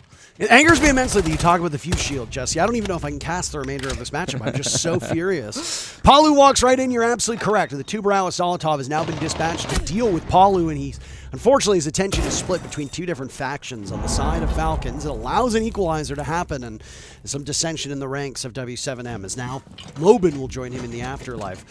The Fuse shield making an awful racket upstairs on that middle floor above the bomb site. The other two players still need to take up greater map control. You saw Dodez outside of the building. Maybe that was Volps. Hard to tell as we quickly flip through. 7 kills for Dodez through 3 active rounds is nothing to sneeze at. If he can continue this pace against some of the best players in the world, W7M will be a force to be reckoned with, even more than we've already seen. Yeah, you really got to think W7M in this round have been started to lose it a little bit. 65 seconds, so still plenty of time, and Volps gets one back onto Shaiko. Okay, he's just deep inside a server already. It's been a weird paced round from W7M ever since Paulu made that push, but they're making it work. 3 different dimensions to this push, 2 guys coming in from the server, 1 on the main stairs. What can they do with it with 45 seconds? Second round in a row of this bomb site where Shaiko has played very safe and is basically your insurance policy on these rounds. But a 3v3 with the Fuse shield, still 3 cluster charges in pocket. That PMM is out. Dots able to get it done with his gadget. A cluster charge kill is as rare as a unicorn, Jesse. But we see one in front of our very eyes. Dodez on the run in the bomb site, but he's not the one with the case. Trying to open things up to deal with EFAC on the Solus, struggling through the final 15 seconds on the board. A nice swing from EFAC and Volps, and the Solus will be in a 1v1. Volps will get the case towards the halfway point. EFAC will swing around and secure with the kill. My goodness. Falcons doing mighty fine on this bomb site. The problems are elsewhere. I was in tennis. Yeah, I was tie in game. tennis, literally, and I didn't hear the guy dropping globally. That's crazy. A little crazy, a little crazy. They talking about Paulu's gold push there. Coming in through the hatch that got the early pick onto the smoke, took down Bride. I think recognizing a little bit on Likifac that, okay, he probably shouldn't have let that happen, but it's okay because they got the trade back, and I think the late round play from Likifac was absolutely excellent. So good on that Solus operator, as we've touched on before. But W7M, just a little chaotic, I think, in that execute. That is sometimes the style they like to play. You know, they're not a slow team. They're not a boring team, that's for damn sure. And sometimes when the rounds get a little crazy, they do tend to thrive. Likifac just a little bit better, though. His positioning around main stairs was absolutely perfect. Ties this game back up at 2-2, Parker, and it just feels like we're at the beginning of an amazing series. I completely agree with you. And now I want to take a little bit of time to look at how the Glaz and the Clash bans will impact this bomb site and the bomb site that comes next. Neither of those operators were much used on that bottom floor bomb site. Clash was not played by Falcons, Glaz not played from W7M. But on the subsequent bomb sites, this one in particular, upstairs in CEO and then the one down below in open area, Clash was brought both times by Bride and the Glaz was brought both times by Volps. Both of these players have been freed from that operator because both of them have been taken out for the remainder of this half. So how do you deal with that? Well, I think it's fair to say that the Clash was a very important part of the Falcons' defense playing by that stock door. There will be no slow potential on the side of Falcons now. They need to bring something else. So what have they done? Well, they're going to completely blow up their composition, and almost no operators are being carried over from that second round that ultimately went in favor of W7M here. So Falcons say, okay, we can't deal with the Clash. Let's try something completely new. Instead, they will rely an awful lot on information. Bulletproof camera, black eye cams, and 2 yokais on the board in the hands of an Echo, and this will be the first Echo that we see here on this map. Yeah, going to be exciting to see what users can do with that. He does play a lot of Echo on this bomb site. Not a surprise to see him there, but he can be very good with it, just playing up on the top floor and meeting at the moment. Usually we see these Echo players try to be away from wherever the push is coming. This push does look like it's going to be square side, maybe CEO windows, so if users can play over towards the elevator, play long desk, he can have a little bit more impact with those yokai cams. I'm intrigued by Soltov picking up on the Aruni here. Sorry, Parker, it's late. Almost always seen on either the 2 route or the castle, but changing things up a little bit, trying to just get that value with the DMR, stop some of these explosives from coming in from W7M. We talked to a couple players here about why Aruni is being picked as regularly as she is, and a lot of them just flat out admitted it's the gun and it's the sight. That is really it. So if you have the option to bring a high-powered rifle with a good scope on it, as a defender, you're going to take that. Seeking some survival in the corner, but right underneath the yokai, terrible positioning, read like a book. Solotov capitalizing off of that, putting said DMR to good effect. And now it's dropped the case in the middle of the site. That is a particularly damning problem for W7M. Yeah, especially with the IQ down below. That's an unfortunate thing to happen. Loban will find both yokais stacked on top of each other. That's an efficient way to clear them out. It's just a shame it's happened after your planter has already gone down. Volt has recovered it, but there's no more smokes, Parker, and no more sense walls to cover this plant. I mean, you've got an IQ. Why were you not using it that much earlier? Dodes continues his good work. 8 kills now in 5 rounds. A 9th could be there, but EFAC is just too formidable for him to deal with it. Down goes Uses. Solotov trades right back off, and the advantage is here for Falcons. They've only won on this bottom floor bomb site. Falcons looking to change that, but Loban snaps on over. The Aruni of Solotov playing keep away. They march into the bomb site. Loban looking for safe harbor. He'll have to do it all himself. Past the point of no return, and Brede and Solotov double up to give Falcons a round that seemed at times a bit shaky. They finally escaped from that bottom floor bomb site with a win outside of basement. 3 rounds for Falcons, 2 for W7M. You talk about the strength of the MK14 on Aruni, and that's a great example of just how deadly it can be in the right hands. A new operator from Soltov on that bomb site, but one that's been very effective. So nice to see him getting value out of that. I do agree, Parker. Loban on the IQ's got to be a little bit better at catching those Echo cams. I also felt like it was a little disconnected with the Sens wall with the coverage, because it felt like there was an angle from Janitor, even if the yokai wasn't there. Either way, though, Parker, that's the way it goes sometimes. Even at the highest level, it's very difficult to think of all these different elements. They may have not even realized that an Echo was being played. You have an IQ, it doesn't matter. Just use your gadget. I didn't see the gadget being employed all that effectively in that round. I don't know if it was Loban just maybe being allergic to it, or maybe they had spotted it, but they didn't think the yokai was there, or maybe the yokai had been moved at the last second. It didn't look like it had. It looked like the yokai had been there for quite some time. Because the moment that breach opened up, and they went to push in to get that diffuser down, Dots was picked apart immediately because of that information. They were actually already on the yokai drone before he'd even walked right in. So a bit of a frustrating round for W7M and their fans, I'm sure, but read so perfectly by Falcons. And you do have to wonder if this was something that they knew would happen and had already pre-planned for it. Falcons have an enormous amount of support staff and a ton of money behind this team that allows them to spend more time doing research on their opponents than certain other orgs do. I mean, there are orgs here that have coaches that don't have a ton of experience, no analysts, no other support staff beyond that, whereas Falcons literally walks around with an entourage for crying out loud. So if there's prep work to be done, I imagine that Falcons will have done it, and I suspect that Falcons will be one of the most prepared teams here at the Major. Yeah, I think it's a good point, too, because there is a strong correlation between the number of support staff you have and how deep you go in the Major. I mean, it's not a coincidence that the only team to show up without a dedicated coach was the first one sent home. CAG, of course, Dee is their former coach, but now has joined the team as a player, so they didn't have anybody standing behind them this event, and you have to imagine that hurt them in this situation. No, undoubtedly so. It's always good to have an extra set of eyes. It doesn't matter who you are, doesn't matter how good you are. Having more minds helping you is of huge importance. And that whole adage, like, you know, there's too many cooks in the kitchen, etc., doesn't really ring true with me as long as players and the coaches know how to deal with their respective roles. It's not about cooks being in the kitchen. It's about the egos in those cooks. Yeah. No, that's a great point, Parker. And through this round, it's been slow so far, but Falcons have decided it's about time to drop off that top floor. There's been decent pressure being given out by W7M. We've seen Loban on the Savannah able to breach that Kanto wall, get some angles into Elevator. It is still Lickifak who's staying alive up in Janitor, but as I say it, he drops down through the hatch. So minute 30 on the clock, they will all give up that space. Round's kind of going exactly how Falcons would have liked it to, just given that it is a slow push from W7M, changing up the pace a little bit compared to some of their rounds, especially that last open area push where it was just a rush in through square. Completely different look this time around. Dots goes onto the Monty rather than the Blitz, and with a slower shield, it's a slower pace push. Top floor under their control, and they'll start to work this verticality now.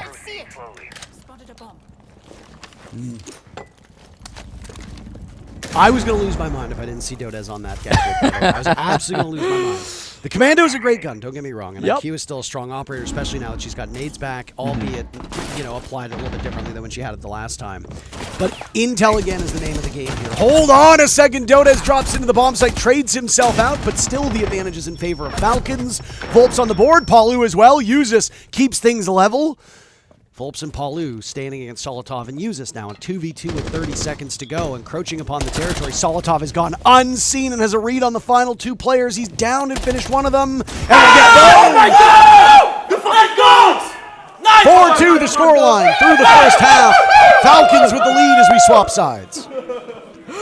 Like a pack of rabid dogs, but they are pumped, rightfully so, about that play. Solotov was in tellers for the majority of that round, but rotated back into office for the final 2v2. Had some really nice plays there in the end, was tossing his Nitrocell, didn't quite get a kill with it, but able to still cause some distractions, and his positioning was not known in any sense by W7M because he snuck so quickly deep in. We'll have a quick tech pause here as we finish the first half of the game, but I think Falcons have honestly played such a great game. W7M are one of the toughest teams in the world to defend against with their executes. We know how good they can be. They come in an instant, and they are all well coordinated, and they were even through these first 6 rounds, but Falcons did a phenomenal job of being ready for them.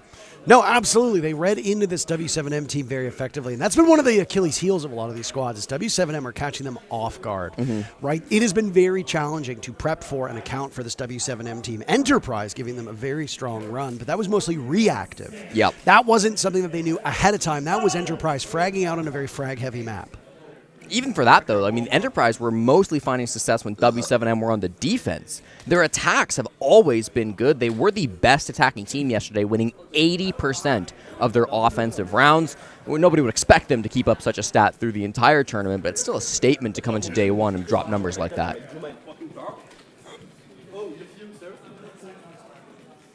Hearing, by the way, that the tech pause is for some administrative stuff, so none of the players having issues, which is actually very good. Taxes were not filed properly, I think. Yeah, somebody owes Germany money, I guess. I don't know. Prime Minister, President, whatever that, or both, because a lot of Europe has both. Just pick one. Like, what are you doing with both of them? You don't need both. Some beautiful blueprints there on W7M. I can't see exactly what the strats might be, but plenty of information here. We do have an update on the game going on the A stream, the final stream over there, with some serious implications on the line. Both Ninjas in Pajamas and Space Station fighting for their lives. Both teams find themselves winless. And because of that, the loser will go home. We will lose 2 0-3 teams today. We already lost CAG Osaka. That's the Cyclops team that finished second at Reload in Rio just in this past spring. Admittedly, a bit of a surprising result. This is a team that before that was a perennial group stage enjoyer, and that was about it. They never really made main stage. So, who joins them? Well, Ninjas in Pajamas and SSG are currently in map 2, and it is 5-5. NIP did have a very early lead. SSG has closed that gap in a hurry. They're enhancing it. Jesse, what can you see? They've enhanced, Jesse. Okay, there's definitely some blue. There's maybe walls. some prints. There's walls. There's some prints. There's blues and there's some prints. Yeah, not quite going to be able to see anything going on there. The detectives have done their best, I'm sure, with it.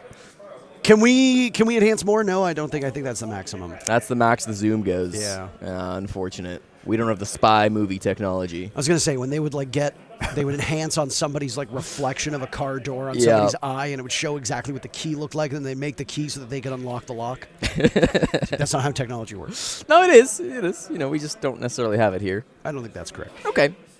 I don't think that's how the technology works. Okay. Sorry, the technology is only available in other esports.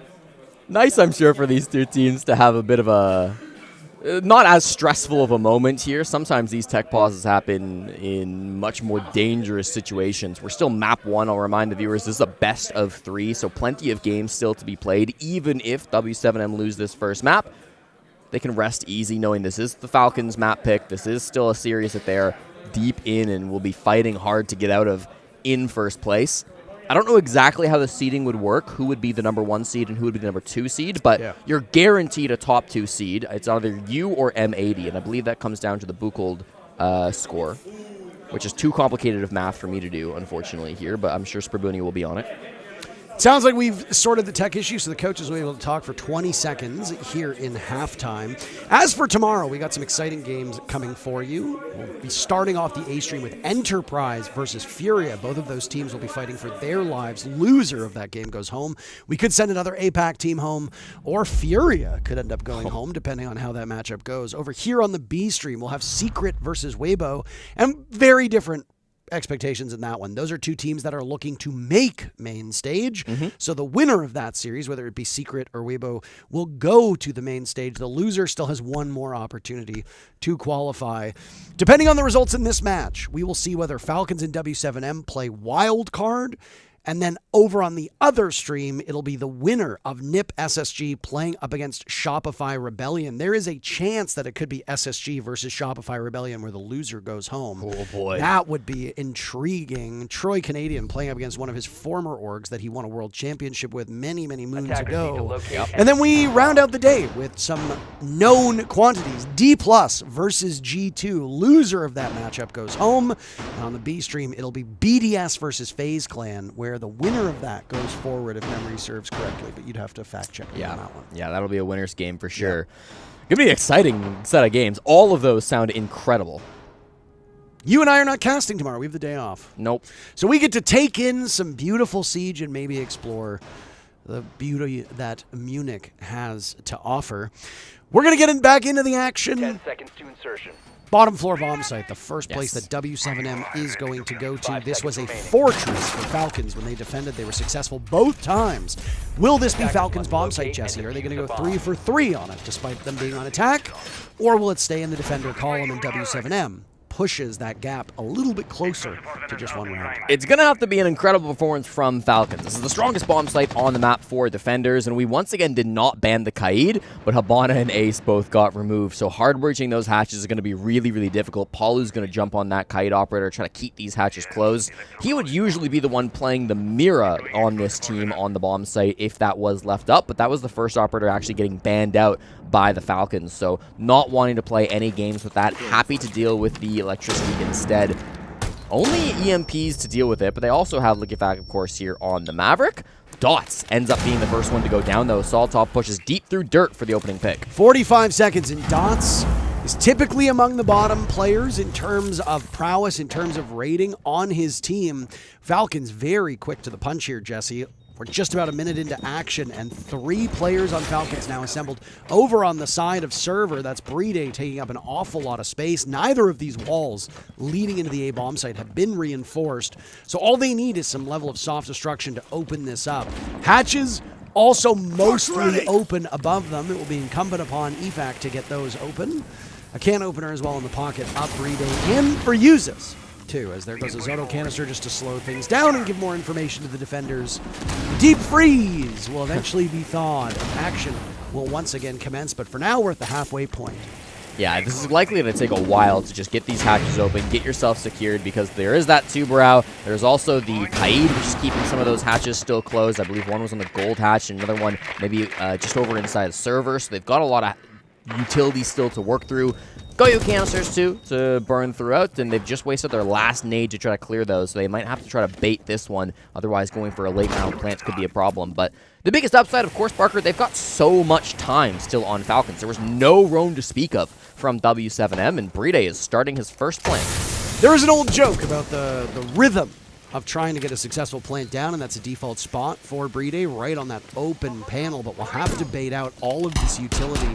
You could make a very good argument that all 5 of the players in the side of W7M, those operators, they're all anchor players, so you want to be nestled into the bomb site. You've got Evil Eye cams, you've got those Goyle canisters streamed out, you've got the gas canisters to deal with as well, and there goes some of the fire and the flames. All of that time is a godsend for Falcons, but they are going to run into clock problems here. So what does Bride do? He finds another spot to get that plant down, but he meets his fate at the hands of a Nitro Cell. Now, it's Falcons finding an opportunity away from the main bomb site. EFAC with 2, Volp's the only kill. It's Dotez and Palu now backing away. The fight still very much in hand for Falcons. Diffuser in the hands of Solotov, and Shaiko will get both kills. My goodness. It is a Falcons bomb site, 3 for 3, twice as defenders, once as attackers. And the lead grows for Falcons as they're now sitting up 3 over W7. Pussy! Oh my god! You cannot say that on television. Oh, Shaiko feels good. Couple of big kills to end that out. Even Can I say that word? Absolutely not, Parker. That's not fair. No. Looks like we might have a conclusion to map 2, Parker. We do, and just to spoil it for you here, because it's obviously been spoiled in front of you, Ninjas in Pajamas winning 7-5 on map number 2, meaning a third map will happen between NiP and SSG. The loser of that series does go home. Will the first team from Brazil or North America go home? We will have an answer in probably about an hour. But boy, oh boy, that second map was awfully close. Wow. If I'm SSG, I'm kicking myself over a couple of those deaths, and if I'm NiP, I mean, Jesse, you and I casted most of NiP's playoff run. This NiP team does not love their fans. They want to make every single game go as deep as humanly possible just to stress you out. Yeah, it doesn't seem to matter who NIP play. It's always going to be a very difficult game. That's what we learned in SIL this stage. NiP close out a game easily, challenge impossible. Yeah. So.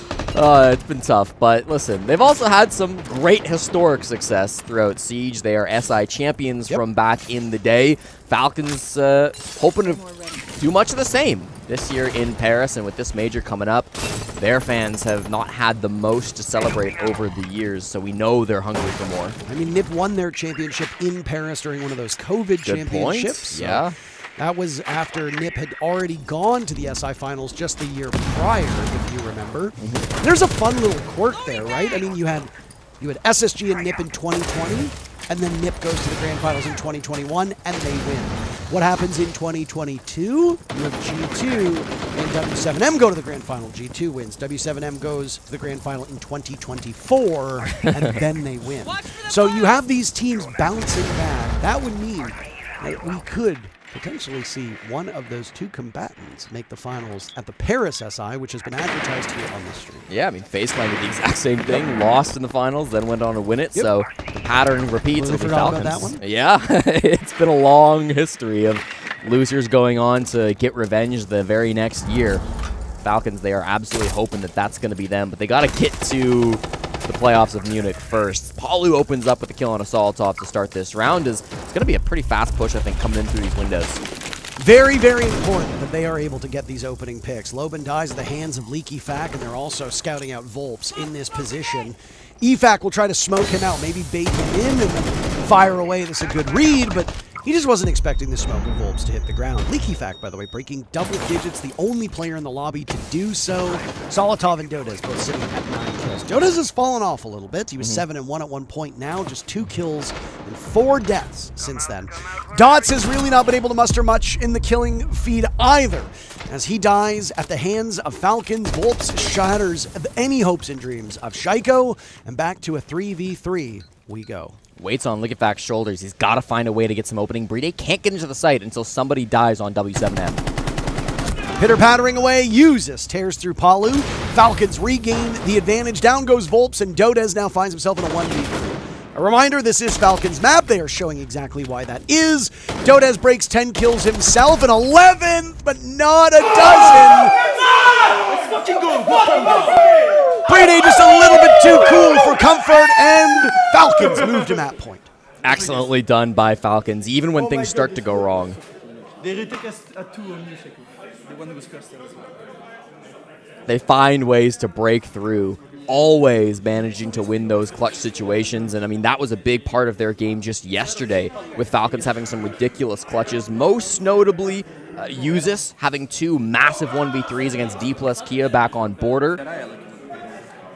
W7M no strangers to the clutch either. Dotaz having some big moments against Enterprise on the exact same map, actually. So these two teams are both strong in the clutch. If we head to that third map, some border clutches could be in store for us tonight as well, as that is the decider. W7M chose Nighthaven Labs for map number 2, and that seems to be quickly approaching. They'll hope that it's not so quick, but with the way Falcons have been playing, Parker, it just feels like they have total domination over W7M. On their attacks, they knew exactly how they wanted to execute. They were managing to avoid them in the late round chaos. Now on their defenses as well, they're picking them apart one by one. It's going to really require W7M to dig deep if they want to have a chance to push this to OT. No, absolutely correct here. Falcons are just, they're a team, again, that don't really have a weakness. The only team that I think, other than maybe this W7M squad in Montreal, that is capable of beating Falcons on most given days is Falcons themselves. It's really about their attitude and the headspace that they get into. I know that people have made jokes in the past about Leaky Facts crash outs on stream, but that level of passion is absolutely a reason why they are so dominant. And it is infectious. It does get a lot out of your players. It's notable that they lost the last 2 major grand finals. It was against W7M in Montreal. It was against Beast Coast, now the players on M80 in Manchester. It would be somewhat ironic if W7M won this, and then the last 2 major winners ended up being the 2 teams to go 3-0 in Swiss. Saltov. This is a brazen play. This downstairs bomb site, once again, has been a great location for Falcons. Solotov goes on to drone, just some small scouting missions. W7M have completely blown up their composition, by the way. Not opting for as many anchor ops as before. Instead, this is a very forward approach. I think W7M looked at the way they defended this bomb site several rounds ago, and they didn't like it. Yep. They were too entrenched. They were too passive. They allowed Falcons to take up map control and do a full clear and then set up the way they wanted to, especially after losing Dots early. Dots was really the only player off-site, if you recall. And that was the Goyo that was picked off right at the beginning of the round. W7M now taking a far more forward approach. And it becomes incumbent upon Falcons to flush them out. And Shaiko gets spotted by Loban. Down goes Leaky Fack at the hands of Dotaz.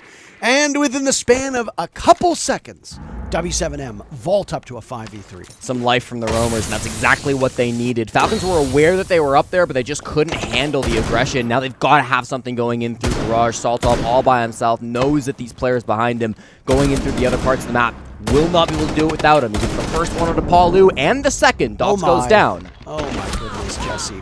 Finished off by Dotaz, far enough back. And now there's 2 over in server. That leaves just 1 unaccounted for, and the smoke will just continue to knock Brede away.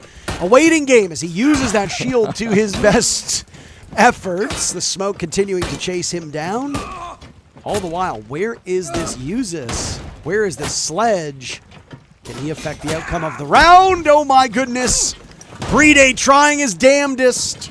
And now the smoke falling away. A real standoff here. Uzis finds 1, but he gets traded. W7M have to work for it, but they stay alive for the time being, Jesse. That's such a terrible spot for the Monty to be in, Parker, because his teammate is across the map. He jumped in printer window that round right as Brede was starting to get pushed. Nice recognition from Volps, the captain of W7M, to recognize that he was all on his own and that he could go for a big play like that. They were in such a tough spot after the roam clear efforts both went down. The star French players of this Falcons team, Shaiko and Leakyfac, unable to do much on those top couple of floors. Shaiko had done a good entry. He was right next to Leakyfac towards the top of square, but in the end, it just wasn't quite enough for them to find those last couple operators. Azami and Grim will both be removed from the field. And one little advantage W7M have, because they went to that bottom floor bomb site in the previous round, is that they will get another chance to defend it. It is the best bomb site on bank. If they had gone through a full rotation, maybe gone open area in the last round, would have meant they only would have 1 chance to play that bomb site before the game ends. Because remember, they have to win every site anyways. They had to choose in that previous round what would be the one site that they go to twice. I am assuming they don't want to play Archives Tellers. Maybe they will. But for W7M, there's always going to be that pressure on your shoulders, right? You have to win every bomb site. You're down as a defensive team. There's going to be no easy sites coming up, so what do you do? Yeah, I mean, you've got to win a full rotation, and a full rotation then +1. So this is a very, very tough climb for W7M. It would mean that W7M goes on an impressive tear here in the second half. And I mean, it's entirely possible. W7M is a team that I feel like we might even count out at times. Yeah. But Falcons are Falcons. They are and have been one of the best teams over the last calendar year. You could say similar things about W7M, though their results within the region have not been particularly great in comparison to their other compatriots, like FaZe Clan and Furia. But guess what? Neither of those teams are currently 2-0. W7M is. So when you get to a major, anything can change. Oh my. Early damage going on to Saltov here outside on the CEO rappel. Top floor being the bomb site means that Falcons will have to once again adjust to what W7M are bringing out here. You've got Dots once again up on the Aruni, and it does seem, or sorry, on the Echo, but because of the Aruni, it does seem like we're going to go for a rehost right at the start of this round. There is an issue with Aruni in the game right now where sometimes the gates will do damage from afar. Yes. It has happened a couple times. If you've been watching the streams, we've had to do rehosts for it, and it's basically like you'll take damage from an Aruni gate even though it's nowhere near you. It is a very goofy bug, I will say. It's not something I've ever seen before.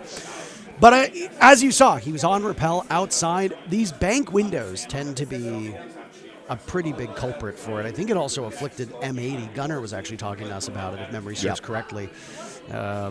Just earlier today. Yeah, I know Gunnar, because it's a weird glitch where sometimes it does hurt the defenders as well. It's not just against the attackers. But Gunnar literally said, he's like, I'm playing Aruni for the gun. I'm not even putting down my gates sometimes because I just want the gun. It's too unpredictable. And, listen, that's fair for some strategies, right? So we'll get that sorted out as quickly as possible. Shouldn't be too big of a delay to just get the players back in the lobby because nothing is broken. They just need to remake the round, so it shouldn't take too long. But maybe a bit of a momentum shift for W7M. If they can stall things out a little bit, put some fear back into the hearts of Falcons. They haven't been the most resilient team when it comes to these big games, right?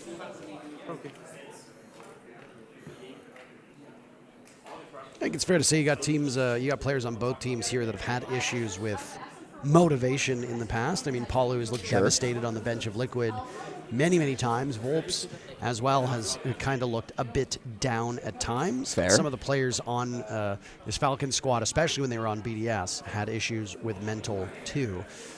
I will say we are still in the group stage phase of this event, so it's not especially dire if you can't get your mental in check, but if you allow games like this to get under your skin, it does not bode well for the bigger games that are coming up. This is the first set of best-of-3s that these teams have played, so obviously expectations are a little bit higher than they were in the best-of-1s. Yeah. But you're not on the main stage. Not yet. That's what's up for grabs in this series. So keep your head cool and make sure you get out of this matchup in a good place. Right now, it's Falcons' map to lose. And keep your head above water, as we like to say here in the Munich Major. It is on. It might be printed on some of the paraphernalia that you would get here if you're coming to Munich. Yeah, I'm glad you mentioned Paulu though, because he definitely has had his struggles sometimes with the mentality. We've seen him be quite devastated after big losses. One of those came in. Wouldn't you be? Absolutely. I mean, no doubt about it. But one of those big losses was in the Jönköping Major Grand Finals when he was playing for Team Liquid, and they lost a crazy close 5-map series to BDS, the same players sitting across from Paulu right now. And that was an incredible match for him specifically as an individual. He ended up dropping 40 kills in that series and was the highest-rated player on Liquid in maps 3, 4, and 5. Do you remember if Volps was on that roster at the time? Was Volp? I think he was. I'll double-check it. I want to say he was as well. I want to say he was, but I'll do a little Liquipediaing for you, Parker. Thank you. I appreciate that immensely. Volps was not on the roster. It was Nesk, Paulu, Ask, Resets, and Lagonis. Oh, it was when Ask was still on the team. Yeah. Okay. Because I was going to say, on the side of W7M, 4 of those players know what it feels like to beat this team in a grand final. One of those players knows what it feels like to lose to this team in a grand final. Yep. At least in a major. and I mean, we're specifically talking about majors here. Jesse has made it a point to say that SI, EWC, all of that, Reload are not actual bona fide majors, even if they might be S or S plus tier events, whatever you want to call them. I'm going to be honest, Parker, breaking it up just gives me more stats to talk about. Reigning major champ, different from the reigning invitational champ, different from the reigning S tier champ, different from the reigning Ubisoft event champ. 4 different titles, 4 different teams. I always like that. Makes my job as a broadcaster a little bit easier. But I mean, it's a very hard job. It's a hard job crunching the numbers. Yeah, thank you. Somebody finally gives me the respect. I was not saying it with sincerity. You do a lot of work. You should see the spreadsheets that he does. Final checks by the admins going in right now just to make sure that our T's are dotted and our I's are crossed here. Or rather the other way, because if it was done that way, then we probably have to rehost. Yep. Over on the A stream, map number 3 about to begin between Ninjas in Pajamas and Space Station. Again, the loser of that series does go home. We will know which 2 teams will go out of the Munich Major without a single victory in roughly about an hour's time.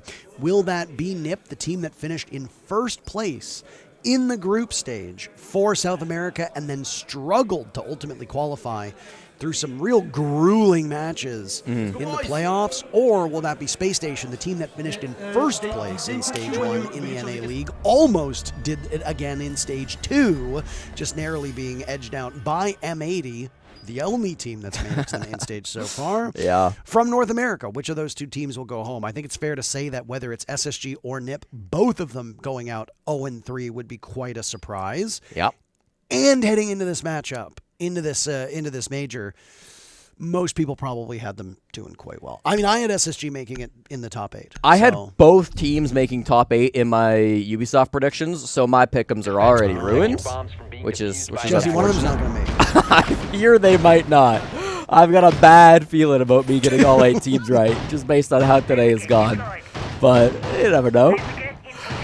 Cruel mistress of Swiss sometimes. That's just the way it goes. And we were talking about that for CAG actually a little bit. They had quite a run. They had to play some really tough teams through Swiss. But I mean, again, that's just how the cookie crumbles. And you got to be able to win even against the best teams in the world. If you're going to be competing at this level, there's no freebies. Here's the thing about CAG. They lost to FaZe Clan in their very first matchup, 5-7. So they went all 12 rounds. Tough. They lost to G2 in their immediate next match, 5-7. Tough. They lost to Furia 2-0. Again, really quite just brutal stuff. And that matchup against Furia was a lot closer, at least in map number 1, than you'd think. The first map went 8-6 in favor of Furia, and then obviously map number 2 was just, it was a bit of a blowout. And I think at that point maybe CAG just... CAG a big lead on map 1 too. They kind of blew it. Well, CAG also had a lead on G2 in that second matchup. They were up 5-0, and G2 pulled off a 7-round comeback and toppled them 7-5. So, I mean, but that's cagging, baby. That's cagging. That's cagging. Falcons hoping not to cag themselves with a big 6-2 lead that they had coming into this game. Might not go so well. Lickifak already dying to Dota, rocking with that Aruni DMR. The MK14 so devastating, and teams will be running this operator as much as they possibly can, despite some of the issues with it. No rehost this time around, so that kill will stand, and it's going to be kind of up to Falcons to recover from that deficit now. A man down, nobody on the bottom floor. And good information. If they can take down Dotas with a trade, that would be huge. You're allowed to swap out your operator lineup when a rehost like that happens so that you don't, unfortunately, give up the game to your opponents. Yep. So.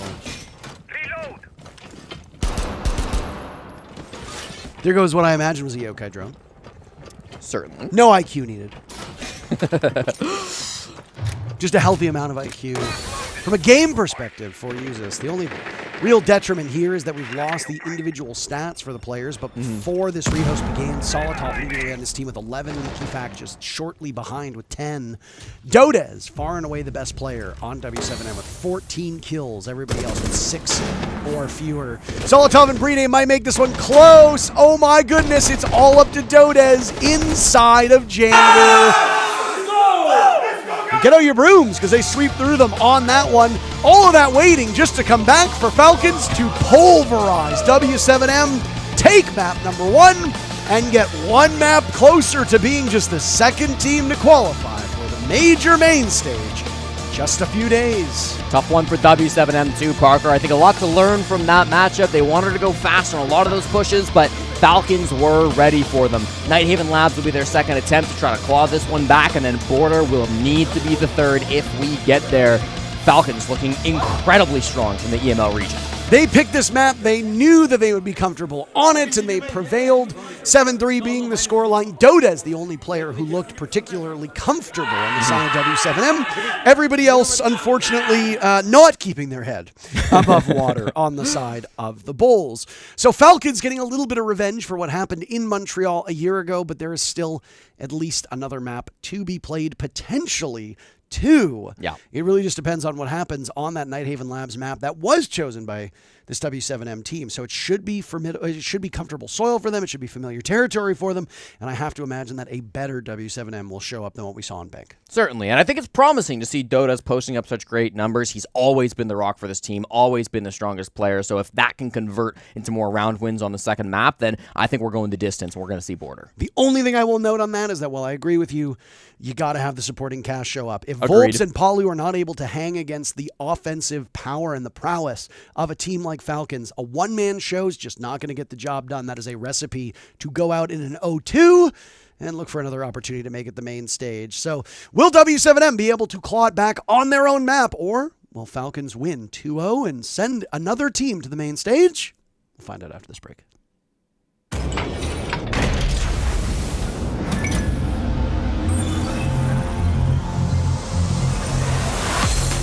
They can try and stick it. The drop. Charla comes in, finds one, can't find the second. Shepard getting the shutdown, but not before. Charla confirms the next one. Shepard's onto a 3K. They're sticking off on the plan. Pojo coming on the upstairs. Does Shepard know? He must know. Don't look away now. Shepard with a quadra kill. That's the way you clutch a game out, ladies and gents. A huge gamble by Raza Company Academy. Shaiko is just, he's somewhere else sometimes. He and Usus making quick work of the remaining defenders on site, and now it's all up to Passetto. With the UMP, no deaths to be had. 2 kills to his name.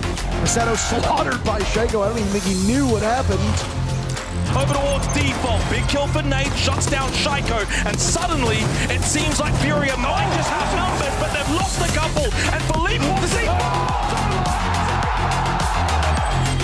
Just a bit of damage, just setting them off. Shot for one, and Gohan will go down. No more IQ. Experience the second Astro down the Marinka, are you ready for this? Yes! Banku, are you kidding me? With a third getting taken down. And then the drop right below. And it's Banku! Shaiko is going off Tim. Finally finds himself down now. Users has got to clutch up big. This could be difficult. The Blitz just having to make a choice here. Handy. Let's see if the swing. They just need to make sure they're getting those entries and going on in and pushing forward. Ryder. He's now 10-3 on entry throughout the series. That is an unbelievable success rate. Makes it a second, makes it a third. Ryder, oh my God! It's a quad. A huge ace against BDS's team of facilities. And Ryder finishes it. That is an ace against BDS. Breeday holding up for the blood.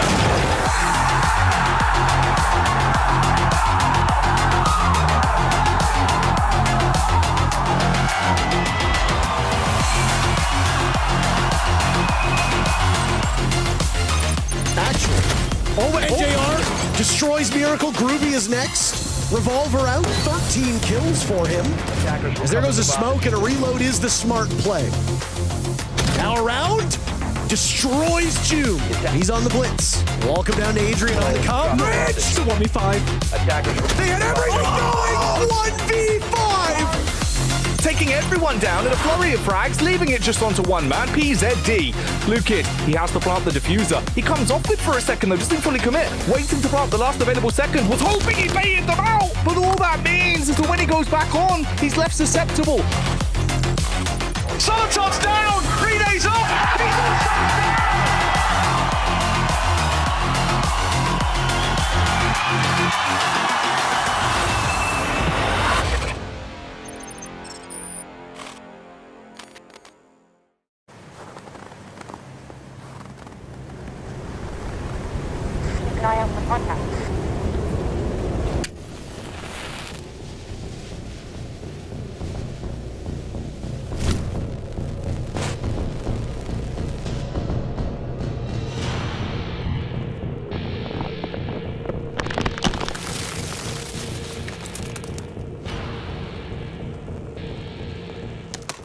Available now.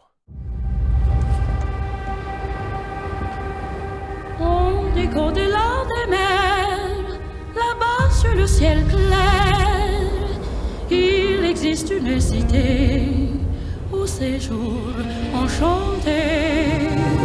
Et sur les grands arbres noirs, chaque soir, vers elle s'en va tout mon espoir. J'ai deux amours, mon pays et Paris. Pareil toujours, mon cœur est ravi.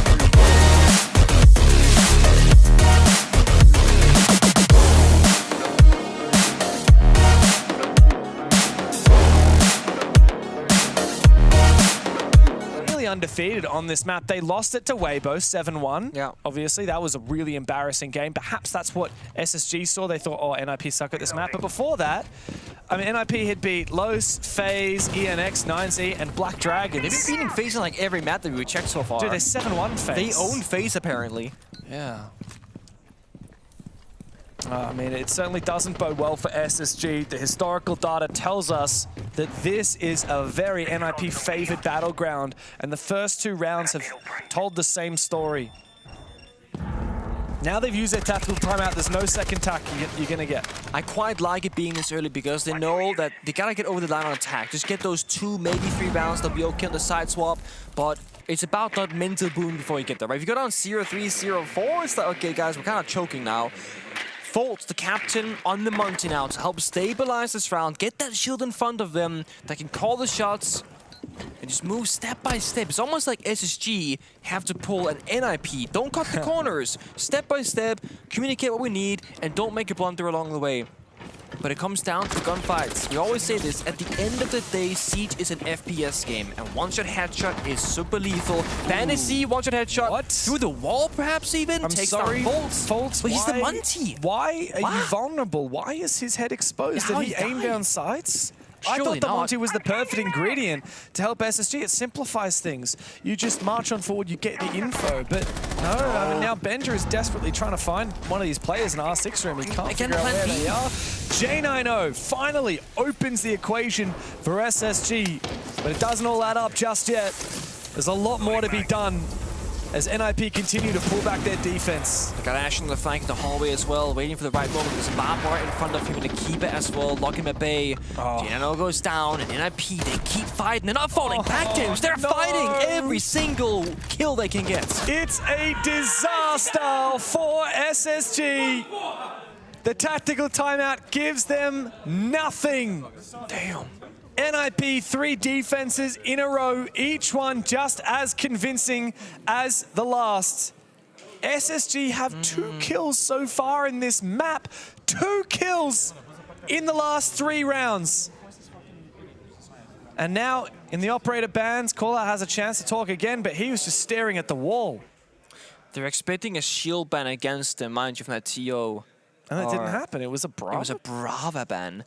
Now this can mean, well, they're showing it. It usually means the Maestro. That's the most obvious pick because Brava is the counter operator. Oh, this sucks for SSG. And yeah, also it's a curveball. They caught the attack timeout as well. They banned the Brava. They might force the Maestro. This is just a big curveball that they haven't necessarily prepared for, and it's gonna give NIP a new win condition they have not shown us before. It's been aggression, it's been gunfights, it's been C-Force vertically. Now they're playing the Maestro. It's a whole different thing.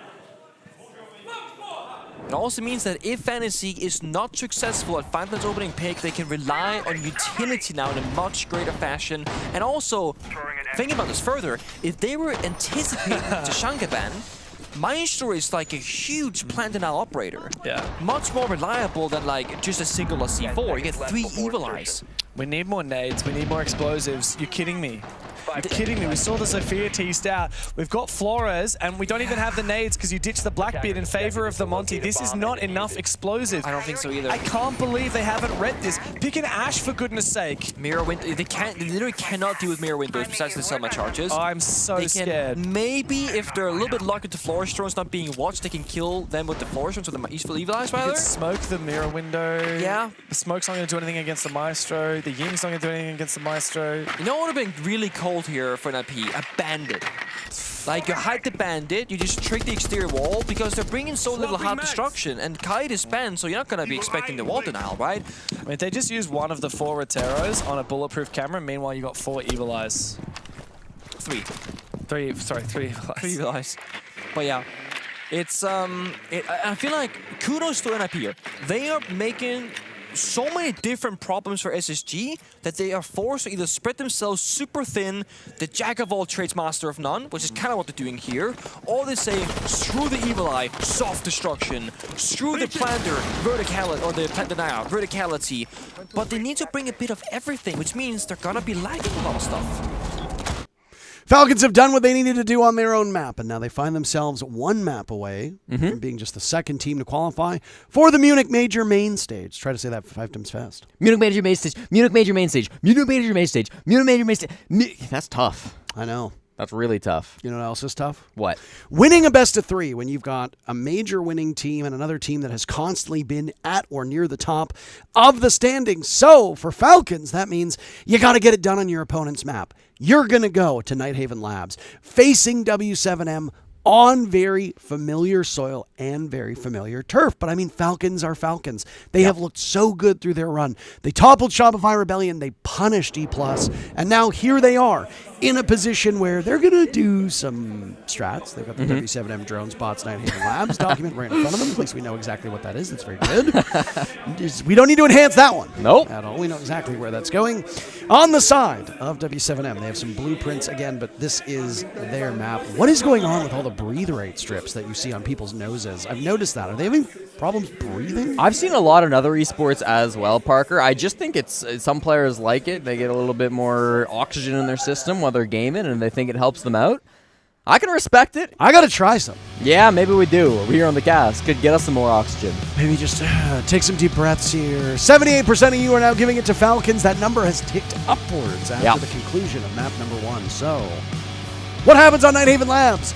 We are moments away from what could be the conclusion of this series, or we might still need a 3rd map. Let's see if W7M has what it takes to close out their own map and make an improbable reverse sweep become a reality, but that would need Border as our 3rd map. Before that, we'll get through Nighthaven Labs. Falcons hopeful that this is a one and done for them. 3 good reasons to think this might not be a one and done. Number 1, W7M love Nighthaven Labs. They've played it 10 times this season. 8 wins, 2 losses, dominating Nighthaven Labs all the way back to Reload. Number 2, Falcons just played this map. 8-6 win over the Rebellion yesterday. They do have a good record themselves, 4-1 just this season, but W7M will have some very recent footage to look back on, and even for the best teams in the world with a ton of support staff, it is tough to change so much in such a short period of time. And number 3, frankly, W7M have not lost to this team in over a year. They beat them at Reload. They beat them twice at the last major in Montreal. They should be the favorites coming into this game up against Falcons, but game 1 wasn't close. Falcons dominated, I think, start to finish. In the early game and the late game on attack and on defense, they seemed to control the pace of this game. Operator bans quickly didn't have anything really standing out. Hard breachers and wall denial are always the focus on Nighthaven Labs, and there's no difference here in this game. There's some promising signs from this W7M team in map number 1. They did strike first 6 of the 10 rounds that they played, so early action did favor the Bulls. And they did have a pretty good run of bomb sites that they won on bank. All 3 of the rounds won by W7M on that first map did occur on different bomb sites, which shows a level of flexibility, and versatility. Words are hard. I am still jet lagged. You have to bear with me here. I slept like 3 hours last night, okay? Like, look. That's valid. That's valid. Jet lag is hard. And it hits us all. It does. Quite hard. Almost everybody here other than, well, the Aussies actually got here earlier than us. But either way. So those are some promising signs for W7M. And Dodez did wake up and eat his Wheaties today as he finished with 15 kills. He had the most frags of anybody in that very first map. But pretty much everything else is bad for them. Almost every other statistic from map number 1 favored Falcons all the way down. So a hot start for W7M, just like they had on map number 1, is good. They did cool off very quickly. They cannot cool off so quickly this time if they want to survive to make border and defeat Falcons in this best of 3. Falcons choosing the start side too. They'll go to defense on Nighthaven as you would expect, and this is going to be a battle of the shields, a matchup between Monty and Clash coming out here, but with the drone giving information away to W7M, looks like Dots will wisely choose to back off from that engagement. There's nobody down below as we see Loban work his way up the cargo stairs, so a full 5-man anchor on this top floor is going to be the goal for W7M to clear out. Heavy pressure over towards water. A bunch of players that direction. They likely want to support this with some pressure inside of Raptors, but I'm not seeing any of that just yet, Parker. There is a mirror window still on the IT wall, keeping that one closed. The Clash was a very big staple. All 5 players here. Okay. Sorry. You don't see that every day. You don't. You really don't see that every day, do you now? Trying to plug these holes that have been opened up, taking up space with smokes out. The Glaz of Palu is in the wilderness at this point. I don't even think he knows which way is up, which way is down. Might as well be shrouded in fog at this point. As he sees the Clash of Uzis relocate. And just like that, W7M have bailed out of the spot. 3 silhouettes remain. The rest are going to go elsewhere. You need to move over to Rafters. You need to push IT. Never mind. They are right back in here. EFAC shredding Dots. The only player not involved in this direct push is the Buck of Loban down below, trying to buy time, trying to get these players into a rough spot. And the shields are just running on in. Down goes Palu. Volp's getting shredded as well. A second happens from Leaky Fax. Solotov and Shaiko on the board. Loban gets killed by Shaiko, and it's a flawless start to map 2 for Falcons. You are shaking your head. That's one of the weirdest pushes I've ever seen, Parker. Dare I say it, the worst push I've ever seen from W7M. 5 players going Aqua Hall right into a Clash that they know is there the whole time. You saw Liquifax shaking his head too right after they win that round. What are they doing with that push? Clearly, it's round 1. W7M are a good team. They're trying something unorthodox in that first round. It didn't go their way. Looks a little silly from our perspective, but I'm sure there's a strong thought process behind it. Doesn't work against a team like Falcons, unfortunately, and when we go back to that bomb site in round number 4, I expect to see a bit of a different approach from them, but yeah, 2 shields in 1 hallway, a Buck down below, not going to be enough to deal with that. Bit of a reset time now from W7M. They'll look to the second bomb site. It'll be down below in the basement where we typically see it for round number 2.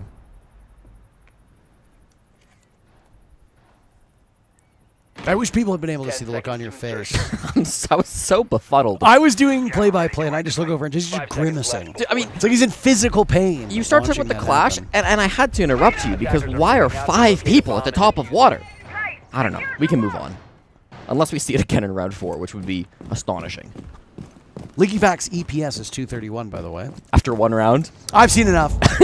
I've seen enough. Falcons are winning. That would be enough to give him the best game of the season. Currently, that's a 179 up against Wolves. I think that's going to hurt his EPS a little bit there. Yep, not going to be great to go down opening death. Nice little entry to start things off, but it's traded immediately back with Palu going down 0-2 now here in the second round. So that's an entry into conference, a pick, and then immediately he falls off. It was traded back over here in electrical. Actually, he was in electrical. He wasn't even in conference. Okay. And I'm the one who's a bit befuddled. Boogie drones tearing up this floor as the bomb site is down below. So you start with the top floor before translating to the middle floor and then maybe even to the basement.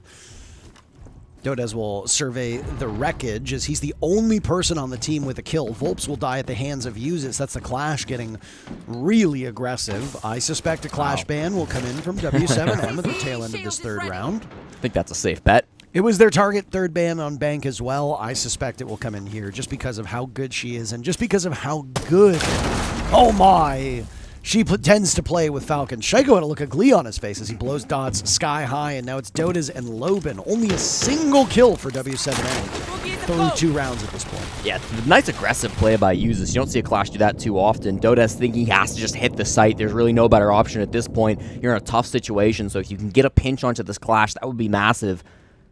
Don't know if they know he's down here. They are watching it. They know now, that's for certain. Dodes finds his second. That'll be all she wrote. Shaiko punishing him, and now it's Loben upstairs on this main floor, just over top of the bomb site. You got a minute left. What do you do? I wonder if he directly goes for this execute. I would be using this as a time to settle things down because I suspect a tactical timeout is going to come. It looks like Loben is going to do just that. So this round should go to Falcons, which will be a 2-0 start for them. As Dodes, or as Loben, rather, looks like he has no interest in avenging Dodes. Diffuse kit should be over by, yeah, it's just outside of storage at the moment, so he can go pick it up. He's in the right spot to do so. Almost finds Bride, who finds his first kill. Falcons off to a nice start. Do they call a timeout? That is the question, or did they find enough time to speak in the previous round? Looks like they will keep their timeout for the time being. Did W7M call a timeout in the first map? Did I miss it? I don't believe they did, Parker. I mean, my memory's a little foggy. I don't think they did in map number 1. Maybe I am completely wrong, but I do not recall. Yep. I mean, definitely things to work on for W7M in this game. I mean, this has been a horrendous start for their own map pick, even though they're attacking on Nighthaven Labs. It just has not been it for them. A couple of pushes that have been torn apart just at the start. You talked about Uses on that Clash. It's something I think he did really well at the top of ending stairs. He got an aggressive swing up onto the Vert player up above him, taking down Volps on the Dokkaebi. I think was a critical kill in the midst of that round. Felt like it started to put the nails in the coffin, and so really for Falcons, this has just been a walk in the park type game for the first 2 rounds. Expect that Clash ban to come through in a minute, and then you probably see Uses swap over to the Valkyrie, his second most played operator on that bottom floor bomb site. For now, though, storage and control to be our final bomb site in the rotation. Kitchen Cafeteria not seeing a lot of play these days. It's just a tough bomb site to hold on to. We have an update from the other matchup on the A stream. If you're not watching it, Ninjas in Pajamas and SSG are battling for their lives at this current point in time, and a potential bracket buster is mere moments away. Ninjas in Pajamas are up 6-0. Wow. In map 3. If Ninjas in Pajamas prevail in any of the next 6 rounds, Space Station will join CAG Osaka and go home. NIP are far from out of the woods themselves. They will have to quite a run to keep their hopes alive, but it will send a North American team home. All while we were talking about that, Volps died early. That's the Dokkaebi gone. That is a devastating operator to lose right at the onset. Those logic bombs will not be available. You've also lost a player who, when he's on, he can stack up against the best of the best. Yeah, Volps north side of the map goes down to Likifak, who's just playing inside a lounge on that mid floor. Tough one to lose early on. Space Station in a tough spot, you mentioned it. They went down 0-3 in Swiss in Manchester last season, so no strangers to early exits from major events. Something to worry about if you're a fan of that team. For now, the goal is going to be to continue to clear the top floor above the bomb site. The mute jammer just gets dealt with, and so those can openers can start to do the work that they were meant to. Opens up that wall from jungle, and now they've got that extra angle. You can start applying more pressure to the top floor players. Shaiko inside of Rafters, Uses inside of Command, Bride and Server. These are the guys they need to root out if they want a successful attack, and I do think it's going to require some utility, either the Grimbees or the Candelas coming out from Loben. I fear that this is a situation where the round might be over before it's even really started, Jesse. I mean, you've got that. It's an operator that enables you. It's a nuisance op. Don't maybe not count them out. But Dodes is also the only player on the team who's been able to muster a kill through those 2 rounds. Yeah. He's going to be playing on that Nomad. Loben using a utility dump over towards the fish stairs. He finds nothing for it. Dots dies at the hands of Likifak. Dodes, still the only player to get a kill. And now he's got the diffuser. Get the man some help, I beg you.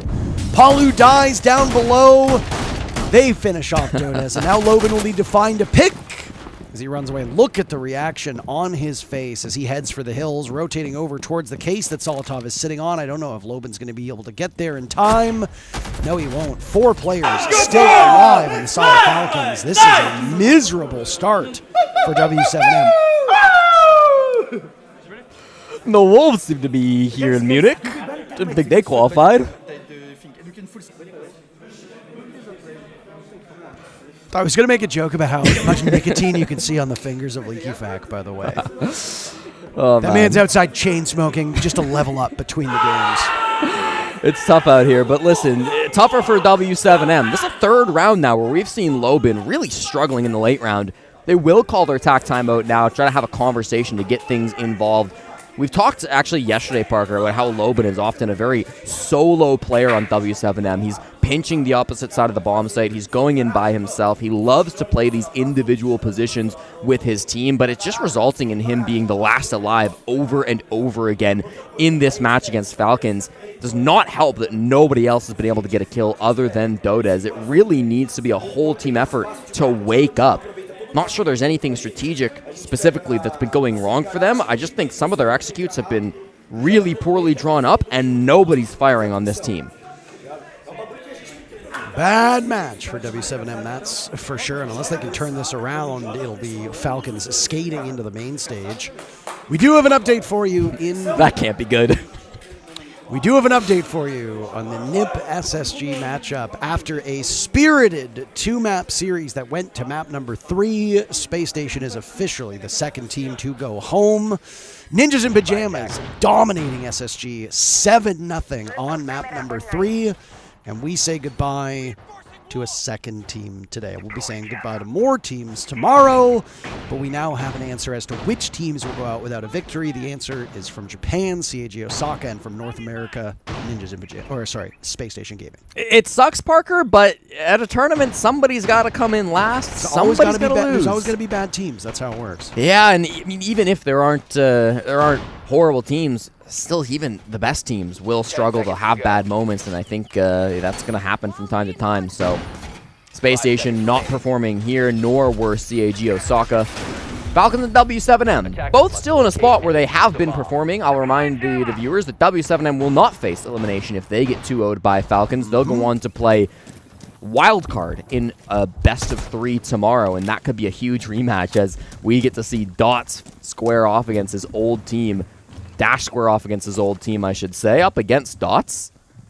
It's been a long time since those two have shared a server, but would be a big moment as all 5 reigning major champions come together in one matchup here in Munich. Do your little prayer circles, or your little candle circle, or your summoning circle, or whatever people do. You won't hear a thing. It's tough for teams, right? I mean, I had SSG making the top 8 based on the run that they had. It was a tough go of it. Yeah. You were gesturing. Parker, I was just going to say there's some great news for any fans of the Bulls, and that is that there are less than 5 players inside of Aqua, and we're already 60 seconds into the round. So clearly a different strat being brought out. In fact, nobody has touched that side of the map. It's going to be a connector-focused execute coming out from W7M. Work being done on the IT wall as we speak as well. The Maverick doing everything that he can, try to get some angles here. That's Dots, the hard support player. He's left Loban to play the shield, as Dots has been the primary shield player for this team for many, many years now, but Loban can be extremely deadly too, especially on the more aggressive shield combos of Blackbeard and Blitz. It's the Blackbeard today, hopefully going to be something to allow Loban to get his first kill of the map. SSG only won 18 rounds in all the games that they played, by the way. Jeez. It's not an ideal number to have. Dodez really needs some help at this point. He's still the only player through 4 rounds on W7M yet to get a kill, but he did lead things off, tearing through Solotov. He'll now contest with even more as Falcons look to be quite safe inside of this bomb site. Shaiko taking some serious damage. There's the offense that we need. Volps and Dodez there. Uses the only kill at this point in time. He'll get a second for his trouble as it's him and Breeding to stand against the hordes. Uses finding a third. Volps and Dots. What can they do? 1 kill between the 2. Down goes Dots. A quad kill from Usis. Why don't you give them all of them, Jesse? Who will find Volps, or will Volps find them? A standoff with 35 seconds left. Usis has case control, yet to die. looking to go 7-0. Brede also yet to die. Volps will send an EMP in with the sidearm out, walking in, and Brede will deny the ace, but Falcons win yet another round, 4-0 to start.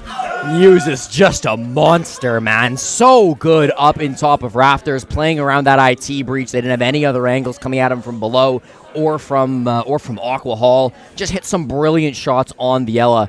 25-year-old support flex player coming in from Chester, England.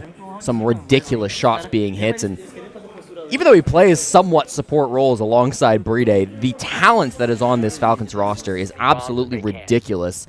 Played a bit more of a fragging role back when he was on that M&M team, and now has been extremely flexible for this Falcons squad. A big part of the reason why they've been so successful. I think sometimes you look at this Falcons team and you talk about Shaiko as one of the best players to ever touch this game. You talk about Leakyfac, an exceptional roamer, an exceptional captain who does so many things for his team. Even Solotov, who I haven't had a chance to mention it yet, but the highest rated player from the first day of competition here at the Munich Major.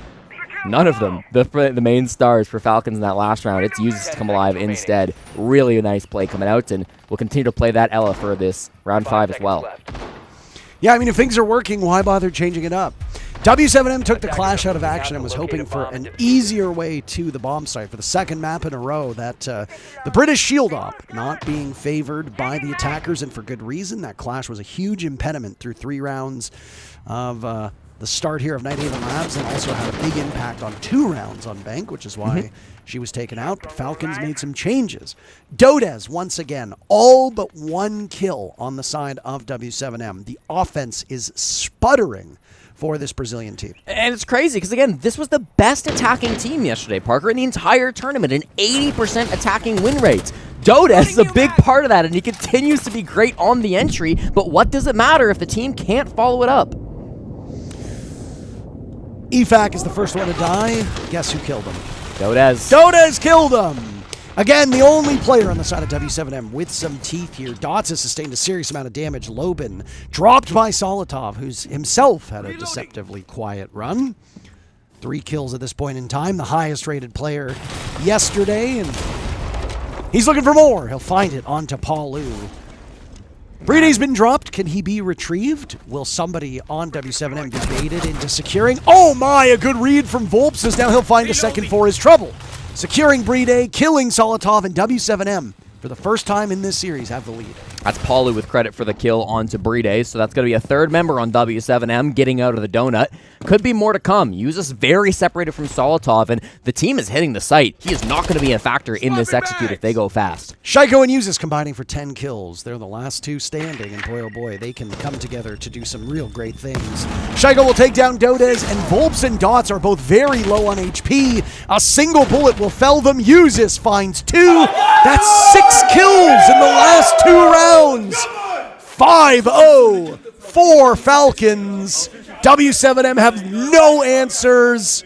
I don't even know what you do at this point in time. W7M don't look like themselves. This team stalls out in a way that we're not used to seeing from them. They go through the top floor. It goes pretty well. They get a man advantage, and then they go to hit the site. They all go down storage, Parker, and I say, this is great. It's a 1v3 because Usis is on the top floor. They don't have to worry about that guy. And then they sit bottom of the storage, or they sit bottom cargo, and they sit bottom cargo, and they sit bottom cargo, and then Uses in sight, and he kills the last 2 players. I mean, it's really been a disappointing map from W7M. They are not playing a great game of Siege today. Falcons, for their part, have been phenomenal. Everybody seems to be stepping up, but Uses in particular has been ridiculous. 8-0 is the stat line to start this, and he is on pace to have his best game of the season. You know whose name we have barely said today? Whose? Shaiko. Yeah, I was just thinking that. Like, think about it here. Yeah. I know that it's not the Shaiko show anymore. And for people who haven't watched Falcons in the last couple of years, they think, okay, well, Shaiko's going to spawn him. He's absolutely going to dominate. It's not a bad thing to think. Shaiko is still one of the best players on any given day here. But you've got an incredible supporting cast. It really goes back to what not just we say, but other teams say, what other casters say. And it's really quite simple. Who would you replace on this Falcons team? Where is the upgrade potential? Right now, there is no weak link on this team. W7M, if you exclude Dodez, they have a combined 19 deaths and 3 kills. I mean, that's just horrible for the start that they've had, again, on their map pick, too. And they've just found no answers, whether it comes to the utility game in the early matchup, or whether it's the late round executes.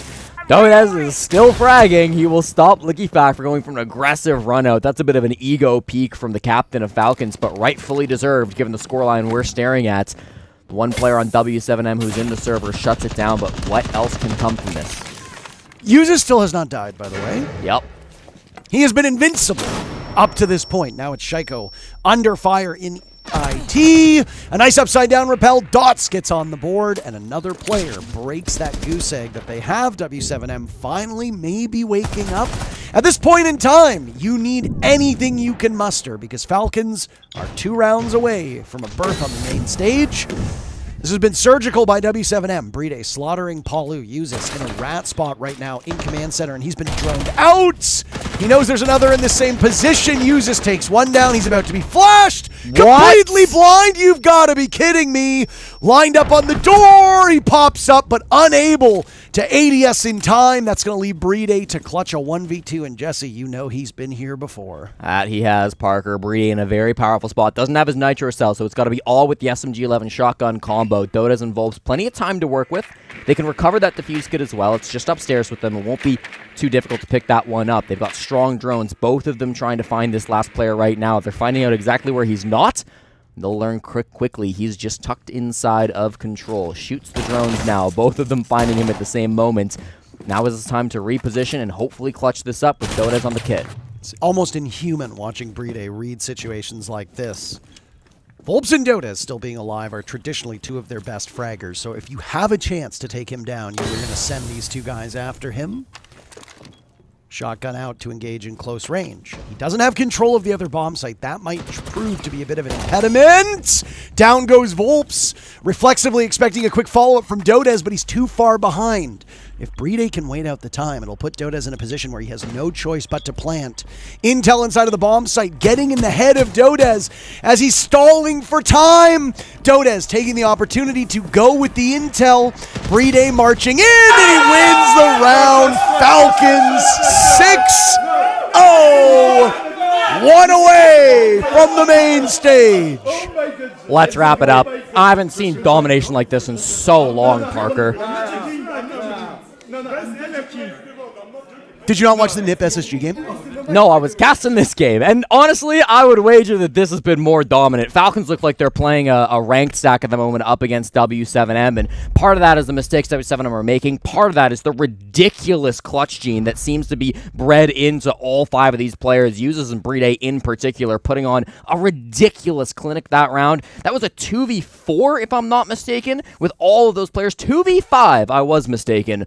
All of the players on W7M still alive at a minute 39. They've got time on their side. They've got numbers on their side. They've got positioning on their side with nearly full top floor control. They had information on Uses too. They had utility on Uses. He was full blind, and he still just got main character syndrome.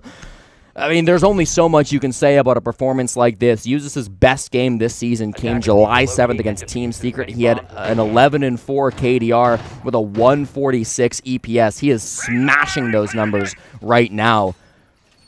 Only 1 round separates Falcons and a top 8 berth. They will be the number 1 or 2 seed alongside M80 heading into playoffs if they can just get 1 attacking round win on Nighthaven Labs. I don't know if all the other casters who've been talking about this team have referenced Julio's impact as a coach, actually standing behind them, but Julio is one of the smartest minds. He's a world champion. He's really just all around a great player, and he's been all over the globe in almost every single region, helping teams to succeed. But boy, oh boy, is maybe he the secret sauce here on this Falcons roster. So credit to Julio for all that he's been able to brought. And I mean, I think Falcons were even barking earlier. They've been barking a lot, yeah. And just a bunch of dogs just chasing cars right now, and they've managed to catch most of them. Yeah, the cars at this point. Cars are broken down, the highway's shut down, and they're going to need some real heroics to start it back up again. For W7M, I'm not going to say it's a GG go next. You know how good this team has been. There is no next. the next is tomorrow. It's GG go to the games tomorrow. Yeah. Next is wild card waiting in the wings, but for now, I mean, we've seen this team battle back from tough situations. I'm not sure if they battle back from situations tougher than this, but there's a first for everything. Good Mav play coming out from Brede, gets that wall nice and open. Leaky Pack opens the wall as well. They didn't actually ban hard breachers. They went for Buck and Deimos, so a bit of an unorthodox banning strategy from W7M, and maybe that's what's needed when the task is this big. Momentous. Momentous, That's thank what you. you're trying to say. Late. You can't keep saying it's late. I just said momentous. It is late. It's a byproduct of the Alberta education system, ladies and gentlemen. I wonder if the Clash will be able to do anything on W7M's side. Dots has been struggling all across the board today when it comes to kills. I mean, struggles on the offensive side of W7M have definitely been there. I'd like to remind everybody, this is W7M's map. Yep. So I'm a little bit confused as to what is happening. But I mean, Falcons are Falcons. They look mighty, mighty good. That Secret M80 game definitely felt like a big match. This one, not so much. Shaiko punishing Dodez. That's the lion's share of kills on the side of W7M now in the afterlife. Shaiko hunting for top 8. It's been extremely rare that he's missed it in the past. 17 S-tier events, and only twice has he missed it. Solitov finds the second, Shaiko with the third, and they are just 2 kills away. Wrap it up, Jesse. It's all up to Dots, setting his shield down, laying down his arms. Falcons searching for a flawless end to this series. They've got Dots trapped as they circle the wagons, and they will get it. 7-0 for Falcons. To the main stage they go, joining M80. W7M will have to wait another day. Parker, it was one of the biggest disappointments of this team's careers when they didn't manage to go very far at EWC. They got dead last at the last major tournament in Siege. They're going to make sure that does not happen again.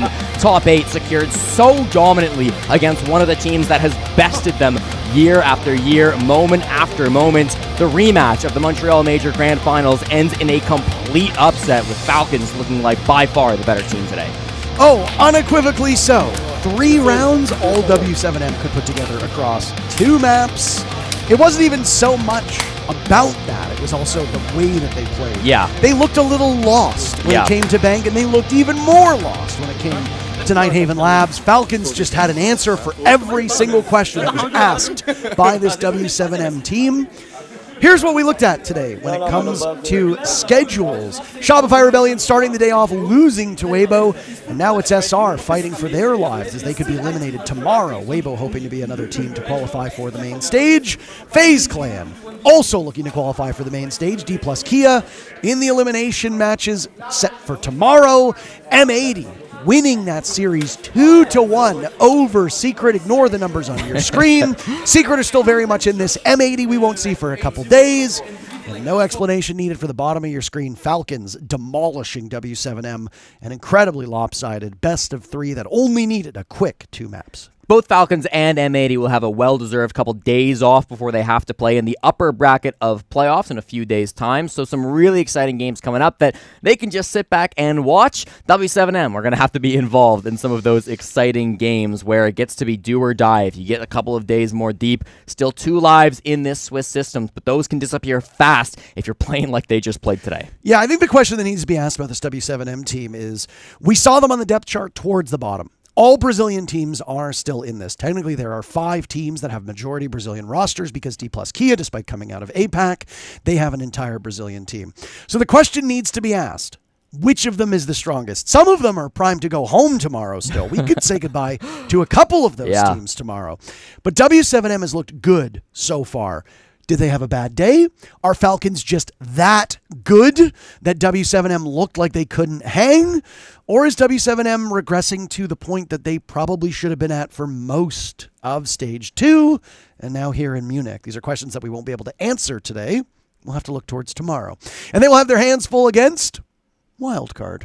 Indeed, they will, Parker. A battle between Dots coming back in Dash going up against one another. The 2 former support players on W7M now separated onto different teams. We have a very exciting game into the matchups tomorrow where the winners will once again make it to the top 8. So lots to play for. That's it for our show today. The A stream wrapped up just a couple minutes ago, and well, we're ahead of schedule here on the B stream. We hope you enjoyed Siege, and sit tight because tomorrow we're back with even more of the Munich Major. We'll see you then. I can't see what's in front of me. I can no longer feel a